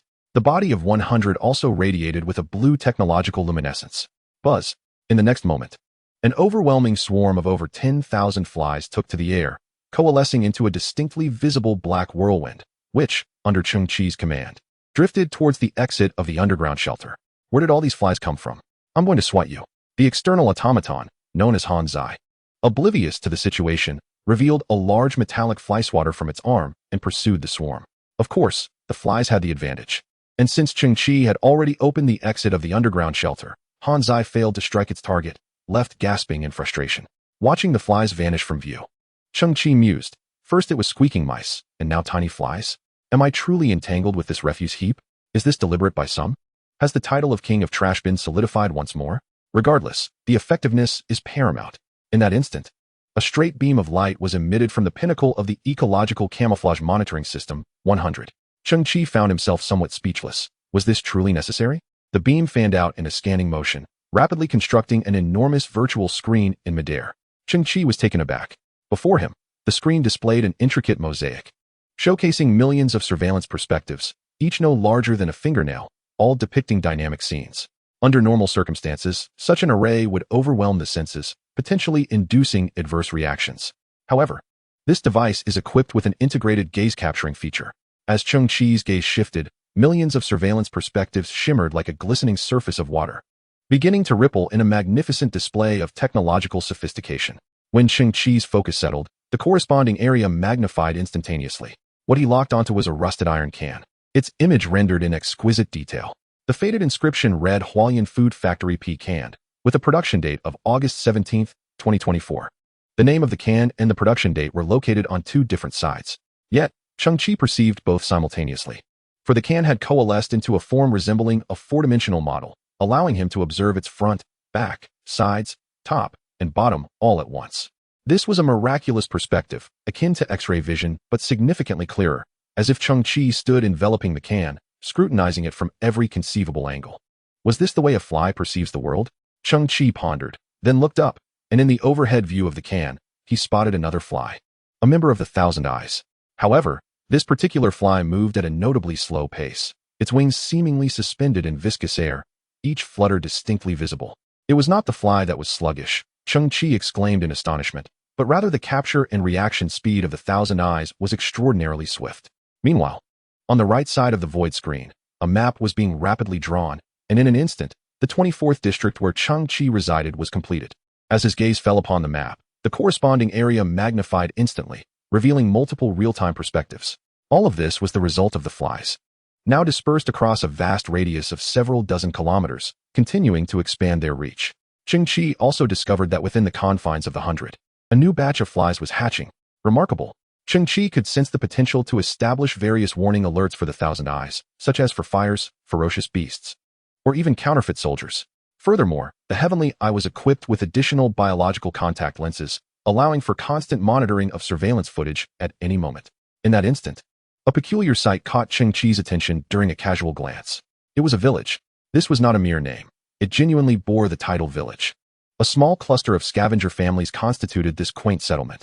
However, at this moment, as the first light of dawn broke through the eastern horizon, the village, shrouded in the gray mist of morning, lay in eerie silence. Cheng Qi's eyes widened as multiple perspectives emerged simultaneously. All the villagers were dead. They had not succumbed to weaponry. Most bore broken necks or fractured spines. Some had been thrown atop the shanty roofs, their lifeless bodies dangling. Mouths stained with dark crimson blood, eyes forever unclosed. Cheng Qi's pupils trembled, while he did not recognize the other villagers. Old Lin and Aunt Lon resided there. In the next moment, a glimmer of hope appeared as Aunt Lon, with a bamboo basket slung over her shoulder, and Old Lin emerged at the village entrance.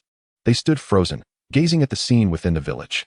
A fabric pouch slipped from Aunt Lan's hands and fell to the ground, scattering its contents, untouched flavor energy blocks. A conjecture emerged in Cheng Qi's mind, and a smoldering rage began to simmer in his eyes. It was the doing of Kunlun. Colonel Ning sat in the hall of the Scavenger Alliance, a visage of sorrow etched upon his face, wishing for the scavengers to find solace in the afterlife, free from suffering.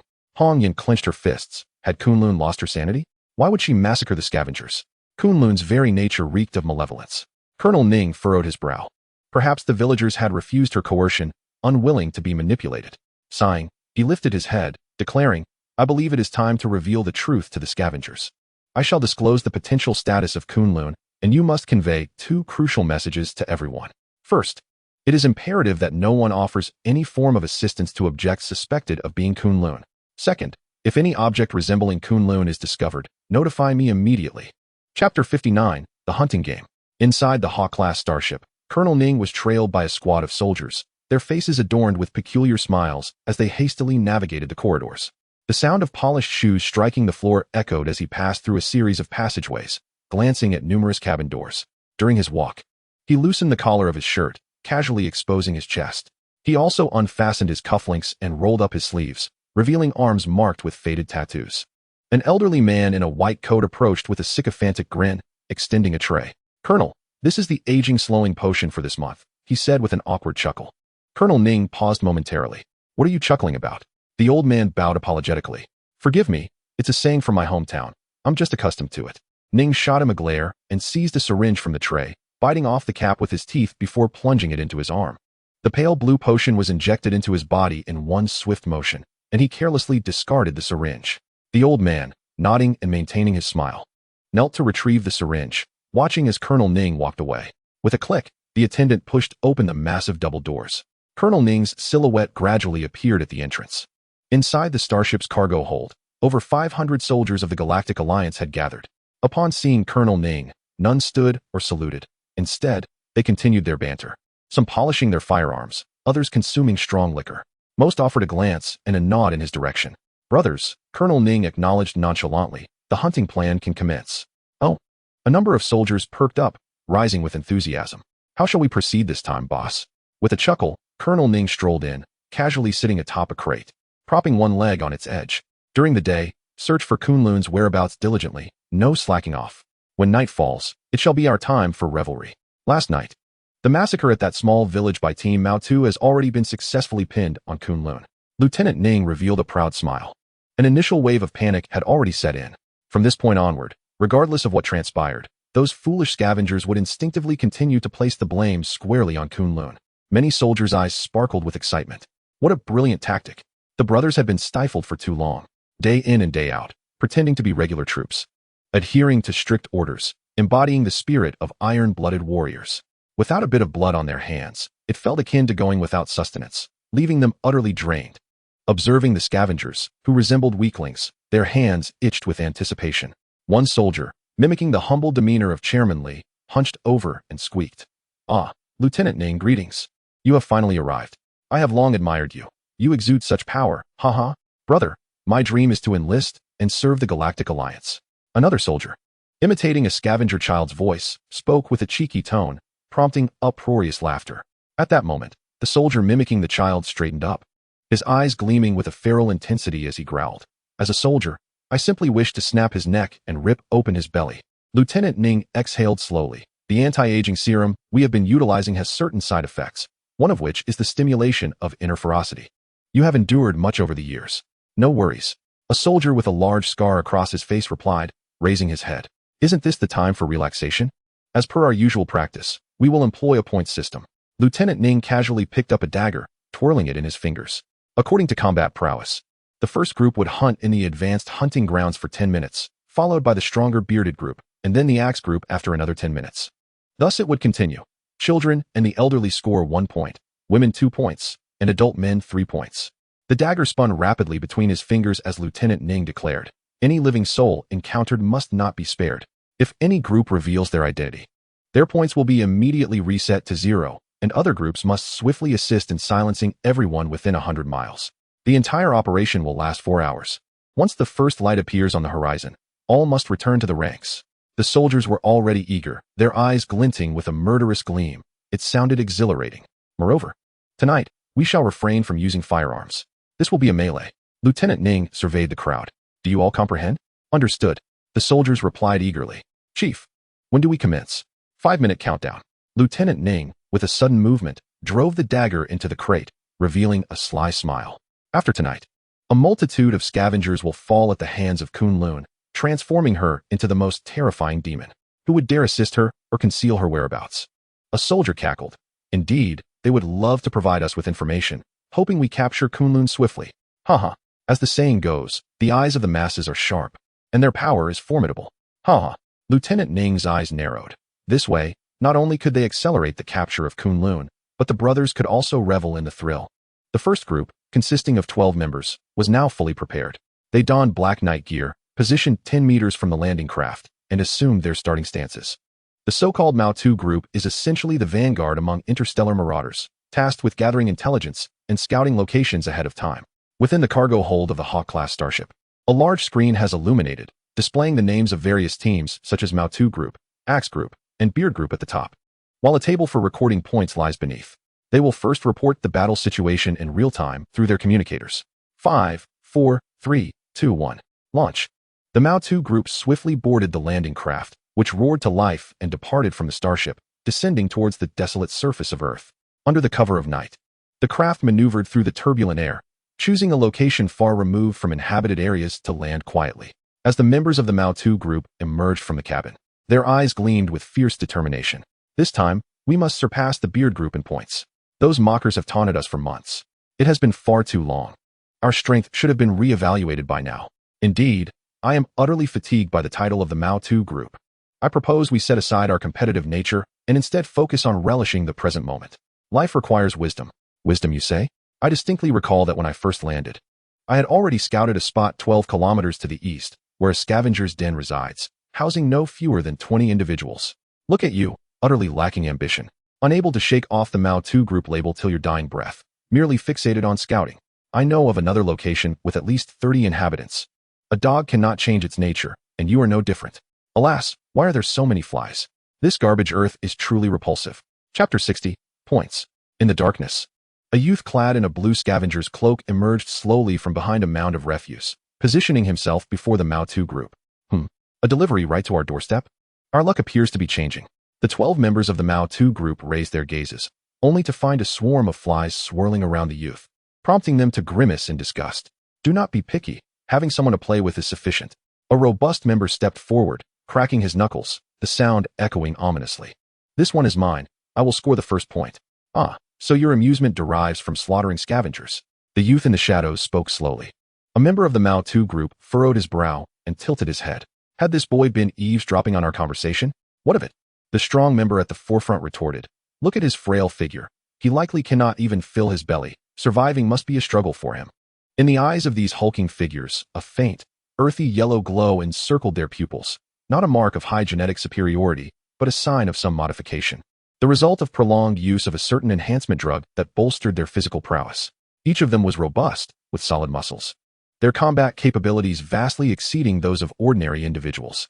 Among the entire Interstellar Alliance team, Lieutenant Colonel Ning stands as a high genetic being, while the others are all of this enhanced variety. In other words, their entry into the world of scavengers is akin to wolves infiltrating a flock of sheep, mercilessly reaping their harvest. This is a desolate earth, the sanctuary of scavengers, and it is my home as well. In the darkness, a youth inhaled deeply, contemplating the freedom to act with impunity here. Even hypothetically, other scavengers could do the same.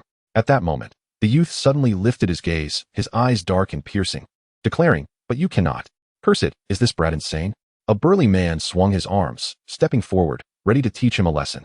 With a thunderous crash, the ground beneath the youth erupted as heaps of refuse were sent flying, and in an instant, he vanished from sight. In the night, a fleeting shadow appeared before the strong man, and upon seeing the still youthful face, the man froze in astonishment. In the next heartbeat, the burly fellow felt an overwhelming force clasping his throat, as unyielding as an iron hoop. He soon became lightheaded, hoisted off the ground by the unseen assailant. His body spun around, and with an immense force, he was slammed headfirst into the earth. A sickening crack echoed as the sound of shattering bone resonated through his skull and spine.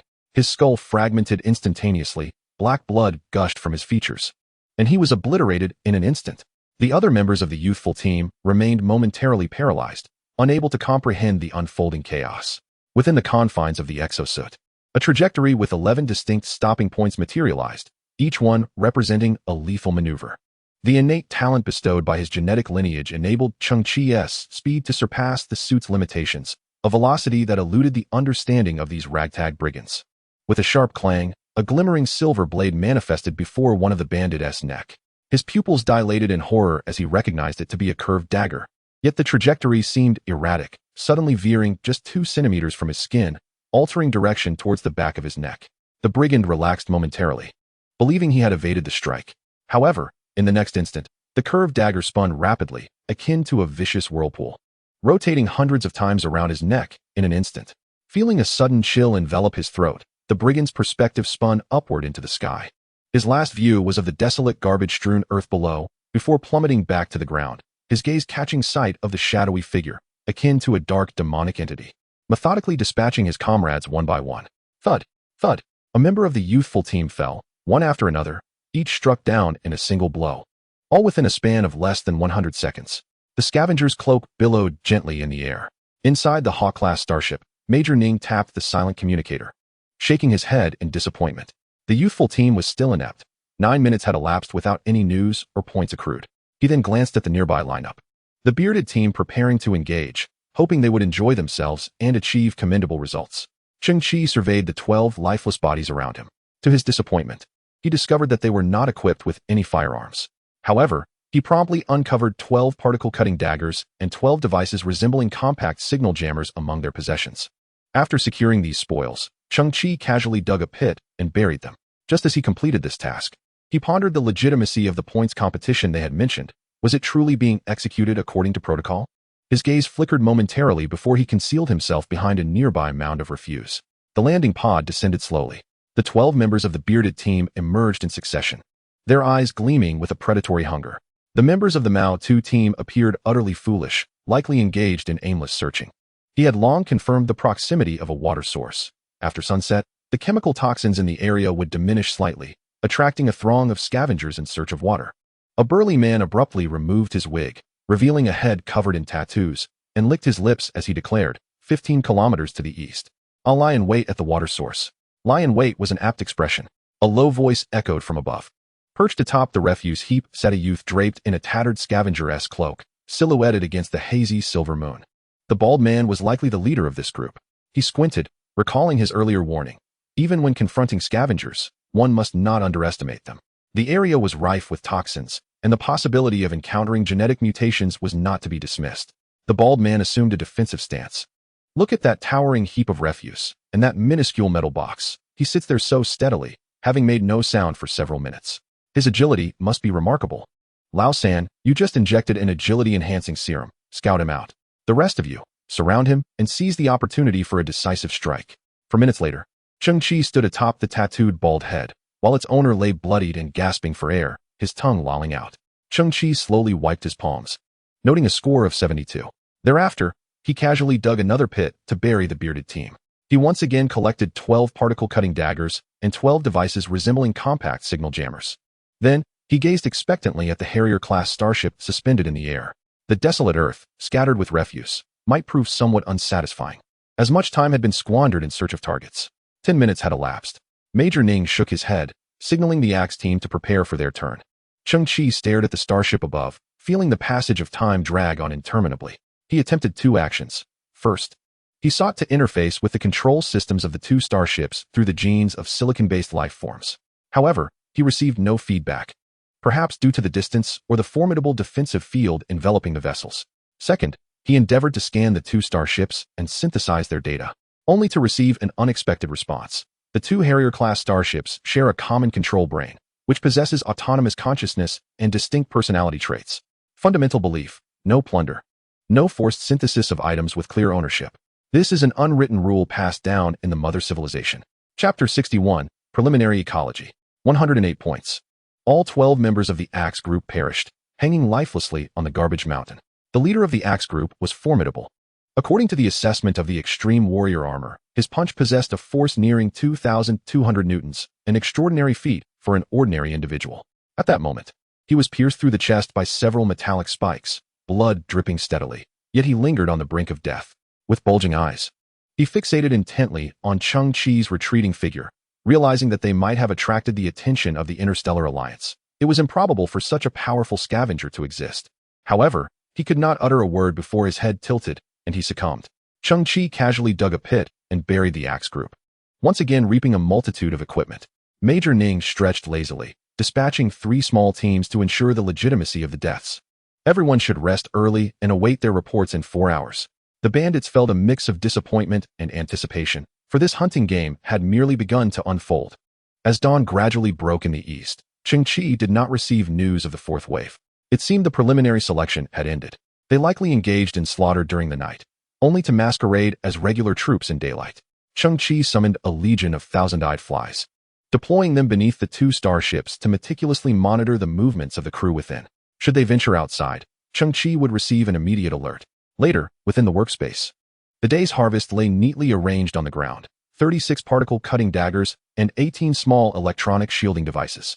Cheng Qi had buried a total of 36 bandits and acquired 36 small electronic shields, which also contained internal communication capabilities, serving as the communication apparatus for the bandit team.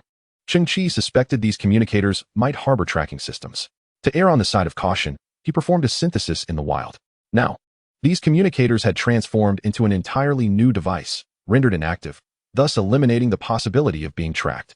He picked up a particle-cutting dagger, its side stamped with the insignia of an Interstellar Alliance team, official military equipment now gripped in the hands of a band of outlaws. Stained with the blood of countless innocents, Cheng Qi then turned his gaze to the 18 electronic shielding devices. At present, the underground shelter was in dire need of a comprehensive shielding system, ideally integrated with surveillance facilities. This would not only thwart deep scans from the starships above, but also identify any anomalous intruders, such as those from Kunlun. Dispersing into primitive matter. Synthesis successful. Magnetic shield 9. Dispersing into primitive matter. Synthesis successful. High-energy magnetic beam signal defense launcher 4. Gravitational field shield 2. Innocent defense array 1. Cheng Qi, in a single breath, ascended to the highest echelon. Before him, a metallic sphere, glimmering with a golden sheen, floated serenely in the air, slowly rotating. It possessed the capability to indiscriminately shield against all probing signals from civilizations below level 4 or to whimsically alter their signal feedback. Even the naked eye would perceive a visual distortion field, rendering the observer's perception of reality an illusion. Furthermore, it was equipped with a pinpoint high-energy sniper beam that could instantaneously eliminate anomalous intruders upon command. The device also featured an ionized plasma defense shield system, which, due to its energy limit, could be passively activated once, with a maximum capacity to withstand pressures of 20 million pascals. This apparatus hailed from a level 3 technological civilization. It was simply flawless. Cheng Qi's gaze flickered. The shielding capability exceeded all expectations. The pinpoint sniper beam was unexpected, and that plasma defense shield, 20 million pascals? The core pressure of the Earth was merely 400,000 pascals. This last function was an incredibly powerful life-saving technique. Cheng Qi raised his hand. The metallic sphere ascended slowly, hovering at the pinnacle of the underground sanctuary. As he opened his eyes, a brilliant gem-like light ignited within his pupils. The sphere acknowledged the command and began to activate, emanating a faint yellow glow that formed an almost invisible yellow ripple, enveloping the entire underground refuge perfectly. Ultimately, a halo, also in a soft yellow hue and slightly inclined, radiated from the sphere. The entire system completed its activation, presetting and arranging itself, entering a state of stillness. The halo remained intact, appearing remarkably beautiful from afar. Cheng Qi tilted his head. The dome of the sanctuary, already radiant as the Milky Way, now resembled Saturn, with its ring system strikingly similar. For an instant, Cheng Qi was engulfed by an illusion, as if an incomplete universe hovered above him. Shaking his head, he glanced at a row of particle-cutting daggers on the ground. Hesitating slightly, he currently lacked for cold weapons, as the extreme warrior armor could manifest various armaments at will, with endless transformations. Cheng Qi resolved to leave himself in anticipation. Once he collected more of the same daggers, he would conduct a significant synthesis, aiming directly for level 7 technology. As the long night unfolded, Cheng Qi's gaze roamed once more. Among the items, he spotted a half-person height aluminum barrel, filled with thousands of small green capsules, round and light, reminiscent of pills from a bygone era. These were soilless cultivation capsules. Upon contact with water, they would transform into soilless cultivation containers, approximately 10 centimeters in diameter, suitable for growing various potted flowers. This was a remarkably convenient method of planting. Alas, the desolate environment of Earth, lacking sunlight, rendered it impossible to cultivate healthy plants. The sheer quantity was astonishing. Surely, they could synthesize something remarkable. Cheng Qi raised his wrist, and a cerulean fan-shaped beam gradually unfurled. Synthesis successful. He had 365 soilless cultivation capsules. Upon contact with water, the volume of the soilless cultivation containers would expand to 300 centimeters. Cheng Qi shook his head. The mere expansion of volume holds little significance at present. The ecological gel has evolved, discarding the form of nutrient solutions to become a blend that incorporates the essential trace elements required by various plants, while also maintaining moisture and breathability. This advancement significantly reduces the incidence of plant diseases and shortens growth cycles by 240 days. The planting medium has transformed, resulting in a marked enhancement in efficiency. However, for the deteriorating ecological environment of this planet, it remains insufficient. Cheng Qi tilted his head slightly and continued the synthesis process, noting the limited spatial surroundings. He decided to extract a portion of the quantity for the synthesis operation. Cheng Qi paused. He had not encountered such conditions before, and the settings displayed a remarkable degree of human-like consideration. The ecological planting platform is capable of expansion up to 50 square meters, featuring a miniature artificial sun that not only provides effective illumination for crops, but also purifies the surrounding air. thereby offering an optimal growth space that boosts growth efficiency by 860. An artificial sun? Cheng Qi's eyes glimmered with intrigue as he pressed on with the synthesis. The synthesis was successful, leading to the emergence of the 11th ecological circulation platform. This platform can be expanded to a maximum of 1,000,000 square meters and is equipped with an upgraded version of the artificial sun, along with an inorganic matter decomposition system. It effectively decomposes various inorganic substances and transforms them into clean energy or the nutrients required by crops. Additionally, it integrates technology that enhances the symbiotic relationship between microorganisms and plants, resulting in a staggering growth efficiency increase of 6,400. This technology originates from a level 4 technological civilization. Before Cheng Qi stood a towering black rectangular structure, 5 meters in height. Its surface adorned with intricate electronic patterns that pulsed with a vibrant green light, symbolizing life. Could it be that a level 4 civilization does not rely on traditional crop cultivation for sustenance? They likely employ synthetic food or protein creation methods, or perhaps entirely unimaginable techniques. The 11th ecological circulation platform is not a mainstream device, rendering extensive research unnecessary. It resembles a flashlight in human civilization. Indeed, it is a creation of level 15 technology, yet its practical use is minimal. However, Cheng Qi was astonished by the annotations he was observing, particularly the capability to decompose inorganic matter into energy or nutrients. Has this reached the molecular manipulation level? What constitutes inorganic matter? Metals, glass, ceramics, and stones. Cheng Qi's eyes widened. The entirety of this garbage-laden planet was rife with inorganic materials. In Chapter 62, The Marvelous Ecology, Cheng Qi pushed the 11th ecological circulation platform beyond the confines of the workspace. He glanced at the northern side of the underground shelter, where a small grave mound stood defiantly. Han Zai and Xiao Qiong had tirelessly collected approximately 50 kilograms of clean soil in pursuit of their dream for a tiny garden. Technology transforms lives. Cheng Qi smiled, his gaze sparkling as a blue ribbon unfurled into the air. On the surface of the ecological cycle platform 11, an unexpected emergence of verdant fissures appeared. Subsequently, its covering split apart, initiating an expansion mode.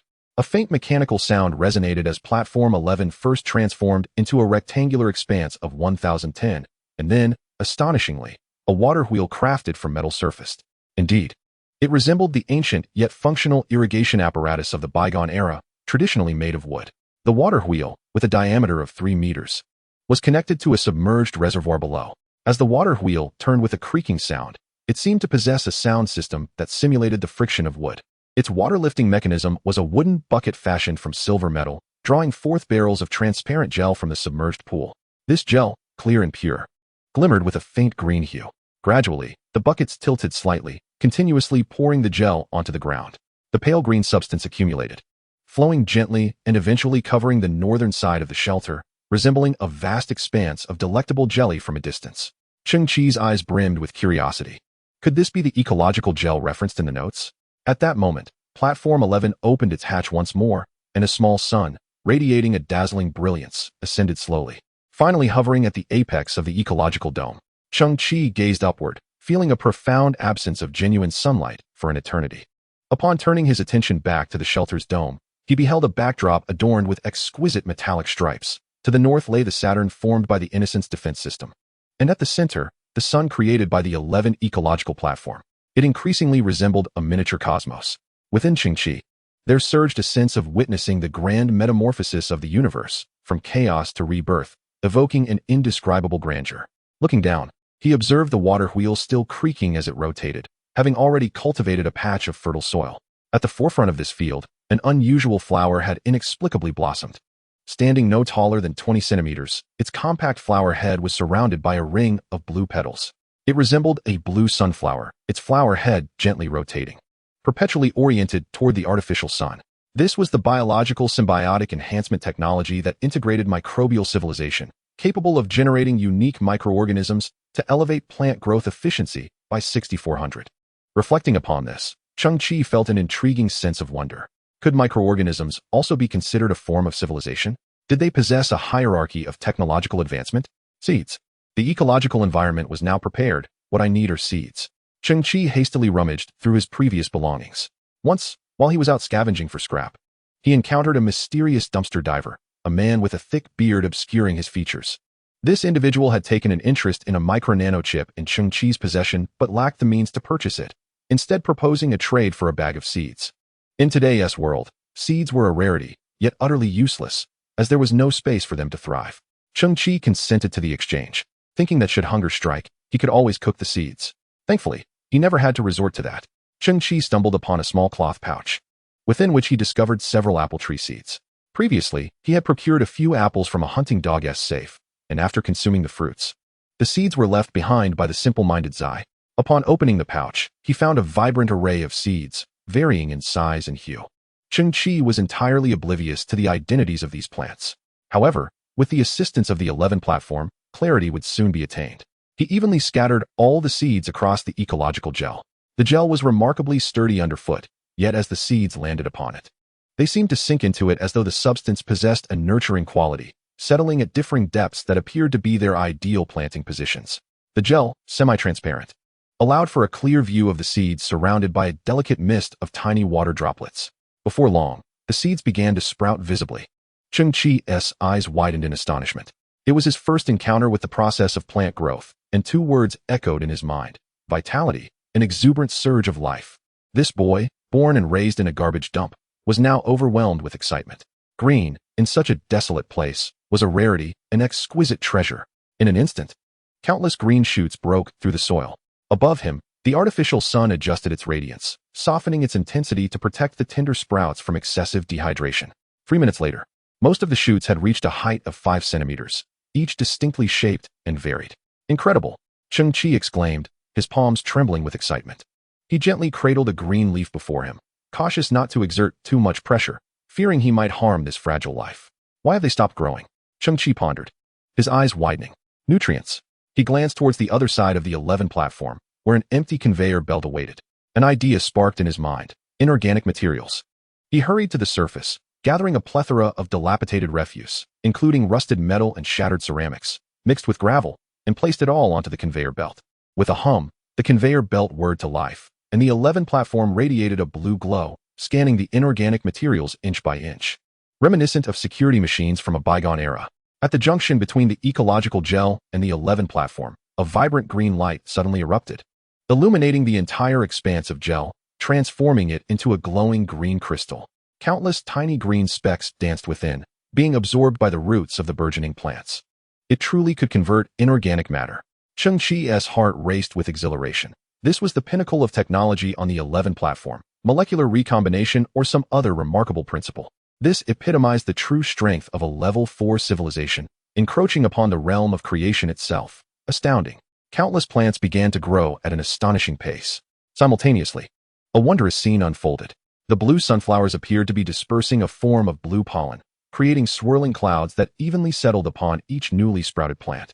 The growth rate of other plants seems to have increased several-fold.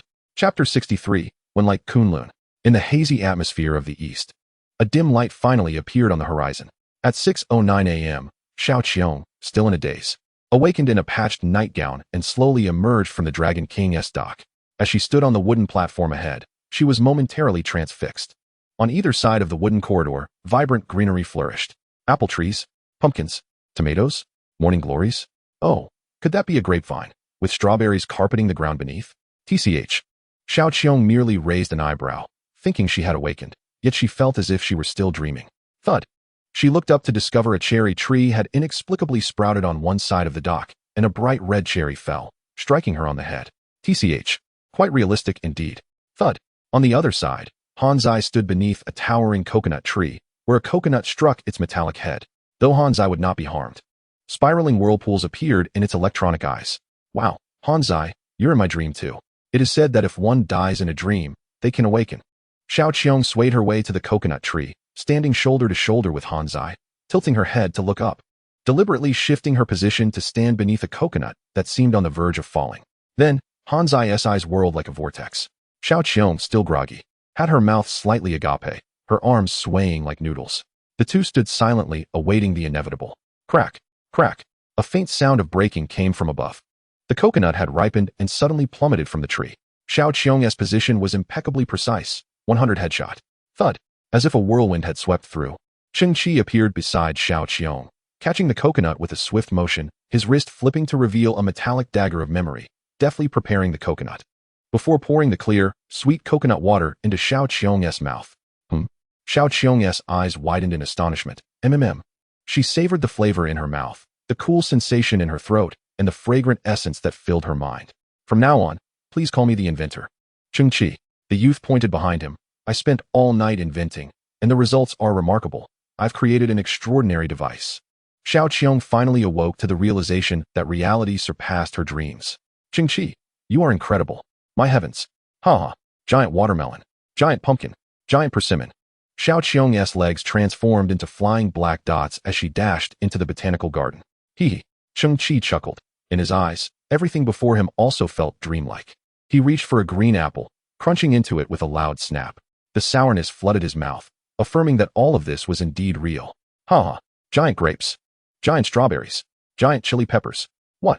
Cheng Qi, what is this? Xiao Qiong stood deep within the botanical garden, pointing at a purple plant towering at least 2 meters high, momentarily stunned. Xiao Qiong had previously come across a pictorial magazine that introduced her to various plants. Yet the entity before her was entirely unfamiliar. Cheng Qi approached and gazed upwards at this peculiar specimen, equally perplexed by its identity. The seeds of this plant originated from a small cloth pouch, the source of which remained elusive. This extraordinary plant exhibited a remarkable structure. Its roots and branches extended in perfect alignment, creating a geometric symmetry, while its purple leaves formed 100 circles, distributed symmetrically on either side. From a distance, it resembled a totem, its intricate geometric design imbued with a sense of religious significance, as if it were a metaphor for some ancient and enigmatic essence. Moreover, the plant's growth rate was significantly slower than that of others, showing no signs of flowering or fruiting thus far. In an ordinary environment, its life cycle might extend over several centuries. Everything about this plant signified its exceptional nature. Cheng Qi speculated that it could be an extraterrestrial flora or perhaps a remnant of an ancient species from Earth. The true nature of this plant would only be revealed once it blossomed. Big peaches. Big celery. Xiao Qiong began to frolic through the botanical garden once more. Cheng Qi noticed, in the distance, the kunlun still secured to its stand, perhaps having accumulated a modicum of energy, experiencing a slight revival. She observed the verdant expanse of the garden, the spirited Xiao Qiong, and the still presence of Cheng Qi. It was a vast and beautiful field. A little girl with a red ponytail stood beside a robust man clad in military attire. Daddy, may I keep my right hand? The girl lowered her gaze, extending her hands. Her right hand was fair and human, while her left had transformed into a dark gray metallic form. Through the gaps of her hands, her feet were also revealed to be replaced by cybernetic limbs. The strong man bent down to stroke the girl's head. Child, without replacing your limbs, how could you attain strength beyond others? You are my child, and our lineage is destined to produce the strongest warriors. He smiled, a reflection of profound honor. However, the girl cast her eyes downward, tears welling up. I love this hand. I don't want to replace it with machinery. The man furrowed his brow. Have you been listening to some nonsensical chatter again? The girl clutched her clothing with her mechanical arm. The other children are afraid of me. They keep their distance. What do they understand? Those ordinary people cannot grasp your worth. The man's voice rose, tinged with anger, causing the girl to take a step back. In that moment, the military man inhaled deeply, his tone softening as he gently arranged the girl's hair. A daughter should be like Kunlun, daring to be the first in all endeavors. You must obey. Father promised you that no matter what you may become in the future, he will always cherish your beautiful red hair. As long as it remains, you will forever be the most exquisite girl. At this moment, Kunlun's shoulders trembled slightly. The remnants of her scorched red ponytail began to quiver as well. She lacked tear ducts, yet the images reflected in her pupils grew increasingly blurred. Sister, here. At that moment, Xiao Qiong stood beside Kunlun, offering her a freshly picked peach. For sweetness brings joy. Kunlun's expression momentarily faltered. Cheng Qi approached, saying, Xiao Qiong, your sister does not require sustenance. Xiao Qiong turned her head, replying, Of course. I know that you adults regard her as a cyborg. I do this to show her that someone cares, hoping it brings her some comfort. Then I shall thank you on behalf of my sister. Cheng Qi nodded, his gaze fixed on Kunlun. I understand that your greatest suffering now lies in humiliation and resentment, especially after enduring such a high cost, only to meet this fate, while those who perpetrated it remain unpunished. Kunlun's pupils flickered, her lips quivering. Rest assured. Cheng Qi raised his chin. I will assist you. What I provide will greatly exceed your expectations. Chapter 64, The Bait. It was Kunlun who did it. At 6 in the morning, Major Ning stood beneath the Harrier-class starship, gazing at the endless piles of refuse before him, his eyes trembling violently. His 3 squads had been missing for a full 6 hours. No signs of life, no remains. It must be Kunlun's doing. Major Ning clenched his fists tightly. In this garbage-laden world, there was no one capable of silently eliminating my 3 squads, not even leaving behind a signal. These trash insects lack such capability. She must have outfitted herself with some refuse enhancements. After all, she was once a Valkyrie. Major Ning gritted his teeth, lamenting the fate of his brothers who had fought valiantly alongside him. They must have perished, but where are their bodies? Suddenly, Major Ning's gaze sharpened as he noticed a large swarm of flies hovering over a distant mound of garbage. Dig there. Major Ning's voice trembled with urgency. Quickly. 3 minutes later, a soldier pointed at the excavated refuse pile, wrinkling his nose. Report, Major Ning, this is the waste of scavengers. Major Ning's lips twitched, pointing to another area swarming with flies. Over there. Report, Major Ning, this too is waste. Damn it. Major Ning ground his teeth in frustration. Meanwhile, Cheng Qi was stifling laughter in the underground shelter. Who would have thought that I, too, would not have anticipated this? Flies can indeed become my soldiers. These creatures have donned uniforms during the day, executing regular search operations. Has the penetrating skin beam arrived yet? Major Ning shouted in exasperation. Report. It has been installed on the Harrier-class starship. Initiate the scan. Depth set to 300, no, 500 meters underground. Even if I have to dig 3 feet deep. I must find Kunlun. On one of the Harrier-class starships, a robust crimson beam was unleashed, traversing a distance of 100 meters to penetrate the surface of the desolate earth. This penetrating light, rooted below ground, blossomed like a lotus flower. In but 30 seconds, it reached Cheng Qi's underground sanctuary. Cheng Qi tilted his head slightly, gazing at the diminutive Saturn above. At that moment, the rings of Saturn radiated a soft yellow glow, momentarily erupting into a second yellow shield, which instantaneously engulfed the crimson beam. Colonel Ning observed the feedback results of the penetrating beam displayed on his virtual panel. The location of Cheng Qi's sanctuary had been entirely obscured, resembling a serpentine belt of rubble. Ning's gaze swept across the rubble without pausing for a moment. Not far away, a fly lifted its hind leg, grooming its wings, while the reflections of 8,000 Ning kernels danced within its myriad compound eyes. Every movement and expression of Ning was transmitted to Cheng Qi's sight. Cheng Qi offered a faint smile, gently reclining in his lounge chair. Breakfast is served, he announced. Whole grain bread grilled to perfection, steamed pumpkin, tomato and melon soup, complemented by an assortment of 18 fruits for dessert. Hanzai, donned in an apron, as a 24-hour caretaker robot, finally put its culinary module to use, presenting 2 full trays of food before Cheng Qi. He inhaled deeply, the fragrant aroma of the fruits wafting through the air, while the scent of the whole grain bread was intoxicating. In the desolation of the garbage-laden earth, these provisions transcended mere luxury. They were a veritable impossibility. Colonel Ning made his way once more to the headquarters of the Scavenger Alliance, embellishing the accusation of murder against Kunlun. The entire alliance was thrown into disarray, fraught with anxiety. Throughout the day, throngs of scavengers collaborated with soldiers in a comprehensive search. Cheng Qi observed the trepidation of President Li before Colonel Ning, alongside countless bowing scavengers. He suddenly discerned a profound truth. It was not their status or identity that bowed their backs, but rather the profound insecurity nestled deep within their hearts. As night fell, within the cargo hold of the Harrier-class starship, Colonel Ning remained empty-handed, his demeanor increasingly impatient as the hunt continued. The 12 members of the Dagger team stared at the scoreboards laden with zeros, swallowing hard in unison. "Are you certain, Commander?" one asked.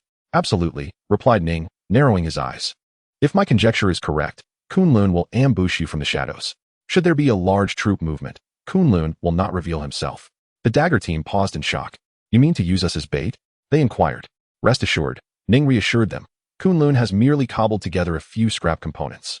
His gaze shifted deeper into the cargo hold, where 8 imposing figures gradually emerged, resembling metallic deities, exuding an ominous presence. "They will follow in your wake. Once Kunlun is locked on, the rest will be taken care of." Colonel Ning chuckled softly, remarking, "Regardless of who has slain Kunlun, I shall grant your Dagger team a commendable score of 1,000 points. Once Kunlun is apprehended, we will linger here for several days. And this 1,000 points is no trivial sum." The members of the Dagger team exchanged glances filled with avarice, exhilarated by the prospect. As night enveloped the world in silence, a landing craft slowly descended upon the desolate earth. This time, the Dagger team was equipped with RAM-16 beam rifles, cautiously emerging from the vessel. Unlike previous squads that scoured the terrain like ravenous beasts seeking prey, the Dagger team exhibited restraint, gripping their firearms, crouched low and vigilant, resembling furtive mice intent on remaining unseen. There is someone ahead. Who cares who it is? Step back and let those 8 fellows take over. In an instant, the psychological defenses of the dagger team crumbled, scattering in disarray. With a resounding thud, 8 imposing figures emerged, their heavy footsteps resonating as they disembarked from the landing craft. A young boy clad in a tattered blue scavenger cloak stood silently at the forefront. 20 kilometers away, the innocent defense array released a focused camouflage beam, enveloping a 1-kilometer radius around them. Meanwhile, Colonel Ning, aboard the Hawk-class starship, beheld a different scene. From his vantage point, the dagger team advanced cautiously, while the 8 elite warriors lay in ambush. I initially thought it was something substantial. Turns out to be just a small scavenger. A colossal figure emerged from the shadows, revealing a complex hydraulic system and a vast metallic body. The imposing metal mask lifted, unveiling a resolute middle-aged face. I am Long Zhanxiao of the Extreme Warriors Squadron. I command you to step forward for inspection.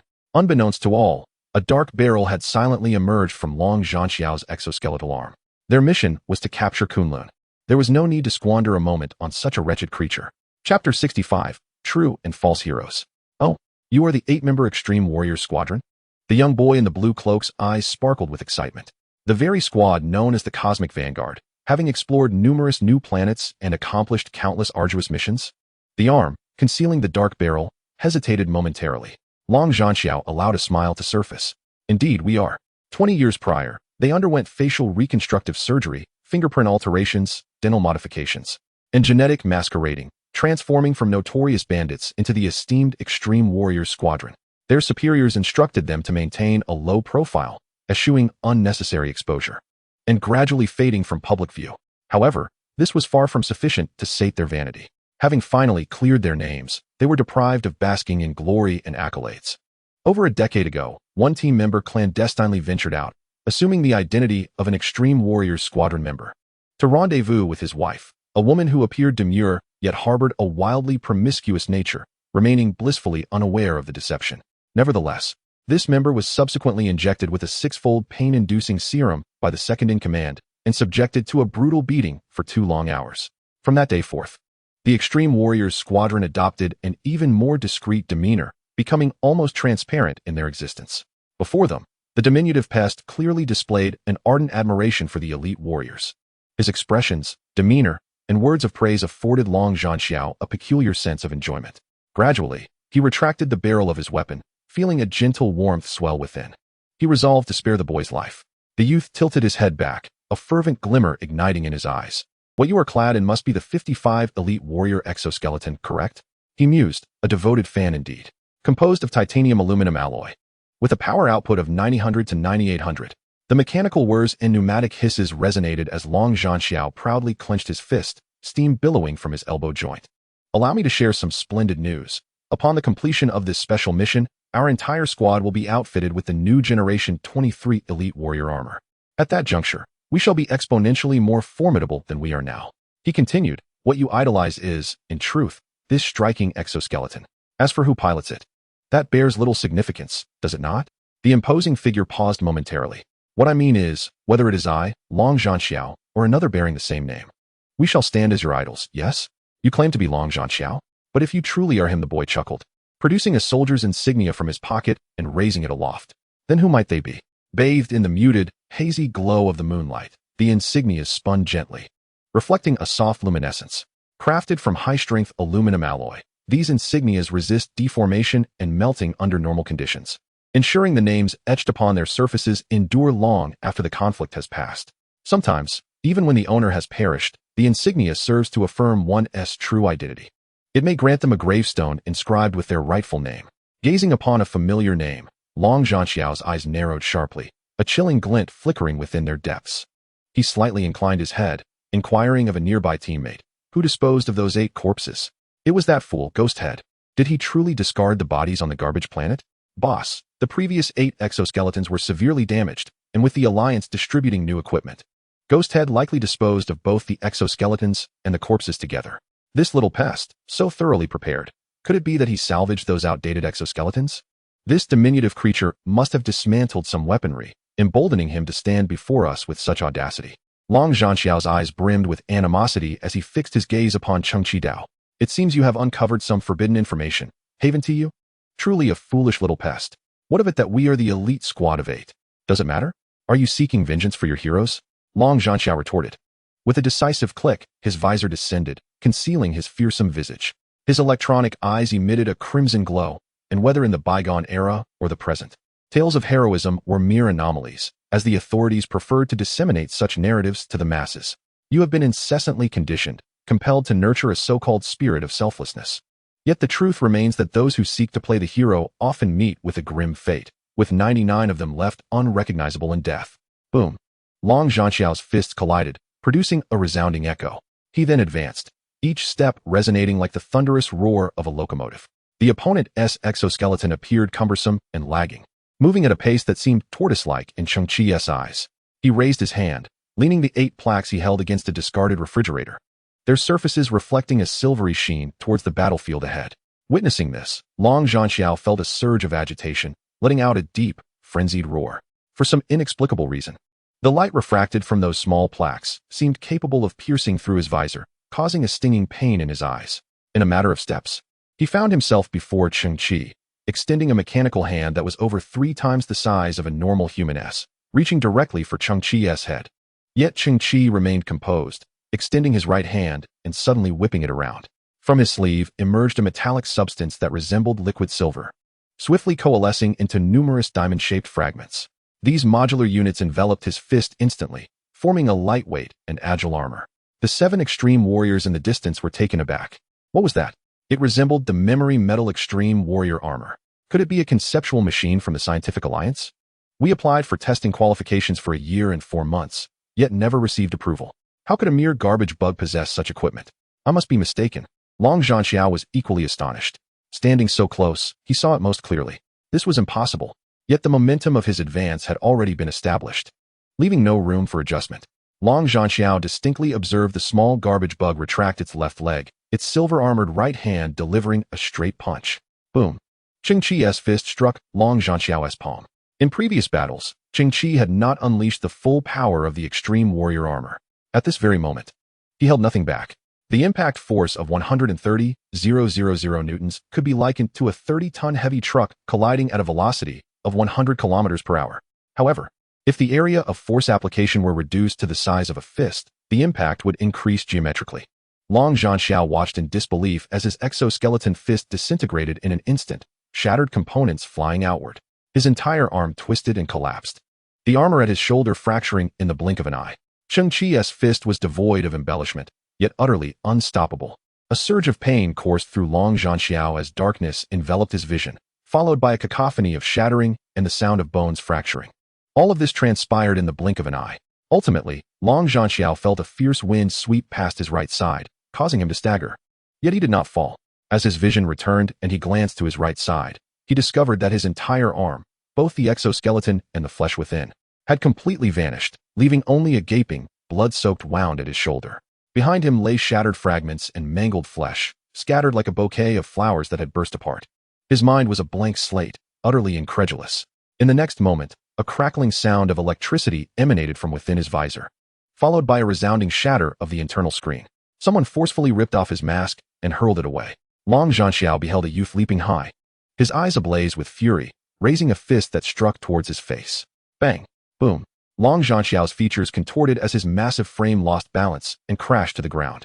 Cheng Qi's fist followed suit, crashing into his visor, penetrating the helmet and emerging from the back of his head, sending tremors through the earth. In the next second, deep crimson blood and white brain matter oozed from the helmet of the exoskeleton. Long Zhanxiao's legs twitched violently due to nerve reflexes, and soon after, his entire body slackened, rendered completely immobile. Chapter 66. Not a single one can be lost. Boom. Blazing white flames engulfed Cheng Qi's form. In the distance, an extreme warrior exoskeleton unleashed searing flames, while others deployed beam machine guns, unleashing elliptical projectiles that sliced through the air in a torrential downpour. All firepower was concentrated on Cheng Qi. The remaining members of the extreme warrior squad felt a surge of terror, yet an image surfaced in their minds. The small insect-like figure was being incinerated, resembling charred coal, riddled with bullet holes. It is said that each person who pulls the trigger in a frenzy conjures a similar vision in their mind. However, this was merely imagination. Yet, Amidst the white flames, a figure clad in silver armor emerged slowly. Every inch of his skin appeared to be covered with diamond-shaped metallic plates that shifted and expanded gracefully with his movements, providing an impenetrable defense. His face, too, was concealed by a silver facial armor, his eyes shimmering with a dark blue glow. Ding! The remaining members of the Extreme Warrior Squad were filled with sheer horror. That was indeed the legendary memory metal Extreme Warrior armor. It seemed even more perfected than conceptual models. How could this be possible? Cheng Qi emitted a deep, resonant voice. Envious, are we? Allow me to inform you that soon, I shall possess armor that you cannot even begin to comprehend, but alas, you will never have the chance to witness it firsthand. The scene was ablaze with flickering flames, casting an erratic glow upon the nameplates of the 8 true Extreme Warrior Squad members. It was as if their souls, observing from above, were witnessing the unfolding drama through these nameplates. Cheng Qi ripped off the masks of the 8 imposter warriors one after another, shattering their skulls in succession. Though all donned Extreme Warrior armor, the disparity due to 2 iterations was insurmountable. Ultimately, at this very moment, in the distance, the landing craft gradually powered up, its thrusters releasing a brilliant blue flame. The operator, unconcerned with caution, had ignited the engines before all crew members had boarded. One member of the Dagger team sprinted across the ground, leaping effortlessly, his hands gripping the hatch of the landing craft, his body suspended in midair. What in the world is that? 8 Extreme Warriors were dispatched in an instant. How brutal. How could such a thing possibly exist on this wretched Earth? And they dare to call this hunting? The crew member dangling from the landing craft shouted, "Someone pull me up, you bunch of bastards, hurry up." A gust of wind swept by, and a shadow, moving with the speed of a cheetah, traversed nearly 100 meters and leaped into the landing craft. Don't worry. In the next moment, a figure clad in silver armor emerged from within, extending an arm with a smile, saying, "I'm here to pull you up." "You? How did you get up there?" The dangling Dagger team member exclaimed in shock. "Don't touch me." He released his grip, plummeting towards the ground. At that moment, the ground appeared far safer than within the landing craft. Whoosh! The silver arm grasped the Dagger team member's hand. The boy smiled devilish. "That one T do. I one T let anyone fall behind." The Dagger team member stiffened, instinctively swallowing hard. Suddenly, the hatch was forcefully slammed shut. The cacophony of screams, collisions, and various sounds intertwined. Bang! Bang! Bang! The hull of the landing craft bulged from the impacts within. 5 minutes later, the landing craft crashed. Cheng Qi shook his arms and stepped out from the landing craft. Behind him, blood steadily oozed from the hatch, accumulating in alarming amounts. He had secured a plethora of equipment, including the standard issue of 12 particle-cutting daggers, 12 small signal jammers, and 12 RAM-16 beam rifles. Cheng Qi then approached the 8 exoskeletons of Extreme Warriors, which he deemed the most precious of his acquisitions. He first extracted the 8 corpses and casually dug a pit to bury them. Cheng Qi glanced at the 2 colossal vessels hovering in the sky, uncertain if there would be a second wave tonight. However, before that, he decided to complete a series of syntheses. Rubbing his hands together, Cheng Qi exclaimed, "Let us start with an appetizer. RAM-16 beam rifle, the standard weapon of the current human civilization's military legion, equipped with an energy magazine of 240 rounds, capable of firing high-energy beams at a velocity of 900, with an effective range of 900 meters, inflicting tremendous destructive power, capable of penetrating, ablating, or shattering targets. Even a single fully functional beam rifle with a filled magazine could dominate the wasteland of Earth, let alone 12. Yet, the control over weaponry was exceedingly stringent. It was nearly impossible to piece together a beam pistol from shattered components. Disassembling into raw materials. Commencing synthesis. RAM-Long 102 beam rifle X6. Cheng Qi cast a glance at the annotations. The magazine had increased in size, its power had intensified, and its weight had diminished. Yet it was merely a more advanced rifle. Disassembling into primordial matter. Commencing synthesis. Intelligent high-energy particle cluster rifle 3. This latest firearm transformed beam bullets into high-energy particle clusters, with lethality nearly increased 9-fold, capable of penetrating various heavy vehicles and large mechs. However, due to the particle clusters requiring a brief condensation time of a fraction of a second, the firing interval was consequently prolonged. Yet, this rifle was equipped with an intelligent targeting system, enabling it to automatically lock onto targets and even assist the user in adjusting grip strength and posture, significantly enhancing accuracy. Cheng Qi shook his head. Disassembling into primordial matter. Commencing synthesis. Particle cluster tracking rifle 1. Lightweight handheld weapon that can launch tracking particle clusters, with a condensation time reduced to 370 milliseconds. During movement, the particle clusters can alter their trajectory through slight particle oscillations. capable of penetrating up to 120 targets as energy diminishes. Cheng Qi picked up the dark red, approximately 50-centimeter lightweight rifle before him, its design exuding a sense of advanced technology. However, it was surprisingly equipped with a small sight resembling a glass lens, which appeared somewhat antiquated. Nevertheless, it was the product of 3 synthesis iterations, and Cheng Qi did not dare to underestimate it. He carefully raised the rifle, mimicking the stances of regular soldiers etched in his memory, resting his cheek gently against the stock, one eye aligned with the diminutive glass sight. Swish! The small sight astonishingly unfurled like a lotus blossom, splitting into 20 independent lenses. Could it be? Cheng Qi's eyes widened slightly. This firearm also incorporated a gaze tracking feature. After he paused momentarily at the 20 target debris ahead, the reticle shifted from blue to red. Click! Cheng Qi squeezed the trigger. Whoosh! A bright yellow particle cluster, the size of a bullet, was instantaneously accelerated by the coil, erupting from the muzzle. With almost no delay, it punctured the black metal barrel ahead.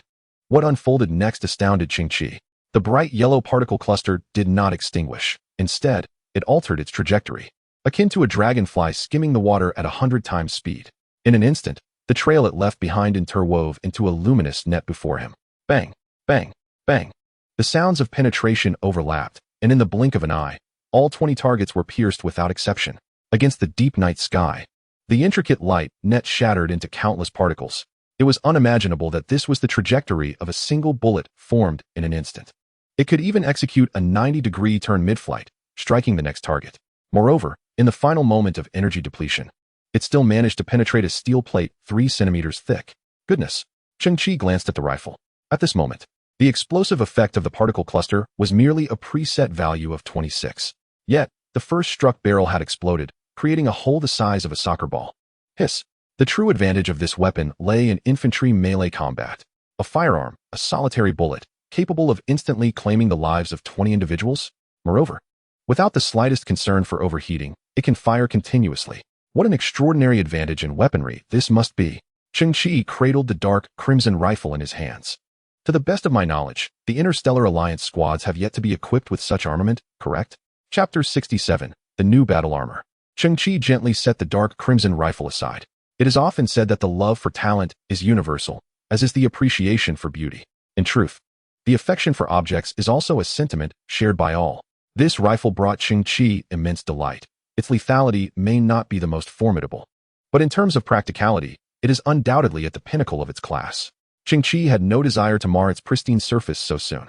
He then turned his gaze towards the 8 units of the 55 Extreme Warrior exoskeletons. Compared to beam rifles, these are far more scarce. Were it not for these imposters delivering equipment from afar, Cheng Qi would have never acquired them. The minor battle damage just incurred was inconsequential. Each synthesis would refurbish and upgrade the equipment, dispersing into primal matter. Commencing synthesis. Cheng Qi's visage was illuminated by a cerulean beam, his eyes brimming with anticipation and exhilaration. 23 Extreme Warrior Armor 4. 01 Memory Metal Extreme Warrior Power Armor 2. Cheng Qi's pupils quivered with astonishment. Before him stood 2 units of dark silver battle armor, identical to his own, representing the conceptual machines of the Interstellar Scientific Alliance. Should he continue to synthesize, it would yield creations beyond the imagination of even the Interstellar Scientific Alliance, surely the products of a superior civilization. Dispersing into primal matter. Commencing synthesis. One of the memory metal armors gradually transformed into white particles, merging with the other. Cheng Qi nervously fidgeted with his fingers. Synthesis successful. Biochemical Armor 1. Sensing Type External Biological Armor, which relies on biological neural sensing of human movement trends, utilizes bioelectromagnetic signals to receive commands, enhances host physical capabilities through biological muscle fibers, and increases biological energy thresholds through consumption. Please note, it is essentially a living being. What? Cheng Qi was taken aback. It is a living being? Initially, he had envisioned the memory metal armor evolving into a more powerful technological creation, adorned with a more dazzling exterior and enhanced combat prowess. Yet he never anticipated that the armor could evolve into a biological entity. Cheng Qi gazed at this so-called biochemical armor. Astonishingly, it resembled a large eye, measuring over half a meter in length. Its eyelids were tightly shut, and its entire body was interwoven with black muscle fibers, reminiscent of ancient tree roots enveloping a colossal eyeball. The reason he referred to these structures as muscles was that Cheng Qi could distinctly observe the muscle fibers, which appeared to be subtly writhing. The eye remained suspended in midair due to 3 muscular appendages extending beneath it, standing like a tripod upon the ground. Cheng Qi's eyelid twitched. Is this what they call battle armor? The so-called biomechanical combat armor actually originates from the inhabitants of a level 3 biological civilization. Inhabitants? Cheng Qi's tone rose a few notches, his expression one of astonishment. To clarify, this entity is not merely an artifact from an advanced civilization. It is, astonishingly, a being from such a civilization. I must reiterate, it is a higher biological civilization. They do not classify their civilization levels based on technological advancements or creations. For them, civilization level is determined by adaptability to the environment, the iterative nature of their species, evolutionary traits, and the continuity of their descendants, among other factors. If one day you journey across the cosmos and behold a planet filled with valleys and lush greenery, inhabited by life forms that still resemble animals, requiring food or water, it does not imply that they belong to a lower civilization. The universe is wondrous and teems with diversity. Cheng Qi's eyes widened, enlightened. The creature before you hails from the distant Triangulum galaxy, which boasts billions of stars and nurtures a variety of racial civilizations. The so-called biomechanical combat armor is, in essence, a species endowed with autonomous consciousness. Certain civilizations of level 6 and above capture them during their early stages, subjecting them to various training and modifications to create auxiliary biomechanical armors. The one before you is no exception. Please note that it is currently the only biomechanical combat armor in the entire Milky Way galaxy. The only one in the galaxy? No wonder. As the predominant species in the Milky Way is humanity, which lacks the capability to capture such armors. Cheng Qi gazed at the biomechanical combat armor, hesitating for a moment as he pondered the prospect of donning such a formidable creation. He hesitated for a full 3 minutes. With a resolute bite of his teeth and a firm stamp of his foot, he steeled himself to proceed. After all, this armor is exceedingly rare. He slowly extended his arms, initiating the process of removing the memory metal extreme warrior suit he wore. Delicate diamond-shaped metal plates shimmered on his chest as the entire suit transitioned into a state of disassembly, gradually receding behind him to form a silver humanoid figure. Quietly standing aside, Cheng Qi was left bare. The imposter extreme warriors had previously unleashed searing flames, incinerating his ordinary clothing to ashes. His only remaining undergarment was the now-removed memory metal extreme warrior armor. Now stripped, he stood exposed beneath the moonlight. With a sigh, Cheng Qi exhaled. This was inconsequential. The dream of a true man must be to don the mightiest armor. Just then, from the distant refuse mound, a shadow flitted by like a specter. Its speed was astonishing, and in an instant, it appeared behind Cheng Qi, its crimson eyes glimmering ominously in the darkness. A damp tongue lolling from the corner of its mouth, gripping a particle-cutting dagger, crackling with electricity. Swiftly, it executed a fluid motion, slashing at Cheng Qi's throat from behind. In the next moment, its form dissipated into a trail of afterimages, vanishing into the distant heap of refuse. All of this transpired in the blink of an eye. What was that? Cheng Qi stood tall, gently caressing his neck. In that fleeting moment, he had indeed been slashed. Yet, to his astonishment, he discovered an unexpected boon. His silicon-based genetic sequence appeared to have reached a harmonious collaboration with the carbon-based instinct for survival. At the very instant he was attacked, the skin on his neck transformed into a silicon life form, resembling an indestructible and resplendent crystal. As he touched his neck, he noted that the localized crystallization persisted, leaving no trace of a wound, yet emanating an intense warmth. Cheng Qi furrowed his brow. The earlier incision had not inflicted any tangible harm. Rather, the rapid friction had generated considerable heat. One could surmise that if it had been an ordinary life form, the trachea would have surely ruptured, blood gushing forth. It was even possible that deep lacerations would mar the cervical vertebrae. Cheng Qi's eyes widened in realization. This assailant had been lurking, poised for an opportunity. He was likely a member of the band of brigands, possibly the very culprit behind the massacre of the elite warrior team. Cheng Qi's suspicions were validated. The assailant, having witnessed Cheng Qi shed his armor, seized the moment to deliver a lethal strike. Just then, Cheng Qi sensed a fierce gust of wind approaching from his left. Without hesitation, he swung his fist in that direction. However, his strike met only air. Predictably, a familiar sound of friction echoed against his neck once more. In the next instant, that shadowy figure vanished like a wraith. Under the cloak of night, Cheng Qi stood exposed, narrowing his eyes. The speed of this entity undoubtedly exceeded 28 meters per second. Was it swifter than I, who possessed the gift of speed? What on earth is this creature? Chapter 68, Bioengineered Beings. Whoosh, whoosh. Cheng Qi remained steadfast, observing the shadow darting rapidly through the refuse. It would occasionally pause, revealing a pair of crimson eyes. but only for a fraction of a second before it transformed back into a blur of rapid motion, its eyes trailing a faint red glimmer. From time to time, Cheng Qi would hear a shrill laughter, reminiscent of some bizarre creature mocking him. Although the two attacks had not claimed his life, it seemed that the creature was in no hurry, fully in command of the situation, toying with Cheng Qi. Cheng Qi's gaze subtly shifted towards the bioengineered battle armor. Let us utilize this initial encounter to assess your capabilities. With a grave expression, he slowly extended his arms. Bathed in the dim, nebulous moonlight, he assumed a T-pose. Cheng Qi had anticipated that the bioengineered armor would unveil its brilliant eyes, followed by a dazzling display of prowess as it integrated with him. Yet, after a full 30 seconds, there was no sign of movement from it. At last, the colossal eyelids of the armor fluttered, and a soft, asphalt-like black tendril extended, inching its way up Cheng Qi's body. Its demeanor appeared lethargic, as though it were reluctant. Subsequently, that enormous eye gradually turned, pressing against Cheng Qi's chest. At this moment, the black tendrils that enveloped Cheng Qi's form began to thin, progressively resembling a sleek, matte black bodysuit. At the neckline, two slender tendrils emerged, adhering to the temples of Cheng Qi on either side, spreading like a slime mold to create a web-like pattern. Subsequently, the two webs seemed to merge into Cheng Qi's skin, flickering with a dark luminescence before vanishing entirely. The large, closed eye resting on his chest also became increasingly delicate, ultimately reducing to a mere thickness of less than 1 centimeter, resembling a form of intricate, three-dimensional embroidery. In that instant, a connection was established. Cheng Qi felt a resounding buzz in his mind, and then he beheld a peculiar perspective. Before him lay a red planet, where rocks, soil, and rivers were all tinged crimson, beneath a sky adorned with 3 deep red suns. This realm was teeming with bizarre flora. Enormous black flowers quivered gently, releasing clouds of white pollen. Countless vividly colored mushrooms contorted in growth. A bird, boasting over 20 claws, soared through the sky, only to be engulfed by a dandelion with a diameter of 10 meters. Numerous catfish-like creatures stood upon the ground, their expressions ambiguous, whether weeping or secreting something.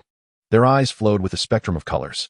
The possessor of this perspective appeared to be a diminutive being, encircled by 7 or 8 gigantic, black-eyed entities that vied for the luminescent, egg-like food it clutched, extending their tendrils to strike at the perspective's owner. This creature could only yield its sustenance. Cowering in a corner, trembling, the multitude of large eyes emitted peculiar sounds, akin to Zelu. Zelu. Whether this was some form of expletive or the name of the perspective's owner remained uncertain. Suddenly, on the distant crimson terrain, a dazzling light flashed as a colossal plant materialized from thin air. Towering thousands of meters high, its branches were symmetrically arranged, growing countless buds in an instant, which then burst open to reveal enormous, multicolored eyes within.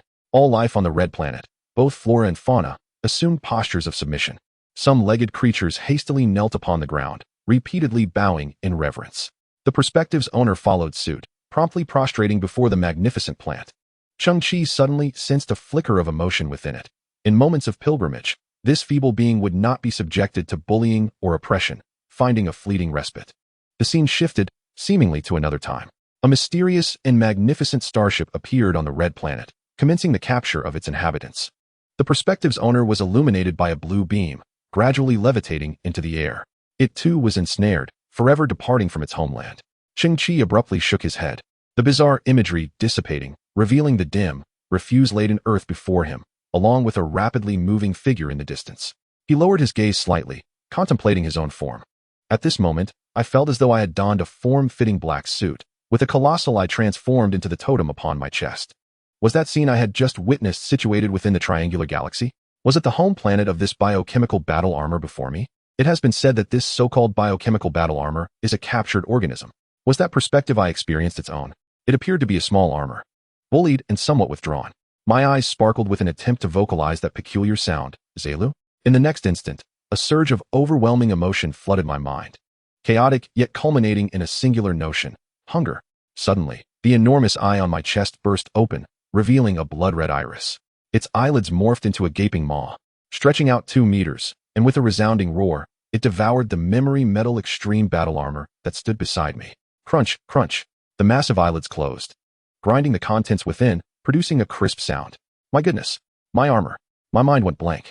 The eye on my chest resembled a mouth brimming with sustenance, effortlessly chewing through the immensely hard memory metal as if it were mere peanuts. This, I could hardly comprehend. An eyeball capable of consuming food. Did it possess organs akin to a digestive system? How did it absorb nutrients? Perhaps through the pupil. Yet, I rationalized, being a higher biological civilization, it must possess peculiarities. I consoled myself, though a pang of sorrow lingered within. The memory metal battle armor was exceedingly precious. I had initially planned to keep it as a backup. After all, the capability of memory metal to transform into weaponry at will was incredibly practical. Now, the eye upon my chest gradually diminished, having digested the memory metal armor in mere moments. A look of anguish crossed my face. I was utterly oblivious to the fate of the memory metal armor, its new form, or whether any remnants remained. It was at this moment that I sensed something unusual in my palm. Slowly, I raised my hand, discovering that the surface was cloaked in the biochemical battle armor, akin to wearing a black silk glove. Suddenly, the silk glove morphed, coalescing instantaneously into a pitch-black dagger. I was taken aback. From a distance, it appeared as though I grasped a dagger, yet the handle was entirely fused with my skin. In the next moment, the dagger transformed into a cleaver, then swiftly shifted into a long spear.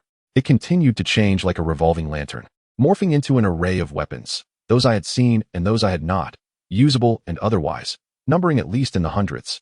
Simultaneously, black spikes began to sprout from my back in saws, resembling massive spider legs deeply embedded in the ground, serving to stabilize my body against formidable recoil. My eyes widened slightly. This was the functionality of the memory metal battle armor. It was then that enlightenment dawned upon me. The biomechanical armor has assimilated the memory metal armor, thereby acquiring capabilities akin to that of the memory metal itself. The array of rapidly flashing, multifarious weapons before him is evidently a form of testing. The biomechanical armor is adapting to its newfound abilities. Chapter 69, The Swift Assassin. So, what precisely are the enhancements of your abilities? Cheng Qi's eyes widened slightly as he began to scan the debris, searching for the elusive figure that flitted through the refuse like a specter. In that instant, he locked onto his target.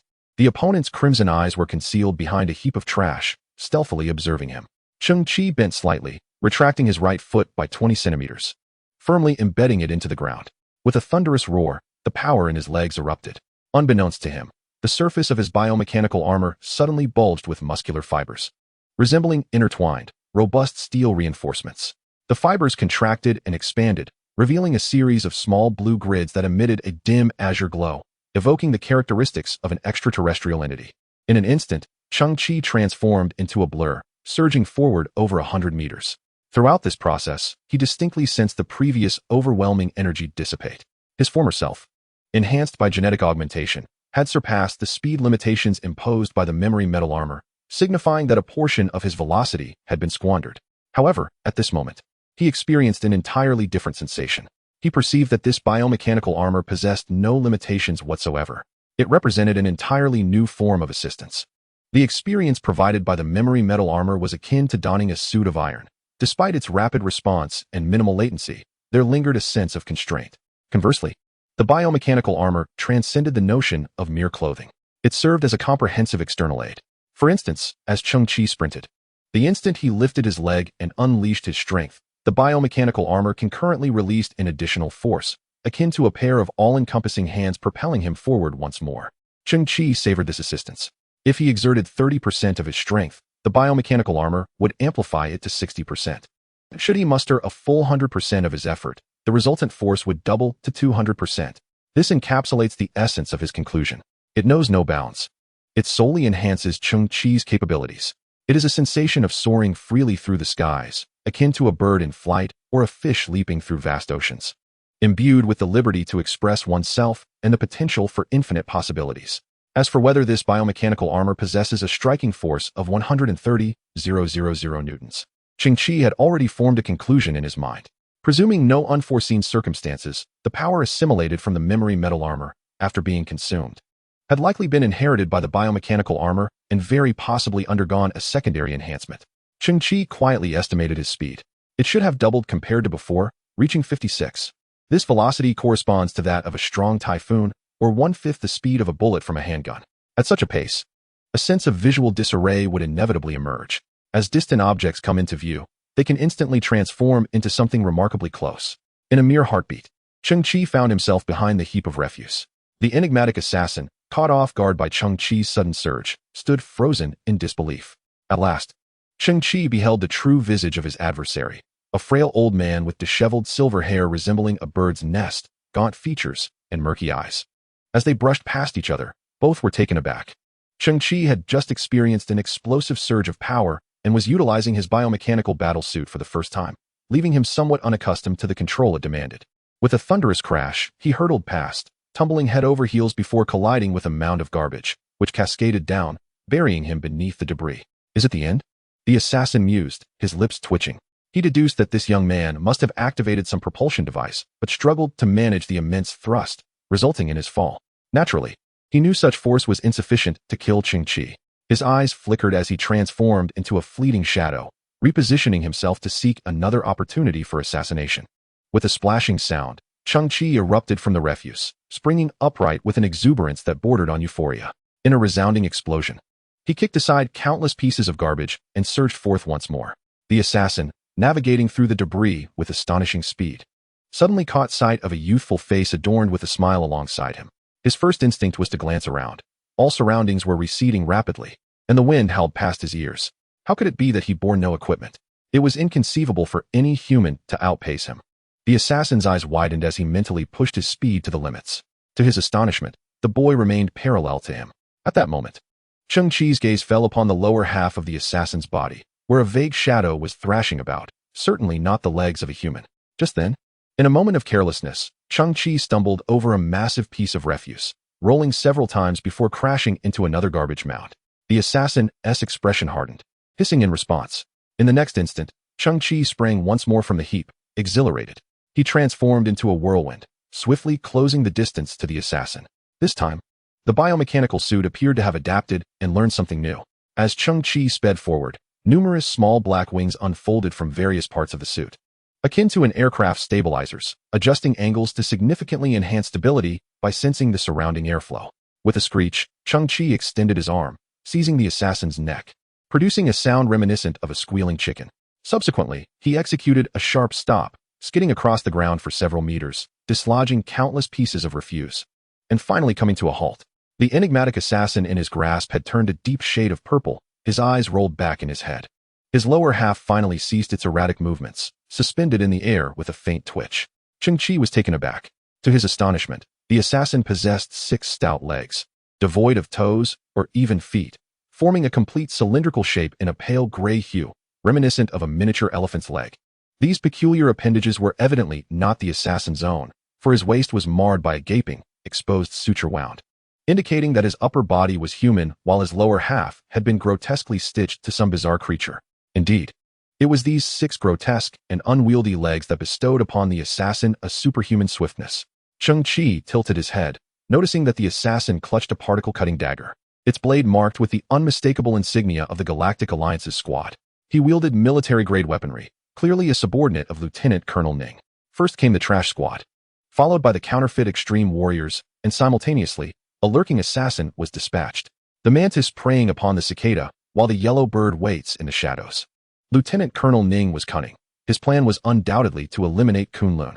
Suddenly, the assassin emitted a strange sound from his throat, extending a bony finger towards Cheng Qi's palm. He attempted to articulate words, but Cheng Qi tightened his grip around his neck. Cheng Qi's eyes glimmered as he slightly loosened his hold. The assassin promptly knelt upon the ground. Observing closely, Cheng Qi noticed that the assassin's neck was covered in pale gray growths, suggesting that his physiological structure had been gradually assimilated by those elephantine legs. He could no longer produce human sounds. However, affixed to one side of his neck was a small speaker, its wiring embedded in his throat, presumably capable of detecting the vibrations of his vocal cords. A distorted, raspy voice, resembling that of an elderly man, emanated from the speaker. "I am also a victim of circumstance. I was transformed by that band of outlaws. They grafted alien biology onto me. I am compelled to obey their commands." The aged assassin trembled, pleading with a tone of desperation. Cheng Qi narrowed his eyes. "For 20 years, you were also responsible for the demise of the Extreme Warriors 8-man team? I was coerced. I was born in a small mountain village. I never wished to kill, but I had no choice. For if I go a single day without tasting human blood, I cannot endure." The assassin's voice suddenly sharpened, turning vicious, the weak demeanor vanishing in an instant. He seized the dagger at his side and thrust it towards Cheng Qi's right eye with lightning speed. In his perception, Cheng Qi had ingested a certain serum that allowed his body to achieve a degree of hardening, which had resulted in 2 failed attempts at assault. Yet, this serum too possessed a vulnerability, In 99 of cases, the human eyes remained the Achilles heel. A sharp sound pierced the air as the dagger penetrated leather. A malevolent grin spread across the assassin's face. However, in the next moment, his smile froze. The dagger's tip lingered a mere 5 centimeters from Cheng Qi's pupil, suspended in midair, refusing to advance any further. The assassin's eyes began to bulge with disbelief. In disbelief, I gazed at Cheng Qi's palm. At some unknown moment, a pitch-black spike had coalesced upon it, piercing the chest of the elderly man. Having lived on this desolate earth for so long, I had witnessed an abundance of pity, helplessness, and despair. Cheng Qi shook his head, remarking that the performance was utterly feigned. The assassin's entire facial musculature trembled. How could he be faster than me? How did he see through my ruse? He appeared rather foolish. Why was this happening? Roar. Ack. Cheng Qi merely feigned a cup, yet the next moment, shock overtook him. The enormous eye on his chest, both eyelids transforming without warning into a gaping maw, devoured the assassin whole. To be precise, it consumed the 6 elephantine legs of the old man's lower half. As the upper half collapsed to the ground, devoid of support, blood gushed forth. He had already met his demise. This half of a human body elicited no interest from the great eye. Crunch, crunch. The sound of chewing resonated from within the eye once more, distinctly different from the crunching of armor, clearly the sound of flesh being devoured, sending shivers down Cheng Qi's spine. It turned out that the so-called biomechanical armor required sustenance from other sources. The memory metal armor feasted upon the 6 alien legs, which were no ordinary fare. Cheng Qi pondered quietly, suddenly struck by a realization. Wait a moment. After the biomechanical armor ingests something, it inherits the corresponding abilities and manifests them biologically. Therefore, Cheng Qi lowered his head slightly, feeling a wave of despair wash over him. He discovered that his once handsome legs had morphed into 6 grotesque, pitch-black elephantine limbs. Chapter 70, A Compromise. The 6 elephant legs appeared for but a fleeting moment. At this moment, Cheng Qi sat quietly upon a mound of refuse. 2 hours had elapsed. The Hawk-class starship had yet to deploy a second wave of troops. Was this all for tonight? Cheng Qi felt a lingering desire for more. In truth, he had been contemplating how to merge those 2 starships seamlessly. First and foremost, it would be ideal to thoroughly extract everything from within the starships. Secondly, maintaining the integrity of both vessels was crucial, should they crash and explode into mere remnants. Synthesis would likely be impossible. Lastly, it was imperative to devise a means to nullify the ownership of the 2 starships, which belonged to their respective captains. Previously, it was noted that the starships possessed formidable defensive shields. A rash attack could expose one's own position if not executed swiftly. The starships were undoubtedly equipped with powerful destructive weaponry. Moreover, given their current status as regular troops, openly antagonizing them would provoke the wrath of the Galactic Alliance. In summary, a direct confrontation was not a prudent choice. Conversely, secretly reaping the rewards while remaining discreet was an excellent compromise. Furthermore, Cheng Qi was mulling over another plan. After waiting for an additional 3 hours, still, there was no sign of movement. Cheng Qi summoned a swarm of 90,000-eyed flies, which settled beneath the starship, ready to alert him at the slightest disturbance. Simultaneously, he retrieved his turbojet-powered shoes and anti-gravity gloves, intending to take a stroll on the desolate Earth. However, he soon realized his concerns were unfounded. The shoes and gloves did not capture the attention of the biological battle armor, perhaps due to their inferior technological level, which rendered them unworthy of assimilation. As Cheng Qi donned the gloves and slipped into the shoes, an extraordinary phenomenon unfolded. The battle armor unleashed black tendrils that enveloped the gloves and shoes, resulting in a peculiar fusion, possibly indicative of the armor's inherent compatibility. The turbojet shoes appeared to melt, shrinking significantly in size and becoming as delicate as a pair of stockings. The once bulky gravity gloves, which had exposed wiring, were now entirely integrated, transformed into sleek black silk gloves. The surveillance system of the 1,000-eyed flies, which resembled Cheng Qi's invisible contact lenses, was also assimilated by the armor. The lenses vanished, replaced by a transparent neural mesh adhering to Cheng Qi's eyeball, allowing seamless control of the surveillance perspective. Cheng Qi marveled at this development. It greatly facilitated his endeavors. Yet, he found himself in a predicament, as his appearance now resembled that of an eccentric individual, a grown man clad in a form-fitting black suit, with legs adorned in sheer black stockings and hands in silk gloves, all encapsulated by the armor's design.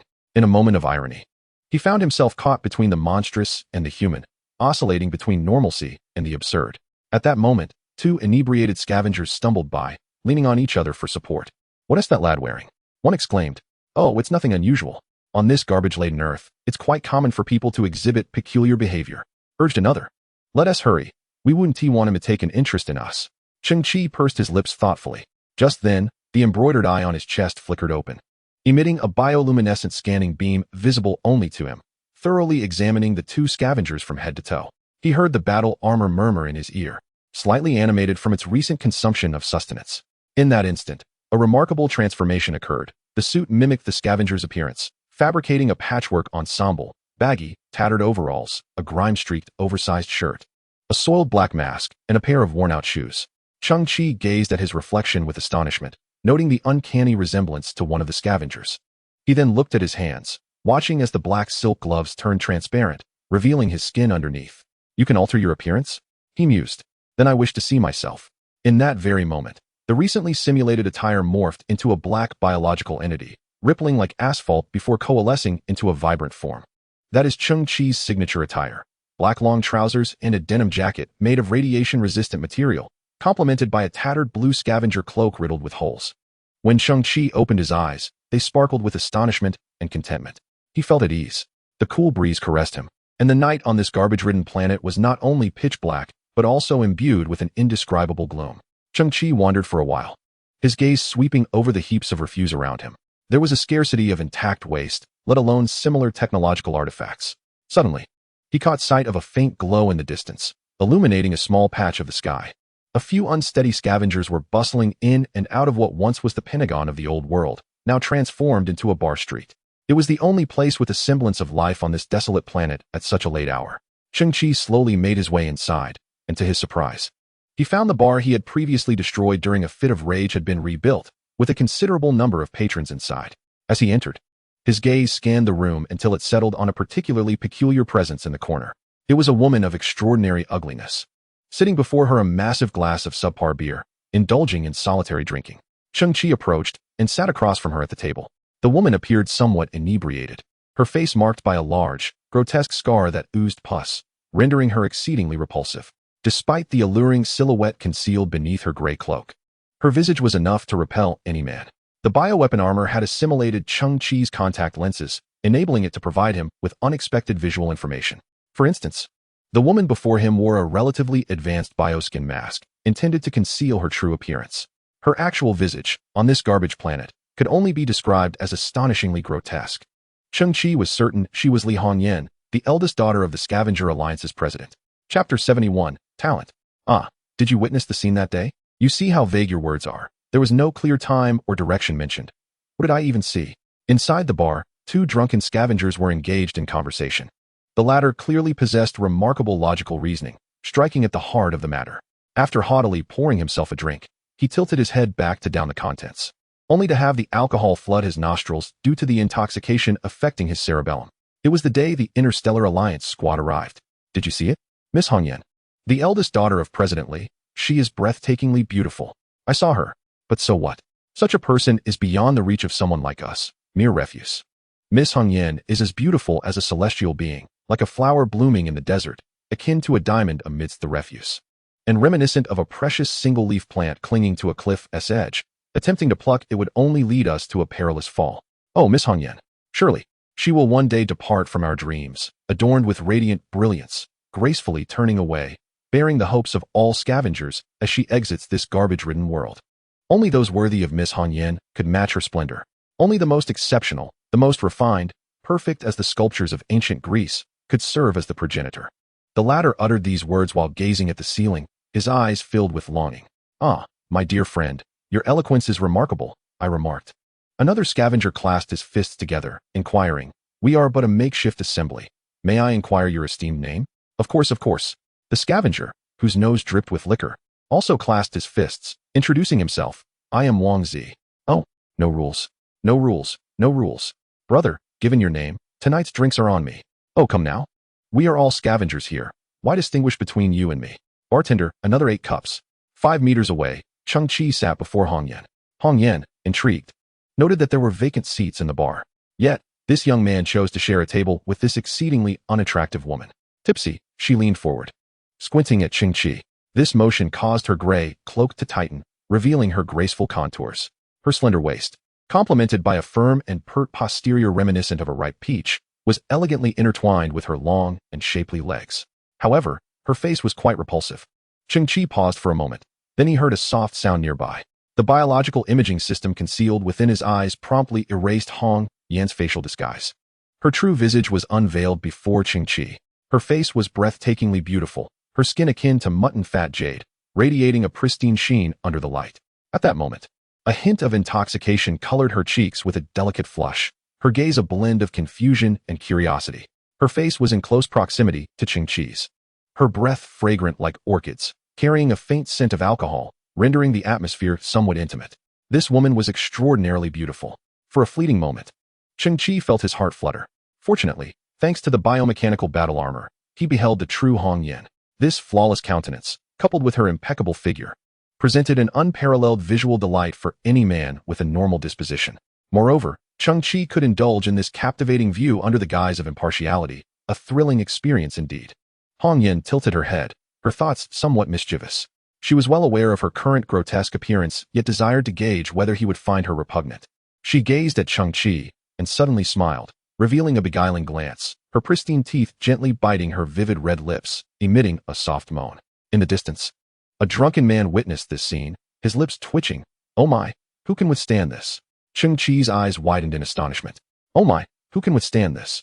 At this moment, Cheng Qi's perspective was unlike that of any other man in the bar. This was no mere perspective, it was a beautiful new world. Who could have imagined that the stunningly aloof Miss Hong Yan was currently doing her utmost to entice him? Giggle. She did not disguise her voice, which was crisp and distant, embodying the legendary mature woman tone. Why would you choose to share a table with someone as hideous as I? Cheng Qi shrugged lightly, gazing at the exquisite visage before him. Why concern ourselves so much with appearances when the purpose of indulging in drinks is to relax and find joy? Hong Yan nodded in agreement, appreciating his perspective. Cheng Qi came to a realization. It was no wonder that the majority of scavengers had never encountered Miss Hong Yan before, with some even unaware of her very existence. It seemed this woman presented herself in such a manner daily. He glanced towards the bar, where the proprietor, a plump middle-aged woman, greeted a steady stream of patrons with a warm, amiable smile. I recall when this establishment did not enjoy such thriving business, Cheng Qi mused, puzzled.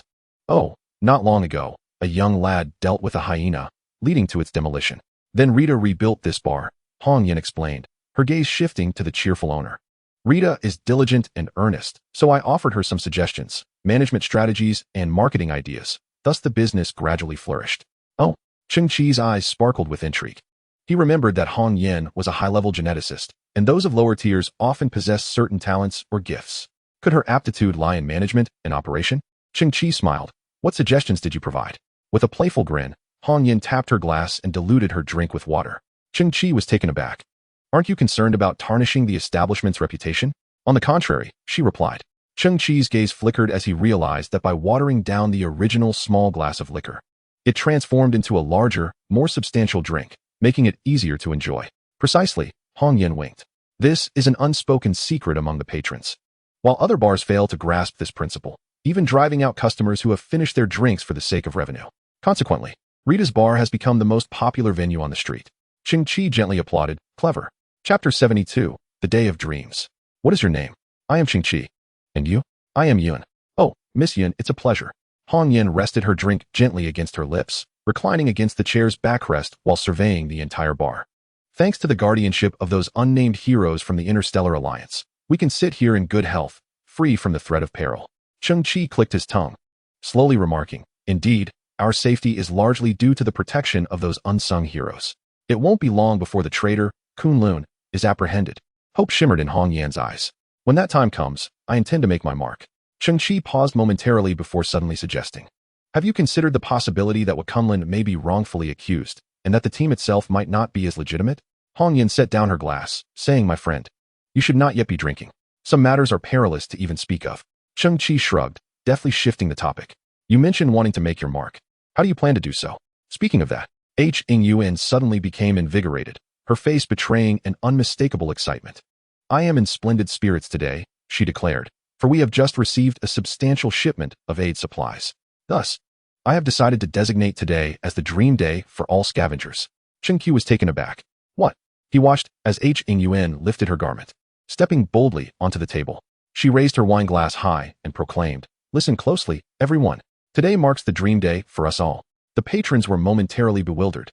Gazing at the girl atop the table, whose appearance was rather grotesque and whose balance was clearly compromised by intoxication. What dream day? This girl is drunk. We're fortunate to be alive. Dreams are a luxury we cannot afford. Yet, Cheng Yun paid no heed, elegantly spinning 360 degrees atop the table. Silence. Allow me to speak. Tonight, all expenses will be covered by yours truly. What? The patrons initially struggled to grasp the reality of her statement. However, when they noticed Rita, the bar owner, chuckling as she wiped her hands with a towel, affirming, "Whatever Miss Yun says goes," disbelief turned to exhilaration. No way. This is truly happening. Miss Yun is magnificent. Long live Miss Yun. With a beaming smile, Cheng Yun, swaying slightly, raised a finger and stated, "However, today, each person must voice their innermost dreams, and they must shout them aloud. For today is the dream day for scavengers. Absolutely. My dream is to marry Cheng Yun. My dream is to save up 20,000 credit points. My dream is to become a top-tier gene. My dream is to not be dreaming right now. My dream is to acquire a brand new arm." Cheng Qi was momentarily stunned, and then glanced toward the corner of the bar, where his subordinate, Zi, was drinking and appeared oblivious to Cheng Qi's presence. He wiped his mechanical arm and clarified, "Don't misunderstand. My new arm is actually a limb. I, Miss Yun," Cheng Yun proclaimed, raising her glass once more. "My dream is to rehabilitate the entire landfill Earth. I aim to establish a just commercial system, enforce a stringent judicial framework, recruit talent, research new energy sources, and develop agricultural techniques." Her words resonated, leaving all scavengers in a state of astonishment. Each person gazed silently at the girl, intoxicated yet resolute, standing atop the table. "Do you know?" Cheng Yun raised her glass towards the ceiling, her gaze seemingly piercing through the somber atmosphere to behold the brightest sun. "We are born here. We thrive here. This is an immutable truth. This place is backward, barren, a realm scorned by the elite. Yet, I believe we must not succumb to despair or self-pity. Do you understand? Perhaps under the influence of alcohol." A glimmer of tears shone in Cheng Yun's eyes as she spoke with deep conviction. "Self-reliance is the magic of the weak. I believe within each of us lies unimaginable strength. I believe we can transform everything with our own hands. I firmly believe that a splendid future and a beautiful tomorrow await us just around the corner." Though silence envelopes the crowd, each individual secretly clenches their fists. Indeed, why should we passively accept all of this? Why must we forever remain shrouded in solitude and despair? Why not resist and defy this so-called destiny? With that, Han Yuan raised her glass high once more, the liquid within swirling restlessly. She proclaimed loudly, "When the time comes, I, Miss Yun, will need each of your support and assistance." "No problem. We will undoubtedly support Miss Yun." The crowd echoed fervently, vowing to follow her in shattering the shackles of fate. Under the influence of alcohol, the people shouted passionately, and the self-proclaimed scavenger Wang Zi, filled with fervor, downed a large glass of beer in one go before collapsing. Cheng Qi observed all of this quietly. It was a late-night bar, and most were somewhat inebriated. They were oblivious to their words and the company they kept. Miss Yun is none other than Li Han Yuan, the eldest daughter of the president of the Scavenger Association. As President Li has grown old, the position will eventually be passed to Han Yuan. At that moment, the scavengers will realize that the drunken words spoken today are no jest. Cheng Qi's gaze flickered. Li Han Yuan truly stands apart from all the scavengers. She is a high-level genetic being, and from her fleeting remarks, it is evident that she possesses certain managerial talents. Can she truly alter this reality? Perhaps yes, perhaps no. However, she certainly requires an opportunity. Cheng Qi looked again into Hong Yuan's eyes. They were pitch black, likely obscured by some biological camouflage glasses, yet they were of poor quality, easily penetrated by the instantaneous perception of the biochemical armor. In her eyes, there existed but a singular light ring, indicative of a basic-level genetic being. The facade she presented before Colonel Ning that day was merely an illusion, a reckless and heedless act. "Ah, Cheng Qi." Suddenly, Han Yuan, standing atop the table, turned her gaze downward and asked, "What is your dream?" The crowd collectively looked on. My dream." Cheng Qi chuckled softly, then rose to his feet. "My dream seems rather insignificant compared to everyone else's, almost unspeakable. Oh, today is dream day? Speak whatever comes to mind. No one will mock you for your words." The crowd urged, the atmosphere vibrant and lively. Cheng Qi, swept up in the exuberance, placed one foot on the stool and shouted, "Then I shall declare. I am Cheng Qi, the beggar's beggar, and my dream is to become the king of garbage across the entire planet." Ha ha. Damn. This lad has had too much to drink. Well, he has ambition. Ha ha. Han Yuan laughed uncontrollably, her demeanor lively. Ha ha. Cheng Qi, your dream sounds even more difficult to realize than mine. Cheng Qi pouted. Isn't that what you said? Self-improvement is the magic of the weak. Haha, indeed. We all possess magic. As the true essence of Hong Yin was revealed, Rita cheerfully served drinks to everyone. The plump Rita, with a smile gracing her face, brought forth cup after cup of libations. She placed a large mug of beer before Cheng Qi, who was just about to raise his glass when he suddenly received a warning from the thousand-eyed fly. Colonel Ning had once again dispatched 3 small teams, comprising slender figures clad in stealth attire, moving with remarkable agility, likely scouts. Presumably anxious for information, Colonel Ning had opted to bolster his forces. Cheng Qi inhaled deeply. Addressing Yin Gunyang, I have some urgent matters to attend to. Hong Yin turned to him, her expression tinged with disappointment. However, Cheng Qi smiled and added, since you have treated me to a drink, I shall reciprocate. With that, he produced a test tube containing a pale blue liquid from his pocket and gently set it on the table. He then waved his hand and stepped into the dimly lit night. Chapter 73. Magic. The bar was abuzz with liveliness, but the unlimited supply of alcohol soon led to widespread inebriation. Alone in a corner, Hong Yin felt increasingly lucid. Have you considered that Hua Kunlun might be wronged, and that the small team may not be as formal as it seems? Out of a sudden impulse, Hong Yin rose and plunged into the night. Utilizing the cover of a refuse heap, she stealthily approached the area directly beneath 2 Hawk-class starships. She sought to ascertain a vague conclusion, whether the starships were quietly suspended in the air without any discernible movement. Suddenly, she spotted a small team clad in night gear. Quickly shrinking back behind a mound of refuse, she observed in the shadows, her eyes widening slightly. They wielded military-grade particle-cutting daggers. Were they members of the Interstellar Alliance? But why were they not in uniform? What could they be doing at such a late hour? Searching for Kunlun? Yet, why was there only one small team? Perplexed, Hong Yin inadvertently stepped on a piece of metallic debris, producing a sharp sound. The small team's movements were remarkably swift, and in the next moment, they surrounded her position. In an instant, Hong Yin found herself exposed to a dozen crimson gazes. She shuddered, about to speak when one of the team members voiced aloud, a scavenger? How repulsive she is. Scavengers are always like this. Ugly as she may be, the hunting plan hasn't ceased. A woman can yield points. Without hesitation, one of the team stepped forward, drawing his particle-cutting dagger. A glint of cold light flashed as he aimed for Hong Yan's ear. In this hunting game, the criterion for scoring was the acquisition of a scavenger's ear. With a gasp, Hong Yin instinctively raised her arm to block the attack, leaving a half-finger-length gash on her arm. The assassin, growing impatient, twisted his wrist, positioning the dagger horizontally as a chilling arc targeted her neck. First, eliminate, then seize the ears. Buzz. In that fleeting moment, an enigmatic force field resembling faint green ripples suddenly materialized around them. The assassin's eyes widened in disbelief as his dagger could not advance an inch. It was as if chaotic gravity had manifested, obstructing the movements of all present. The members of this small team quickly realized that external interference was at play. Buzz. Another surge of tumultuous gravity sent the entire squad hurtling through the air, tumbling for several meters. Hong Yin was taken aback, as she appeared to be the only one unaffected.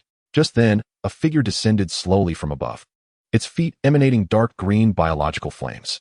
Hong Yin's eyes widened in astonishment.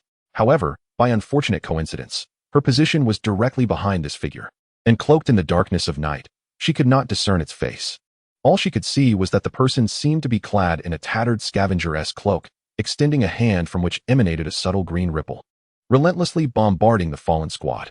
Hong Yin's heart sank further into terror. What was that equipment? Never before seen.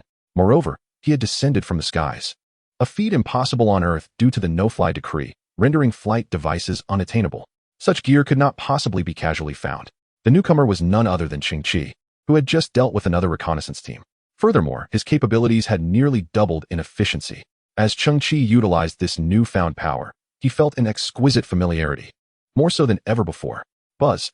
The green ripples emanating from his gloves intensified, and the gravitational field grew ever stronger.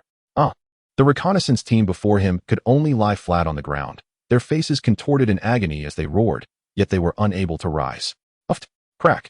The gravitational force had surpassed the threshold of their body's endurance. In an instant, the bones of this team shattered, their skin ruptured, splattering blood like bursting ketchup. Each individual was instantaneously reduced to a mere pancake. They hadn't even glimpsed the identity of their assailant before being annihilated in an instant. Cheng Qi waved his hand. The signal jammers and particle-cutting daggers carried by this team were enveloped in green ripples, slowly levitating. Subsequently, the biological turbojet shoes beneath Cheng Qi activated, releasing green flames. He clasped his hands behind his back and gracefully ascended. The equipment, as if controlled by an unseen force, floated up, trailing closely behind Cheng Qi. Moments later, a solitary figure accompanied by a collection of equipment vanished into the night sky, for there awaited a third reconnaissance team, ready for Cheng Qi's harvest. As for the reason he clasped his hands behind his back, it was entirely unnecessary. Cheng Qi simply found the pose striking, reminiscent of an ancient immortal. Hong Yin witnessed everything, her eyes wide open, rendered entirely immobile, as if carved from stone. Who was he? What level of technology did he possess? He should not be of Earth, yet why was he garbed in a scavenger's cloak? The effects of his equipment appeared so fantastical, akin to magic. In the next instant, Huang Yu shook her head vigorously, the intoxicating fumes within her transforming into a cold sweat. The Interstellar Alliance squad was indeed embroiled in trouble. Aboard the No. 2-class starship, the atmosphere in the cargo hold was dismal. Over 600 imposter soldiers, having yet to participate in the hunting game, were taken aback by news from the No. 1 starship. Had Hua Kunlun truly repaired herself? A chilling cloud of dread enveloped their hearts, and thoughts of the invincible female warrior sent shivers down their spines. Oppression, suffocation, and the unknown. These feelings were the most distressing, particularly given the current orders from above, which dictated that they remain obediently confined to the starship, with nowhere to go. Click, click. A few imposter soldiers exchanged glances, their expressions shifting as they turned towards a nearby transport crate. To masquerade as regular troops, they had requisitioned some energy blocks, and these crates were meant for transporting them. However, sounds emanating from within the crate caught their attention. Thump, thump. Someone was knocking from inside. In an instant, the imposter soldiers seized their weapons and surrounded the crate. A bold individual stepped forward, his fingers trembling slightly as he unfastened the lock and yanked open the door, immediately aiming his firearm at the interior. The next moment, they were all taken aback. Inside the crate stood a striking woman clad in a flowing red dress. Her hands trembled slightly as she adjusted her long hair. Hello everyone. My name is Hina. The imposter soldiers were momentarily stunned. A scavenger woman? I sincerely apologize. I was hiding in the crate, entering here with the transport ship. Please don't worry. I merely wish to meet your Colonel Ning. I have been hiding here for 2 days and haven't found an opportunity to slip away. I might need a bit of food and water now. Hina smiled alluringly, attempting to appear charming. Could you take me to meet Colonel Ning? Suddenly, laughter erupted from one of the imposter soldiers. I heard that low-level gene users might become the pets of high-level gene users to ascend the ranks. I didn't believe it at first. They chuckled. Who would have thought it was the same on this garbage planet?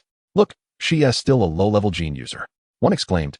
Hey, brothers, have you ever experienced a low-level gene woman? We've been cooped up for days. We need to relieve some pressure. A look of terror crept over Hina's face. What are you saying? You are soldiers. Huh, little girl. Even if we do bring you to Colonel Ning, he might not even take notice of you. But we certainly don't mind. One leered. Look, we also injected physical enhancement serums, and we have faint yellow halos in our eyes. Over 600 imposter soldiers gradually closed in, drooling, their eyes gleaming with predatory hunger. Hina could hardly believe the scene before her. Her eyes widened in shock, and she quickly retreated deeper into the crate. What are you doing? Don't come any closer. Chapter 74, The Genius General. Click, click, click. Colonel Ning strode across the bridge, the sound of military boots striking the steel floor resonating through the air. A bead of sweat trickled down from his forehead. Time to capture Kunlun has dwindled to a mere 12 hours, when suddenly, the general requests to see him. Crossing the lengthy suspension bridge, he arrives at the central circular platform. Colonel Ning gradually halts his steps, rendering a standard military salute towards the shadowy figure ahead. Conventionally, one would expect the bridge of a large starship, such as the Harrier, to be bustling with personnel. Yet, at this moment, an unusual stillness pervades the area, devoid of any staff, while the entire starship operates flawlessly. With a swish, a dim light illuminates the platform, revealing the general's true visage. He is a robust man in his 50s, clad in a black captain's uniform, exuding an impressive presence as he sits upon a colossal metallic seat. His face is a quintessential square shape, with a dark complexion, yet marred by a noticeable defect, a congenital cleft lip, with the upper lip split and extending outward, indicative of a genetic hereditary issue. The general tilts his head, gazing at Colonel Ning, and speaks in a deep voice. Tear off that hideous mask of yours. Colonel Ning furrows his brow, but raises his hand, fingers probing at the line of his right jaw. A remarkably lifelike biological mask is peeled away from his face, unveiling his true appearance under the dim light. No longer does he resemble the handsome figure before. He too bears a square face, dark skin, and a congenital defect, a cleft lip. Lowering his head slightly, he avoids the general's gaze. Brother. The general, still looking upwards, replies, "Fourth brother." At this moment, a stark contrast emerges between their two faces. Colonel Ning and the general share an uncanny resemblance, nearly 90 alike, with the general being the elder and Colonel Ning slightly younger. With his head bowed, Colonel Ning reflects. He recalls the decades spent battling the Interstellar Alliance, learning to arm themselves through the teachings of their father. Yet, ultimately, their father perished beneath the onslaught of the Interstellar Alliance, leaving not even ashes behind. The general exhales slowly, his tone imbued with the weight of experience. From that moment, I grasped a crucial truth in direct confrontation. We can never triumph over the Interstellar Alliance. However, if we were to take an alternate route and infiltrate the Alliance under false identities, we could not only secure legitimate standing, but also gradually undermine the colossal entity from within. At that time, none of you supported my notion. I had no choice but to act independently, enlisting alone to become a starship soldier. We, a set of quadruplets, were inherently genetically predisposed, yet lacking individual talents. However, due to our quadruplet nature, our genetic essence falls within the realm of symbiotic genes. This grants us a formidable collective ability. Amongst us brothers, we possess telepathic communication and synchronized movements, capable of sharing one's experiences and perceptions entirely with another. After years of toil in the military, I finally ascended to the rank of captain of a small attack ship. It was during this time that the advantages of our quartet began to manifest. Our father bestowed upon us 4 beautiful names: wind, rain, mountain, and river. My name is Ning Feng, and your true name is Ning Chuan. Meanwhile, Ning Yu and Ning Shan have made tremendous sacrifices to pave the way for me. The general leaned slightly forward, revealing a massive helmet upon his head, from which a labyrinth of metallic wires protruded, reminiscent of the intricate braids styled by African women. These wires extended and connected to the main control console of the Harrier-class starship. Within this console was a transparent glass cabinet housing a completely exposed pink brain, nourished by specialized conduits beneath it, and adorned with countless delicate silver needles serving as signal sensors. That was my second brother, Ningyu. The general clasped his hands, gazing at the brain with a tender expression. I had linked him to the entire Harrier-class starship, and through our shared symbiotic genetic affinity, I was able to connect with him. This was a feat only we brothers could achieve, and it was through this connection that the starship could unleash its utmost combat power and reaction speed, forming a seamless and harmonious whole with its commander. Our journey together has not been easy. Ning Yu and Ning Shan have always been by my side, constantly relocating and being integrated into one starship after another. From small warships to the current colossal vessel. With their presence, I can execute the most complex maneuvers. No one possesses swifter reflexes than I do, nor is anyone more familiar with their starship. The general's eyes widened, and 4 rings of light flickered within his pupils. Thanks to their assistance, I gradually became the most radiant genius commander in the entire Galactic Alliance, earning my place among the 20 distinguished generals. As he spoke, the general cast a commanding gaze upon me, for it was I who transformed you, a once notorious space brigand, into Major Ning. Major Ning's form trembled uncontrollably. Indeed, his elder brother was one of the 20 distinguished generals. His success was built upon the sacrifices of our second and third brothers. The brain of our second brother resides within this starship, while that of our third brother, Ning Shan, is aboard another Harrier-class vessel. Thus, my elder brother alone can perfectly maneuver 2 Alpha-class flagship starships. At one time, he contemplated extracting his own brain to create a third puppet, allowing him to control yet another large starship. However, he required assistance to stand here today. This is the reason behind his past words. If you cannot locate Kunlun's brain within 72 hours, you are unworthy of possessing your own. Fourth brother, is capturing a battered Kunlun truly so difficult? The general lowered his head, gazing down from his immense metallic seat at Major Ning, expressing his disappointment. Chapter 75, Black Eats Black. Major Ning's legs quivered, and an unmistakable stain began to seep through his trousers.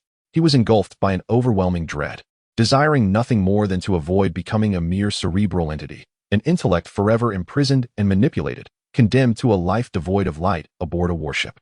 Such a fate would be the most cruel and inhumane punishment imaginable.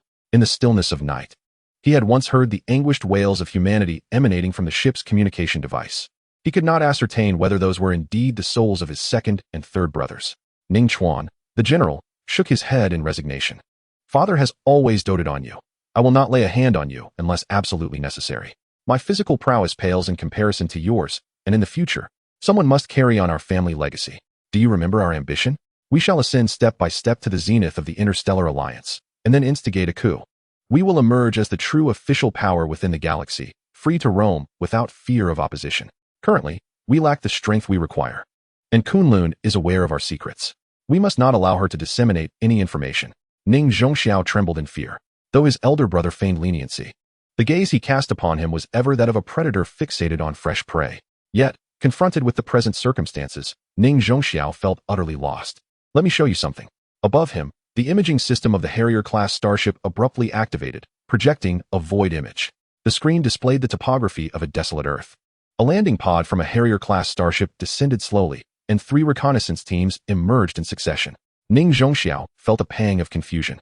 This footage was from approximately 10 minutes prior, during which he had monitored everything via the starship's scanning system.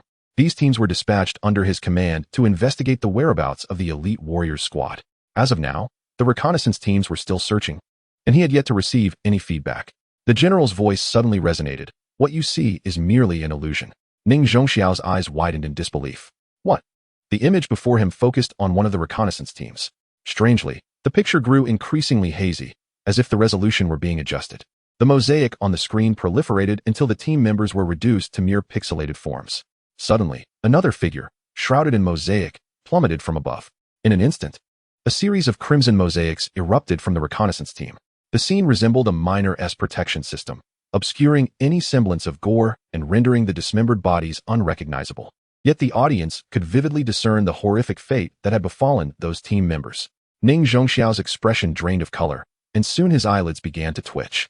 According to his information feedback, the life signals of that reconnaissance team remained stable. I have earned first-class military honors 7 times.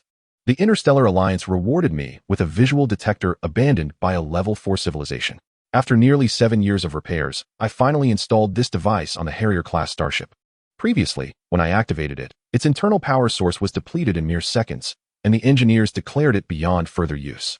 The general's eyes gleamed with a cold light. The opposing signal barrier was formidable. Were it not for that detector, we would not even have glimpsed these images. Colonel Ning's face was filled with horror. A Level 4 civilization detector is required to perceive a mere mosaic. The general spoke in a low tone. Someone, overestimating their capabilities, is playing the role of a guardian in the darkness. Could that be Kunlun? He appears to be wearing a blue cloak. Is he a scavenger? How could such a scavenger exist? What is he doing? It seems he is digging a pit. Colonel Ning was overwhelmed by a torrent of ambiguous information, teetering on the brink of mental collapse. The feelings swirling within him were indescribable. To them, Earth was but a rotting, stinking heap of refuse, inhabited by a wretched multitude struggling on the precipice of life and death. The scene before them resembled a maggot emerging from dung, suddenly rising to upend a robust bull. Colonel Ning pondered in disbelief. How could this be possible? Clearly, the general continued in a somber tone. He has stumbled upon some powerful equipment, even possessing a highly advanced signal jammer. Although the likelihood is exceedingly slim, fortune has favored him. Damn it! Colonel Ning clenched his teeth, fixated on the screen. He had slain many of my brothers in arms. The silver lining is that Kunlun has not regained his combat prowess.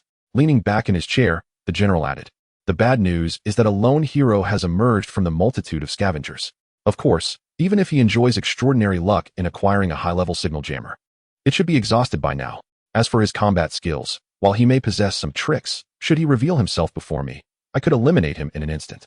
However, this individual may have some connection to Kunlun. I need you to locate him. As for the method, the general's eyes narrowed. Next, you must attribute a crime to those scavengers within a plausible framework, then proceed to arrest them en masse.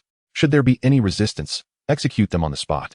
That blue cloak, does he aspire to be a hero? He will undoubtedly reveal himself. Rest assured, brother, I shall become your most capable aide. I will prove myself to be as vital as the ship's brain. I will not let you down again. Colonel Ning gazed at the holographic projection, his chest rising and falling slightly. Perfectly executing my brother's orders and being a useful person is my only path to survival. Meanwhile, the figure in the blue cloak stood on the ground, gazing up at the 2 Harrier-class starships in the sky. Behind this figure flickered the scattered lights of the scavengers. A hero? He is but a mantis attempting to stop a chariot. Colonel Ning ground his teeth. No one can obstruct my brother's path. He hurried through the Harrier-class starship, brow furrowed. The aide followed closely, saying, Chief, attributing crimes to those scavengers seems rather challenging. Challenging? Colonel Ning donned his handsome facade once more, though his eyes were shrouded in gloom. Do you remember President Li's eldest daughter? That woman named Hong Yan? The aide nodded, remarking on the woman's appealing appearance and her advanced genetic status, which left a profound impression on him. Advanced? Colonel Ning chuckled softly. I have consumed genetic enhancement drugs numerous times and faced many failures. My current advanced genes are truly hard-earned. However, I noticed something amiss about that woman on the same day. Her condition clearly indicated the aftermath of a failed genetic enhancement. The aide was taken aback. Then why did you prevent us from conducting a genetic test? If she truly possesses advanced genes, her data would simultaneously be relayed to the Galactic Star Alliance headquarters. The emergence of a superior genetic being on this trashy Earth would undoubtedly attract attention from above. Colonel Ning chuckled again, though the likelihood of that is nearly zero. I had no intention of taking any risks at that moment. I had promised my comrades to host a hunting game. In other words, as long as the targets are mere trash, the Alliance would not take notice. I understand, the aide nodded. You no longer wish to play along and are prepared to expose them directly. However, deceiving the Alliance officers and fabricating genetic identities is a grave offense. Chapter 76, A Second Life. The hazy dawn gradually ascended. On the pollution-laden Earth, a glimmer of light finally emerged. At the headquarters of the Scavenger Alliance, President Li's face flushed with anger. Hongyan, do you comprehend the implications of what you are saying? I do, Hongyan replied, lifting her arm to reveal a charred wound, one that could only have been inflicted by the particle-cutting dagger standard for the Star Alliance teams. President Li's eyes widened. What if some bandits stumbled upon a particle-cutting dagger? Hong Yin raised her chin defiantly. What if the Star Alliance team itself is composed of bandits? You. President Li trembled, his anger concealing a deep-seated fear. Where do these terrifying thoughts originate from? Hong Yin remained composed. A scavenger named Cheng Qi reminded me of this. Cheng Qi? A scavenger? President Li felt despair wash over him. You choose to trust a scavenger over the regular army? Hong Yin, have you lost your mind? Do you realize we have been living in the cracks of society? If the team truly views scavenger lives as expendable, then why are we still alive and well? Why do they send us food? Hong Yan's gaze flickered. Someone is protecting us. President Li's eyes widened. Who? Hong Yan frowned slightly. I am not certain. But he is also a scavenger, possibly Cheng Qi. Not Cheng Qi again. President Li sighed in exasperation. My daughter, open your eyes. We are merely in a dump. Can a scavenger arise to confront the Star Alliance team from this place? Our vast scavenger alliance possesses only 7 makeshift beam pistols, with a combined total of merely 110 rounds. Under such circumstances, how could an ordinary scavenger contend against the Star Alliance team? How could he obstruct them in the shadows? You nearly led me astray. The Star Alliance team would never harm us. President Li spoke each word with an accentuated tone, declaring, what you have said is beyond my belief, and I cannot accept it. At that moment, a member of the Scavenger Alliance burst into the room, exclaiming, President, Colonel Ning has unexpectedly arrived. What? President Li's expression hardened, and he hurriedly began to adjust his attire, urging Hong Yin to rise and prepare for the reception. Where has that girl Hina gone? Never mind, never mind. Prepare the finest filtered water and bring forth my treasured tea leaves. Just as President Li was engulfed in trepidation, Colonel Ning entered the room accompanied by a contingent of soldiers. President Li, there's no need for such formalities. Colonel Ning said with a smile. This conversation will be quite brief, and I must inquire if the tea leaves you cherish are truly fit for consumption. President Li was momentarily taken aback. However, he observed Colonel Ning slowly take a seat, gazing into Hong Yan's eyes, which bore 2 luminous rings symbolizing her genetic status. Presently, Colonel Ning casually crossed his legs. Do you understand the consequences of fabricating genetic identities? Upon hearing this, President Li's face seemed to pale instantaneously, as if brushed with a layer of white paint. His hands began to tremble uncontrollably, yet he forced himself to conceal them behind his back. A medium offense, level 35. Hong Yin said softly. This includes both the forger and all those who harbor them, all of whom will face arrest and a maximum penalty of 10 years imprisonment. Miss Hong Yin is quite well versed in the regulations, Colonel Ning remarked with a grin. However, your account lacks certain details. Let me elaborate. Suppose, just suppose, that Miss Hong Yan's genetic identity is indeed false, and you have merely deceived some scavengers on this garbage planet to gain a measure of respect. In that case, the crime would indeed be classified as a medium offense. But if you have deceived someone of my standing, a commander in the Interstellar Alliance's combat team, and have leveraged the identity of a genetically superior individual to solicit resources worth millions of credit points from me, then you would have perpetrated a deception against the entire Galactic Alliance. That constitutes a level 9 felony, punishable by 60 years of imprisonment or even death. Colonel Ning surveyed the room, noting that the implications extended beyond just the members of the Scavenger Alliance, encompassing those scavengers outside who were either complicit or engaged in the distribution of stolen energy blocks. None shall escape. Suddenly, gritting his teeth, Colonel Ning's voice turned icy. If that is indeed the case, I shall impose a crackdown upon the entirety of this garbage planet. Do you comprehend what crackdown entails? should there be any resistance. I possess the authority to execute on the spot. President Li trembled like a leaf, forcing a semblance of a smile as he replied, Colonel Ning, you jest. How could we dare deceive you? Perhaps it is divine favor. After all, Miss Hong Yan is exceptionally gifted. Yet, Colonel Ning interrupted President Li with a wave of his hand. Behind him, 4 soldiers entered, carrying a substantial genetic testing apparatus. In that instant, President Li felt as if his heart might fail. His body turned icy, as though he had plunged into the depths of a frigid lake in winter. At that moment, a singular thought consumed his mind. It is over. All is lost. Miss Hong Yan. Colonel Ning extended his hand, gesturing towards the gene testing device with a smile. Please. The machine had already been activated, its surface revealing a human-shaped space within. The device's considerable size was due to its comprehensive testing capabilities. Gene classification is a matter of great significance, and the Galactic Alliance has always approached it with utmost caution. Once a tester enters the apparatus, it conducts 12 assessments including blood and pupil recognition, all aimed at achieving absolute accuracy. Yin maintained a composed demeanor as she stepped forward, entering the testing apparatus. As the cabin door slowly closed, she cast a final glance at her father. Chairman Li, however, stood utterly rigid, his heart extinguished. The casing of the gene testing apparatus pulsated with a blue technological glow, rapidly collecting samples and generating vast amounts of data. The display screen began to showcase a series of characters, which ultimately converged into 2 lines of Chinese script. Testing complete. Tester possesses high-grade genes. Chairman Li could no longer restrain his trembling legs and collapsed to the ground. Yin had indeed been classified as a high-grade gene, so the machine's assessment was anticipated. Yet, this was merely preliminary information. The subsequent specific classification would deliver the true, devastating blow. I never expected you to possess such a remarkable foundation, Colonel Ning sneered, his gaze fixed intently on the screen. The high-grade gene masquerading as a mere grade was also a significant deception. Ding. The testing apparatus declared the final conclusion. Tester accurately classified as grade A. Chairman Li slapped his forehead in despair, wailing, It's over. My daughter is actually grade A. We were deceived. What? Grade A. His eyes widened in shock as he sprang to his feet, rushing to the screen of the testing machine, rubbing his bleary eyes vigorously. He gasped in astonishment, stumbling back 3 steps. Grade A. How is this possible?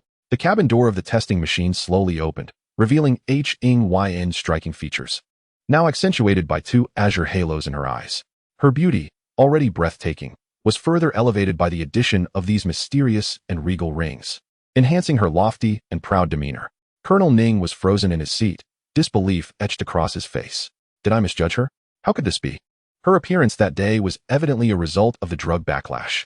She even used makeup to disguise it. Yet, the gene testing apparatus could not err.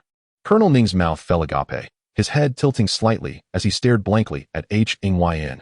How could a grade A gene emerge from this wretched earth? They cannot possibly acquire such potent drugs. They lack the capability and the financial resources. But the truth lay before him, rendering Colonel Ning speechless. At that moment, a staff member from the Scavengers Alliance entered, bringing with them a pot of freshly brewed tea, placing it beside Colonel Ning. Hong Yan gently adjusted her attire and stepped out of the testing machine, walking slowly on the ground. This stunning woman held her head high, her beautiful eyes shimmering. She reminisced about the dream she had the previous night, recalling the boy clad in a blue cloak, a scavenger. Last night, she had diligently sought the origins of this potion, which seemed to bear the hallmark of the prodigious alchemist, Valente. Yet, among all the accessible information, there had never been any mention of such a form of Valente's elixir. As the hazy sun rose in the morning sky, she finally faced that distant, dim light and drank from the vial. At this moment, Hong Yan stood before Colonel Ning. With an elegant posture, she extended her delicate, white hand to gently lift the teapot, pouring a cup of tea for him. Then, she stood to the side, tilting her pristine chin upward. Colonel Ning, this tea indeed hails from the garbage earth and has been shrouded in dust for quite some time. However, authenticity cannot be feigned, nor can falsehoods be made genuine. At this moment, under new aid and nourishment, it has, as if by magic, been bestowed with a second life. It is undeniably genuine, fragrant, and inviting. Would you care to taste it? To his astonishment, Colonel Ning's arm trembled slightly as he instinctively accepted the teacup, gazing into Hong Yan's eyes. His expression still one of disbelief. How could this be? Chapter 77. Who is the Crimson Lotus? Colonel Ning departed the Scavenger Alliance headquarters with a retinue, gritting his teeth in frustration. The revelation of Hong Yan's genetic level had proven to be authentic, depriving him of the opportunity to retaliate. Colonel Ning, are you all right? Several aides gathered around him. Filled with fury, He waved them off and straightened his posture. The adjutant raised an eyebrow, questioning him. The Star Alliance has received Hong Yan's genetic information. However, their system is cumbersome and slow to react. They will not send someone to investigate for at least 10 to 12 hours. This includes that boy in the blue cloak, who has also uncovered our true identities. I must draw him out and extract clues regarding Hua Kunlun from him. Colonel Ning growled. Then we shall eliminate them all and bring this to an end. A glint of bloodlust flickered in the adjutant's eyes. And we can pin the massacre on Hua Kunlun? Not only can we frame her without witnesses. Colonel Ning's expression twisted with malice. Afterward, I shall report upwards. Following Hua Kunlun's heinous and indiscriminate slaughter of the innocent, we will strike her down outside the Earth's atmosphere, balancing the scales of justice. At the very least, we will emerge as nominal heroes. The adjutant's eyes widened with excitement. This is thrilling, albeit fraught with difficulty. If we let even one escape, then not a single soul must be spared, Colonel Ning declared, but they have forced my hand. I have no other path to tread. He tilted his head, gazing at the scavenger headquarters, his eyes brimming with madness. Time is of the essence. Gather the brothers to inventory the equipment, instruct the physician to prepare painless agents, and have the mechanics service the gear. In 3 hours, our forces shall descend and commence this most exhilarating hunt. Cheng Qi stood before his makeshift shelter. He shrugged, anticipating that Colonel Ning would instigate a blatant upheaval under the pretext of fabricating the Hong Yan gene. During the inaugural synthesis of the genetic potion, the first batch of Valente Fantasy elixirs produced exactly 5 vials. Consequently, he bestowed the remaining odd vial of the Valente Fantasy elixir upon Hong Yan. With a success rate of 999, the Valente Fantasy elixir essentially operates as a blind box. The enhancement of genes hinges on the innate talent of the user. However, Hong Yan possesses an inherent superior gene, a dazzling gem on this wretched planet. Ensuring her original aptitude is undoubtedly remarkable. It appears she has triumphed. Moreover, with the elevation of her genetic tier, Hong Yan's managerial skills are likely to be augmented as well. For Cheng Qi, a single Valente Fantasy elixir is of little consequence.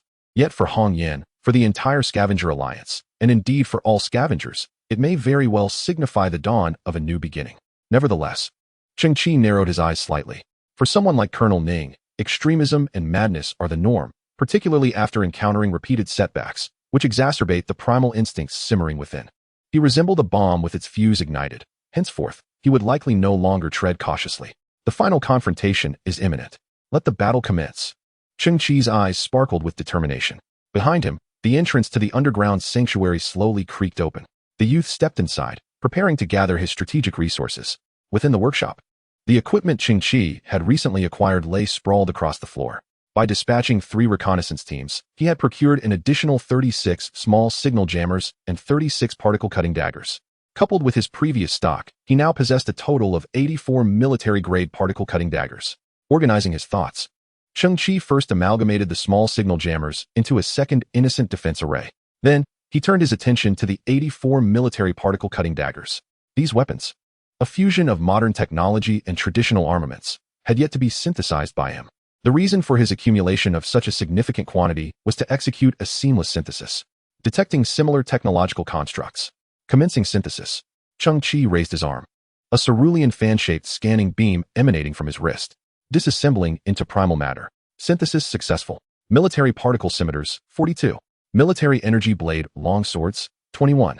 Gazing at the military energy blade longswords, he noted that their form had undergone a complete transformation, shifting from daggers to longswords, with a longer stature and greater power. Yet Cheng Qi did not pause. He sought the ultimate answer. Disassembling into primal matter. Military quantum oscillation swords, 10. Military force field shield swords, 5. Why do they all bear the designation of military? Cheng Qi pondered briefly. Could it be that the upgrade path for these weapons is entirely confined to military-grade equipment? He gingerly picked up a military force field shield sword. The technologically advanced blade exhibited no signs of activation, appearing dim and lackluster. Such technological weaponry undoubtedly requires activation to unveil its full capabilities. At that moment, a line of red text suddenly appeared on the holographic screen located on the hilt of the sword. Military personnel records not found. The device cannot be activated. Cheng Qi nodded in realization. These weapons were indeed locked, for they were advanced military equipment. Even if they inadvertently fell into civilian hands, they could not be utilized without the appropriate authorization. However, these weapons were merely transitional, as Cheng Qi still had 2 opportunities for synthesis. Disperse into primordial matter. Military gravity spear 2. Disperse into primordial matter. Exclusive military weapon, Red Lotus War God 1. This weapon originates from the indomitable legend of 120 years hence. A technological creation of humanity's legions in the future, it does not belong to the current era, but is a uniquely customized weapon of the future. Equipped with a biometric recognition system, a force field protection system, a gravity field flight system, a particle oscillation penetration system, an antimatter flame system, and a holographic Red Lotus totem. This weapon integrates multiple technologies of a level 2940 civilization. Although melee weapons have become ineffective in the era of Starry Seas, this weapon symbolizes the spirit of the war god, embodying the unceasing war drums in the hearts of countless soldiers. Cheng Qi's eyes widened. Before him stood a crimson spear, its body entwined with golden patterns. It activated its built-in force field, standing silently upon the ground. Its length surpassed 2 meters, towering over Cheng Qi. At first glance, this spear exuded an unparalleled aura of slaughter. The red technological brilliance coursed over its surface, as if celestial waters were flowing backward, continuously converging from the spear's base to its tip. The bright blade at the tip emitted a sharp starlight, piercing into Cheng Qi's eyes. Gasping, Cheng Qi inhaled sharply. The sensation was akin to gazing upon a battlefield strewn with corpses among the stars. The wielder of this spear would eternally be the victor. It seemed destined never to fall, inspiring all bloodied warriors with its penetrating resonance and unparalleled sharpness. It was indeed a combat apparatus of future humanity, integrating so many functions. Even the long-sought-after antimatter technology. This was a remarkable acquisition. But was it truly a uniquely customized weapon? Surely it could not be as he imagined. Cheng Qi's gaze flickered as he slowly rose, extending his arm to grasp the imposing spear. Suddenly, the spear unleashed a defense force field that felt tangible, resembling a transparent wall that pushed Cheng Qi back 2 meters. This weapon can only recognize the Red Lotus War God, whose creator is a legendary genius mechanic. Cheng Qi cursed under his breath, realizing everything was as he suspected. Even if he forcefully seized the weapon, he would be unable to activate it due to the biometric recognition system. This was rather frustrating. Cheng Qi gritted his teeth, wondering who the Red Lotus was. Chapter 78. Knowing oneself and one's opponent. Father, if I equip myself with those items, can I truly become the most formidable warrior in the entire galaxy? Indeed, not only will you be the mightiest in the galaxy, but you shall also reign as the supreme warrior of the entire universe. In the underground sanctuary, amidst an endless expanse of verdant grass, a young girl with a red ponytail sat quietly beside a robust man. The scenery was picturesque and warm. Any unpleasant occurrence would shatter this idyllic moment. Suddenly, the image blurred. A blinding flash erupted, followed by a cacophony of screams and explosions. In the dark cosmos, hundreds of sniper beams struck the adult Wakunlin, her body resembling a kite severed from its string, riddled with countless bullet wounds. Within the sanctuary, Wakunlin's head began to tremble, emitting a low growl filled with anger and fear. Cheng Qi, arms crossed, leaned against the doorway of the workshop, silently observing Wakunlin, his heart tinged with regret. Cheng Qi sighed. The monkeys have arrived. After holding back for many days, they erupted like a volcano, delivering an abundance of refuse. Hanzai appeared at the entrance of the sanctuary, cradling a massive mound of trash towering over 6 meters high. In Hanzai's dialect, refuse translates to trash. Among the refuse he carried, 80% consisted of damaged cybernetic limbs, an assortment of parts scattered throughout. Seeing the mountain of debris in Hanzai's arms, Cheng Qi nodded in satisfaction, mentally commending the monkeys for their remarkable speed and strength.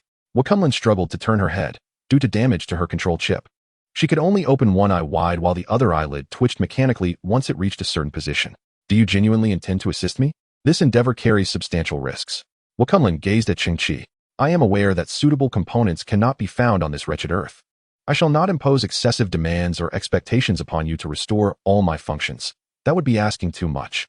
As she spoke, a spark of electricity erupted from her neck, and she made a strenuous nod, forever grateful for Mr. Cheng Qi's outstretched hand. Thank you. Cheng Qi smiled, acknowledging her gratitude. Within the workshop, Cheng Qi examined the cybernetic limbs scattered across the floor. Currently, there was no shortage of parts, even including artificial lung lobes. However, these cybernetic limbs all shared a common flaw. They lacked any surface armor and artificial skin, consisting solely of bare frameworks or fractured cores. Cheng Qi picked up a cybernetic arm, which had devolved into a mere dark metallic skeleton, adorned with bite marks from an unidentified creature. Possibly a rodent that had gnawed on it in the refuse pile, only to discover it was inedible. Cheng Qi rolled his shoulders, determination flickering in his eyes. Well then, let us commence. Within Wakunlin's body, only a sliver of residual energy remained, yet she was unwilling to enter sleep mode. Her beautiful red pupils fixed intently on Cheng Qi's workshop. Within the dilapidated workspace constructed from worn wooden planks and metal, a flickering blue light danced about, seemingly engaged in some form of welding operation. She longed for the young mechanic to piece together a functional body from the discarded remnants surrounding them. Although such a feat under these dire circumstances was exceedingly burdensome, it represented Hua Kunlun's sole opportunity. She fervently hoped that, if only she could move, if only she could act. 20 minutes later, Cheng Qi emerged from the workshop, cradling a collection of sleek, ebony cybernetic skeletal components. Due to the damage sustained by her visual modules, Hua Kunlun's sight was somewhat blurred. However, she was astonished to witness the rapid assembly of the broken remnants into a coherent form. As Cheng Qi approached, her vision gradually clarified, and her eye widened in disbelief. Before her lay a set of entirely refurbished cybernetic bones. The rust had vanished, and the damaged areas had been meticulously repaired, resembling a matte carbon fiber material, yet adorned with intricate spiral patterns. Wait, a sudden jolt of electric thought surged through the back of Hua Kunlun's mind. Could it be that these were microrotor bones? Embedded with hundreds of microrotor matrices, they generated power through the high-speed rotation of gravitons, ensuring a lightweight design while significantly enhancing the speed and agility of the cybernetic limbs. The prospect of wielding such technology, which belonged to the upper echelons of the Galactic Science Alliance's Synthetic Limb Division, left Hua Kunlun incredulous. This technology surpassed even her own corporeal form. How could Cheng Qi have mastered such advanced techniques? It was unfathomable that such knowledge could have been disseminated, let alone reach the desolate garbage earth. A tremor of disbelief coursed through Hua Kunlun's being.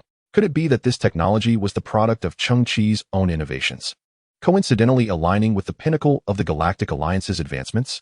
The magnitude of his talent was overwhelming, and yet she struggled to comprehend how he could have completed the skeletal refurbishment and integrated the microrotor technology in such a brief span of time.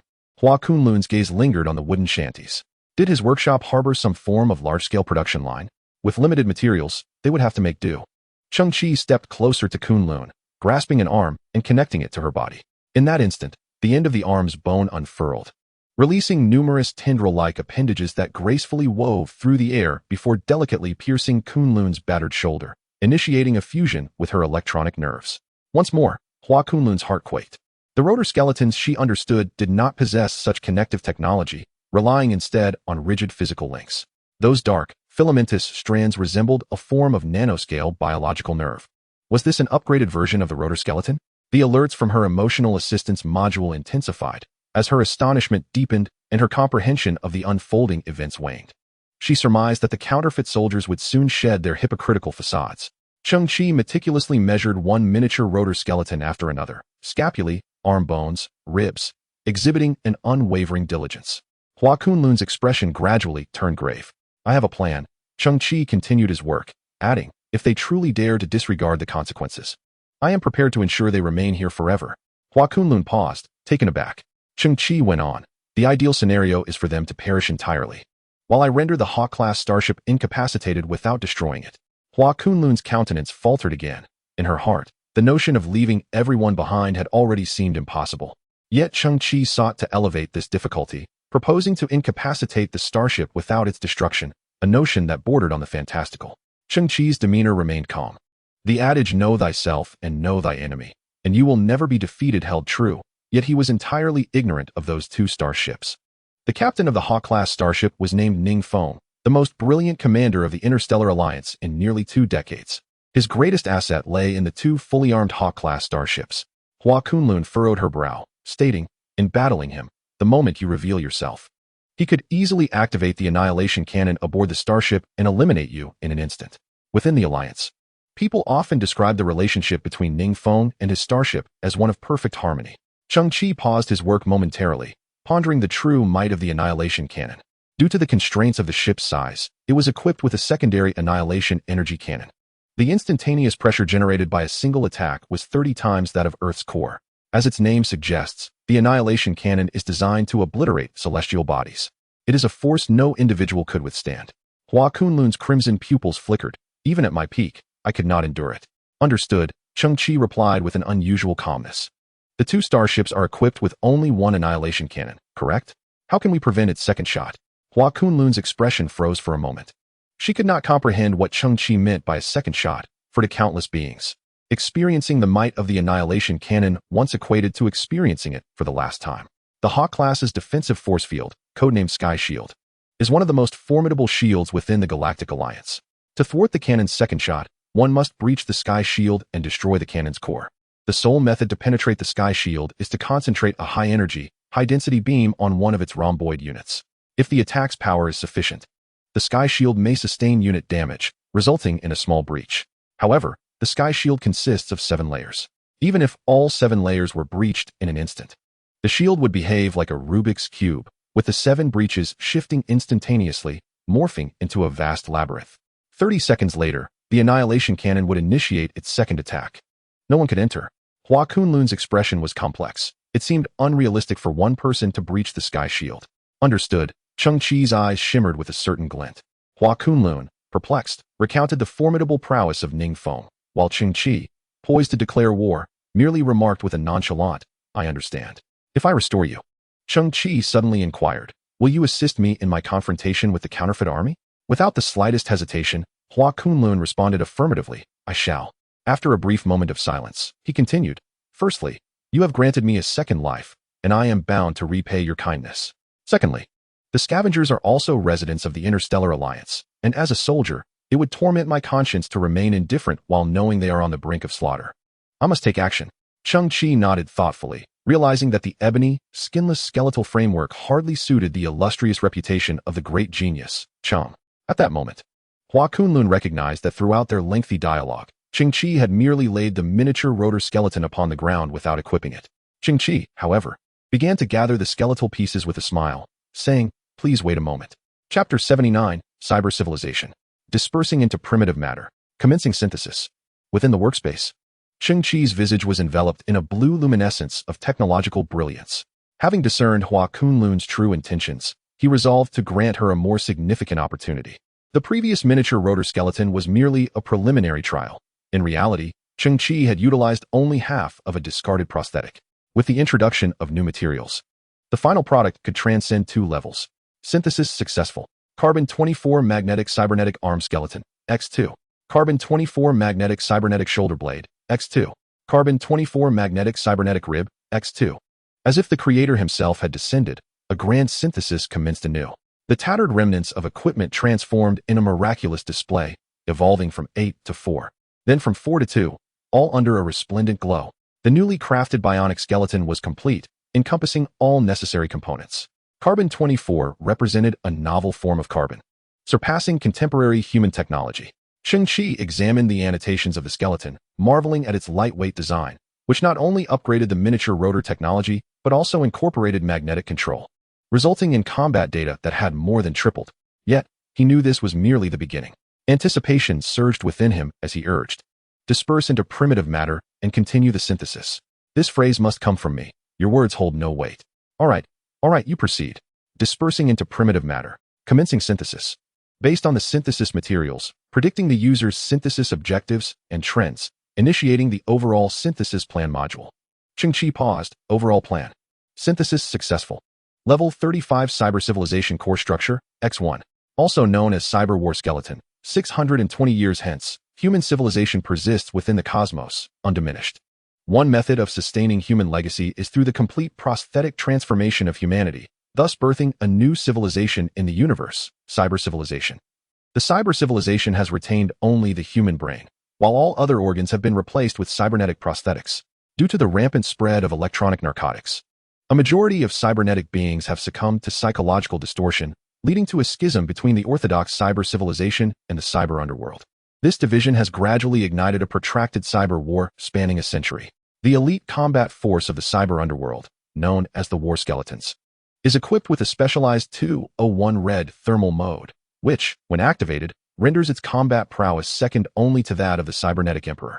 This technology amalgamates all cybernetic bionic skeletal advancements, including but not limited to iterative nanoneural systems, ultramicro rotor matrices, cybernetic energy packs, and the strength and lightweight properties of carbon-242 fibers. It is embedded with 5,241 integrated processing chips, which enhance computational capacity, reaction speed, and combat skill assistance, alongside comprehensive chip capabilities. These chips incorporate augmented reality technology, which, within a virtual environment, transmits exhaustive operational guidelines to the biological brain and facilitates comprehensive combat training.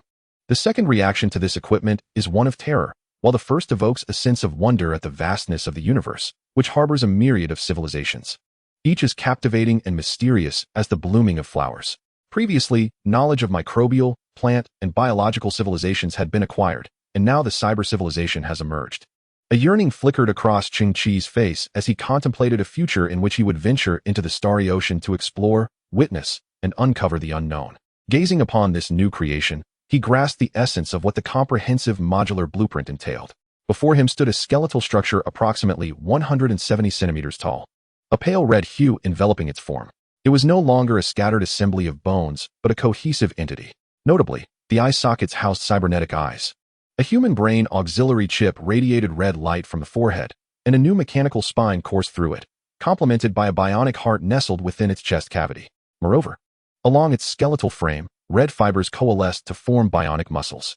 Only the interior of its skull remained hollow, necessitating the implantation of a human brain to activate the entire skeletal system.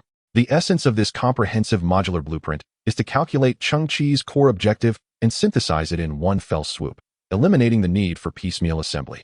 Without this feature, Cheng Qi would have to painstakingly synthesize each cybernetic bone and subsequently affix them to Kunlun one by one, a rather unfeasible endeavor. In a moment of alarm, the workshop door swung open and Cheng Qi stepped out. The head of a beautiful figure, once dim due to energy scarcity, now tilted upward to gaze at him, her pupils igniting with renewed brilliance. Behind Cheng Qi floated an unprecedented cybernetic skeletal structure. The wrists and ankles of this skeletal form emitted soft red rippling energy fields, allowing it to hover effortlessly in the air. Truly, it embodied the prowess of a level 35 cyber civilization, standing tall like a warrior even in its dormant state. Hua Kunlun could distinctly perceive the formidable and enigmatic nature of the skeletal structure before her. Once integrated with the most advanced cybernetic enhancements of human civilization, she understood all too well that the technology at hand likely transcended the boundaries of human innovation. With her current knowledge, she could hardly fathom the nature and caliber of the cybernetic skeleton presented to her. Turning her gaze towards Cheng Qi, an overwhelming barrage of questions and astonishment rendered her momentarily speechless. You have truly surpassed my wildest imagination. The crimson pupils of the robotic beauty's head glimmered with an ethereal brilliance. The transplantation of a biological brain is a complex and meticulous endeavor, and I shall endeavor to articulate my experiences of modification to assist you in this operation. No need for that. Cheng Qi tilted her head slightly, and one side of the 03 quantum intelligence repair cluster suddenly activated. Hundreds of thousands of nanobots, resembling a plume of black smoke, wafted forth, delicately landing upon the head of the robotic beauty. They began to meticulously analyze her neural connections and instantaneously devised a safe transplantation plan. In the next moment, tiny arcs of electricity flickered within Hua Kunlun's mind. The quantum repair cluster had commenced its work. Hua Kunlun's eyes widened in astonishment. The passive safety system informed her that the transplantation operation currently underway in her brain was executed with precision far exceeding that of the Galactic Science Alliance. All the obsolete chips in her mind were discarded. Cheng Qi's voice resonated, and Hua Kunlun paused, slowly turning her gaze towards the pale red cybernetic skeleton standing nearby. At its forehead, a chip pulsated with a crimson glow, flickering mysteriously, as if it was issuing a fateful summons to Hua Kunlun. It still lacks a certain quality. The upgrade path for this equipment ultimately leads back to the inner skeleton. Cheng Qi mused, furrowing her brow. It seems that the external armor of cybernetic life forms and the internal skeleton constitute two distinct systems. To speak candidly, the current Kunlun resembles nothing more than a red technological skeleton. Venturing out in this state would surely frighten the little ones. Hua Kunlun struggled to conceal her astonishment. This was already exceedingly remarkable. How could she possibly desire more? Yet, Cheng Qi continued to shake her head in disapproval. Hua Kunlun added, moreover, it is unlikely that there exists armor material on Earth that could match this skeletal structure. Cheng Qi turned her head. Glancing at the ground on the other side of the sanctuary, neatly arranged there lay another type of refuse sent by the monkeys, which included 15 metal smelting crucibles. Such small devices are typically employed by scavengers to melt down various alloys, ultimately refining precious metals. Gathering a collection of crucibles, Cheng Qi immersed herself once more into the workshop. Disperse into primordial matter. Commence synthesis. High-energy molecular crucibles, 7. Halo smelting furnaces, 3. Moros intelligent forging production line, 1. Capable of melting and forging 223 types of rare alloys. integrating the lifelong forging techniques of Master Moros, encompassing forging, design, and spraying. The ultimate performance of the products is intricately linked to the forging materials, enhancing durability by up to 300, while adhering to Moros's pursuit of ultimate mechanical aesthetics in design. Every item produced by this production line is destined to become a coveted treasure in the interstellar collector's market. Observing his masterpiece, Cheng Qi nodded with a smile. It was indeed precisely what he desired, even surpassing his expectations. He turned to open the wooden door of his workshop, leaning against the doorframe as he gazed at the exquisite head of the beauty from a distance. Ah, General Hua Kunlun, encountering me is indeed your stroke of luck. In your past life, you must have saved the galaxy. From afar, Hua Kunlun furrowed his brow with difficulty, expressing his confusion, and frankly stated that he had only saved the galaxy twice in his lifetime. Cheng Qi was taken aback and conceded. All right, you win. Chapter 80, The Faceless Demon Lord. Cheng Qi immersed himself in work for another 20 minutes. At this moment, he had just settled into his seat, wiping the sweat from his forehead, and taking a hearty bite of a bright red apple. The exhilaration of continuous synthesis was intoxicating. Delving into mechanics and crafting machinery was equally addictive. Warning! Warning!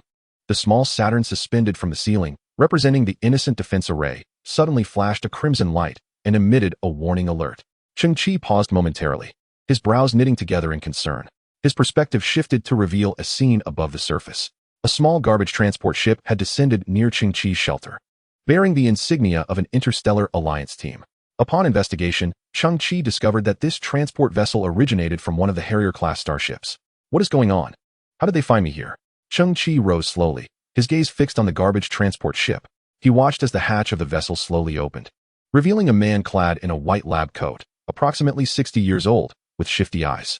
The man stood in front of Cheng Qi's shelter, repeatedly gesturing with his hands and hushing. Don't shoot. Don't shoot. We're one of you. Cheng Qi was taken aback once again. Why does this feel like a stranger entering the village? Who do you think you are? I'm coming in. Please don't attack me. As he spoke, the man in the white coat raised his hand and lifted the flap of Cheng Qi's tent, only to find it tattered and devoid of any presence. At that moment, Cheng Qi, draped in a blue scavenger-esque cloak, emerged slowly from behind a nearby heap of refuse. Are you Mr. Cheng Qi? The man in the white coat hurried over, exclaiming, I'm sent by Boss Missouri. Mo? Cheng Qi was taken aback, glancing at the garbage ship and then at the Harrier-class starship above. Yes. The man in the white coat nodded eagerly, a wide grin on his face. I am known as the Faceless Demon Lord, currently employed by Boss Missouri. He sent me here to retrieve some goods. The Faceless Demon Lord. Cheng Qi's eyes twitched. What era are we in that such foolish nicknames still exist? Rest assured, I am not a member of the Interstellar Alliance. I merely captured one of their logistics team members in advance and donned a complete set of biological disguise masks. 2 days ago, I infiltrated one of their Harrier-class starships along with their supplies. The figure in the white coat chuckled, stating, My task is to retrieve the goods for you, and then make a timely escape. Cheng Qi was momentarily taken aback. Is that even possible? Indeed. Mo had previously mentioned finding a way to acquire the over 10,000 units of high-entropy alloy. At the time, Cheng Qi had been somewhat curious, but now, with the Earth under the control of the Interstellar Alliance squad, he wondered what means could possibly be employed. To his astonishment, he realized that Mo had cleverly infiltrated the Interstellar Alliance squad. Mr. Cheng, the Interstellar Alliance squad is brewing a significant operation and chaos reigns within. I seized the opportunity to slip away while disposing of medical waste. The self-proclaimed master of many faces laughed. I merely disguised myself as a nutritionist, delivering anti-aging potions and the like. And I am not privy to their plans. Do exercise caution. Cheng Qi tilted his head. Why do you keep laughing? He raised his gaze, pondering if it were truly so easy to blend into a Hawk-class starship. Not at all, the figure in white responded, patting his chest. This is my specialty. Cheng Qi remained skeptical. Do you know what goods you are retrieving? 450 units of high-entropy alloy. Then you must understand the considerable value of this item. I must handle it with utmost care. I comprehend your concerns. The figure in white nodded. First, you may contact Boss Missouri at any time to verify my identity. Second, before coming here, Boss Missouri specifically mentioned the rendezvous code. Cheng Qi paused. He had never agreed upon any such code with Mo. What nonsense was this person spouting? Yet, he saw the old man in white seriously surveying his surroundings, covering his mouth, and whispering, Mr. Cheng, listen closely. The first part of the code is wolf's heart, pig's lung. Cheng Qi was momentarily stunned. The figure in white, with a serious expression, urged, Mr. Cheng, please state the second part of the code. Cheng Qi's eyes twitched as he tentatively replied, a meat bun hitting a donkey? Rendezvous successful. I knew we were on the same side. The figure in white exclaimed with excitement. Cheng Qi slowly rubbed his forehead, bewildered by the absurdity of the situation. Later, to ensure safety, he contacted Mo via a secure radio. As expected, this remarkable master of many faces was indeed the hired retrieval agent. Moreover, Mo affirmed that this individual possessed exceptional skills, a stellar reputation, and high credibility. He was among the best in the interstellar black market, and the high-entropy alloy could be entrusted to him without concern. Mr. Cheng, there is a discrepancy in the quantity. The master of many faces furrowed his brow. Boss Missouri was clear, a total of 12 for 150 units. Why is there a shortfall of 450 units? Cheng Qi maintained a calm demeanor. I used some of it just now. The master of many faces was taken aback, pondering what could possibly require such an expenditure of high-entropy alloy. Cheng Qi smiled. I reserve the right to keep that information confidential. Hee. Of course, the master of many faces nodded, but I will report the matter truthfully to Boss Missouri, and the remaining payment will naturally be adjusted accordingly.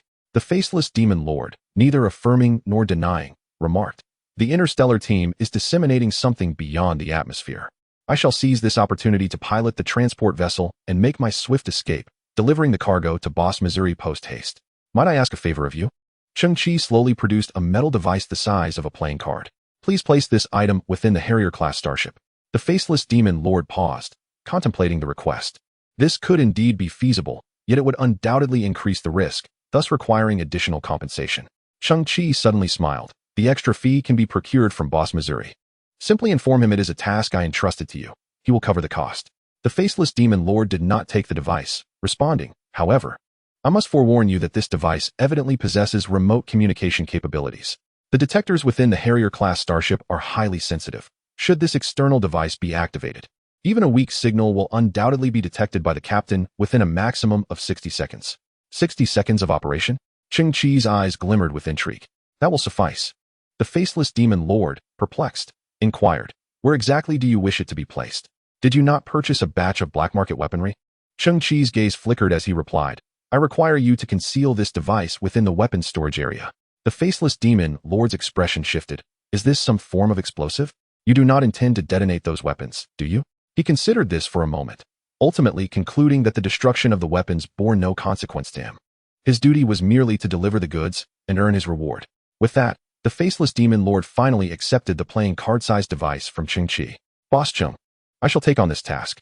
Chapter 81. The prologue within the underground sanctuary. Cheng Qi beheld the transformed Wakunlin. She was now adorned with entirely new external armor. Her exquisite synthetic skin and flowing crimson hair flawlessly transplanted onto a new skeletal framework by a quantum repair cluster. Cheng Qi could not help but marvel at the sight. At this moment, Wakunlin epitomized the pinnacle of mechanical aesthetics. Her eyes were tightly shut, appearing to be in a state of slumber.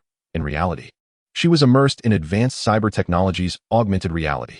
Her consciousness resided within a separate virtual space, where she was mastering the operation of this new cybernetic body while simultaneously undergoing adaptive combat training.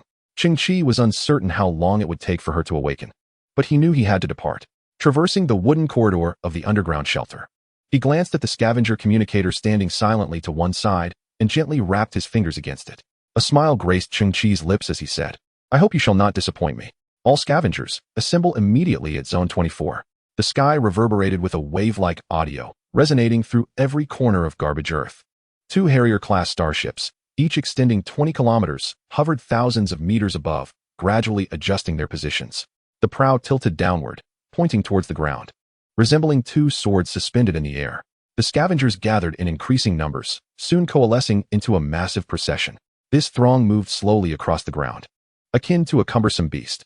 Uncertain of the reason, today's temperature has dipped significantly lower than usual, with a subtle chill that seems to penetrate even the protective gear, reaching deep into the bones and inducing involuntary shivers. In the distance, small whirlwinds swirl, carrying gray metallic dust in chaotic patterns. President Lee strides at the forefront of the group, feeling somewhat startled by the abrupt command issued by the Star Alliance squadron. However, he dares not dwell on negative thoughts. Perhaps there is a unified directive, or, on a more optimistic note, they may be distributing a second round of supplies. A glance around the crowd reveals the absence of his 2 daughters, prompting a frown. Their lack of decorum is quite unbecoming. Suddenly, a grand scene unfolds before him.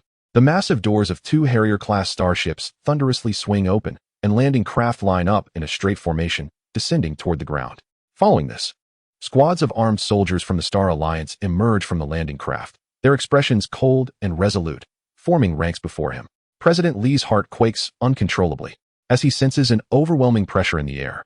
At that moment, one of the Harrier-class starships unexpectedly emits a beam of red laser, casting a clear line stretching north to south, illuminating the area ahead of the scavengers. All of you, stand behind the line. A furious shout resonates from afar, revealing it to be Colonel Ning, positioned at the forefront of the Star Alliance squad, 100 meters away from the scavengers, his face devoid of expression. President Li swallows hard. At that instant, a 7 or 8-year-old scavenger girl, clutching a wildflower she had toiled to pick, crosses the red line and runs toward Colonel Ning, perceiving him as one of the soldiers who had previously brought her food.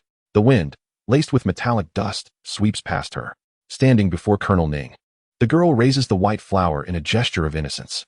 Colonel Ning's gaze shifts past the flower, resting upon the girl's weathered, cracked face and chapped lips. A sudden smile breaks across his face as he accepts the flower, prompting the girl to beam with delight. However, in an instant, Colonel Ning crushes the blossom in his hand, his smile twisting into a grimace. The girl's eyes widen in horror. Disgusting. With a swift motion, Colonel Ning flings the flower remnants into the girl's face and follows with a forceful kick to her chest. The impact sends her flying several meters, landing amidst the refuse. What the hell are you doing? A gaunt young man from the scavenger crowd erupts in anger, attempting to advance. Are you deaf? Stand behind the line. Colonel Ning roars. Cross it, and I'll execute you on the spot. His gaze flickers back to the girl, musing darkly about her resilience, how she had not been killed by his kick. Many scavengers grip the young man tightly, who struggles and shouts, "Let me go. That is my sister." This young man is none other than the one who has been collecting refuse for Cheng Qi. President Li shudders, ultimately refraining from crossing the red line. His facial muscles tremble, his voice trembling with fear. Colonel Ning, what is the meaning of this? I am finally free to shed the guise I wore before you wretched insects. Colonel Ning's eyes glinted with ferocity. Had it not been for the audacious fool who interfered, you would have been drenched in blood 3 days past. President Li's expression shifted dramatically. What? At that moment, a soldier from the Interstellar Alliance activated a void imaging device. A colossal screen unfurled, displaying a blurred figure, obscured by mosaics, vaguely identifiable as a youth clad in a blue scavenger's cloak. You remain unaware that a simpleton has been secretly safeguarding you, do you not? It is this very individual who, during the past nights, eliminated my 8 squads. Colonel Ning's fury erupted. These 8 squads were meant to partake in a hunt, with you as the intended prey. I have never regarded you as anything more than vermin in a refuse heap, repugnant and devoid of value, lacking even the slightest semblance of purpose. President Li trembled violently. What? The small girl, previously kicked away by Colonel Ning, sat weeping heart-wrenchingly in the center of the 2 factions. How vexing. Colonel Ning frowned, instructing, end her life. A squad of soldiers stepped forward, guns drawn, advancing towards the girl. The monkey, in despair, wept uncontrollably, yet was firmly restrained by other scavengers. Stand down. Dare to approach further, and I shall open fire. From the distant rubbish mound, a striking silhouette emerged, her gray cloak billowing, revealing her flawless figure clad in form-fitting shorts and a cropped jacket. President Li's eyes widened. Hong Yan. Behind her, more figures gradually materialized. They were the guards of the Scavenger Alliance, numbering around 30, all of whom bore resolute expressions as they formed a line behind Hong Yan. A self-defense unit?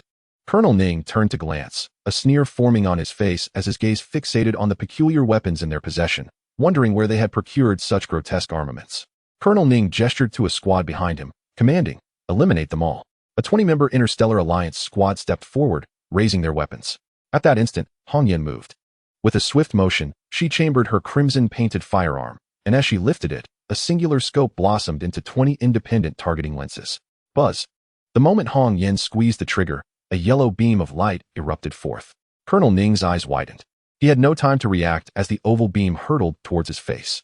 In an astonishing twist of fate, the beam, upon striking his visage, abruptly veered 90 degrees, racing past his cheek, leaving a searing burn in its wake. Uft, uft. The sounds of 20 bullets piercing flesh reverberated almost as one. Colonel Ning's face, marred by the abrasion, began to weep a drop of blood, which had yet to touch the ground. A group of 20 members from the Interstellar Alliance team suddenly collapsed, a splash of blood erupting from their bodies. Thud. They fell simultaneously. Colonel Ning's expression froze as he beheld a yellow light net slowly dissipating before him. A curved trajectory? Colonel Ning looked incredulously at the weapon in Hong Yan's hands. At the same moment, he witnessed a more shocking scene. Behind Hong Yan, each member of the Scavenger self-defense team wielded an identical weapon. Not to mention that Colonel Ning had never seen such armaments. Even the official supplies were unfamiliar to him. President Li was equally astonished.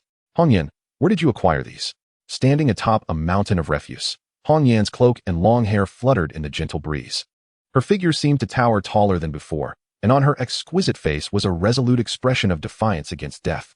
An hour ago, I introduced myself as Cheng Qi, the beggar. Today, we confront a band of marauders disguised as a regular army. If we concede this time, how shall we face future interstellar pirates or extraterrestrial invaders? Surrender is certainly not the only solution. If you are willing to rise in rebellion, I have prepared some weapons for you on the northern side of the Scavenger Square. Should you take up these arms, you shall stand with me on the same battlefield. Friends, I once heard a saying, which I now impart to you. Self-reliance is the magic of the weak. At this moment, Hong Yan's gaze traversed the distance of several meters, locking onto her father. I once mentioned his name to you. President Li was struck as if by lightning. Instinctively, he cast a horrified glance at the towering figure in the virtual projection. Chapter 82. The Mantis tries to block the chariot. 2 hours prior, within the secret cargo hold of a Harrier-class starship, a peculiar metallic poker lay quietly in an unnoticed corner. Buzz, a cerulean microdirectional stargate suddenly unfolded, illuminating the surrounding darkness. A steel mother slowly emerged, opening its chest compartment to reveal another miniaturized steel mother. After the second one emerged, it too opened its chest, unveiling a third steel mother. In a mere 60 seconds, the starship's detection system could identify these foreign electronic devices. Then, the 3 steel mothers simultaneously extended 176 mechanical arms. The ultimate technique, the steel mother moves. In a whirlwind of activity, within just 50 seconds, the 3 steel mothers swept away all the illicit weapons, neatly storing them within their bellies. They then made their escape, one after another, entering the directional stargate. When Colonel Ning prepared to retrieve these weapons, he discovered the warehouse was completely empty. However, the steel mother was equipped with an innocent defense array, and he had not obtained any surveillance footage. Ultimately, he surmised that a treacherous traitor within his ranks had seized the opportunity to abscond with the equipment, intending to sell it for profit, as these items were unregistered contraband. Colonel Ning erupted with fury, yet he could only swallow his anger and grit his teeth. Alas, this team was fundamentally comprised of despicable rogues. To make matters worse, a transport vessel had mysteriously vanished from the starship. Colonel Ning would never comprehend the underlying principles of this misfortune. The lost weapons had been ingeniously transformed by Cheng Qi into 200 particle tracking rifles and dozens of directional shock bombs. The particle tracking rifle, also known as the Battlefield Phantom, was now wielded by Hong Yan, brandishing those astonishing, unprecedented crimson rifles. Is it truly so? Just moments ago, Colonel Ning's face was a mask of shock, but suddenly a sinister smile crept across his features. It seemed that you were left with just these 30 individuals and 30 weapons, is it not? Concurrently, the 20 members of the Interstellar Alliance team, who had just fallen, abruptly stood up unsteadily. Their bodies bore wounds of varying sizes. Some had been pierced through the chest, others had shattered shoulders, and there were those whose entire arms had been obliterated. Yet, these individuals stood expressionless, swaying slightly. Simultaneously, the Alliance combat suits they wore immediately released medical gel, sealing their wounds and providing rudimentary treatment. The scavengers were utterly astounded. President Li's eyes widened in disbelief. Hong Yan's gaze narrowed. She observed that on the soldiers' arms, a black vial was secured, with needles continuously injecting its contents into their veins. At the moment they rose to their feet, the dosage surged dramatically. An entire vial of black liquid injected at once. A pain-nullifying agent. A chilling glimmer flickered in Colonel Ning's eyes, as it enabled them to block all sensations of pain. As long as their bodies could move, they would be tireless, oblivious to suffering, transforming into ruthless machines of slaughter. As for you, refuse to rise above your station. Such fine weaponry in your hands will only yield poor accuracy. Hong Yan, I ask you, how many lives can you extinguish with a single shot? However, crimson droplets of blood seeped from Colonel Ning's face as he pointed menacingly at Hong Yan, bellowing, "If you dare to fire again, I shall activate the annihilation cannon and wipe out half of your scavengers." Hong Yan's complexion paled, her grip on the weapon trembling slightly. "Ha ha, trash." Colonel Ning laughed maniacally, surveying the tens of thousands of scavengers. How many would dare to stand against him? Merely a few high-energy firearms, and they thought to intimidate him? He, too, had traversed blood-soaked paths. Presently, I can annihilate you or spare your life. It all hinges on your attitude. Colonel Ning narrowed his eyes, commanding, "I order you to kneel." No sooner had his words fallen than a black cannon barrel, several dozen meters in diameter, extended from one of the Harrier-class starships. Pure black light simmered within, swirling and exploding, enveloping the ground in an invisible pressure. I demand to know if you are concealing information about Kunlun. I also seek all knowledge regarding the figure in the blue cloak. Colonel Ning furrowed his brow. Yet he insisted, I require you to speak with me while kneeling. President Li's body trembled uncontrollably. He adheres to the principle of moderation, yet possesses a timid disposition, always opting for submission in the face of any formidable power, even enduring boundless humiliation in exchange for a semblance of peace. Hong Yin lowered her weapon. Chairman Li spoke, his hands hanging limply at his sides, knees bending involuntarily. He understood that against the entire team of the Galactic Alliance, Hong Yin and her companions were but a mantis attempting to stop a car. If he bowed his head and obeyed, perhaps he could provide a glimmer of hope for the scavengers. Father, we cannot kneel, Hong Yin shouted. Do you truly believe they will spare us? Chairman Li's gaze trembled. You do not understand. Haha. Colonel Ning continued to laugh maniacally. Look at them, how utterly humble and fragile they are. After barely mustering a shred of defiance, it crumbled in an instant. In the distant sky, landing pods continued to descend, reinforcing the Galactic Alliance team. Suddenly, a figure clad in red was ejected from a hovering landing pod. The scarlet dress fluttered in the air, while its owner appeared unable to move, plummeting straight down. Thud! The figure crashed onto a nearby mound of refuse, raising a cloud of dust. Chairman Li's murky eyes fixated on the scene, suddenly alarmed. Hannah. At that moment, Hannah lay askew on a metal panel, her red dress torn to shreds, exposing her chest. Her alabaster skin was marred with bruises, blood trickling from the corner of her mouth, her head tilted back, gazing vacantly at the hawkish starship above, the wind no longer stirring her tangled hair. Hannah. Chairman Li's heart shattered. What have you done to her? Hong Yin froze in place, her eyes wide with horror. Haha, she came willingly. Colonel Ning smirked nonchalantly. So I turned a blind eye and generously treated my soldiers, just a few hundred in number.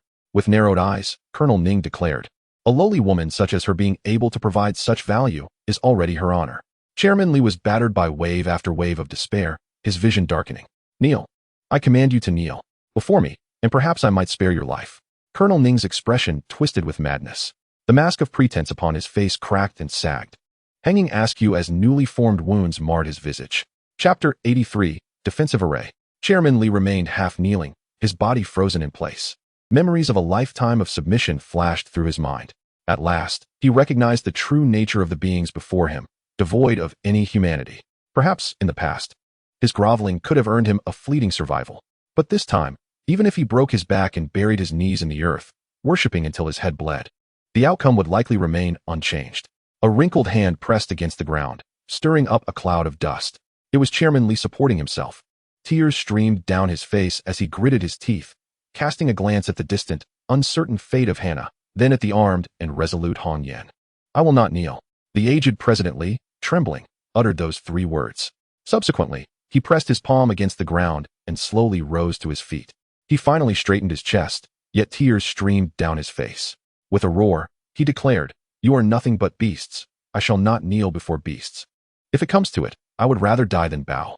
Now that he had awakened his thoughts, was it not a tad too late? A flicker of panic crossed Colonel Ning's face, but in that fleeting moment, the voice of his elder brother, Ning Feng, echoed in his mind. The annihilation cannon is fully charged. Colonel Ning's brows relaxed.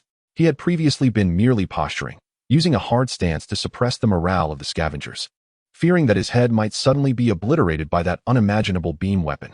All those tales of bloodshed were merely theatrics, having finally bought time through his performance. He now felt unrestrained. Colonel Ning turned, pointing his finger towards the shared position of President Li and Hong Yinji, gritting his teeth as he exclaimed, Die. Buzz. Without a moment's hesitation, a terrifying black light erupted from the muzzle of the annihilation cannon, and in an instant, half of the sky was engulfed in darkness, rendered utterly black. A dreadful wave of annihilative energy surged forth, forming a descending black beam of light, laden with terrifying pressure, slicing through the void. The target of the annihilation cannon was unmistakably centered around President Li and Hong Yinji, encompassing a radius of 300 meters. This area lay beyond the red line, densely packed with nearly 1,000 scavengers. Once this beam descended, none would survive. Beasts. President Li cursed one last time, closing his eyes as if accepting his fate. A flicker of madness crossed Colonel Ning's face. By eliminating these troublemakers, the rest would undoubtedly submit, for they were but trash, with soft spines. No one could obstruct the path of us brothers. As for that figure in the blue cloak, did he not wish to be a hero? As long as he did not appear, I shall kill 1,000 every 2 minutes. Suddenly, from the far eastern side of the scene, a figure appeared, moving with an almost distorted speed through time and space, arriving in an instant. Colonel Ning gasped, "What is that?" He beheld the figure standing between President Li and Hong Yanji, making a motion as if lifting something high above its head. Buzz! A brilliant yellow spherical shield instantly blossomed, radiating with blinding brilliance, enveloping a space of 500 meters. Boom! In merely 1/10 of a second, a deafening collision reverberated, the earth trembled, and the air howled violently. The extreme brightness of the light blinded everyone, causing the scavengers further away to be thrown about chaotically. The sky darkened and the sand flew wildly. The collision of two immense energies consumed and then extinguished each other. As everything gradually settled, the temperature around surged by nearly 10 degrees. Colonel Ning and his companions staggered backward, gazing in astonishment at the front. The energy of the annihilation cannon had been nearly depleted, yet that brilliant yellow shield remained unscathed. The core of this defensive barrier was a small, bright sphere resembling Saturn. At this moment, a sphere quietly floated beside a boy clad in a blue cloak. The innocent defense array, a creation of a level 3 civilization, was equipped with an integrated ion plasma defense shield system, capable of passive activation once, with a maximum capacity to withstand 20 million pascals of pressure. Cheng Qi, at that time, immediately discerned its significance. This was an extraordinary life-saving technique. Colonel Ning's eyes widened in astonishment. Suddenly, his pupils constricted sharply. "It's you." Not only Colonel Ning, but all the scavengers, including President Li and Hong Yan, gazed at the boy in stunned silence. President Li had collapsed to the ground, his murky eyes barely opened. "It's him." Now, two silhouettes in his mind gradually merged into one, identical in every aspect, their cloaks billowing gently in the wind. The boy always gave off an impression of standing steadfast amidst a storm, unyielding and resolute. He had warned me long ago. President Li clenched his fists, a sense of self-reproach flooding his expression. Hong Yan watched the figure of the boy, her fears slowly dissipating, and a glimmer of light began to emerge in her eyes. President Li's body trembled, his mind alight with flashes of realization. It was he who had aided Hong Yan in enhancing her genes. It was also he who had covertly ambushed the Interstellar Alliance team. What was his name again? A mere boy wielding a defense shield capable of withstanding a planet-destroying cannon. Colonel Ning's eyes widened in disbelief. Throughout his life as a bandit and soldier, he had never encountered technology of such caliber. "Who on earth are you?" The monkey, at that moment, was teary-eyed. "Chigo." The boy smiled faintly, then turned to Colonel Ning. "I am Cheng Qi, the beggar's beggar, a genuine scavenger." Gasp. Colonel Ning instinctively took a step back, drawing in a sharp breath. Suddenly, it seemed he had discovered something. He fixed his gaze on the small Saturn perched on Cheng Qi's shoulder. The radiance of the equipment dimmed. It had consumed immense energy and could not withstand another activation. Colonel Ning suddenly shouted to the sky, "Big brother, initiate a second attack immediately." Chapter 84, a minor issue. The planet-destroying cannon required a significant amount of energy, necessitating a secondary recharge between shots. However, under preheated conditions, its charging time was remarkably brief. At its maximum limit, it required only 55 seconds. Before the naked eye, within the enormous cannon's maw, that terrifying black light began to brew once more. You truly exceed my expectations. However, what I relish most is witnessing those so-called heroes, only to find themselves reduced to humble, insignificant ants, realizing their utter insignificance in the face of true power. Colonel Ning exclaimed boastfully, "Without the defense shield, beneath the planet-destroying cannon, all are but ants." In the next instant, the bewildered scavengers jolted in unison. They beheld Cheng Qi slightly bending his legs, propelling himself into the air with a thunderous leap as emerald biological flames erupted from beneath his feet, elevating him several dozen meters higher. The scavengers were aghast. Did he possess flying equipment? Dodge. Colonel Ning looked up, a fierce grin on his face. The planet-destroying cannon has locked on. It's futile. Suddenly, Cheng Qi flicked his wrist, and in his hand appeared a device reminiscent of a crystal flashlight. Without hesitation, he pointed it towards the heavens, and an imperceptible tremor rapidly spread outwards. A slender white beam of energy, as fine as a hair, silently traversed the sky. In that instant, the true form of the Hawk-class starship's celestial shield defense field was revealed. A brilliant blue light materialized out of thin air, composed of countless shimmering diamond-shaped modular units, intricately interlinked, forming layer upon layer of protective energy shield. From a distance, it resembled 7 translucent orbs enveloping the starship in concentric layers at its core. Did he intend to destroy the annihilation cannon? Colonel Ning inferred Cheng Qi's objective, yet he gritted his teeth and declared, "What a fanciful notion. He cannot breach the celestial shield." At that moment, a sudden, unbearable ringing filled everyone's ears, akin to a needle piercing the eardrum. Cheng Qi had pushed the initial model of the muon catalyst to a full release state. The power of 1010 equivalents was condensed into a beam as thin as a hair. Its energy density increased by over 100-fold, reaching a terrifying magnitude. The slender white beam released by Cheng Qi seemed unstoppable, piercing through all 7 layers of the celestial shield in an instant. The corresponding 7 diamond-shaped force fields were riddled with cracks, shattering into fragments in the blink of an eye. Alas, the lightspeed energy of the muon also exhausted itself upon breaching the final layer of the shield.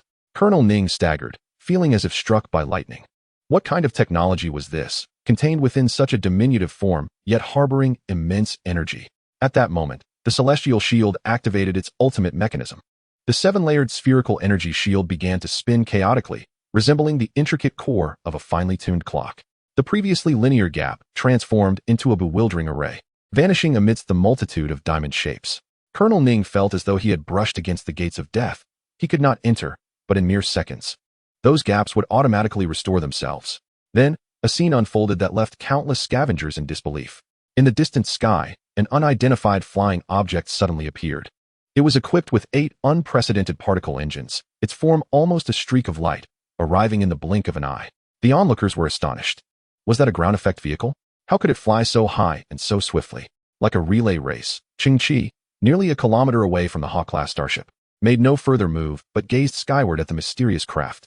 Colonel Ning felt a surge of panic. What was that? Its speed was astonishing, and it seemed poised to enter the shield and open fire. Shoot it down. On the ground, countless soldiers raised their weapons, unleashing a barrage of beams and bullets in an instant. Yet, that flying machine exhibited remarkable agility, performing intricate evasive maneuvers in the air, as if traversing a sea of blooms without a single petal touching its form.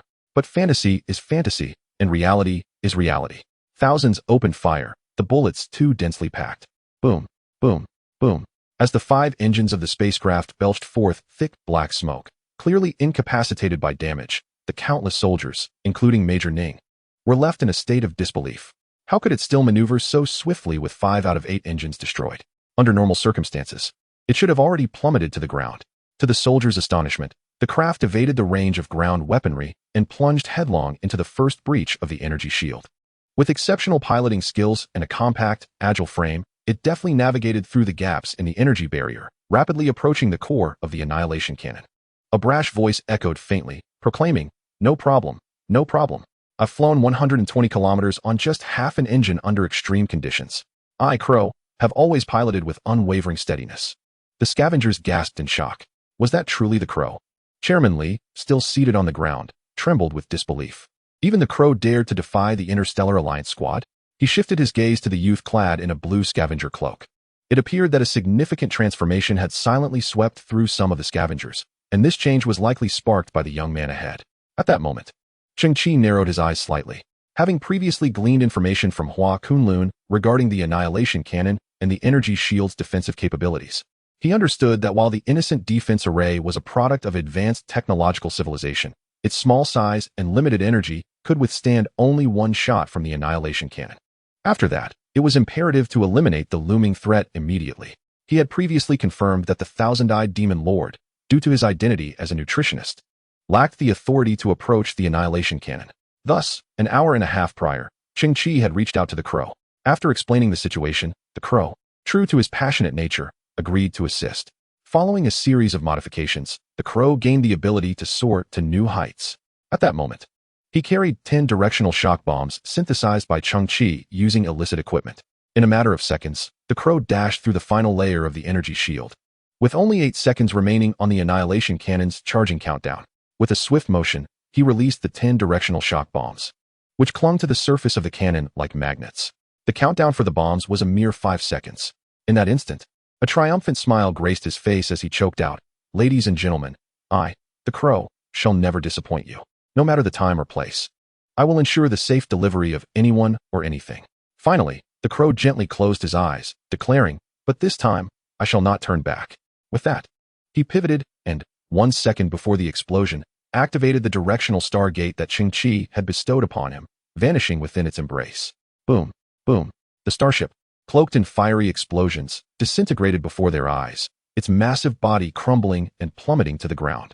Colonel Ning stood in a daze, bewildered by the extraordinary piloting skills of the individual at the helm. Where did that vessel originate? What about the bombs? And where had he vanished to? How on earth had they achieved this? Chapter 85. The Armies of Millions. Attack. A relentless assault. I refuse to believe that a single person, armed with those peculiar weapons, could possibly overcome my army, which had been fortified by pain-relieving agents. Colonel Ning, his sanity slipping away, gazed at the smoke-belching starship, utterly unhinged. With a sweeping gesture, he commanded his rear ranks to disperse, forming a fan-shaped encirclement. With a swift motion, Hongwan pulled the trigger, unleashing a brilliant yellow energy net that pierced through the bodies of several soldiers in an instant. However, due to their lack of training, both she and the scavengers were unable to unleash the full power of their weapons, incapable of managing the formidable recoil. The soldiers bore grotesque wounds, gaping holes where flesh had been obliterated, some even losing half their faces. Yet their expressions remained unchanged. They merely staggered momentarily before resuming their advance, raising their firearms once more. A look of horror crossed Hongwan's face. To her, the enemy resembled a horde of mindless zombies, a dark, relentless wave closing in. Miss Yun, the moment you took up your weapon, you have already done enough, came Cheng Qi's voice. My intention was to ignite the flame within the hearts of the scavengers. The rest is for me to handle. You, Hongwan gazed at Cheng Qi from a distance. How can you confront this sea of soldiers alone? Focus fire on that individual.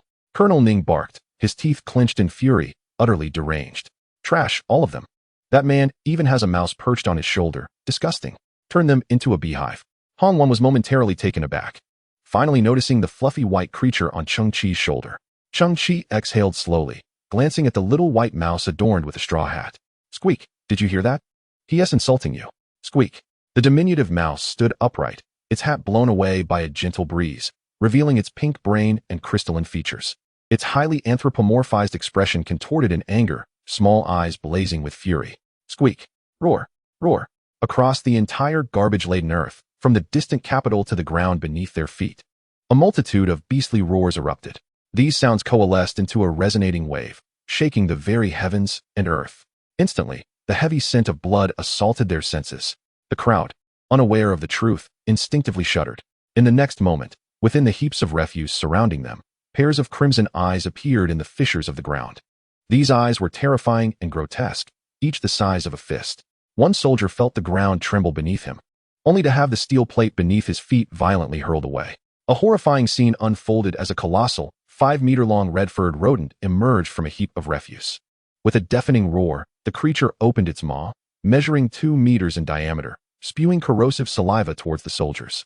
Although the soldier had been injected with a pain-relieving serum, his mental state remained intact. He was unable to comprehend the sight before him, having never encountered such a grotesque and terrifying beast. Without warning, these creatures erupted from the garbage surrounding him, igniting a surge of primal fear within him. His eyes widened in terror as he let out a piercing scream. However, the immense red-furred rodent showed no mercy, swiftly biting off half of the soldier's body, then tilting its head back to crunch and gnaw at the flesh with a chilling sound. It was a murderous rodent. Countless murderous rodents. The scavengers were engulfed in overwhelming dread, retreating in frantic jerks. The murderous rodent was the nightmare of the scavengers, and now, a colossal variant had appeared on the battlefield. Gradually, the scavengers noticed a peculiar phenomenon. These murderous rodents, seemingly under some form of command, refrained from attacking any of the scavengers. It's him, that boy. Someone shouted in horror, pointing at Cheng Qi.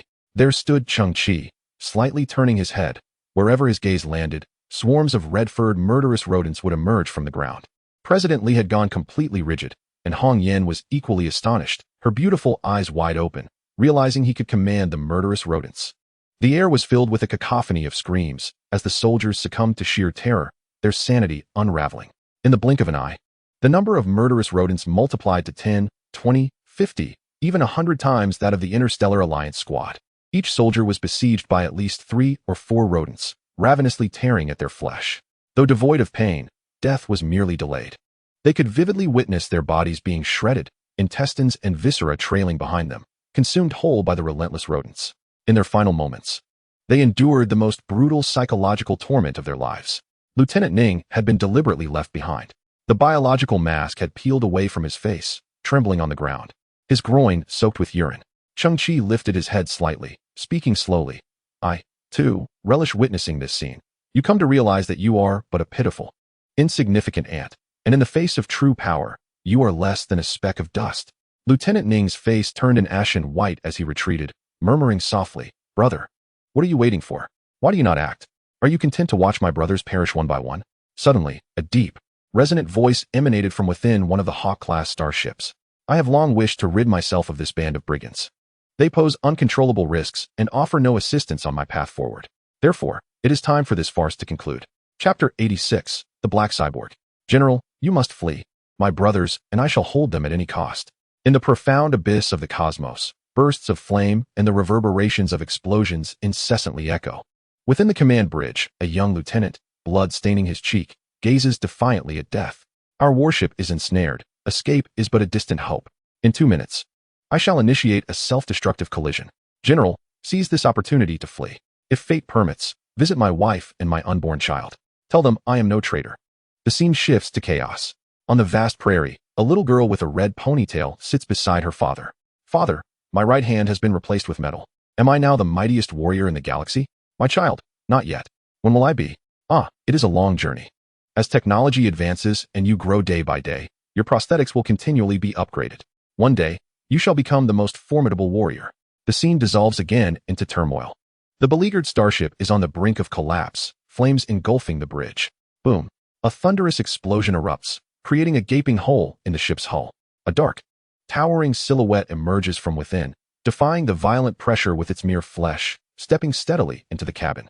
It is a highly cybernetic being, devoid of any biological skin. Its entire form clad in black metal, its visage monstrous, with 4 enormous metallic fangs glimmering ominously, wielding a massive axe crackling with electricity. It scans the area, spotting the young lieutenant as he programs the collision command. A chaotic gust of wind swirls, accompanied by wails of despair, as the black cyborg lunges forth, raising its axe to cleave the young lieutenant in two. Clang!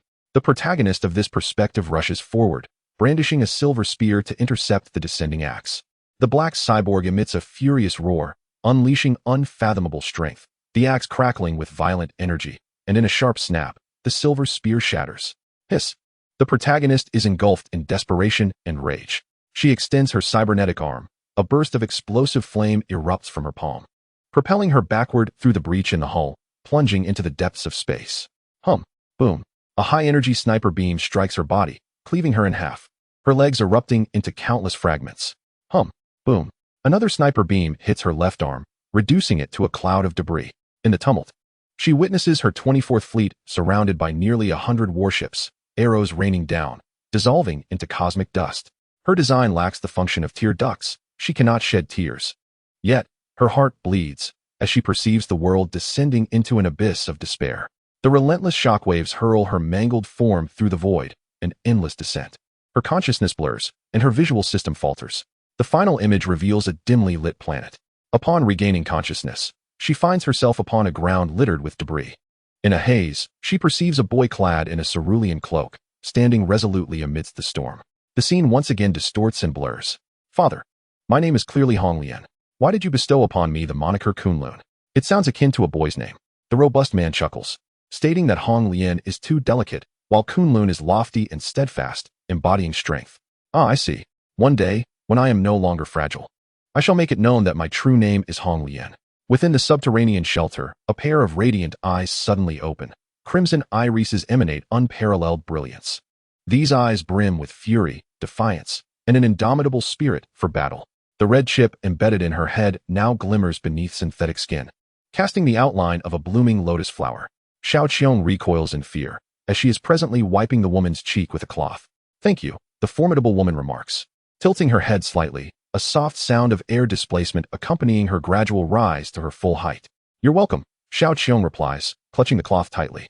Her eyes wide in astonishment, reflecting the exquisite form before her. Ding! The crisp sound of metal clashing reverberates. A slender hand, forged from crimson metal, grasps a mighty spear known as the Hong Lian War God. The specialized military weapon verifies biometrics. The golden patterns etched upon the spear shine brilliantly, culminating at the sharp tip as this unique weapon fully activates. Now, this farce must come to an end. A deep, oppressive voice emanates from within the Hawk-class starship. As the words resonate, the frontal armor of the starship slowly opens, revealing a square chamber within. There, a cybernetic robot, entirely composed of obsidian metal and wielding a colossal axe, is secured within that chamber. Its body is bristling with robust lines meant for recharging, punctuated by the sound of rupturing air valves as the connections fray. In that instant, the axe flickers with crackling electricity, and the robot, sporting 4 metallic fangs, emits a roar akin to that of a wild beast. It lowers its gaze, surveying the battlefield from its elevated vantage point. The red circles of vision sweep past the red-haired mice without pause, ultimately locking onto Cheng Qi and the squeaking creature perched upon his shoulder. Its combat chip provides the most precise indications. The boy in the blue cloak and the white-furred mouse are the orchestrators of the myriad rodents. If they are vanquished, the horde shall inevitably disband. A woo. The black cybernetic body lets out another eerie and terrifying roar, a fusion of a tiger's growl and a wolf's howl. The armor on its back slightly opens, and black propulsion flames erupt forth. It descended with the grace of a high-altitude dive, a colossal axe crackling with electricity held aloft, hurtling directly towards Cheng Qi. Chapter 87, Crimson Lotus. After being branded a traitor to humanity in Kunlun, Ningfeng seized control of the cybernetic research team. Left with no other options, this team unveiled their nascent Carbon-12 technology, which, surprisingly, yielded astonishing results following initial trials. This groundbreaking synthetic body was heralded as the most formidable artificial construct to emerge within the next 5 years. Within human civilization, no other creation could rival it. Ningfeng, defying the consensus, bestowed upon this synthetic body an eccentric name, Demon Star. The researchers concluded that the Demon Star surpassed Kunlun by a staggering 15 levels. Presently, human civilization finds itself ensnared in a technological impasse, with advancements in cutting-edge technologies occurring at a glacial pace. Should a breakthrough emerge in any domain, it would be a rarity, marked by an exaggerated disparity. On the night the Demon Star was officially named, Dr. Zheng Tian, the former chief mechanic of Kunlun, took his own life by leaping from a height. He left behind a solitary farewell. The glory of the past has transformed into the regrets of today. I shall not serve the Demon Star, for I cannot accept this reality. Within the confines of the Hawk-class starship, Ningfeng sat in the general's metallic seat, quietly surveying the situation below. It became apparent that the catalyst for all this turmoil was merely a Na'vi scavenger. It is undeniable that this young lad possessed extraordinary fortune. Perhaps he had stumbled upon remnants of advanced civilizations on the derelict Earth, acquiring various sophisticated technologies in one fell swoop. Nevertheless, he remained a mere scavenger. As for the beam weapon that had pierced the heavenly shield, despite its formidable energy, it was merely handheld equipment. Its capacity to inflict damage relied entirely on its wielder. With a single encounter, one could sever his head. Once that individual fell, everything would be settled. This fellow piqued interest. Cheng Qi gazed upwards, observing the descending black cybernetic body, slightly flexing his arm. What was that? A sudden exclamation arose from the scavengers behind him. Cheng Qi paused, turning his head towards the distant sky. There, the murky clouds were suddenly illuminated by a brilliant light, tinged crimson, reminiscent of a sunset. The luminous object moved rapidly, growing larger as it approached, captivating some scavengers who had never witnessed such a spectacle. For on the heavily polluted Earth, sunsets existed only in legend. The black synthetic body, the Demon Star, abruptly halted. Its blood-red eyes narrowed as it scanned the bizarre phenomena above. Suddenly, a deafening sonic boom erupted. In the distance, a red luminescent entity relentlessly broke through the air barrier, creating an illusion of near-instantaneous movement. In the blink of an eye, it penetrated the final air wall and vanished. The eyes of the infernal star narrowed slightly, brimming with vigilance as the reconnaissance chip emitted warnings of concealed enemies. Yet, unexpectedly, the infernal star swung its axe through the air, gazing incredulously at the emptiness before it. Its reconnaissance technology, derived from the pinnacle of human civilization, had never faltered. Suddenly, a chilling gust of wind swept over its head.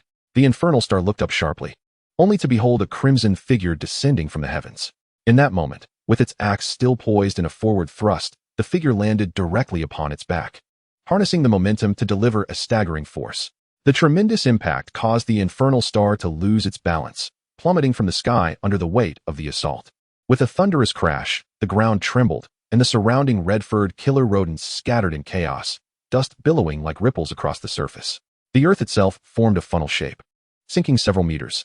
Amidst the swirling dust, a striking figure stood majestically on the back of the infernal star, poised with quiet authority. With a roar of fury, The infernal star's facial armor contorted as it swung its massive axe backward towards the figure on its back.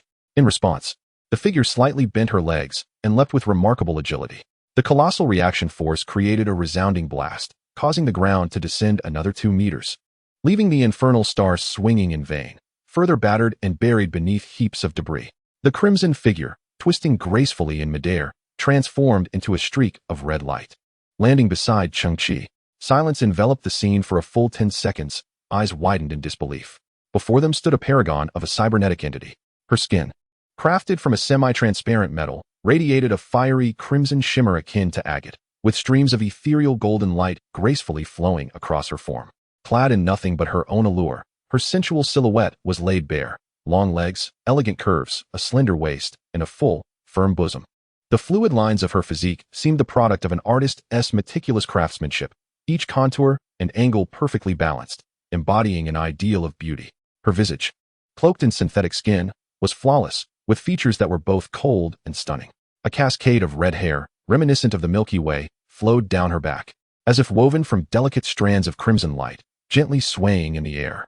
In her right hand, she wielded a formidable red spear that shimmered with the same golden luminescence, poised upright against the ground, its tip pointing skyward, exuding an aura of enigmatic technology and a chilling air of lethality. As she slightly opened her eyes, her crimson pupils gleamed with a fierce brilliance, radiating an unparalleled vigor.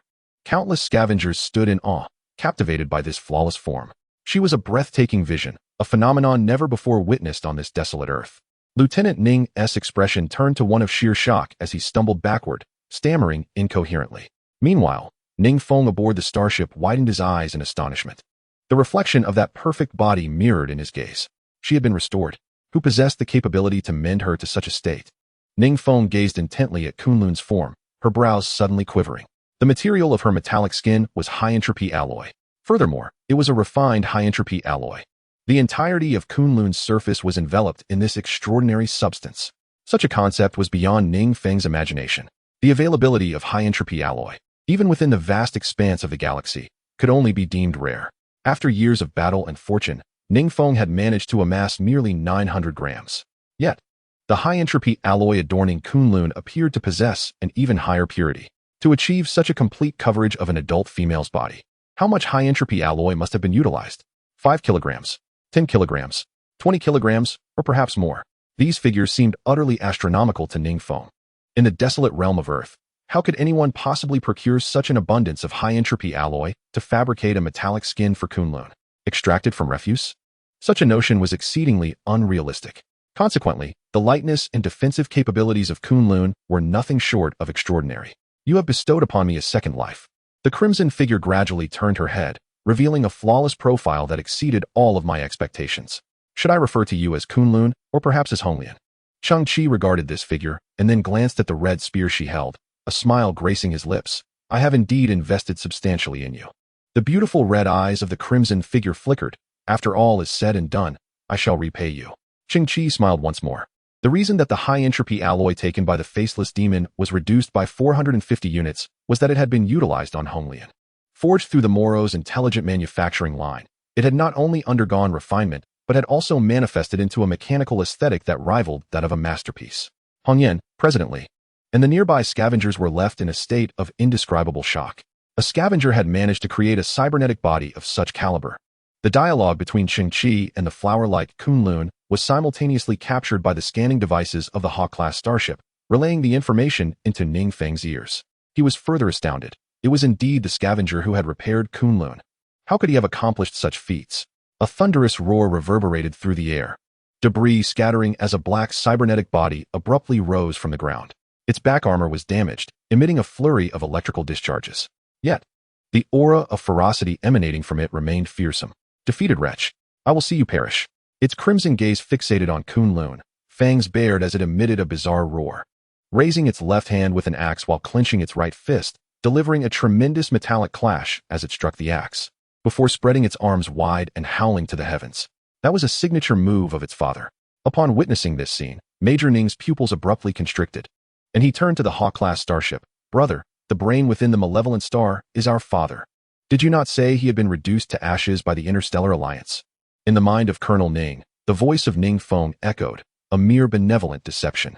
Years ago, when he was gravely injured and managed to escape the encirclement, it was I who brought an end to his life, extracting his brain, which I have now transformed into a harbinger of death. As the saying goes, fathers and sons share a bond, and indeed, a spiritual connection exists between us. Otherwise, how could I remotely control it? A profound fear enveloped Colonel Ning's eyes. What do you mean? My father is actually advising me to abandon my resistance against the Interstellar Alliance. Have you forgotten? No one can obstruct my path forward. Chapter 88, Fury. I am Hua Kunlun, the fourth general of the Galactic Alliance. A fierce roar emanated from the distant black, cybernetic entity.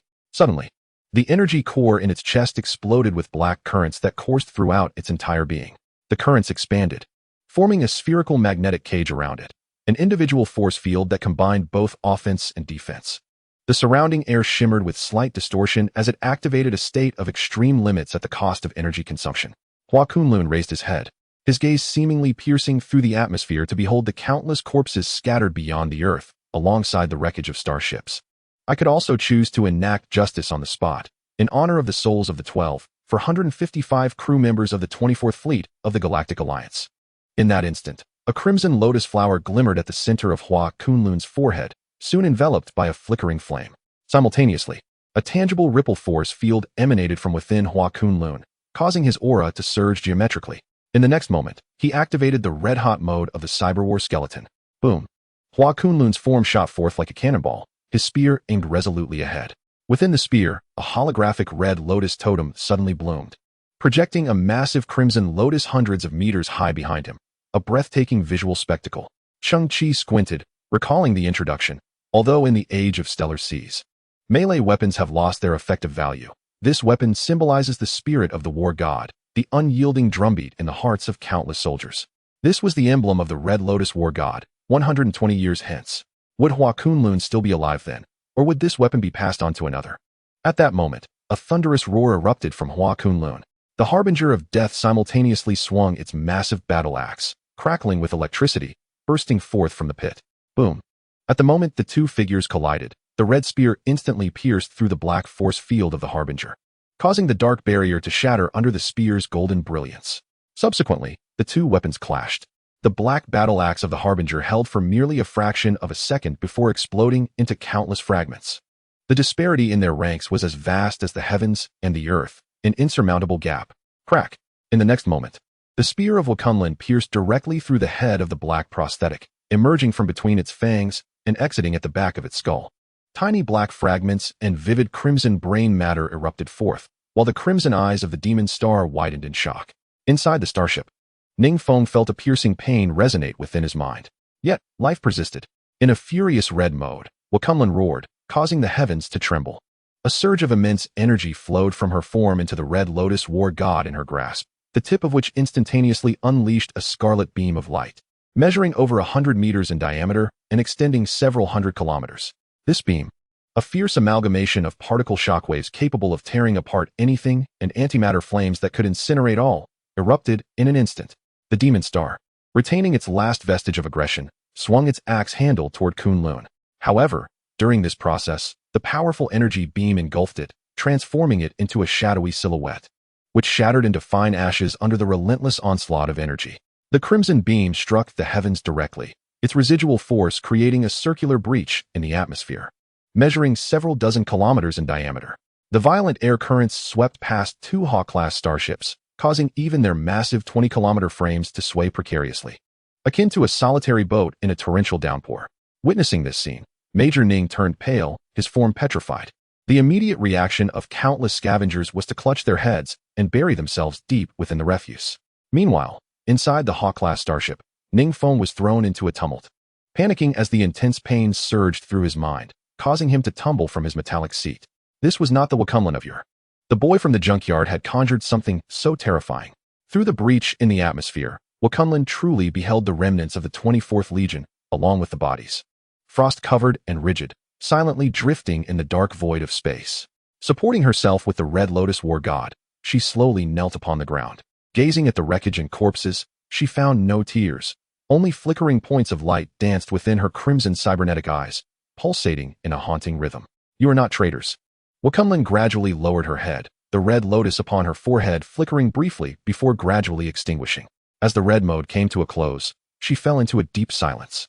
Cheng Qi let out a soft sigh. The direct red mode had been triggered, for Wakunlan's heart was filled with an abundance of unwillingness, grievances, and seething anger. Ultimately, she remained a human brain. At times, intense emotions can shatter all restraint. Damn it, damn it, a bloodied Ning Feng whimpered. Yet he perceived the stillness of Kunlun, recognizing this as his sole opportunity. In that moment, astonishing mechanical transformations unfolded upon the bridge. Surrounding metal components unfurled, enveloping the metallic seating, and in the blink of an eye, it morphed into an unbreakable metallic cube. Subsequently, a metal door on the ship gradually opened, and the metallic cube slowly levitated into view before all present.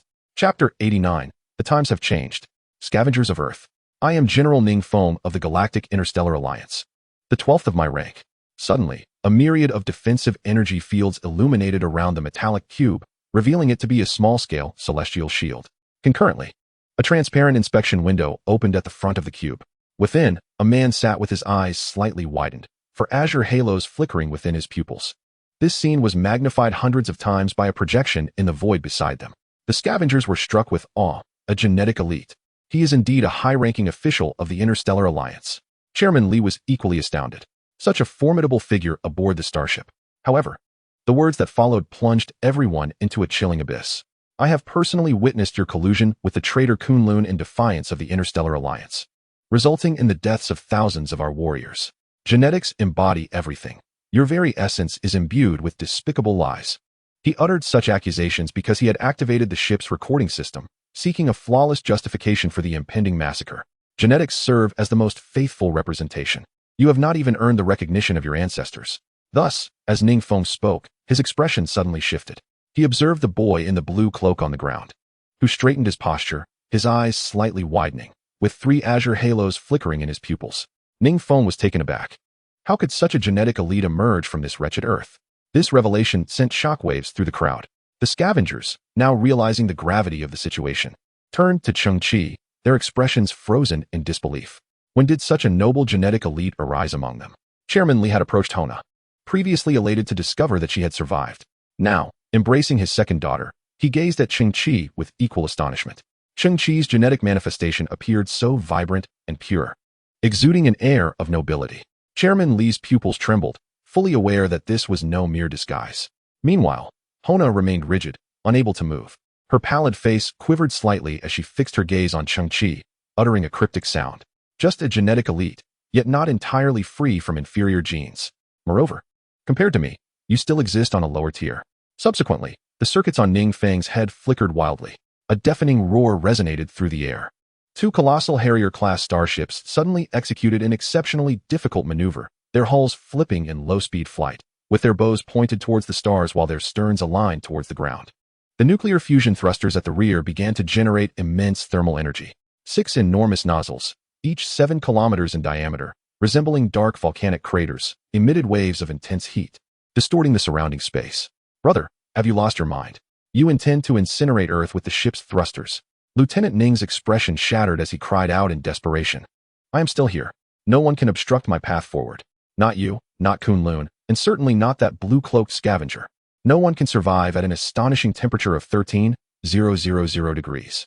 Boom. The flame jet engines of the interstellar warship roared to life. The flames grew from a flicker to a blaze, transitioning from yellow to blue, and finally to pure white, momentarily obscuring the horizon, reminiscent of divine wrath. Suddenly, Cheng Qi waved his arm, and a green ripple enveloped Wakunlan in the distance, along with the chirping creature perched on his shoulder. Lifting and drifting toward the gathering of scavengers, the immense flames coalesced into a needle-like shape, spanning a radius of 100 meters, and as the colossal vessel adjusted its position, the first to be reduced to ashes would be the figure clad in a blue cloak. Cheng Qi. Crackle. The biological battle armor emitted sounds, unable to withstand such exaggerated superheating. Boom. The white-hot flame descended upon the ground, consuming everything around it, including Cheng Qi's frail form. The surrounding debris melted instantaneously, erupting into clouds of relatively cooler yellow flames, releasing a nauseating scent of charred matter. Ha! Ning Feng laughed heartily, declaring himself the most brilliant commander in history, the only one capable of executing such a daunting maneuver. Boom. The jet flames refocused, intensifying further, with the core temperature surging to a staggering 13,000 degrees Celsius. 60 seconds. A full 60 seconds of searing heat. No biological entity could endure such temperatures.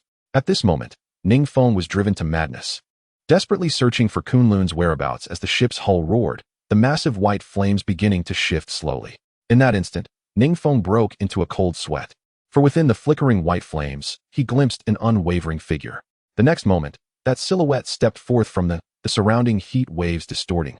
Even the metallic debris beneath its feet instantaneously melting into molten iron. It became clear, this was the energy replenishment method of silicon-based life.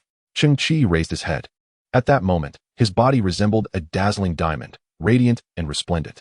Meanwhile, the biological battle armor had shrunk into a green-eye pendant, concealed beneath the crystalline skin of his chest. How could your body transform in such a manner? Ningfeng stood frozen. How could you possibly withstand that temperature? Cheng Qi's eyes suddenly widened. Within his pupils, aside from 3 azure halos, there resided a circle of iridescent diamond-like light. What is that? What level of genetics are you? Ningfeng was equally astounded. Why have I never encountered such a genetic manifestation? You possess a genetic level beyond my comprehension. In the distance, Hina observed this scene clearly. She gazed intently into Cheng Qi's eyes, her own filled with an indescribable mix of sorrow and infatuation. She reached out, yearning to touch him, but her strength waned, her arm falling heavily to the ground. As her head tilted, a layer of ashen despair gradually enveloping her pupils. Hina! Chairman Li cried out in anguish, shaking his daughter's body vigorously. Wake up! Don't leave me!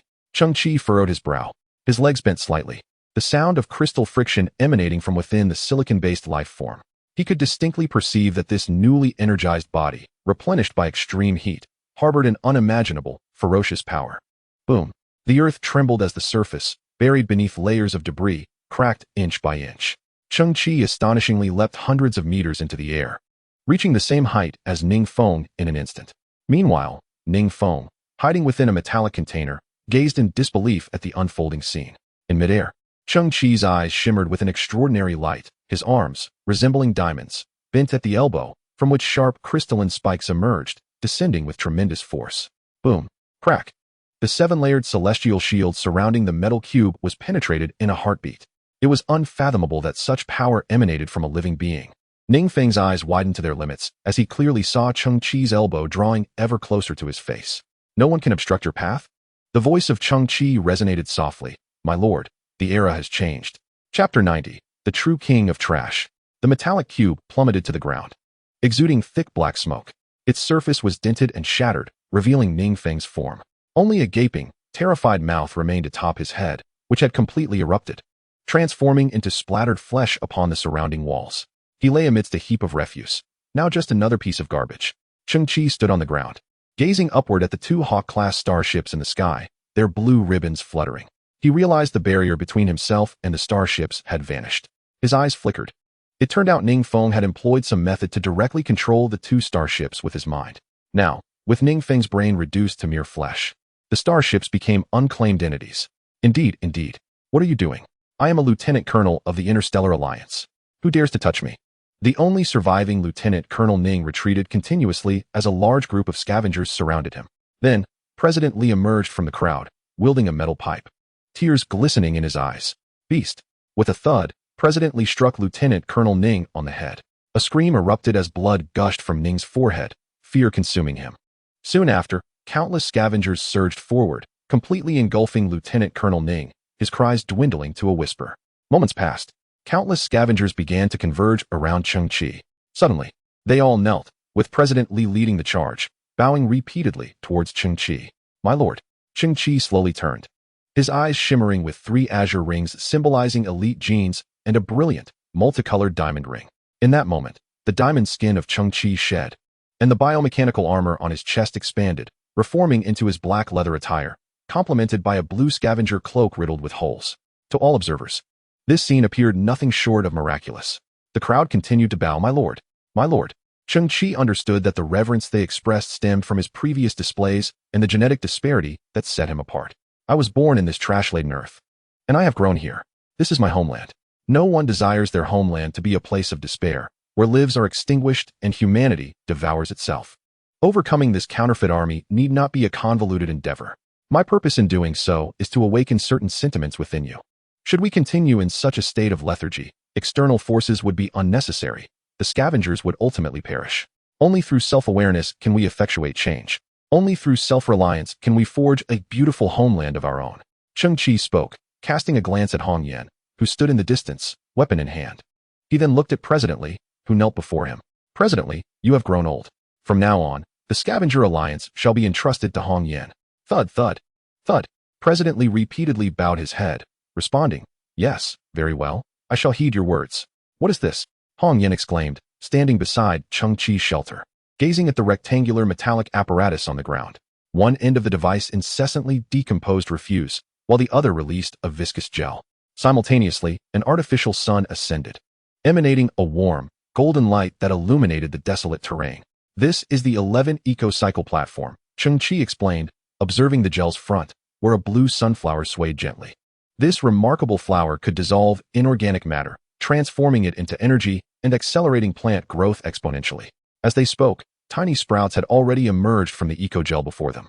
Cheng Qi had previously acquired over 6,000 soilless cultivation capsules and synthesized the first of such devices within the underground shelter. At that time, he had been informed of insufficient space, but if fully synthesized, he could possess over 400 of these devices. Hong Yan's eyes widened in astonishment. In an instant, her mind conjured a vision of her dreams. The scavengers had eradicated famine and, through their own hands, constructed their homeland. The entire refuse-laden earth embarked upon a path of standardization and sustainable development. Moreover, the scene in her mind was even more perfect than she had imagined. The mountains of garbage had vanished, replaced by lush greenery, with fields of wheat swaying in the wind, stretching endlessly. The tiny sprouts before her had grown a few more centimeters. Hong Yan, increasingly astounded, turned to the other side of the shelter, where 111 eco-cycle platforms were arranged. Did you create all of these? Her breath quivered. This must be advanced technology, right? Cheng Qi nodded. Indeed, quite advanced. Hong Yan was left speechless, unsure of where to begin. Keep those weapons for the self-defense team. They require training to unleash their true potential. As for these cycle platforms, you must make full use of them. They are merely sufficient to address immediate needs, while further transformations necessitate the scavenger's active involvement.